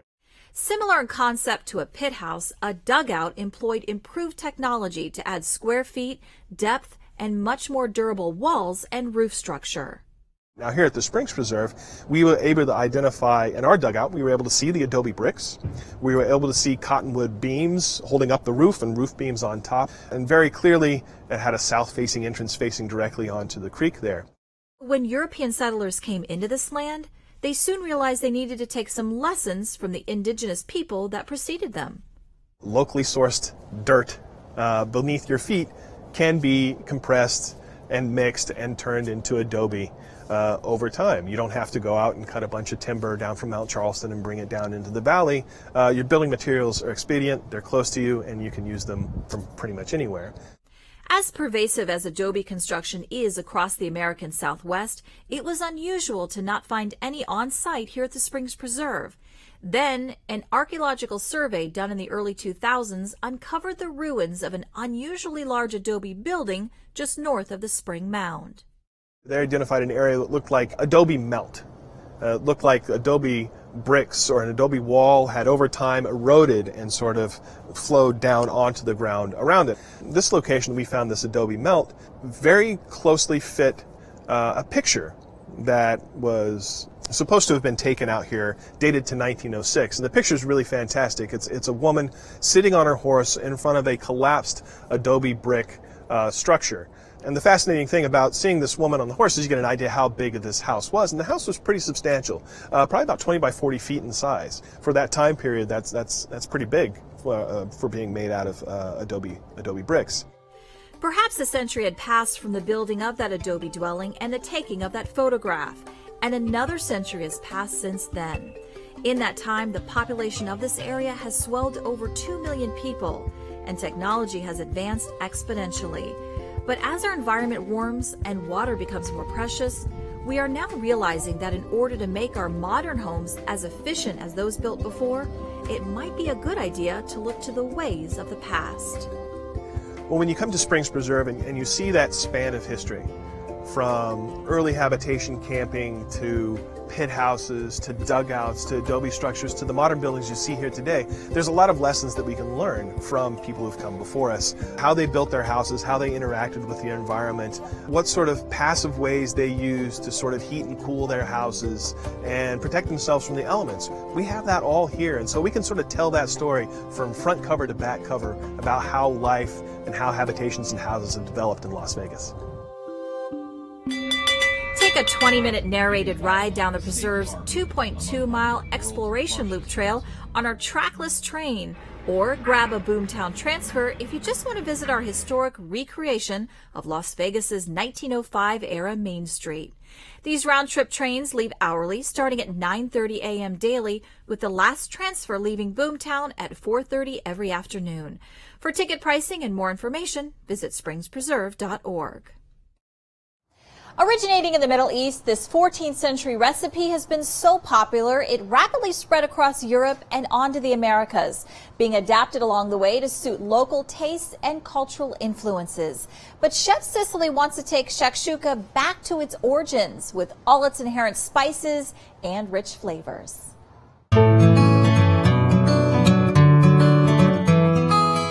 Howdy folks, I'm Chef Sicily and I am all shaken up at the Divine Cafe at the Springs Preserve today. I am making shakshuka. Shakshuka is traditionally a Mediterranean and Middle Eastern dish. It has different variations all over the globe, and we're going to put a couple of those variations on it today. The first one is a variation on the spice that is used. I have some paprika. Oh, and you'll see my pan is smoking right when I put it in. That's exactly what I want. I had some coriander, which is ground cilantro seeds. I have some cayenne pepper and some caraway. Now what I'm doing right now is, whew, there's a good aroma coming off it there. I am toasting the spices. And you can see that as I do it, the spices all get brown. That is an Indian cuisine trick. And as soon as they're aromatic and start browning, you put in some oil. Loosen those guys up. Next in goes some onion. And now I'm just going to let all of those flavors meld and sizzle together. Now you'll see I'm using a cast steel pan. This is always done in something that's really heavy gauge, like a cast steel or a cast iron pan, which is a little bit more common. All right, those onions have some nice coating on them. It's all even. All the spices are evenly distributed and mixed up. And as soon as those onions start to be just a little bit translucent, which is sweating of the onions, I'm going to add in bell peppers. And I have a mix of bell peppers here. I have orange, red, and yellow. I could also put in garlic into this dish. Maybe give it a little bit of Italian flair. Some chefs like to put Tabasco in it and give it a little bit of Mexican flair. It's whatever wonderful hearty ingredients you have that you think are going to go good with eggs. I've even heard it called eggs in purgatory, because I'm going to mix up all these ingredients, all these peppers and onions, and now once those peppers get a little bit sweaty, I'm going to throw in also some tomato. And let that get all mixed up in there, nice and even. I'd like to season it with a little bit of salt. And once I get this kind of sizzling all over and everything is really, really well combined, I'm going to make some little divots where I'll capture some eggs. By the time I'm done with this, it's going to have every color you can think of, a mess of different vegetables. It'll have a mess of different peppers. Here comes number 4, some sliced up jalapeno. You could also use Serrano chilies or Thai chilies if you want some real heat. All right, I'm going to let that kind of sit and meld. And I've got good bubbles going around the side. That's the benefit of a pan like this. The heat comes up like this and falls back toward the center. And then as it heats up on the edges first, and then as the middle starts to bubble, there we go, from that heat falling in from the top and the bottom. I am going to drop that heat down while I grab my soon-to-be imprisoned eggs, so that the egg, or some bubbling so that it continues to cook and heat up. Now, if you're not too confident on cracking eggs direct, you can do this into a little bowl or even into the mouth of the ladle and then pop it into those little divots. Now this gets taken off of the heat completely from here, and it's going to go into the oven that is at 375 for about 10 minutes or so.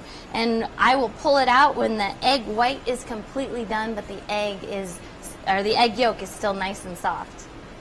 About 8 minutes later, we are all set, and my eggs, as you can see, now fully in purgatory. So what I'd like to add on to this dish is some sliced avocado, as well as some sheep's milk feta, just to get all of these beautiful colors. And I didn't put a whole lot of salt in this dish. It doesn't really need much. Feta cheese actually has quite a bit of salty flavor to it. So to add that is just the perfect amount of spice. The eggs captured in with all of those beautiful peppers and tomatoes is a great way to have breakfast any time of the day. Thanks for joining me at the Divine Cafe at the Springs Preserve. I hope to see you soon. We've got a great list of festive events to help you shake off those winter blues. First, on February 16th, soulful sounds and cuisine fill our senses as we celebrate the contributions of African Americans to our community with music, food, and dance at our annual Black History Month Festival.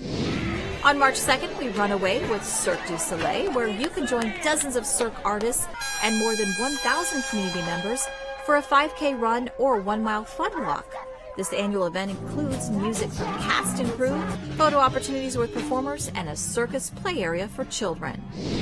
Our spring plant sale returns March 23rd through the 24th. This sale features thousands of native and desert-adapted plants that are not commonly found for sale in the valley, and our garden staff will be on hand to help you get those plants off to a great start in your landscape.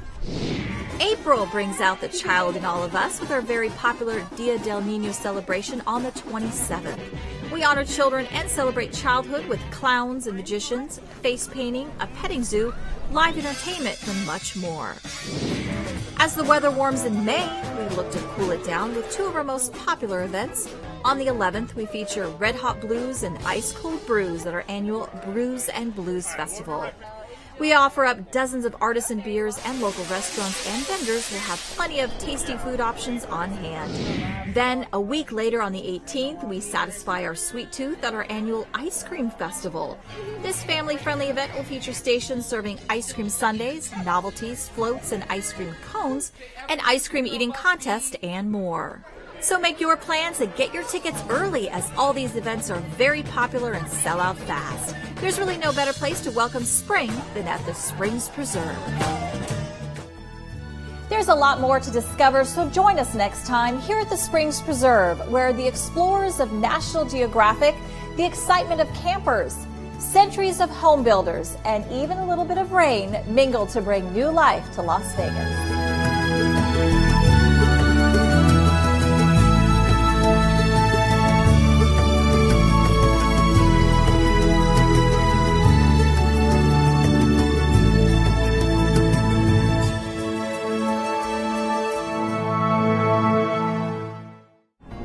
You're watching Clark County Television. This park in Summerlin is home to walking trails, a playground, and weekly farmers market. Recently, it also became a home for an important environmental message.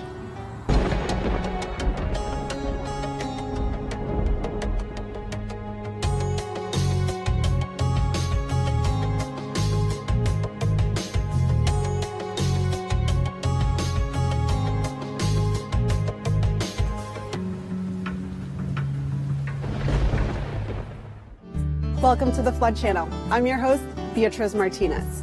Trump Park is one of the 6 locations the city of Las Vegas chose for an artist to paint the storm drains. But as you'll see, it's more than just sprucing up the area. Anytime it rains, anywhere in Clark County, water finds its way into a storm drain.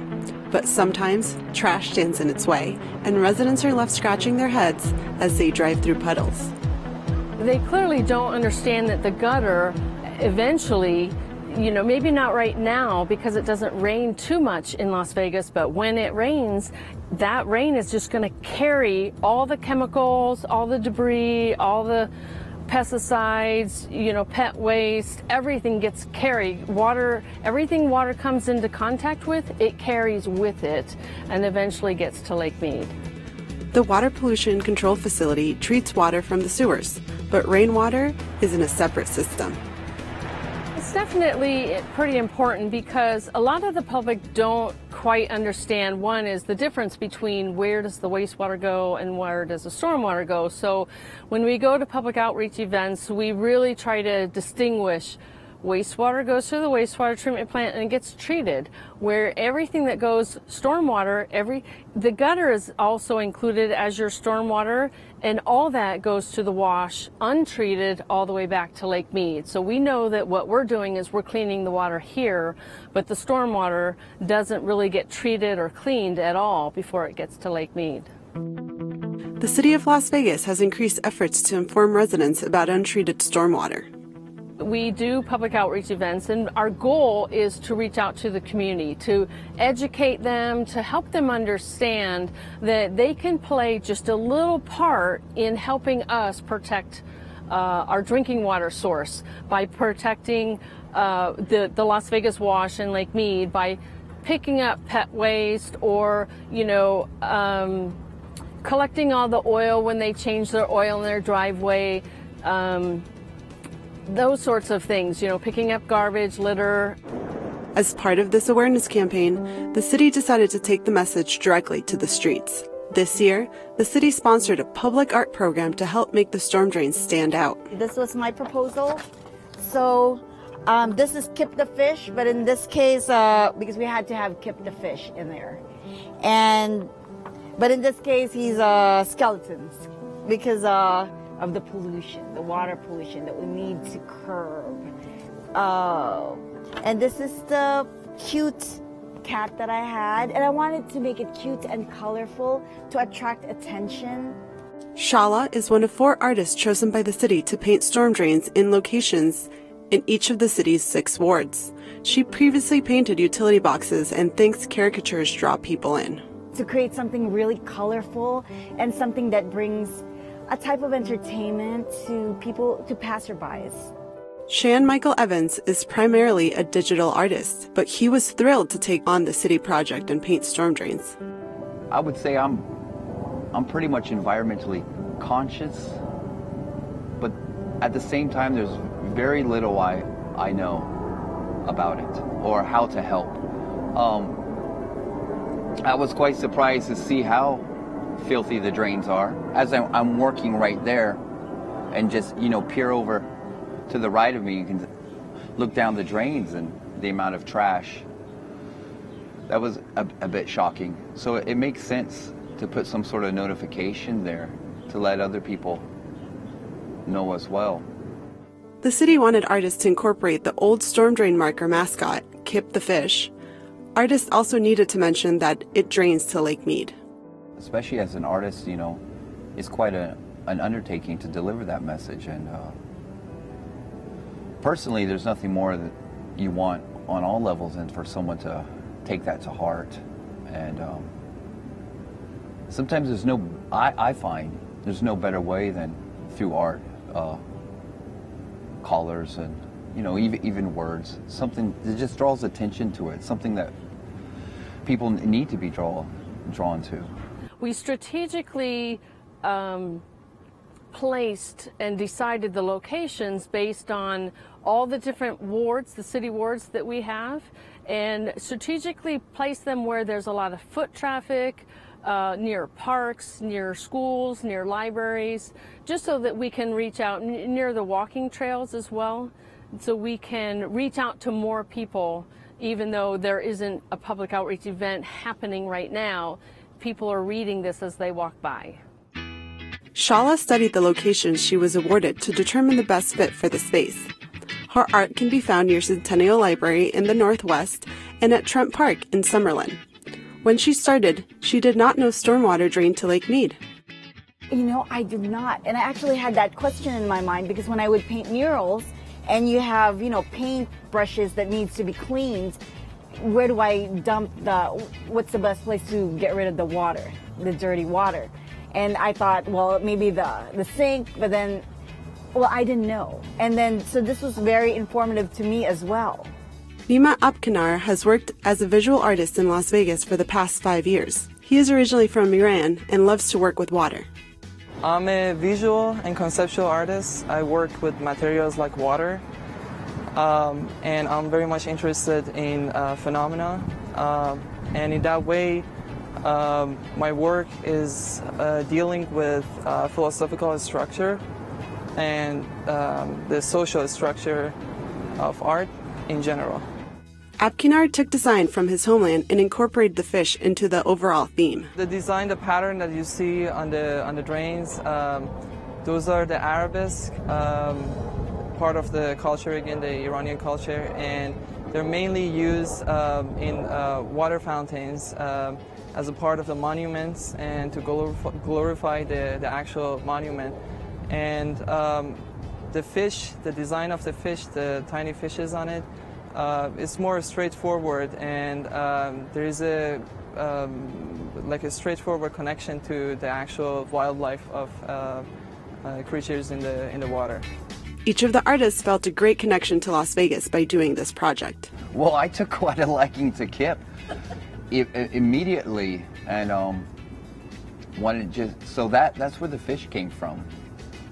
And then, you know, thinking about those poor fish, and then what might be coming their way every time you throw something in the street. Giuliano said several city departments got involved in the project, which had support from the city manager and the council, all the way down to public works crews. Giuliano said this project embodies the city's motto, building community to make life better.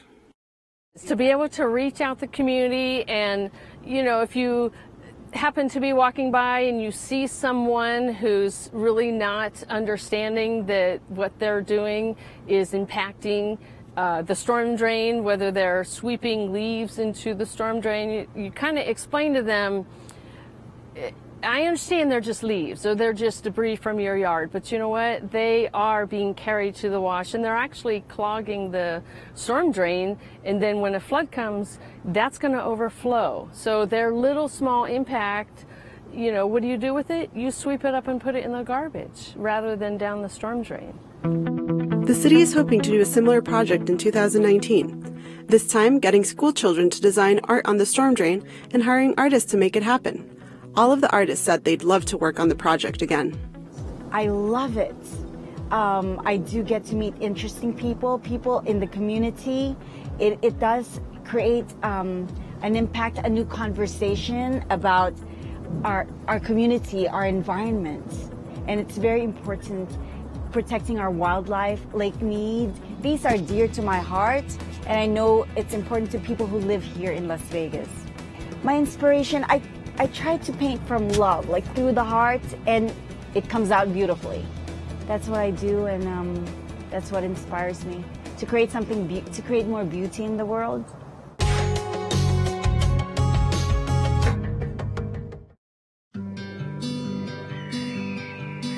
Lake Mead is full of life, a seemingly endless aquatic parade, attracting and sustaining busy desert creatures. It's one of the most diverse ecosystems in Nevada, with species found nowhere else on Earth. But every time soap suds run down your driveway, oil drips in the streets, fertilizer washes off your lawn, or random trash gets swept in our storm sewers, their home gets a little uglier. They get a little sicker. If we don't take simple steps to change our ways, soon you'll wonder where all our friends have gone. It's time to clean up our act, Southern Nevada. To get your home or business lake-friendly certified, visit belakefriendly.com.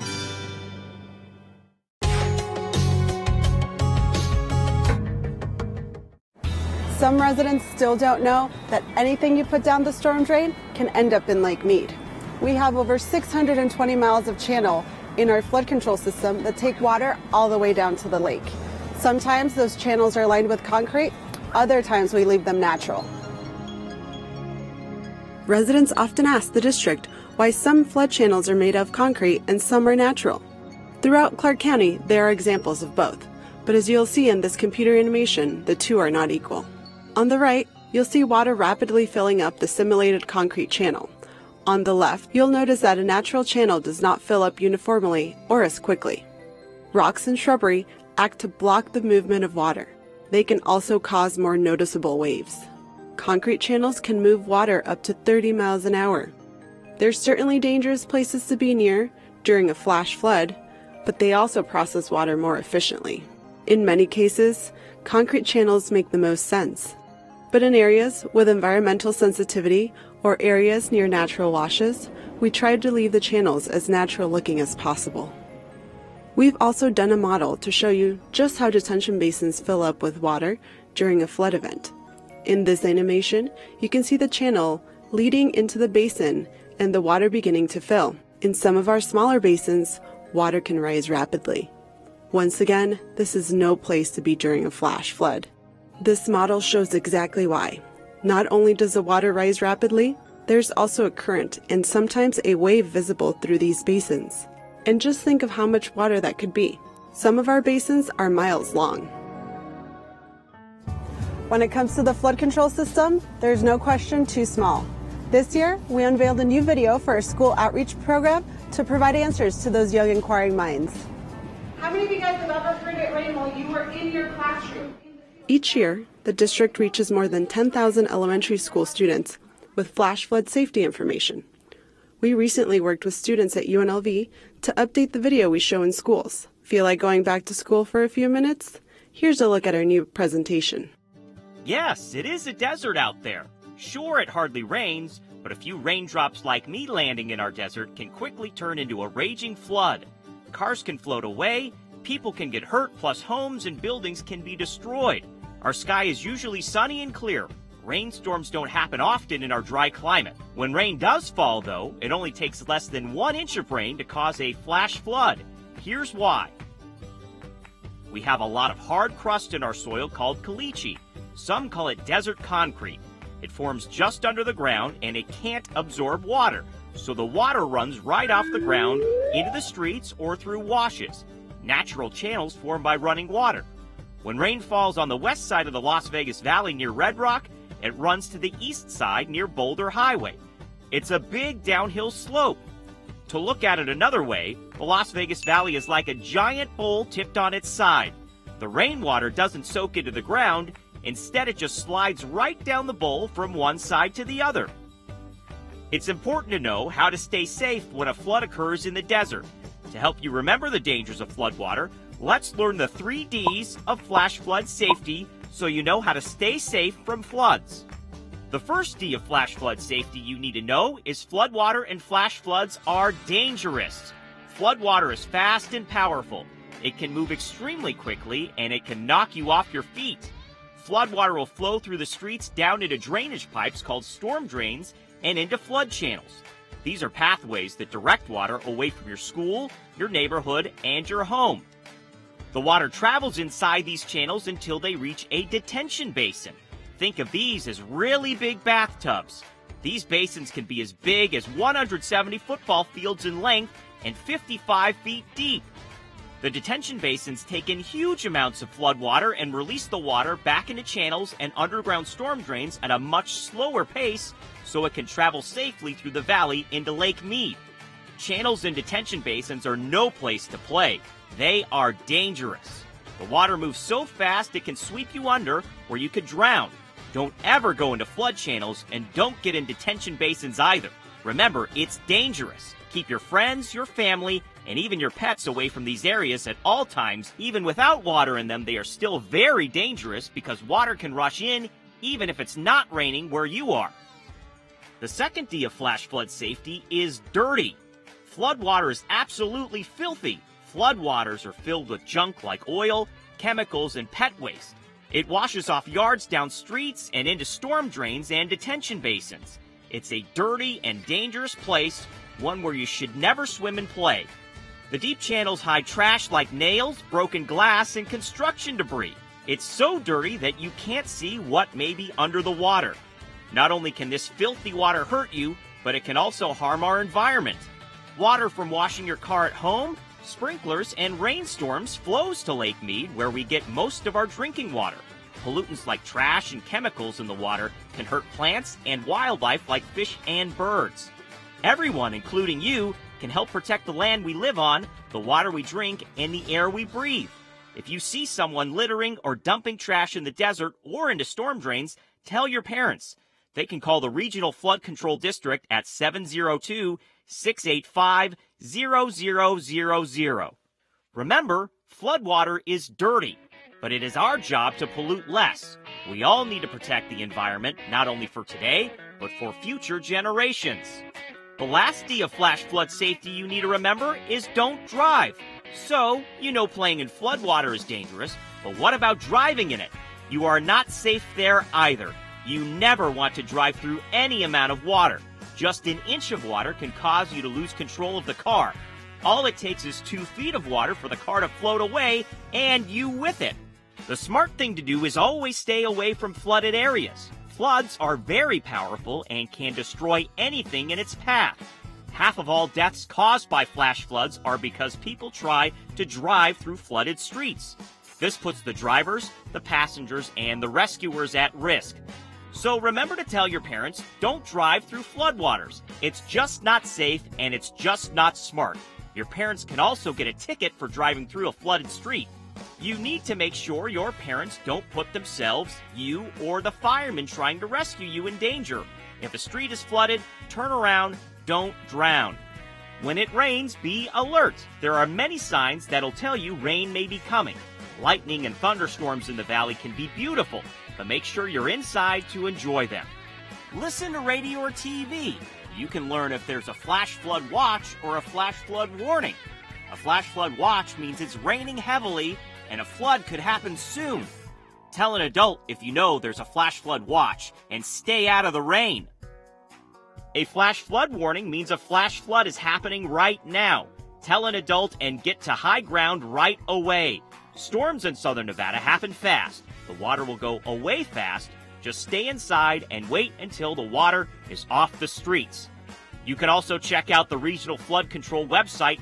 There you'll find out how much rain is falling around the valley. If a lot of rain is falling, stay inside and away from the water. Flash flood season starts July through September, but floods in southern Nevada can happen anytime and anywhere. So remember, be prepared, be alert, and make smart decisions so that you can stay dry and stay alive.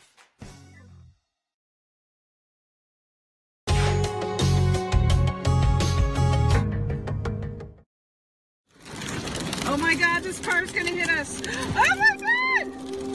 Oh, we're floating! We're floating! We're floating! Oh my God!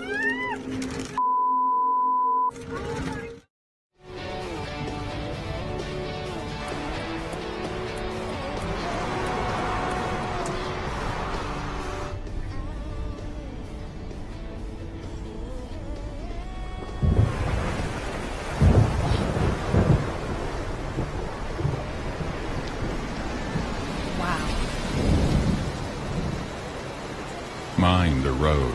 Flash flood season is here.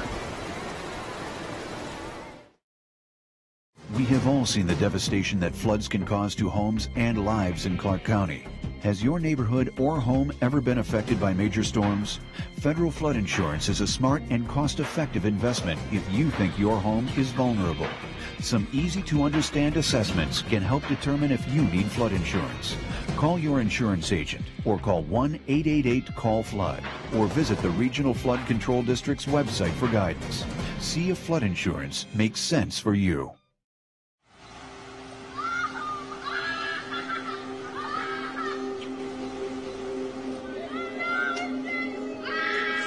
Yep. Look, it's floating.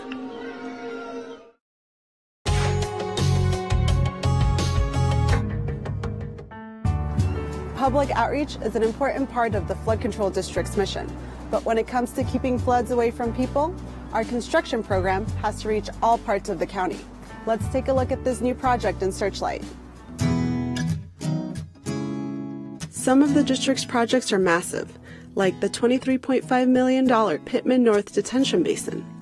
Others are a lot smaller in scope, but are still priceless for residents in the outlying areas. Work is finishing up on a $2 million storm drain project under Encinita Street in Searchlight, Nevada. This project started a year ago, and including installing 2,800 linear feet of reinforced concrete pipe. It was a big deal for this town an hour's drive south of Las Vegas. Randall Hastings lives on Encinitas in a home whose occupants have watched the flooding since the 1960s. Since the street kind of slopes up right here, a lot of the water comes down right through this area here, and during the monsoon season it gets pretty heavy, the rainfall. The county managed this project, and the Regional Flood Control District provided more than $2 million in funding for the new storm drain. Crews held frequent meetings during construction to make sure everyone was on task. Yeah, and honestly, sometimes they can get a little scary. The water, like I said, during the monsoon season, it really rains hard here, and it comes quick, and it floods real fast. And then being on this embank right here, it kind of just comes down real quick. The project connected Encinita Street to existing facilities at the south end of the city. Now, water will move underground and take away the big problem for residents. It's kind of dangerous for the kids. Usually when it rains like that, we'll keep them inside. We don't let them go running around the park or nothing because, it's not waist high or anything, but it's still dangerous. Even if the water just knocks them down or, it don't really have to be that deep to do that. So I think having that drain will help deal with the water situation. The Searchlight project was built by Wadley Construction. The road is now paved and the pipes are underground, ready to carry water away from Hastings' home in a safe way. Here in the park, it's easy to remember why we have to keep our environment clean. So make sure you do your part and put litter where it belongs.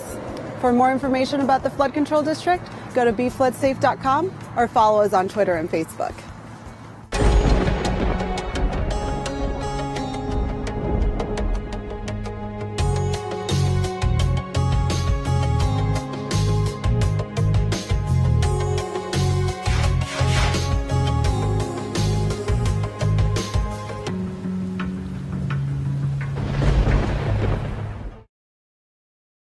When there's snow, Mount Charleston gets thousands of visitors. Traffic can block the highway. Snowplows can't get through. People play too close to the roads and emergency vehicles can't get through. It becomes a public safety hazard. To make the most of your visit, plan ahead. Visit GoMountCharleston.com for news and information or call 511 to make sure the highway is clear. Go to Lee Canyon for skiing and snow play. Dress warmly, don't sled near roads or trees, and don't leave any litter behind. Help keep our winter wonderland safe and clean for everyone to enjoy.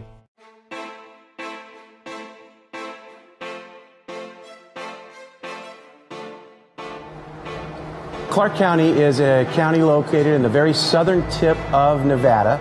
It's about 8,000 square miles, population of about 2.2 million. The 400 square miles we cover here in the Las Vegas Valley, including the Las Vegas Strip, which is in Clark County, is our busiest part of that response area. At any given time, we have upwards of 300,000 visitors from all across the world here in Las Vegas on the beautiful Las Vegas Strip. The influx of visitors on a weekly, monthly basis is really a game changer for us in law enforcement. The way the city changes each weekend, each special event, that presents a whole new set of challenges. Clark County, we try to hold ourselves up as an example. And instead of just doing business as usual, we as a team are really looking for, some achievable solutions to some of these age-old questions. As we were coming out of the recession, still stuck in some of our recession funding years, our call volume was very, very high. We had many of our vehicles at more than 5,000 calls a year, and that's just an unacceptable number. We were sending these big, expensive rigs with 4 personnel to calls that were, in a lot of cases, not really warranting that robust a response. So with staff, our medical director, and our district attorney, we got together, we pulled several years of stats on medical calls, and we looked at what calls percentage-wise turned out to be actually critical calls. So we started to massage a new plan that came out to be called the X model, and we massaged it to where we were able to send the right resource to the right calls. And on those non-emergent calls, we stopped sending fire department assets to those calls, and we let the private ambulances handle that. We also looked at handling of intoxicated individuals on the Las Vegas Strip. That's a big number for us. So all those things combined, we knocked about 30,000 calls off of our units in a 1-year period. If you get down to the root cause of some of these challenges, they're very solvable if you just do a little homework. Las Vegas presents a lot of challenges, a lot of unique opportunities. We have to be in front of possible threats, and Las Vegas has the potential for all different types of threats that we have to be aware of. So partnerships is important to us. Being proactive is important to us, really in helping protect and serve the citizens of this community. The relationship of the Clark County Fire Department with Las Vegas Metropolitan Police Department, the other Valley Fire Departments, the other Valley Police Departments, and the FBI is amazing. We have trained together, we have built response programs and plans that are now used nationwide. Last year we suffered an unthinkable tragedy on October 1st of 2017 when we had the 58 people gunned down on the Las Vegas Strip attending an outdoor concert. Everything that we did for the years, like 6-7 years prior to that night, training, ICS command and control training, getting our guys and gals from both police and fire to match up and go to work together. On that night, we had 19 integrated police and fire rescue task forces in operation that night. October 1st is a great example of collaboration. Our partnership with the city, with Chief Castle, was evident right away. We have to all be in sync, obviously, so communication in that was huge. We all partnered at the incident command structure for really kind of joint operations to figure out what the long-term response is, what the short-term response is. It's one thing to say that you have great relationships, certainly one thing to say it when you have it at the top, but the reality of it is that you have to truly exercise that down to the level of the men and women that are doing the work on the police and the fire side. It takes bold leadership on both sides, the police and the fire department, to get us to where it is that we found ourselves on 1 October.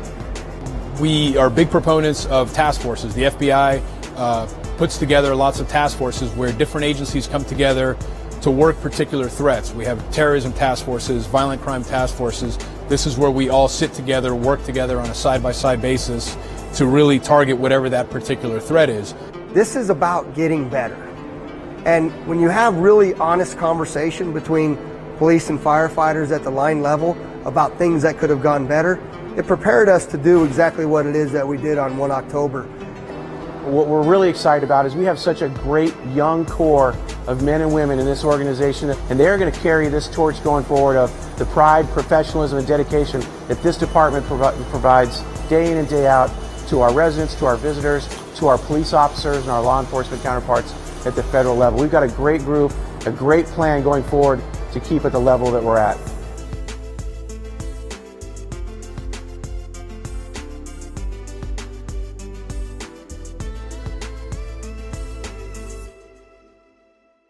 You never know when you can't really see coming. And sometimes you just can't avoid the old. Life is full of surprises. So when life pulls up, get to UMC Quick Care. For life's bumps and breaks, sneezes and wheezes, one of our Valley locations is ready and waiting to save the day. So you can get in, get out, get better, quick. UMC Quick Care. Thanks for watching Clark County Television. It's sweater weather. Cover your pipes and plants to prevent freeze damage this winter. A Southern Nevada Water Authority water treatment facility earns accolades for going above and beyond to ensure your water quality. And get off your grass and earn some cash with a WaterSmart Landscapes rebate. Learn all the ways to save here on Waterways.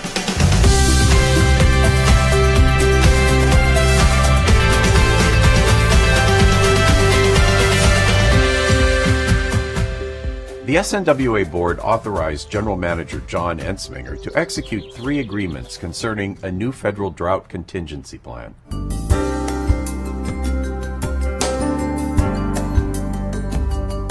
The Lower Basin Plan provides Arizona, California, and Nevada with the tools to voluntarily reduce water demands and minimize risks associated with a decline in Lake Mead water levels. The Upper Basin Plan protects critical elevations in Lake Powell and ensures compliance with the 1922 Colorado River Compact. Under the proposed Lower Basin Plan, Nevada, Arizona, and California would make a series of voluntary water contributions to keep water in Lake Mead.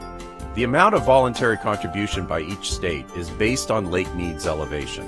The plan will allow the lower basin states to recover some of their voluntary contributions as Lake Mead's elevation recovers.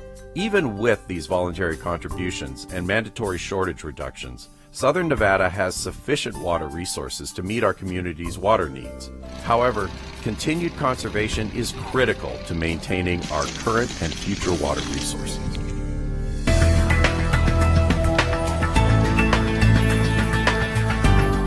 The Water Authority reached a milestone on the construction of its low lake level pumping station.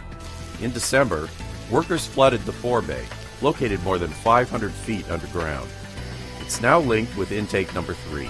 Crews will soon install 32 submersible pumps in the forebay to pump water to SNWA's 2 water treatment facilities.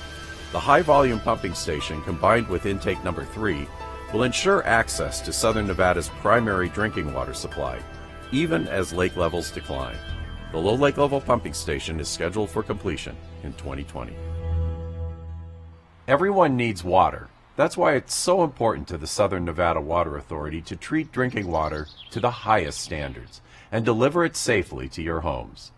We're able to provide the highest quality water through our state-of-the-art and award-winning water treatment plants.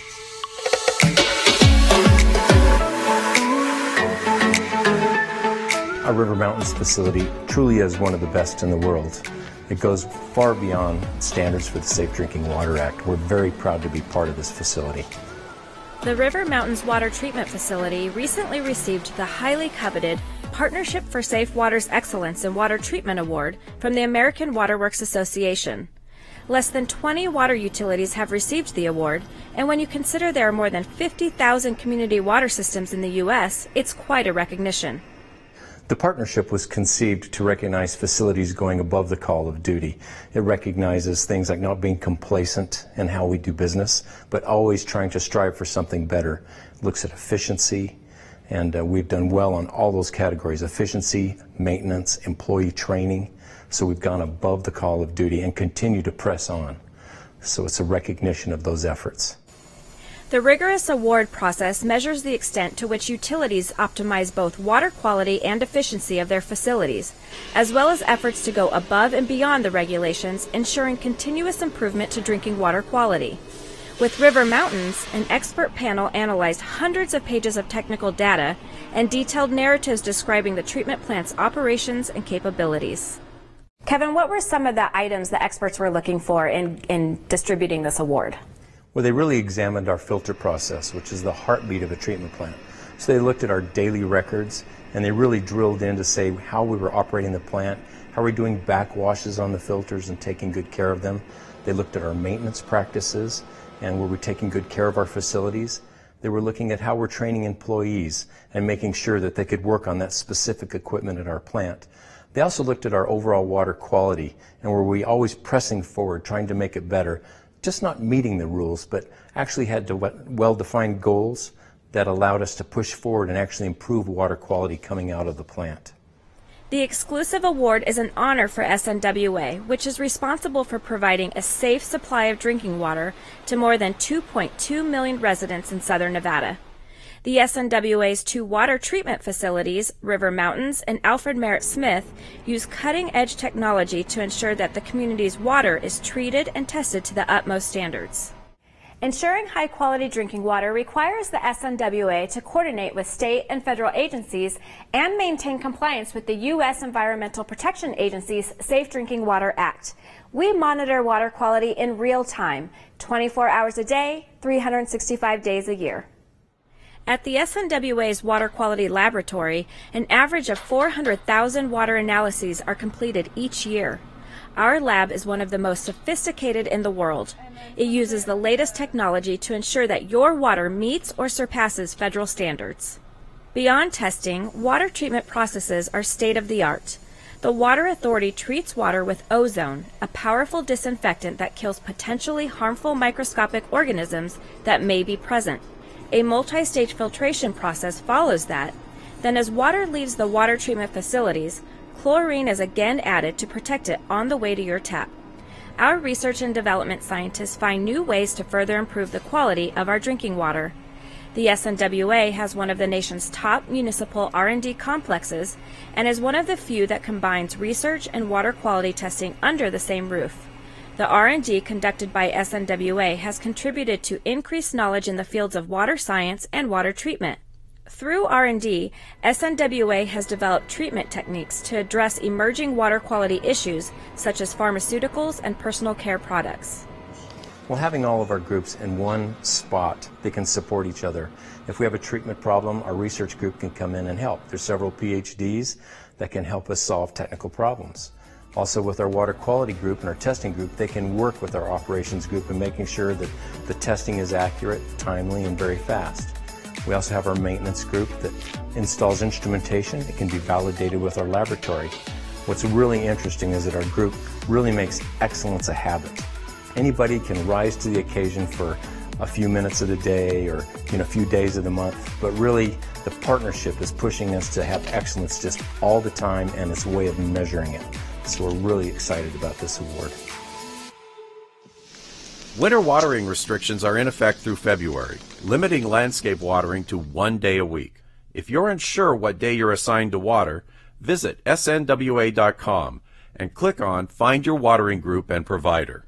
Running your sprinkler system outside your assigned day is water waste and may result in a water waste fee or citation.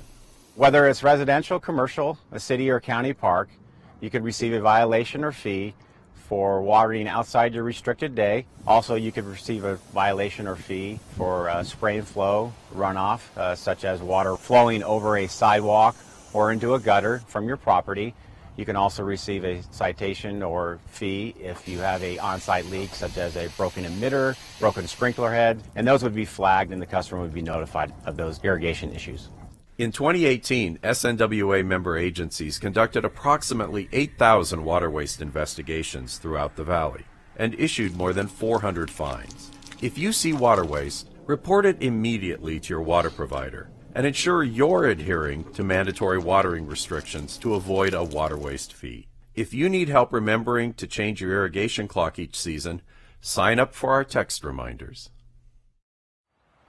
It's certainly not the North Pole, but Las Vegas does experience its fair share of frigid temperatures, which means your landscape is vulnerable to cold snaps and freezes. Before you hunker down for winter, help your plants and irrigation take cover to ensure a healthy, vibrant landscape come spring.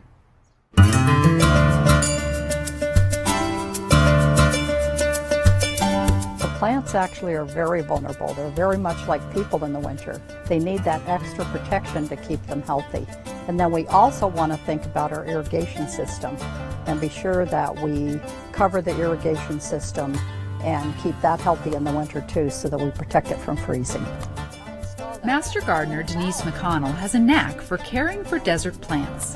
Her Green Thumb experience and tips can help your plants survive the extremes of the desert, from sweltering triple digits in the summer to the occasional freezes in winter. Like people, plants prefer layers to keep warm in the wintertime, so add more mulch to the plants in your landscape. Mulch is a top dressing that covers the soil and protects plant roots from freezing. It also helps to conserve moisture, so you don't have to water as often. For those cold-sensitive plants, you're going to want to add a layer of mulch as an extra protection. You're going to want to put about 6 inches of mulch around the base of the plant, especially important on plants like this bougainvillea that's a subtropical plant. And I've had this one here about 6 years, and it's still going strong. Potted plants appreciate warmth too. Move your most cold-sensitive plants to a side of the house that gets more afternoon sun, but beware they could still freeze. A better option, if you have it, is to move your potted plants to a covered patio where they will be better protected. Cover plants in the ground with frost blankets or burlap. Some plants are hardier than others and can take the cold. What should we know about plants' tolerance in changing desert conditions? Their hardiness depends upon where they actually come from. So the desert adapted plants will be the ones that will be hardy to this area. Other ones, subtropicals like bougainvillea, would have to take more protection. But the other ones can take it until it gets down into the low 30s, and then you may want to cover them. And you can use materials like burlap or a sheet and just cover them for the night and then take it off the next morning. If you notice frost or a freeze has damaged a plant, leave it alone until warmer weather arrives. New growth may still appear. Pruning or transplanting a damaged plant during winter months can hurt or even kill it. Now that you've prepared your plants to go a few rounds with Old Man Winter, you'll want to protect your irrigation system, the lifeline of your landscape. So we want to protect all of our irrigation lines and be sure that we don't have those above the ground. We want to protect our hose bibs and the hoses themselves to keep them from breaking, and as well the backflow preventer. That's a quite expensive repair if you have to repair it if it should freeze. So we want to give that the adequate protection that it needs. Walk through your landscape and inspect your irrigation lines. Bury any exposed drip lines or cover them with a few inches of mulch. This will help to insulate them against water that could freeze inside and burst the lines. Disconnect and drain garden hoses you don't regularly use in winter. Further protect the faucet with a cover or wrap it with an old cloth and duct tape. Next, cover your backflow prevention device. Denise, why is wrapping or protecting the backflow so important? So the backflow preventer actually can freeze. And if that freezes and breaks, it's a very expensive repair. And this backflow preventer is what keeps the irrigation water from going back into the water supply. So it's very important to give it that winter protection. And there's a number of ways that we can protect it. Probably one of the easiest is to just purchase this sleeve that goes right over the top of it. There's also like a synthetic rock that you put over the top of this. That's a good protection. And then the other thing is that you can use this foam tubing. And this one here is especially made for this. It has tape on the inside here so that when you put it around there, you pull the tape off and it can close. And this is a great insulator. Now what we're going to do is we're going to actually wrap it. So I like to cut a little piece off first, just for this little area here where they come together, just to hold them together when I'm working with it. And then you just start wrapping this tape around it. And this holds that foam in place and just makes it a little more firm. And it goes pretty quickly once you get the hang of it. I'm only going to wrap right up to these valves here. And you can see these valves here. These need to be kept out of the wrapping, because if you have to turn the water off to the irrigation, this is where you would do it. There's also a bleed valve here on the bottom, and you don't want that wrapped either. So you don't put the foam wrapping over it, and you don't put the tape over it. But here I have the foam wrapping that goes right up to the big bell part here, and it's important that that is wrapped with the foam all the way up to the big bell. And that's all there is to it. Finally, locate your water shutoff valve and learn to turn off water at the source. Doing this will save you from major damage caused by leaks or burst lines. For more winter protection tips, visit us at snwa.com. Late winter is the ideal time to prune your plants and trees. Master Gardener Denise McConnell has tips to help you prune like a pro. Here we are in the backyard. We've just done this pruning. So this is the time of the year to actually prune your deciduous trees. So those would be, meaning non-evergreen. The sap is not running in the tree at that time. So when we do the pruning, you know, it's right where this swelling is here. See how the bark swells out here? And you do it right up at the edge of that swelling before it narrows any further. And the reason why we make that cut there is so that the bark will keep forming there and eventually will completely close. So here's one here that's about 3 years old. And you can see that that cut, which was that big, has formed a lot of bark around it, and that cut will eventually completely close, and you won't even know that that cut was there. We're going to prune this climbing rose. It'll eventually, get up on the trellis, and so this is the time of the year to do it, no later than Valentine's Day. So what you want to do is you want to look for a place where it's actually going to create a bud that's going to come out and grow up this direction. So I have a place here, it's called a bud scar, and that's where I'm going to prune it. I've sterilized my pruning tool with half bleach and half water, and you want to sterilize it whenever you're cutting roses, moving from one rose bush to the other so that you don't carry disease with you in case something may be infected. You're going to cut about 1/4 of an inch above that bud scar at a 45-degree angle. So I'm just going to take that off just like that, and then I'm going to come back here and take some of these leaves off, and there's little bud scars here where the plant's going to grow in that direction. I don't want it growing out this direction because I've got a pathway here. So now what I do is I take some carpenter's glue, and what I'm going to be doing is actually putting that on the edge where my pruning cut is. And what that's going to do is seal that pruning cut off so that I don't have insects getting down inside of it. So the roses is the only thing that we do this with. So this is lantana, and lantana is very popular in our landscape and does great here. And you can leave it there and have it look like that, but if you want to clean it up and make it be nice, it's okay to do that too. You're not going to hurt the plant at all. So I simply just take a big section of it and go down. This is the ground cover lantana, and I just cut this about 1 inch above the ground. And it goes pretty quickly because you just, you gather up these big sections. And sometimes people think their lantana is dead and then they'll pull them out, but you don't want to do that. Like with the bougainvillea, just wait till spring and see where the new growth is coming out and cut back to that. So we made really short work of that, and look at how nice that looks now. It may be sweater weather, but it's not too early to plan for a water-smart landscape. In fact, now's the perfect time to enroll in the SNWA's WaterSmart Landscapes rebate program. By spring, you'll have a yard that not only conserves water in a big way, but looks uniquely your own. We come out and we literally look at our yard and we enjoy it tremendously. Yeah, it's actually, we can't believe it's our yard. Yep. From the kitchen window, when I look outside, it's beautiful. From every angle, it looks clean, it looks organized. And when you look at awesome. what grass we have left, this is only 1/3. Like, we took out Right. 2/3 of our grass.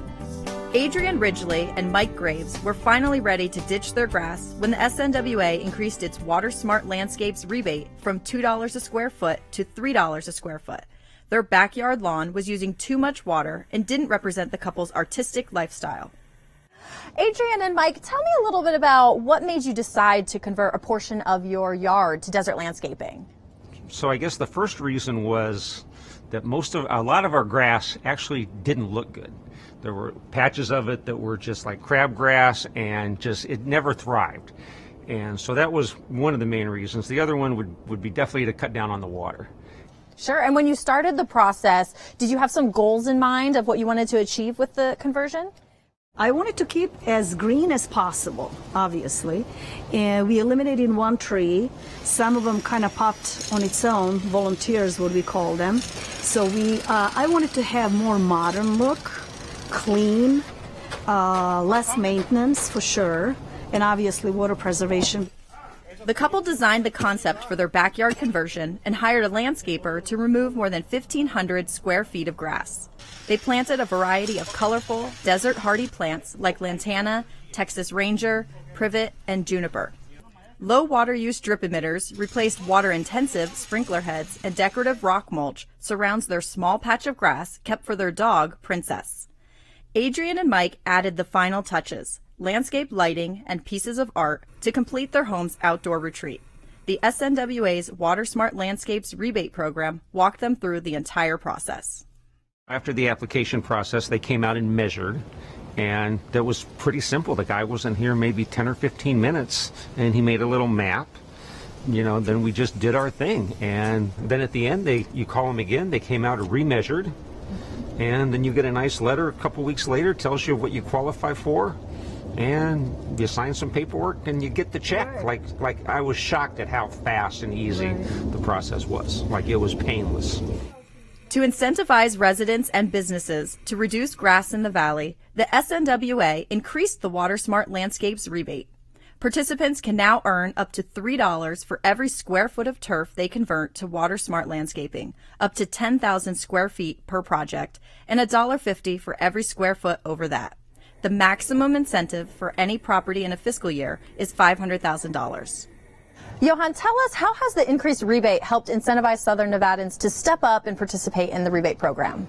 Since the rebate increased back in May from $2 a square foot to $3 a square foot, we've seen a tremendous increase in the number of new applications coming into the program, and it's been very encouraging for us. We know that we still have a lot of work left to do. There's still a lot of turf out left in the community.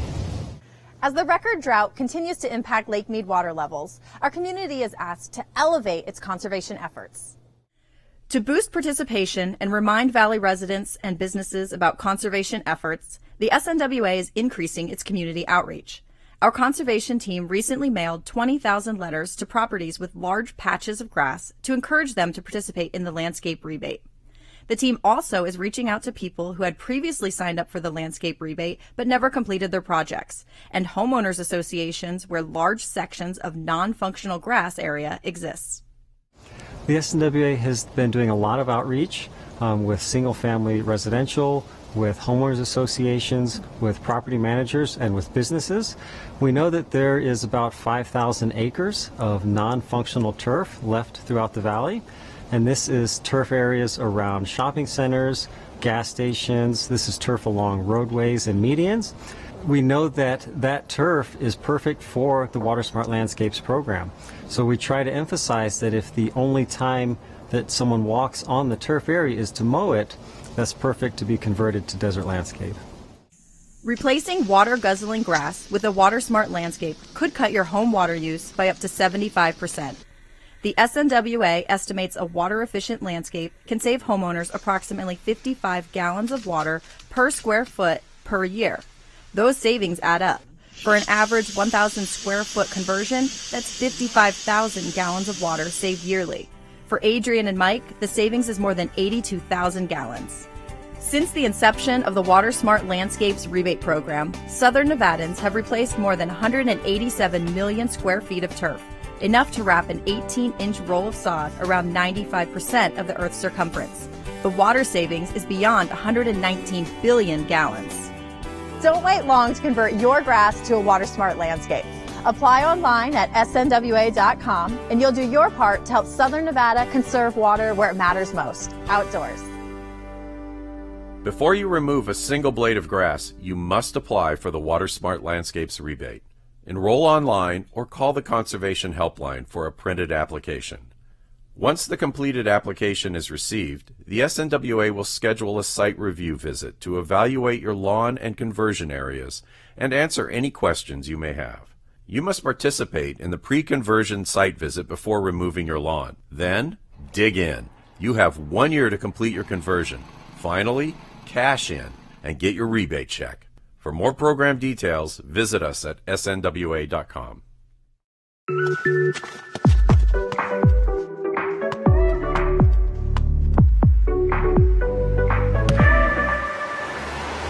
This isn't a field, this is useless. Now we can really play.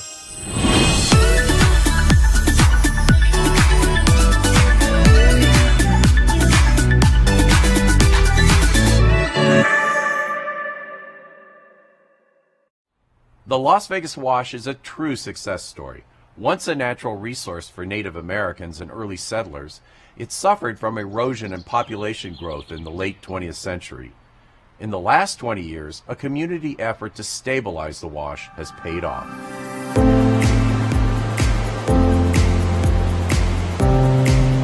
Community involvement has been a main part of the Las Vegas Wash, the improvements that we've been doing along the Las Vegas Wash.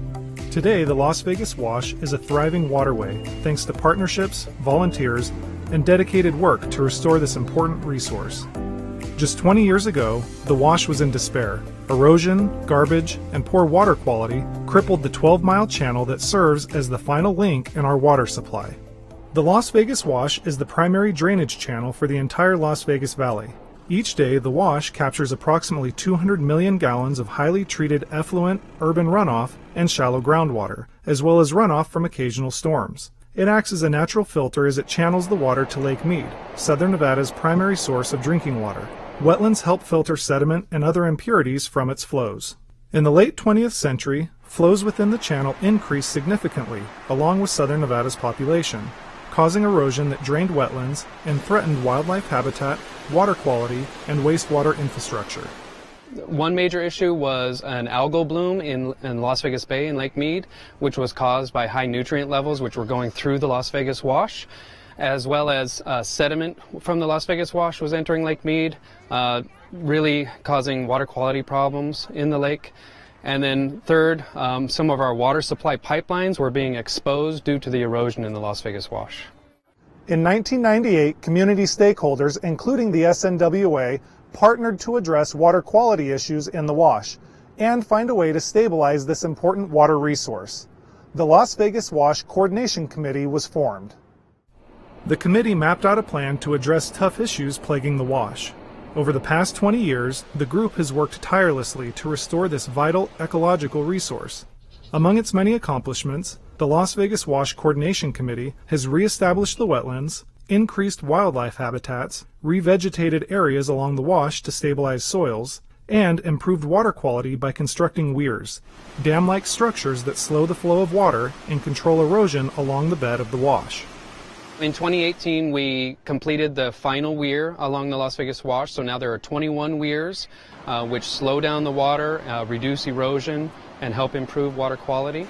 With that, we've revegetated over 500 acres along the Las Vegas Wash, which definitely improve the ecosystem, providing a home for different types of wildlife, and those revegetated acres also help improve the water quality.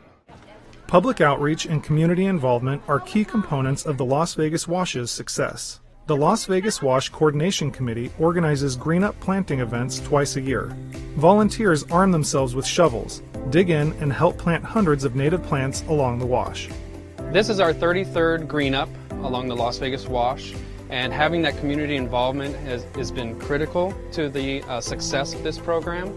It allows ownership from the community and the stewardship activities that they can do by planting plants and seeing those plants grow and coming back year after year. We know that it is creating a bond between this project and the community members. There are more ways to save, so join us next time here on Waterways. If you'd like to share your conservation efforts at home, contact us at Waterways, 1001 South Valley View Boulevard, Las Vegas, Nevada, 89153. Or send us an email through our website at snwa.com. We may feature your story. For more how-to videos and tips to conserve and care for our water, connect with us on social media. Thank you for watching. We'll see you again next time, right here on Waterways.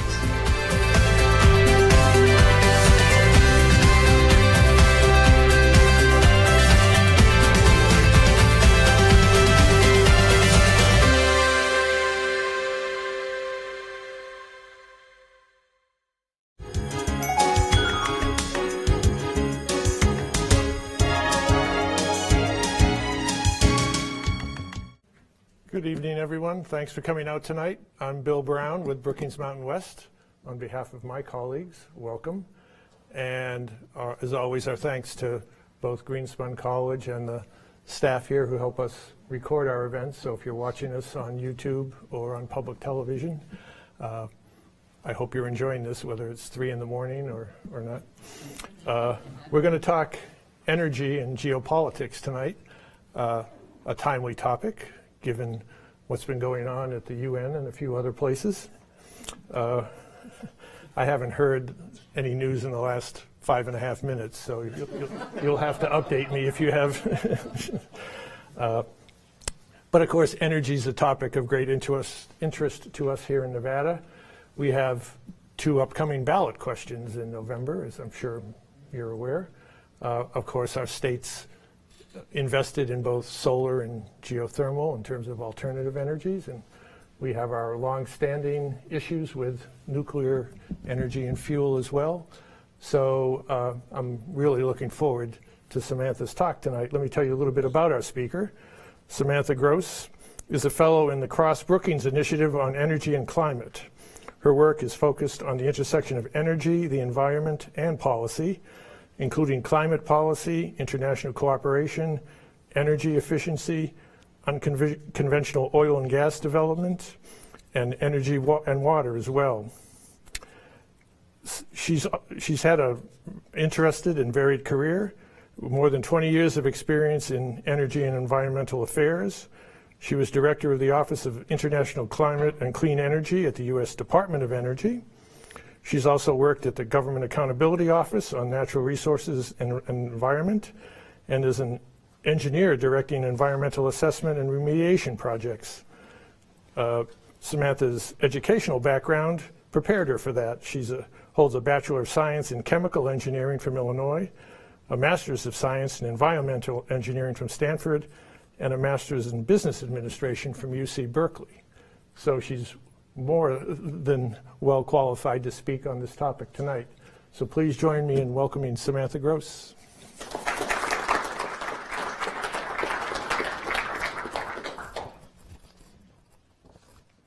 Oh, those lights are bright. They warned me about those before I walked up here.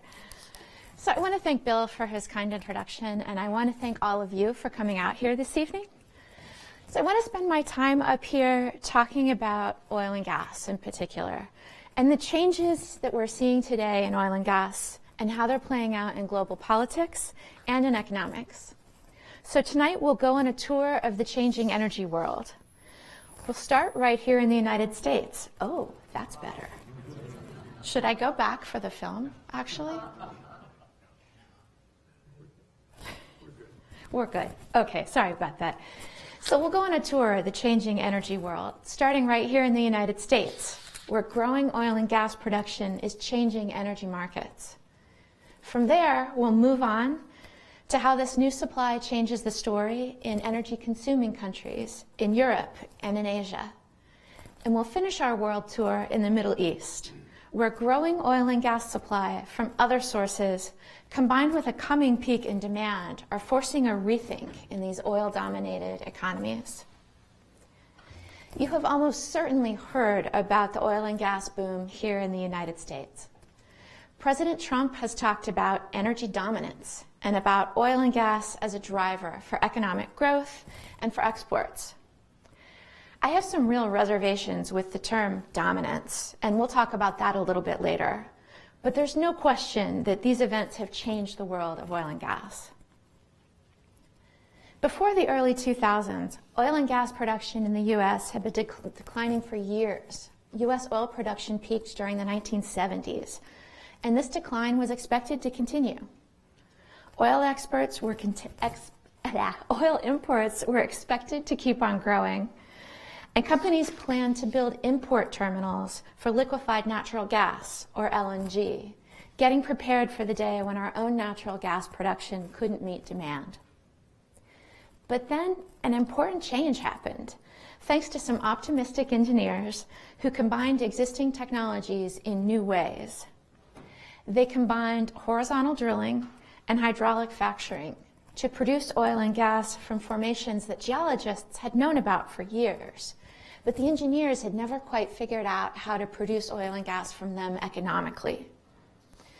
As they figured out how to make these new technologies work, oil and gas production in the United States took off, beginning in around 2005 for natural gas and around 2010 for oil. The change in oil production was particularly extreme. It increased by 2/3 from 2011 to 2015. The story of natural gas was slightly less dramatic, but still impressive. Production increased nearly 40% between 2007 and 2017. The United States reached an incredible benchmark last month when we passed Russia to become the world's largest oil producer. U.S. oil demand is still so large that we're a significant net oil importer still, but we're importing a lot less than we did in years past. And we even export oil today, generally exporting crude oil that doesn't fit our refinery system very well, and importing oil that does. 10 years ago, okay, let's try that again. 10 years ago, the idea of the U.S. as an oil exporting nation was just completely absurd. In fact, it was even illegal. Congress lifted a ban on U.S. oil exports at the end of 2015.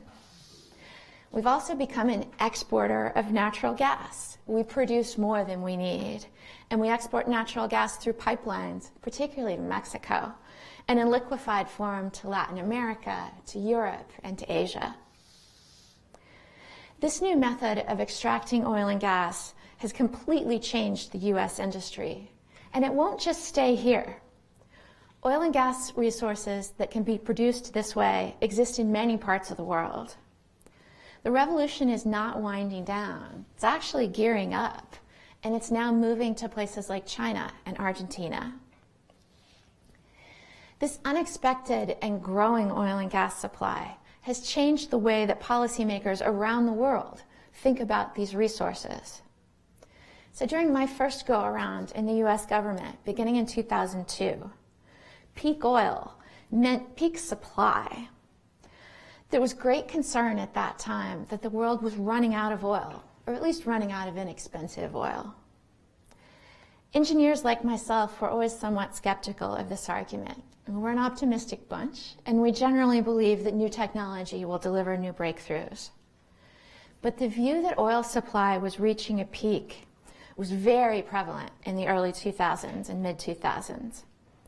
At that time, I led several discussions about U.S. energy security that got completely hijacked by the idea of peak oil. We weren't even able to get to the kinds of things that we really wanted to talk about, because those who believed in peak oil completely dominated the conversation. What a difference a few years can make. The fundamental shift I'm talking about tonight is really a change from an attitude of energy scarcity to one of energy abundance. There's now general recognition that the oil age won't end because we run out of oil. And this has important global consequences. Climate activists are now focused on the idea of stranded fossil fuel assets or of unburnable carbon. And this view is just diametrically opposed to the ideas of peak fossil oil that we talked about just a few years ago. In fact, today's focus is on peak oil demand, not peak oil supply. It's become sort of a game among energy economists to try to guess when oil demand will peak. You see estimates from as soon as the mid-2020s to those that go out past 2040. But because of climate change concerns, new technologies, and ever greater energy efficiency, oil demand will level off and eventually decline in the future. The exact date when this might happen is really less important than the overall trend. So I've established the general idea of greater abundance in energy markets that started out here in the US. Now I want to turn to how that plays out in some other regions of the world. And let's start by talking about natural gas in Europe. The countries of the European Union import about 70% of their natural gas, and Russia is their most important supplier. Bringing in natural gas from Russia makes both economic and geographic sense. There's significant pipeline capacity to move natural gas from Russia into Europe, and this gas is quite inexpensive. Natural gas is becoming more important in Europe's overall energy supply, particularly because it makes a good and flexible partner for intermittent sources of renewable power, like wind and solar. And Europe's own natural gas resources in the North Sea and in the Netherlands are declining. So So Russian gas may be cheap and it may be local, but it may not be reliable. Russians have used their natural gas supplies as a political weapon in the past. Important pipelines to Europe go through Ukraine, where Russia has been a malevolent influence for years. Russia has twice shut down supply through Ukrainian pipelines during disputes with Ukraine, also shutting down supply to the EU as well. In 2014, the EU imposed sanctions on Russia after it annexed Crimea, a region of Ukraine, further clouding this situation. And some will argue that the Russians need the income from exporting gas to the EU just as much as the Russians need Russia, just as much as the Europeans need Russian gas. And so they'll argue that the Russians are not really inclined to play games with gas supply. But nonetheless, many in Europe see Russia as an unreliable supplier, and a supplier not afraid to use its energy resources for political ends. Well, how does growing U.S. natural gas production help out with this European problem? Well, it helps to give the Europeans more options. For starters, the U.S. could send gas to Europe directly, delivered via LNG, via ships. This is definitely more expensive than pipeline gas that comes in from Russia, but it's an option. But really the most important impact isn't sending U.S. gas to Europe directly, but the fact that growing U.S. production has freed up other sources of natural gas from around the world. So back when the U.S. was expected to become a significant natural gas importer, the global LNG industry geared up to supply us. Import terminals were planned around the coasts of the United States, and companies abroad invested in LNG, expecting to supply the U.S. market, particularly in Qatar and in Africa. But U.S. natural gas production made these natural gas imports totally unnecessary. So who benefited? All the countries around the world that import natural gas. The LNG market has become more competitive and more transparent, with contracts that are less restrictive, having fewer contracts that require minimum purchase volumes, or fewer contracts that restrict your ability to resell gas if you don't need it at that time. And these less expensive and more flexible LNG contracts give Europe a viable option to Russian pipeline gas. And that gives them more negotiations, more leverage in their negotiations with Russia. And it may actually improve Russian behavior, sort of understanding what they can and can't get away with, because there are other options. In general, more options and more competition create better outcomes for buyers. So, speaking of important buyers, let's travel to Asia next. Asia has been the driver of global oil demand in recent years, especially in China, as its economy has boomed and it's grown into the world's manufacturing center. Understanding that China definitely needs oil to fuel its development, China's government-owned oil companies invested all over the world to find oil to meet China's needs and also to diversify China's supply base. By 2015, Chinese government oil companies had invested in oil and gas projects in 54 countries all over the world. But the growing environment of abundance in the global oil market has made it more of a buyer's market rather than the seller's market that it was when we were concerned about peak oil supply and oil scarcity. And we really saw this play out in the past few years when oil prices dropped. From late 2014 to late 2016, crude oil prices went from about $110 a barrel down to less than $30 a barrel. And suddenly, the OPEC producers and Russia were making nice with the Chinese, rather than the other way around. Saudi Arabia's king did a month-long tour of Asia early last year, where he signed $65 billion worth of business deals in China, including deals to build oil-related projects like refineries and petrochemical plants in China.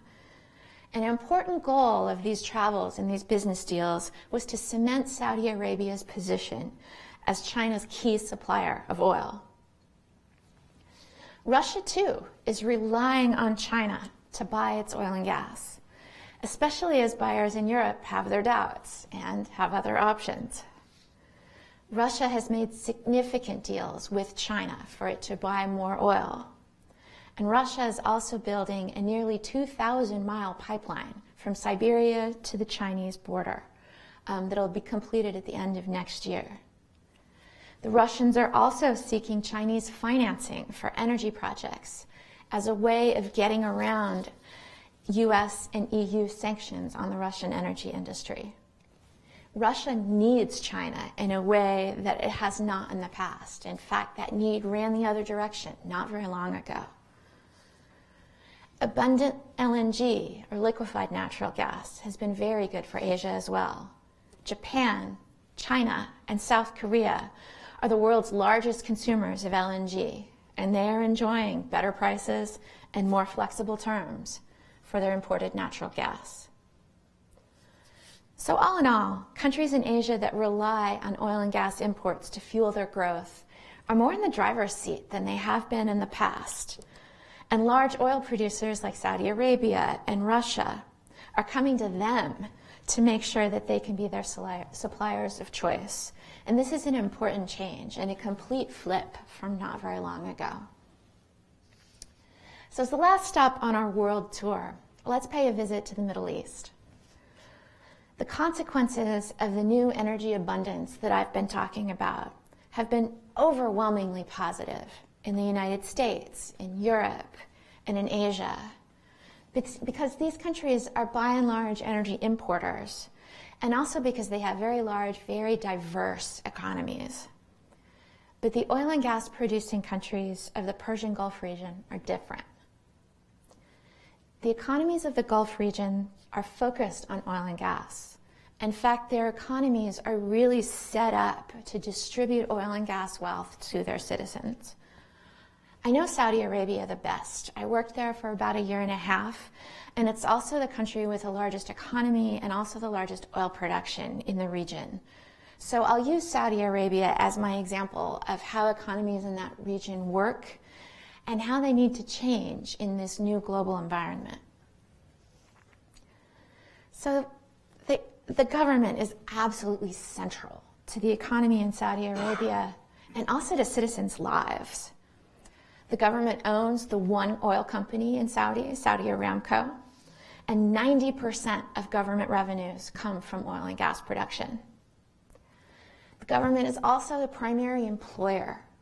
70% of employed Saudis work for the Saudi government. And the government also owns or it's involved in a lot of industries in a way that's not the case here in the US. Just as an example, when I was there, I worked for an energy research institute.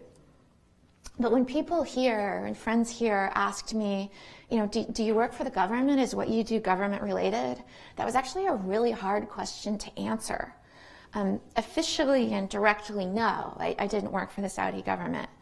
But the institute I worked for was founded and its endowment was set up by the previous Saudi king, King Abdullah.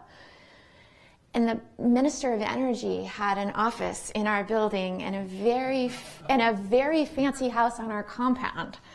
So was that a government job or not? There's not the division there that there is here. You can't pull things apart that way. Everything that happens in Saudi Arabia is connected to the government.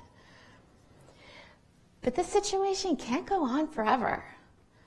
The Saudi population is growing, and it's very young. More than 2/3 of the population there is under 30. About 250,000 young Saudis enter the market every year. And finding jobs for them in this government-dominated system is becoming a challenge.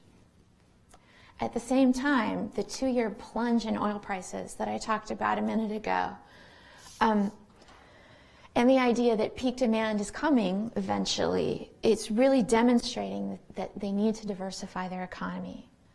The government can no longer count on oil revenues to do everything, to support the entire economy and to employ this growing young population.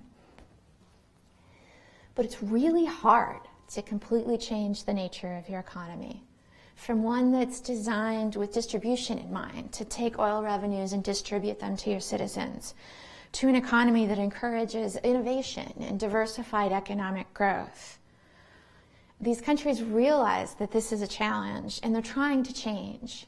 For instance, Saudi Arabia has a Vision 2030 plan that encourages the development of high-tech industries and finance industries, along with providing a slightly more liberal environment in an attempt to attract business and to keep its brightest citizens within the kingdom and spending money within the kingdom. Recent news you've heard about the Saudis allowing women to drive, or for the first time in years allowing movie theaters or music concerts is part of this change. The Gulf countries have also agreed to implement a value-added tax to generate more revenues. And they're also increasing prices for gasoline, electricity, and water. But these reforms are happening slowly, and they're very unpopular. You see a couple steps forward and then one back. You think we get angry here when our gasoline prices go up? The Saudis genuinely see cheap gasoline as their birthright. And when prices went up from very low levels to slightly high levels, it was ugly. But beyond investing in a few industries and providing some basic social and tax reform, Saudi Arabia and the other countries in the region really need to change the fundamental relationships that their governments have with their citizens. Cushy, secure government jobs are the goal of the majority of young people, and that's how they've seen their fathers and their fathers' fathers work. But these citizens need to see rewards in more dynamic and yet more risky careers in private sector. The education system there needs to focus on the needs of private sector employers. A common complaint is that graduates of local high schools and universities don't have the skills that these employers are looking for. As the government has required more locals to work in different industries, there's been a real backlash. In fact, there's even been times when they've paid local residents to stay home. And I don't say this to insult the Saudis or anything else. It's just you need an education system that builds these people up to be able to take these kinds of positions. And the government needs to provide more room for the private sector to thrive, rather than crowding out private investment with its own spending or scaring off private investment with its policies. Saudi Arabia a few months ago rounded up a number of business leaders and even people in the royal family and put them in the world's fanciest prison, made from the Riyadh Ritz-Carlton. And they demanded money that they said that these business people and members of the royal family had gained in corrupt ways. But from the outside, this looked just like a shakedown. And whether or not there was any due process involved was unclear from where we all sit. Unsurprisingly, outside investment in Saudi Arabia has been down since then, which is the exact opposite of what they need to diversify their economy. So none of these necessary changes can happen quickly. And the necessary change in the relationship between the governments and their citizens may challenge the stability of these governments in the region. You have to think about the trade-offs that the citizens of these countries have made. They have an autocratic government. They don't have say in the way they're governed. But on the other hand, they have benefits and a comfortable lifestyle. But what will happen when these governments can no longer hold up their end of the bargain? Only time will tell, but this is certainly a challenging time for these countries. And I'm somewhat grateful that I'm not in Saudi right now. But I'll wrap up the global energy tour by bringing up a couple of global issues. First, I want to talk about the impact of the new oil and gas abundance on climate change. When I was here around this time last year, I focused on climate and on the impacts of us pulling out of the Paris Accord.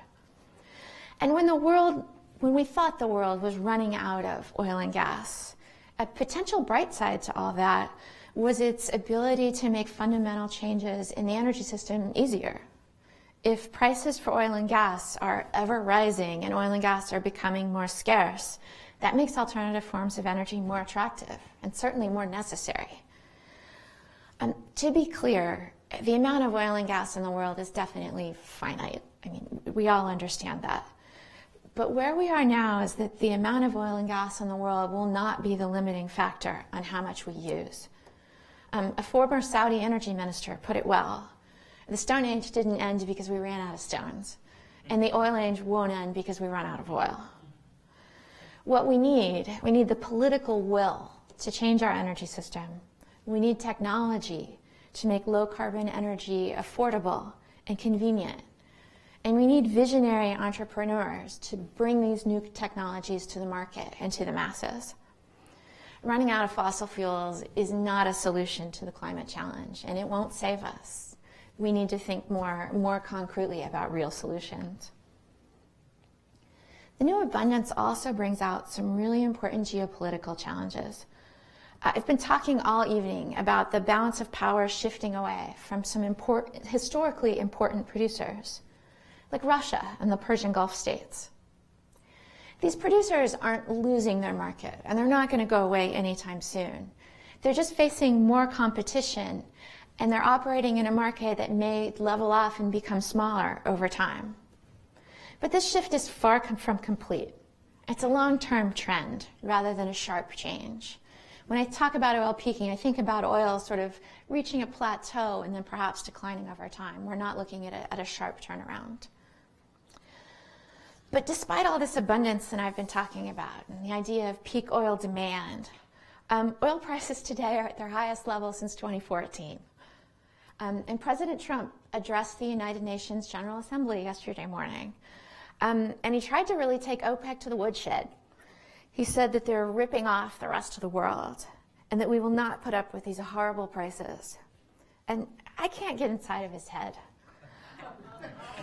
Shocking, I know. I don't know if the president is trying to convince the U.S. public that he's doing something about high oil prices and high gasoline prices that voters see at the pump, or whether he thinks he can shame OPEC into producing more oil, which there's not a lot of wiggle room right there. They're producing almost as much as they can right now.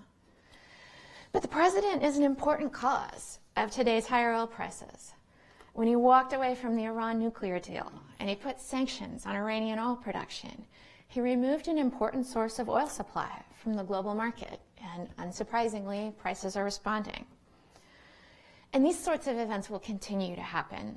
Political challenges and technical disruptions will remove oil and gas from the market and increase prices at times. But I'm sticking to my guns on the overall long-term trend of abundance.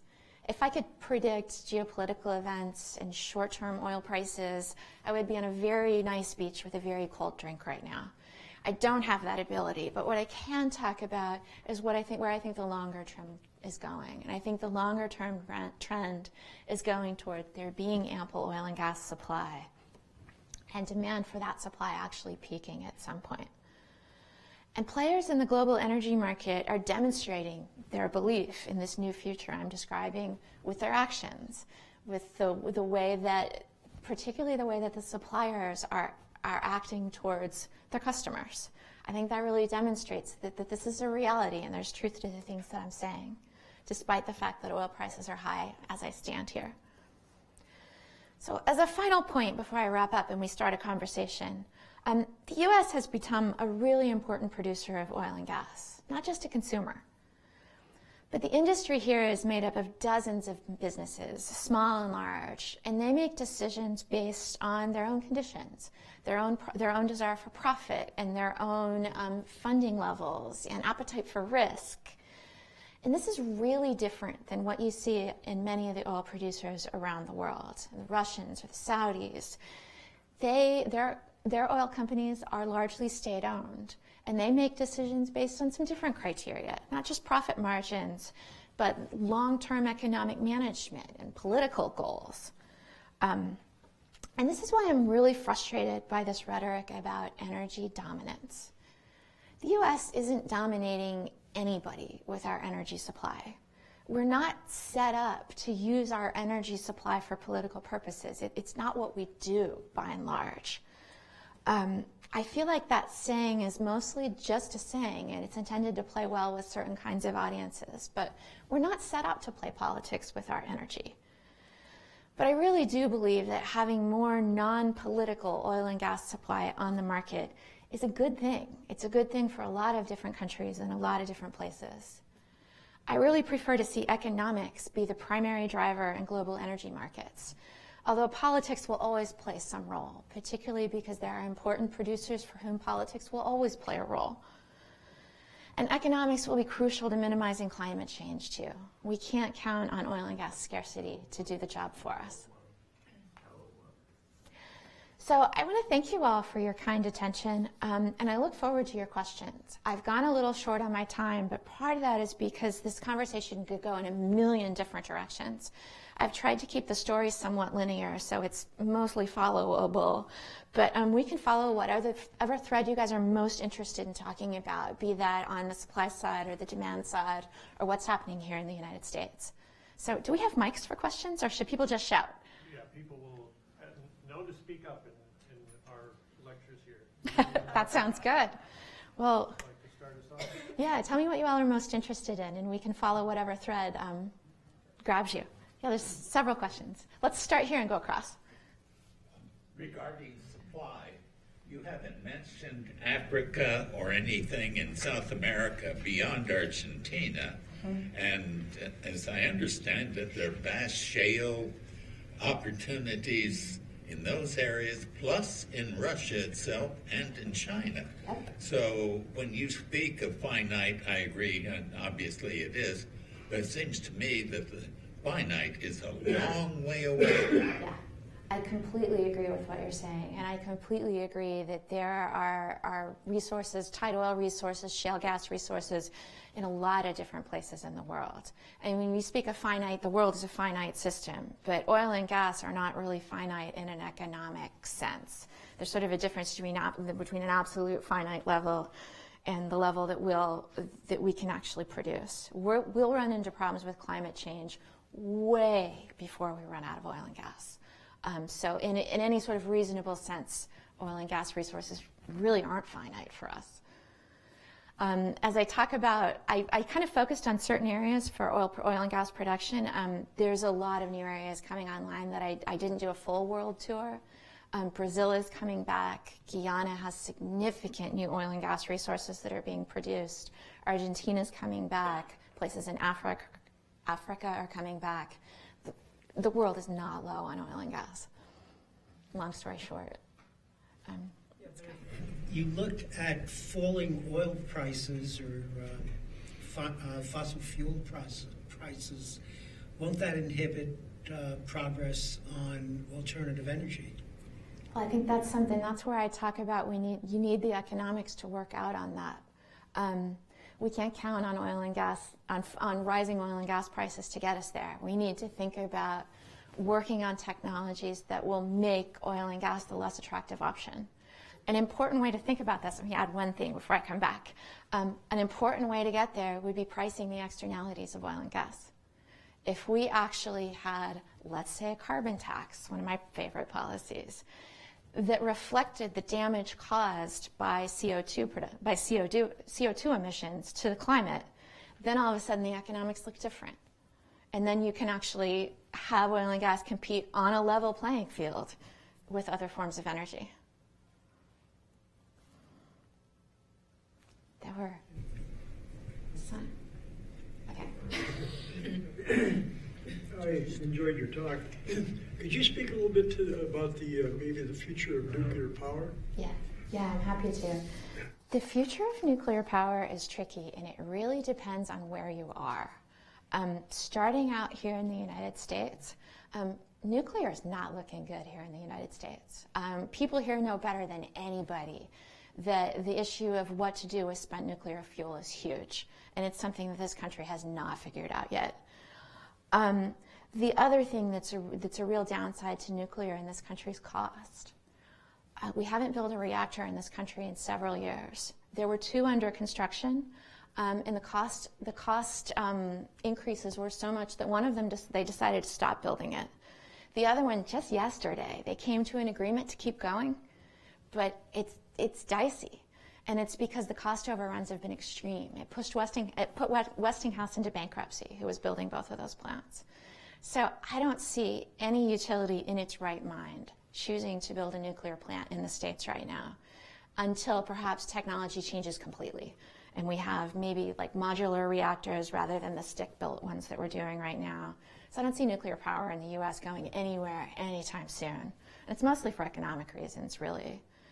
But other parts of the world are going great guns. The Chinese are building a lot of reactors. The South Koreans are building a lot of reactors. And largely in the developing world, for the most part. We're seeing countries in Europe, Germany turning away from its reactors. France is still going, but France had so many that I don't know how they would turn away from their reactors. So you're seeing different attitudes in different parts of the world. But they're largely based on economics, and the economics in the U.S. are terrible. Sure.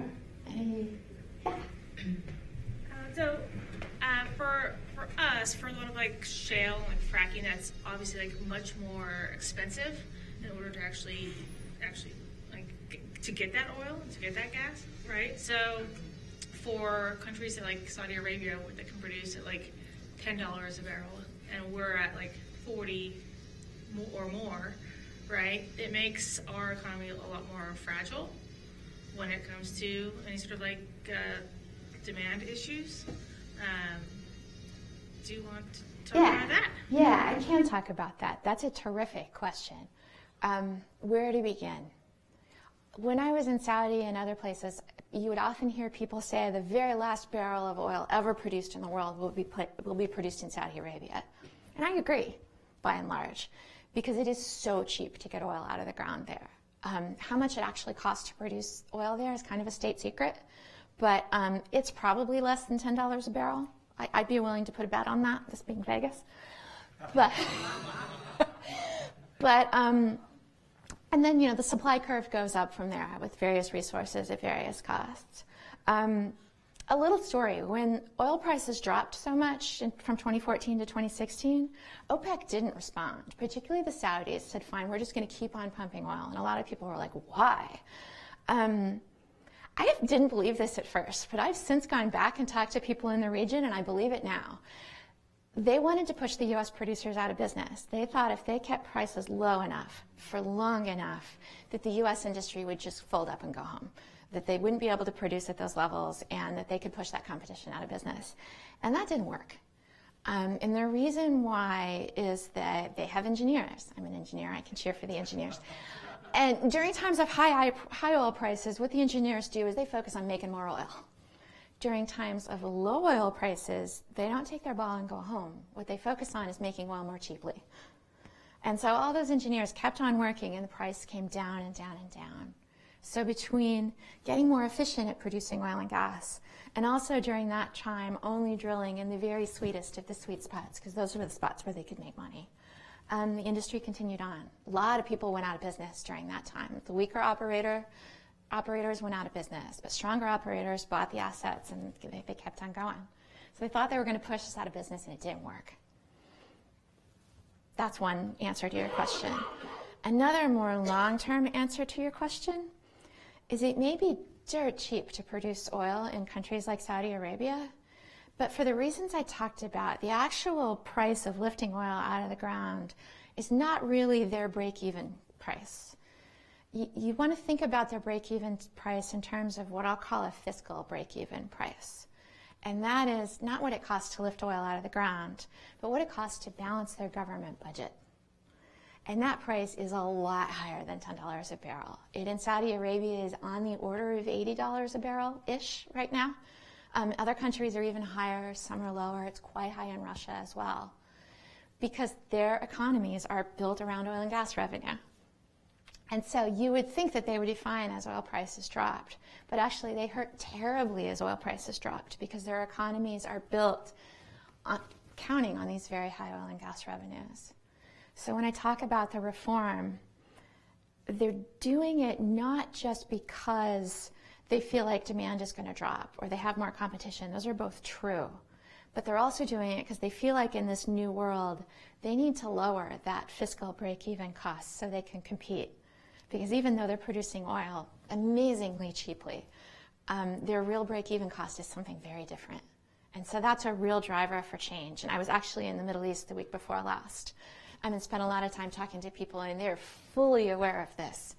They're just trying to figure out how to do it. And I'm actually working with a colleague in Doha on this very question, talking about the economic drivers and the political drivers and how to bring about change in the region. So I could talk about this all day. It's a fun and super interesting topic. So we had other... There's a lot of headline news about the difficulties in Venezuela. Other than to the Venezuelans, how significant is their oil difficulties there to our hemisphere or anyone else? That's a great question. I'm going to start out by saying I feel horrendously for the Venezuelans. Talk about messing up a perfectly good economy. What's happened there is heartbreaking. And a reporter asked me yesterday, she said, oil prices are going to go up. Will this help Venezuela? And I had to tell her no.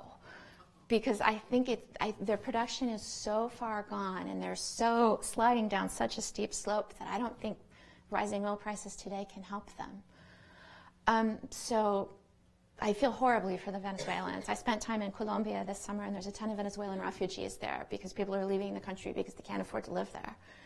But apart from the horrible situation the Venezuelans in, it does affect oil prices globally and particularly in this hemisphere. Not to get too far into the weeds, but refineries on the U.S. Gulf Coast, Texas, Louisiana, that area, are largely set up to run heavy oil. A lot of that oil comes from Venezuela, it comes from Mexico. So as the supply from Venezuela has declined, it's been harder to find oil that's a good fit for those refineries. When I said we export some and import some, that's kind of what I mean. We export stuff that's not a good fit, and we bring in this heavy oil that is a good fit for our refineries. And so that's been hard. It's changed the market for that particular kind of oil that the U.S. is really good at refining. The other thing it is it's part of the general downward trend. You see Iranian oil coming off the market. You see Venezuelan oil declining. A couple other hot spots. Libya has been a little rough lately. And as those geopolitical problems, they're challenging for oil markets. There's oil in the world, and there are people who know how to produce it, but at any given point in time, geopolitical events may be a little challenging, and Venezuela is adding to the challenge right now. How about Nigeria? Same. Nigeria is another heartbreaking place. Tremendous oil production, great resources, none of it filters down to the Nigerian people. And so you see a lot of oil theft. You see a lot of environmental damage from oil theft and people running, I can't even call them refineries. They're barely even stills, but they're incredibly polluting. Some really sad things with some poorly managed resources that aren't helping the local people. Sure. Can I see? Okay. Oh yeah, I think 2 years ago actually UNLV had some photographs from a journalist or an artist who went out to Nigeria and also took photographs of the oil spill. Yeah, I've seen them. They'll steal oil out of pipelines and refine it. It's a strong word for what they're doing, but into fuel that can be used, and then just everything that doesn't turn into diesel or gasoline just goes into the river. It's heartbreaking. And I mean, a number of things are probably behind it, but an important driver of that is that the local people are not getting the benefits of that resource. It breaks my heart, but there, we'll come back. You mentioned before you were a strong proponent of the carbon tax. Could you go into a little bit about what you'd like to see with that? Yeah. So the idea behind, so let's think about a couple of different ways of reducing greenhouse gas emissions in an economy. You can price carbon. You can put a tax on it, or you can do a cap and trade. And the idea behind that is to let that price look for the cheapest emissions in your economy. You know, if you price it, people will figure out the cheapest way. Another way to go about it is regulation. You can say, this has to be this efficient, and you can't do that, and you have to do that, and you can be very specific about different processes in your economy, and you can put regulations on it. This is a real challenge. You see a lot of regulation. You see a lot of regulation that the Obama administration attempted to do. But what you're seeing now with President Trump demonstrates one problem with doing it through regulation.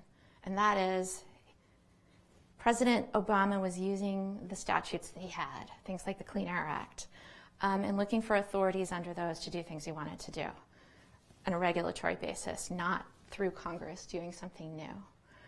The challenge with that is that the next administration could undo it. Things you do through executive order, you just have another executive order and it's gone. Things you do through regulation are a little harder to get rid of. You have to go through the same regulatory process to take it away that you did to put it on, but it's still doable.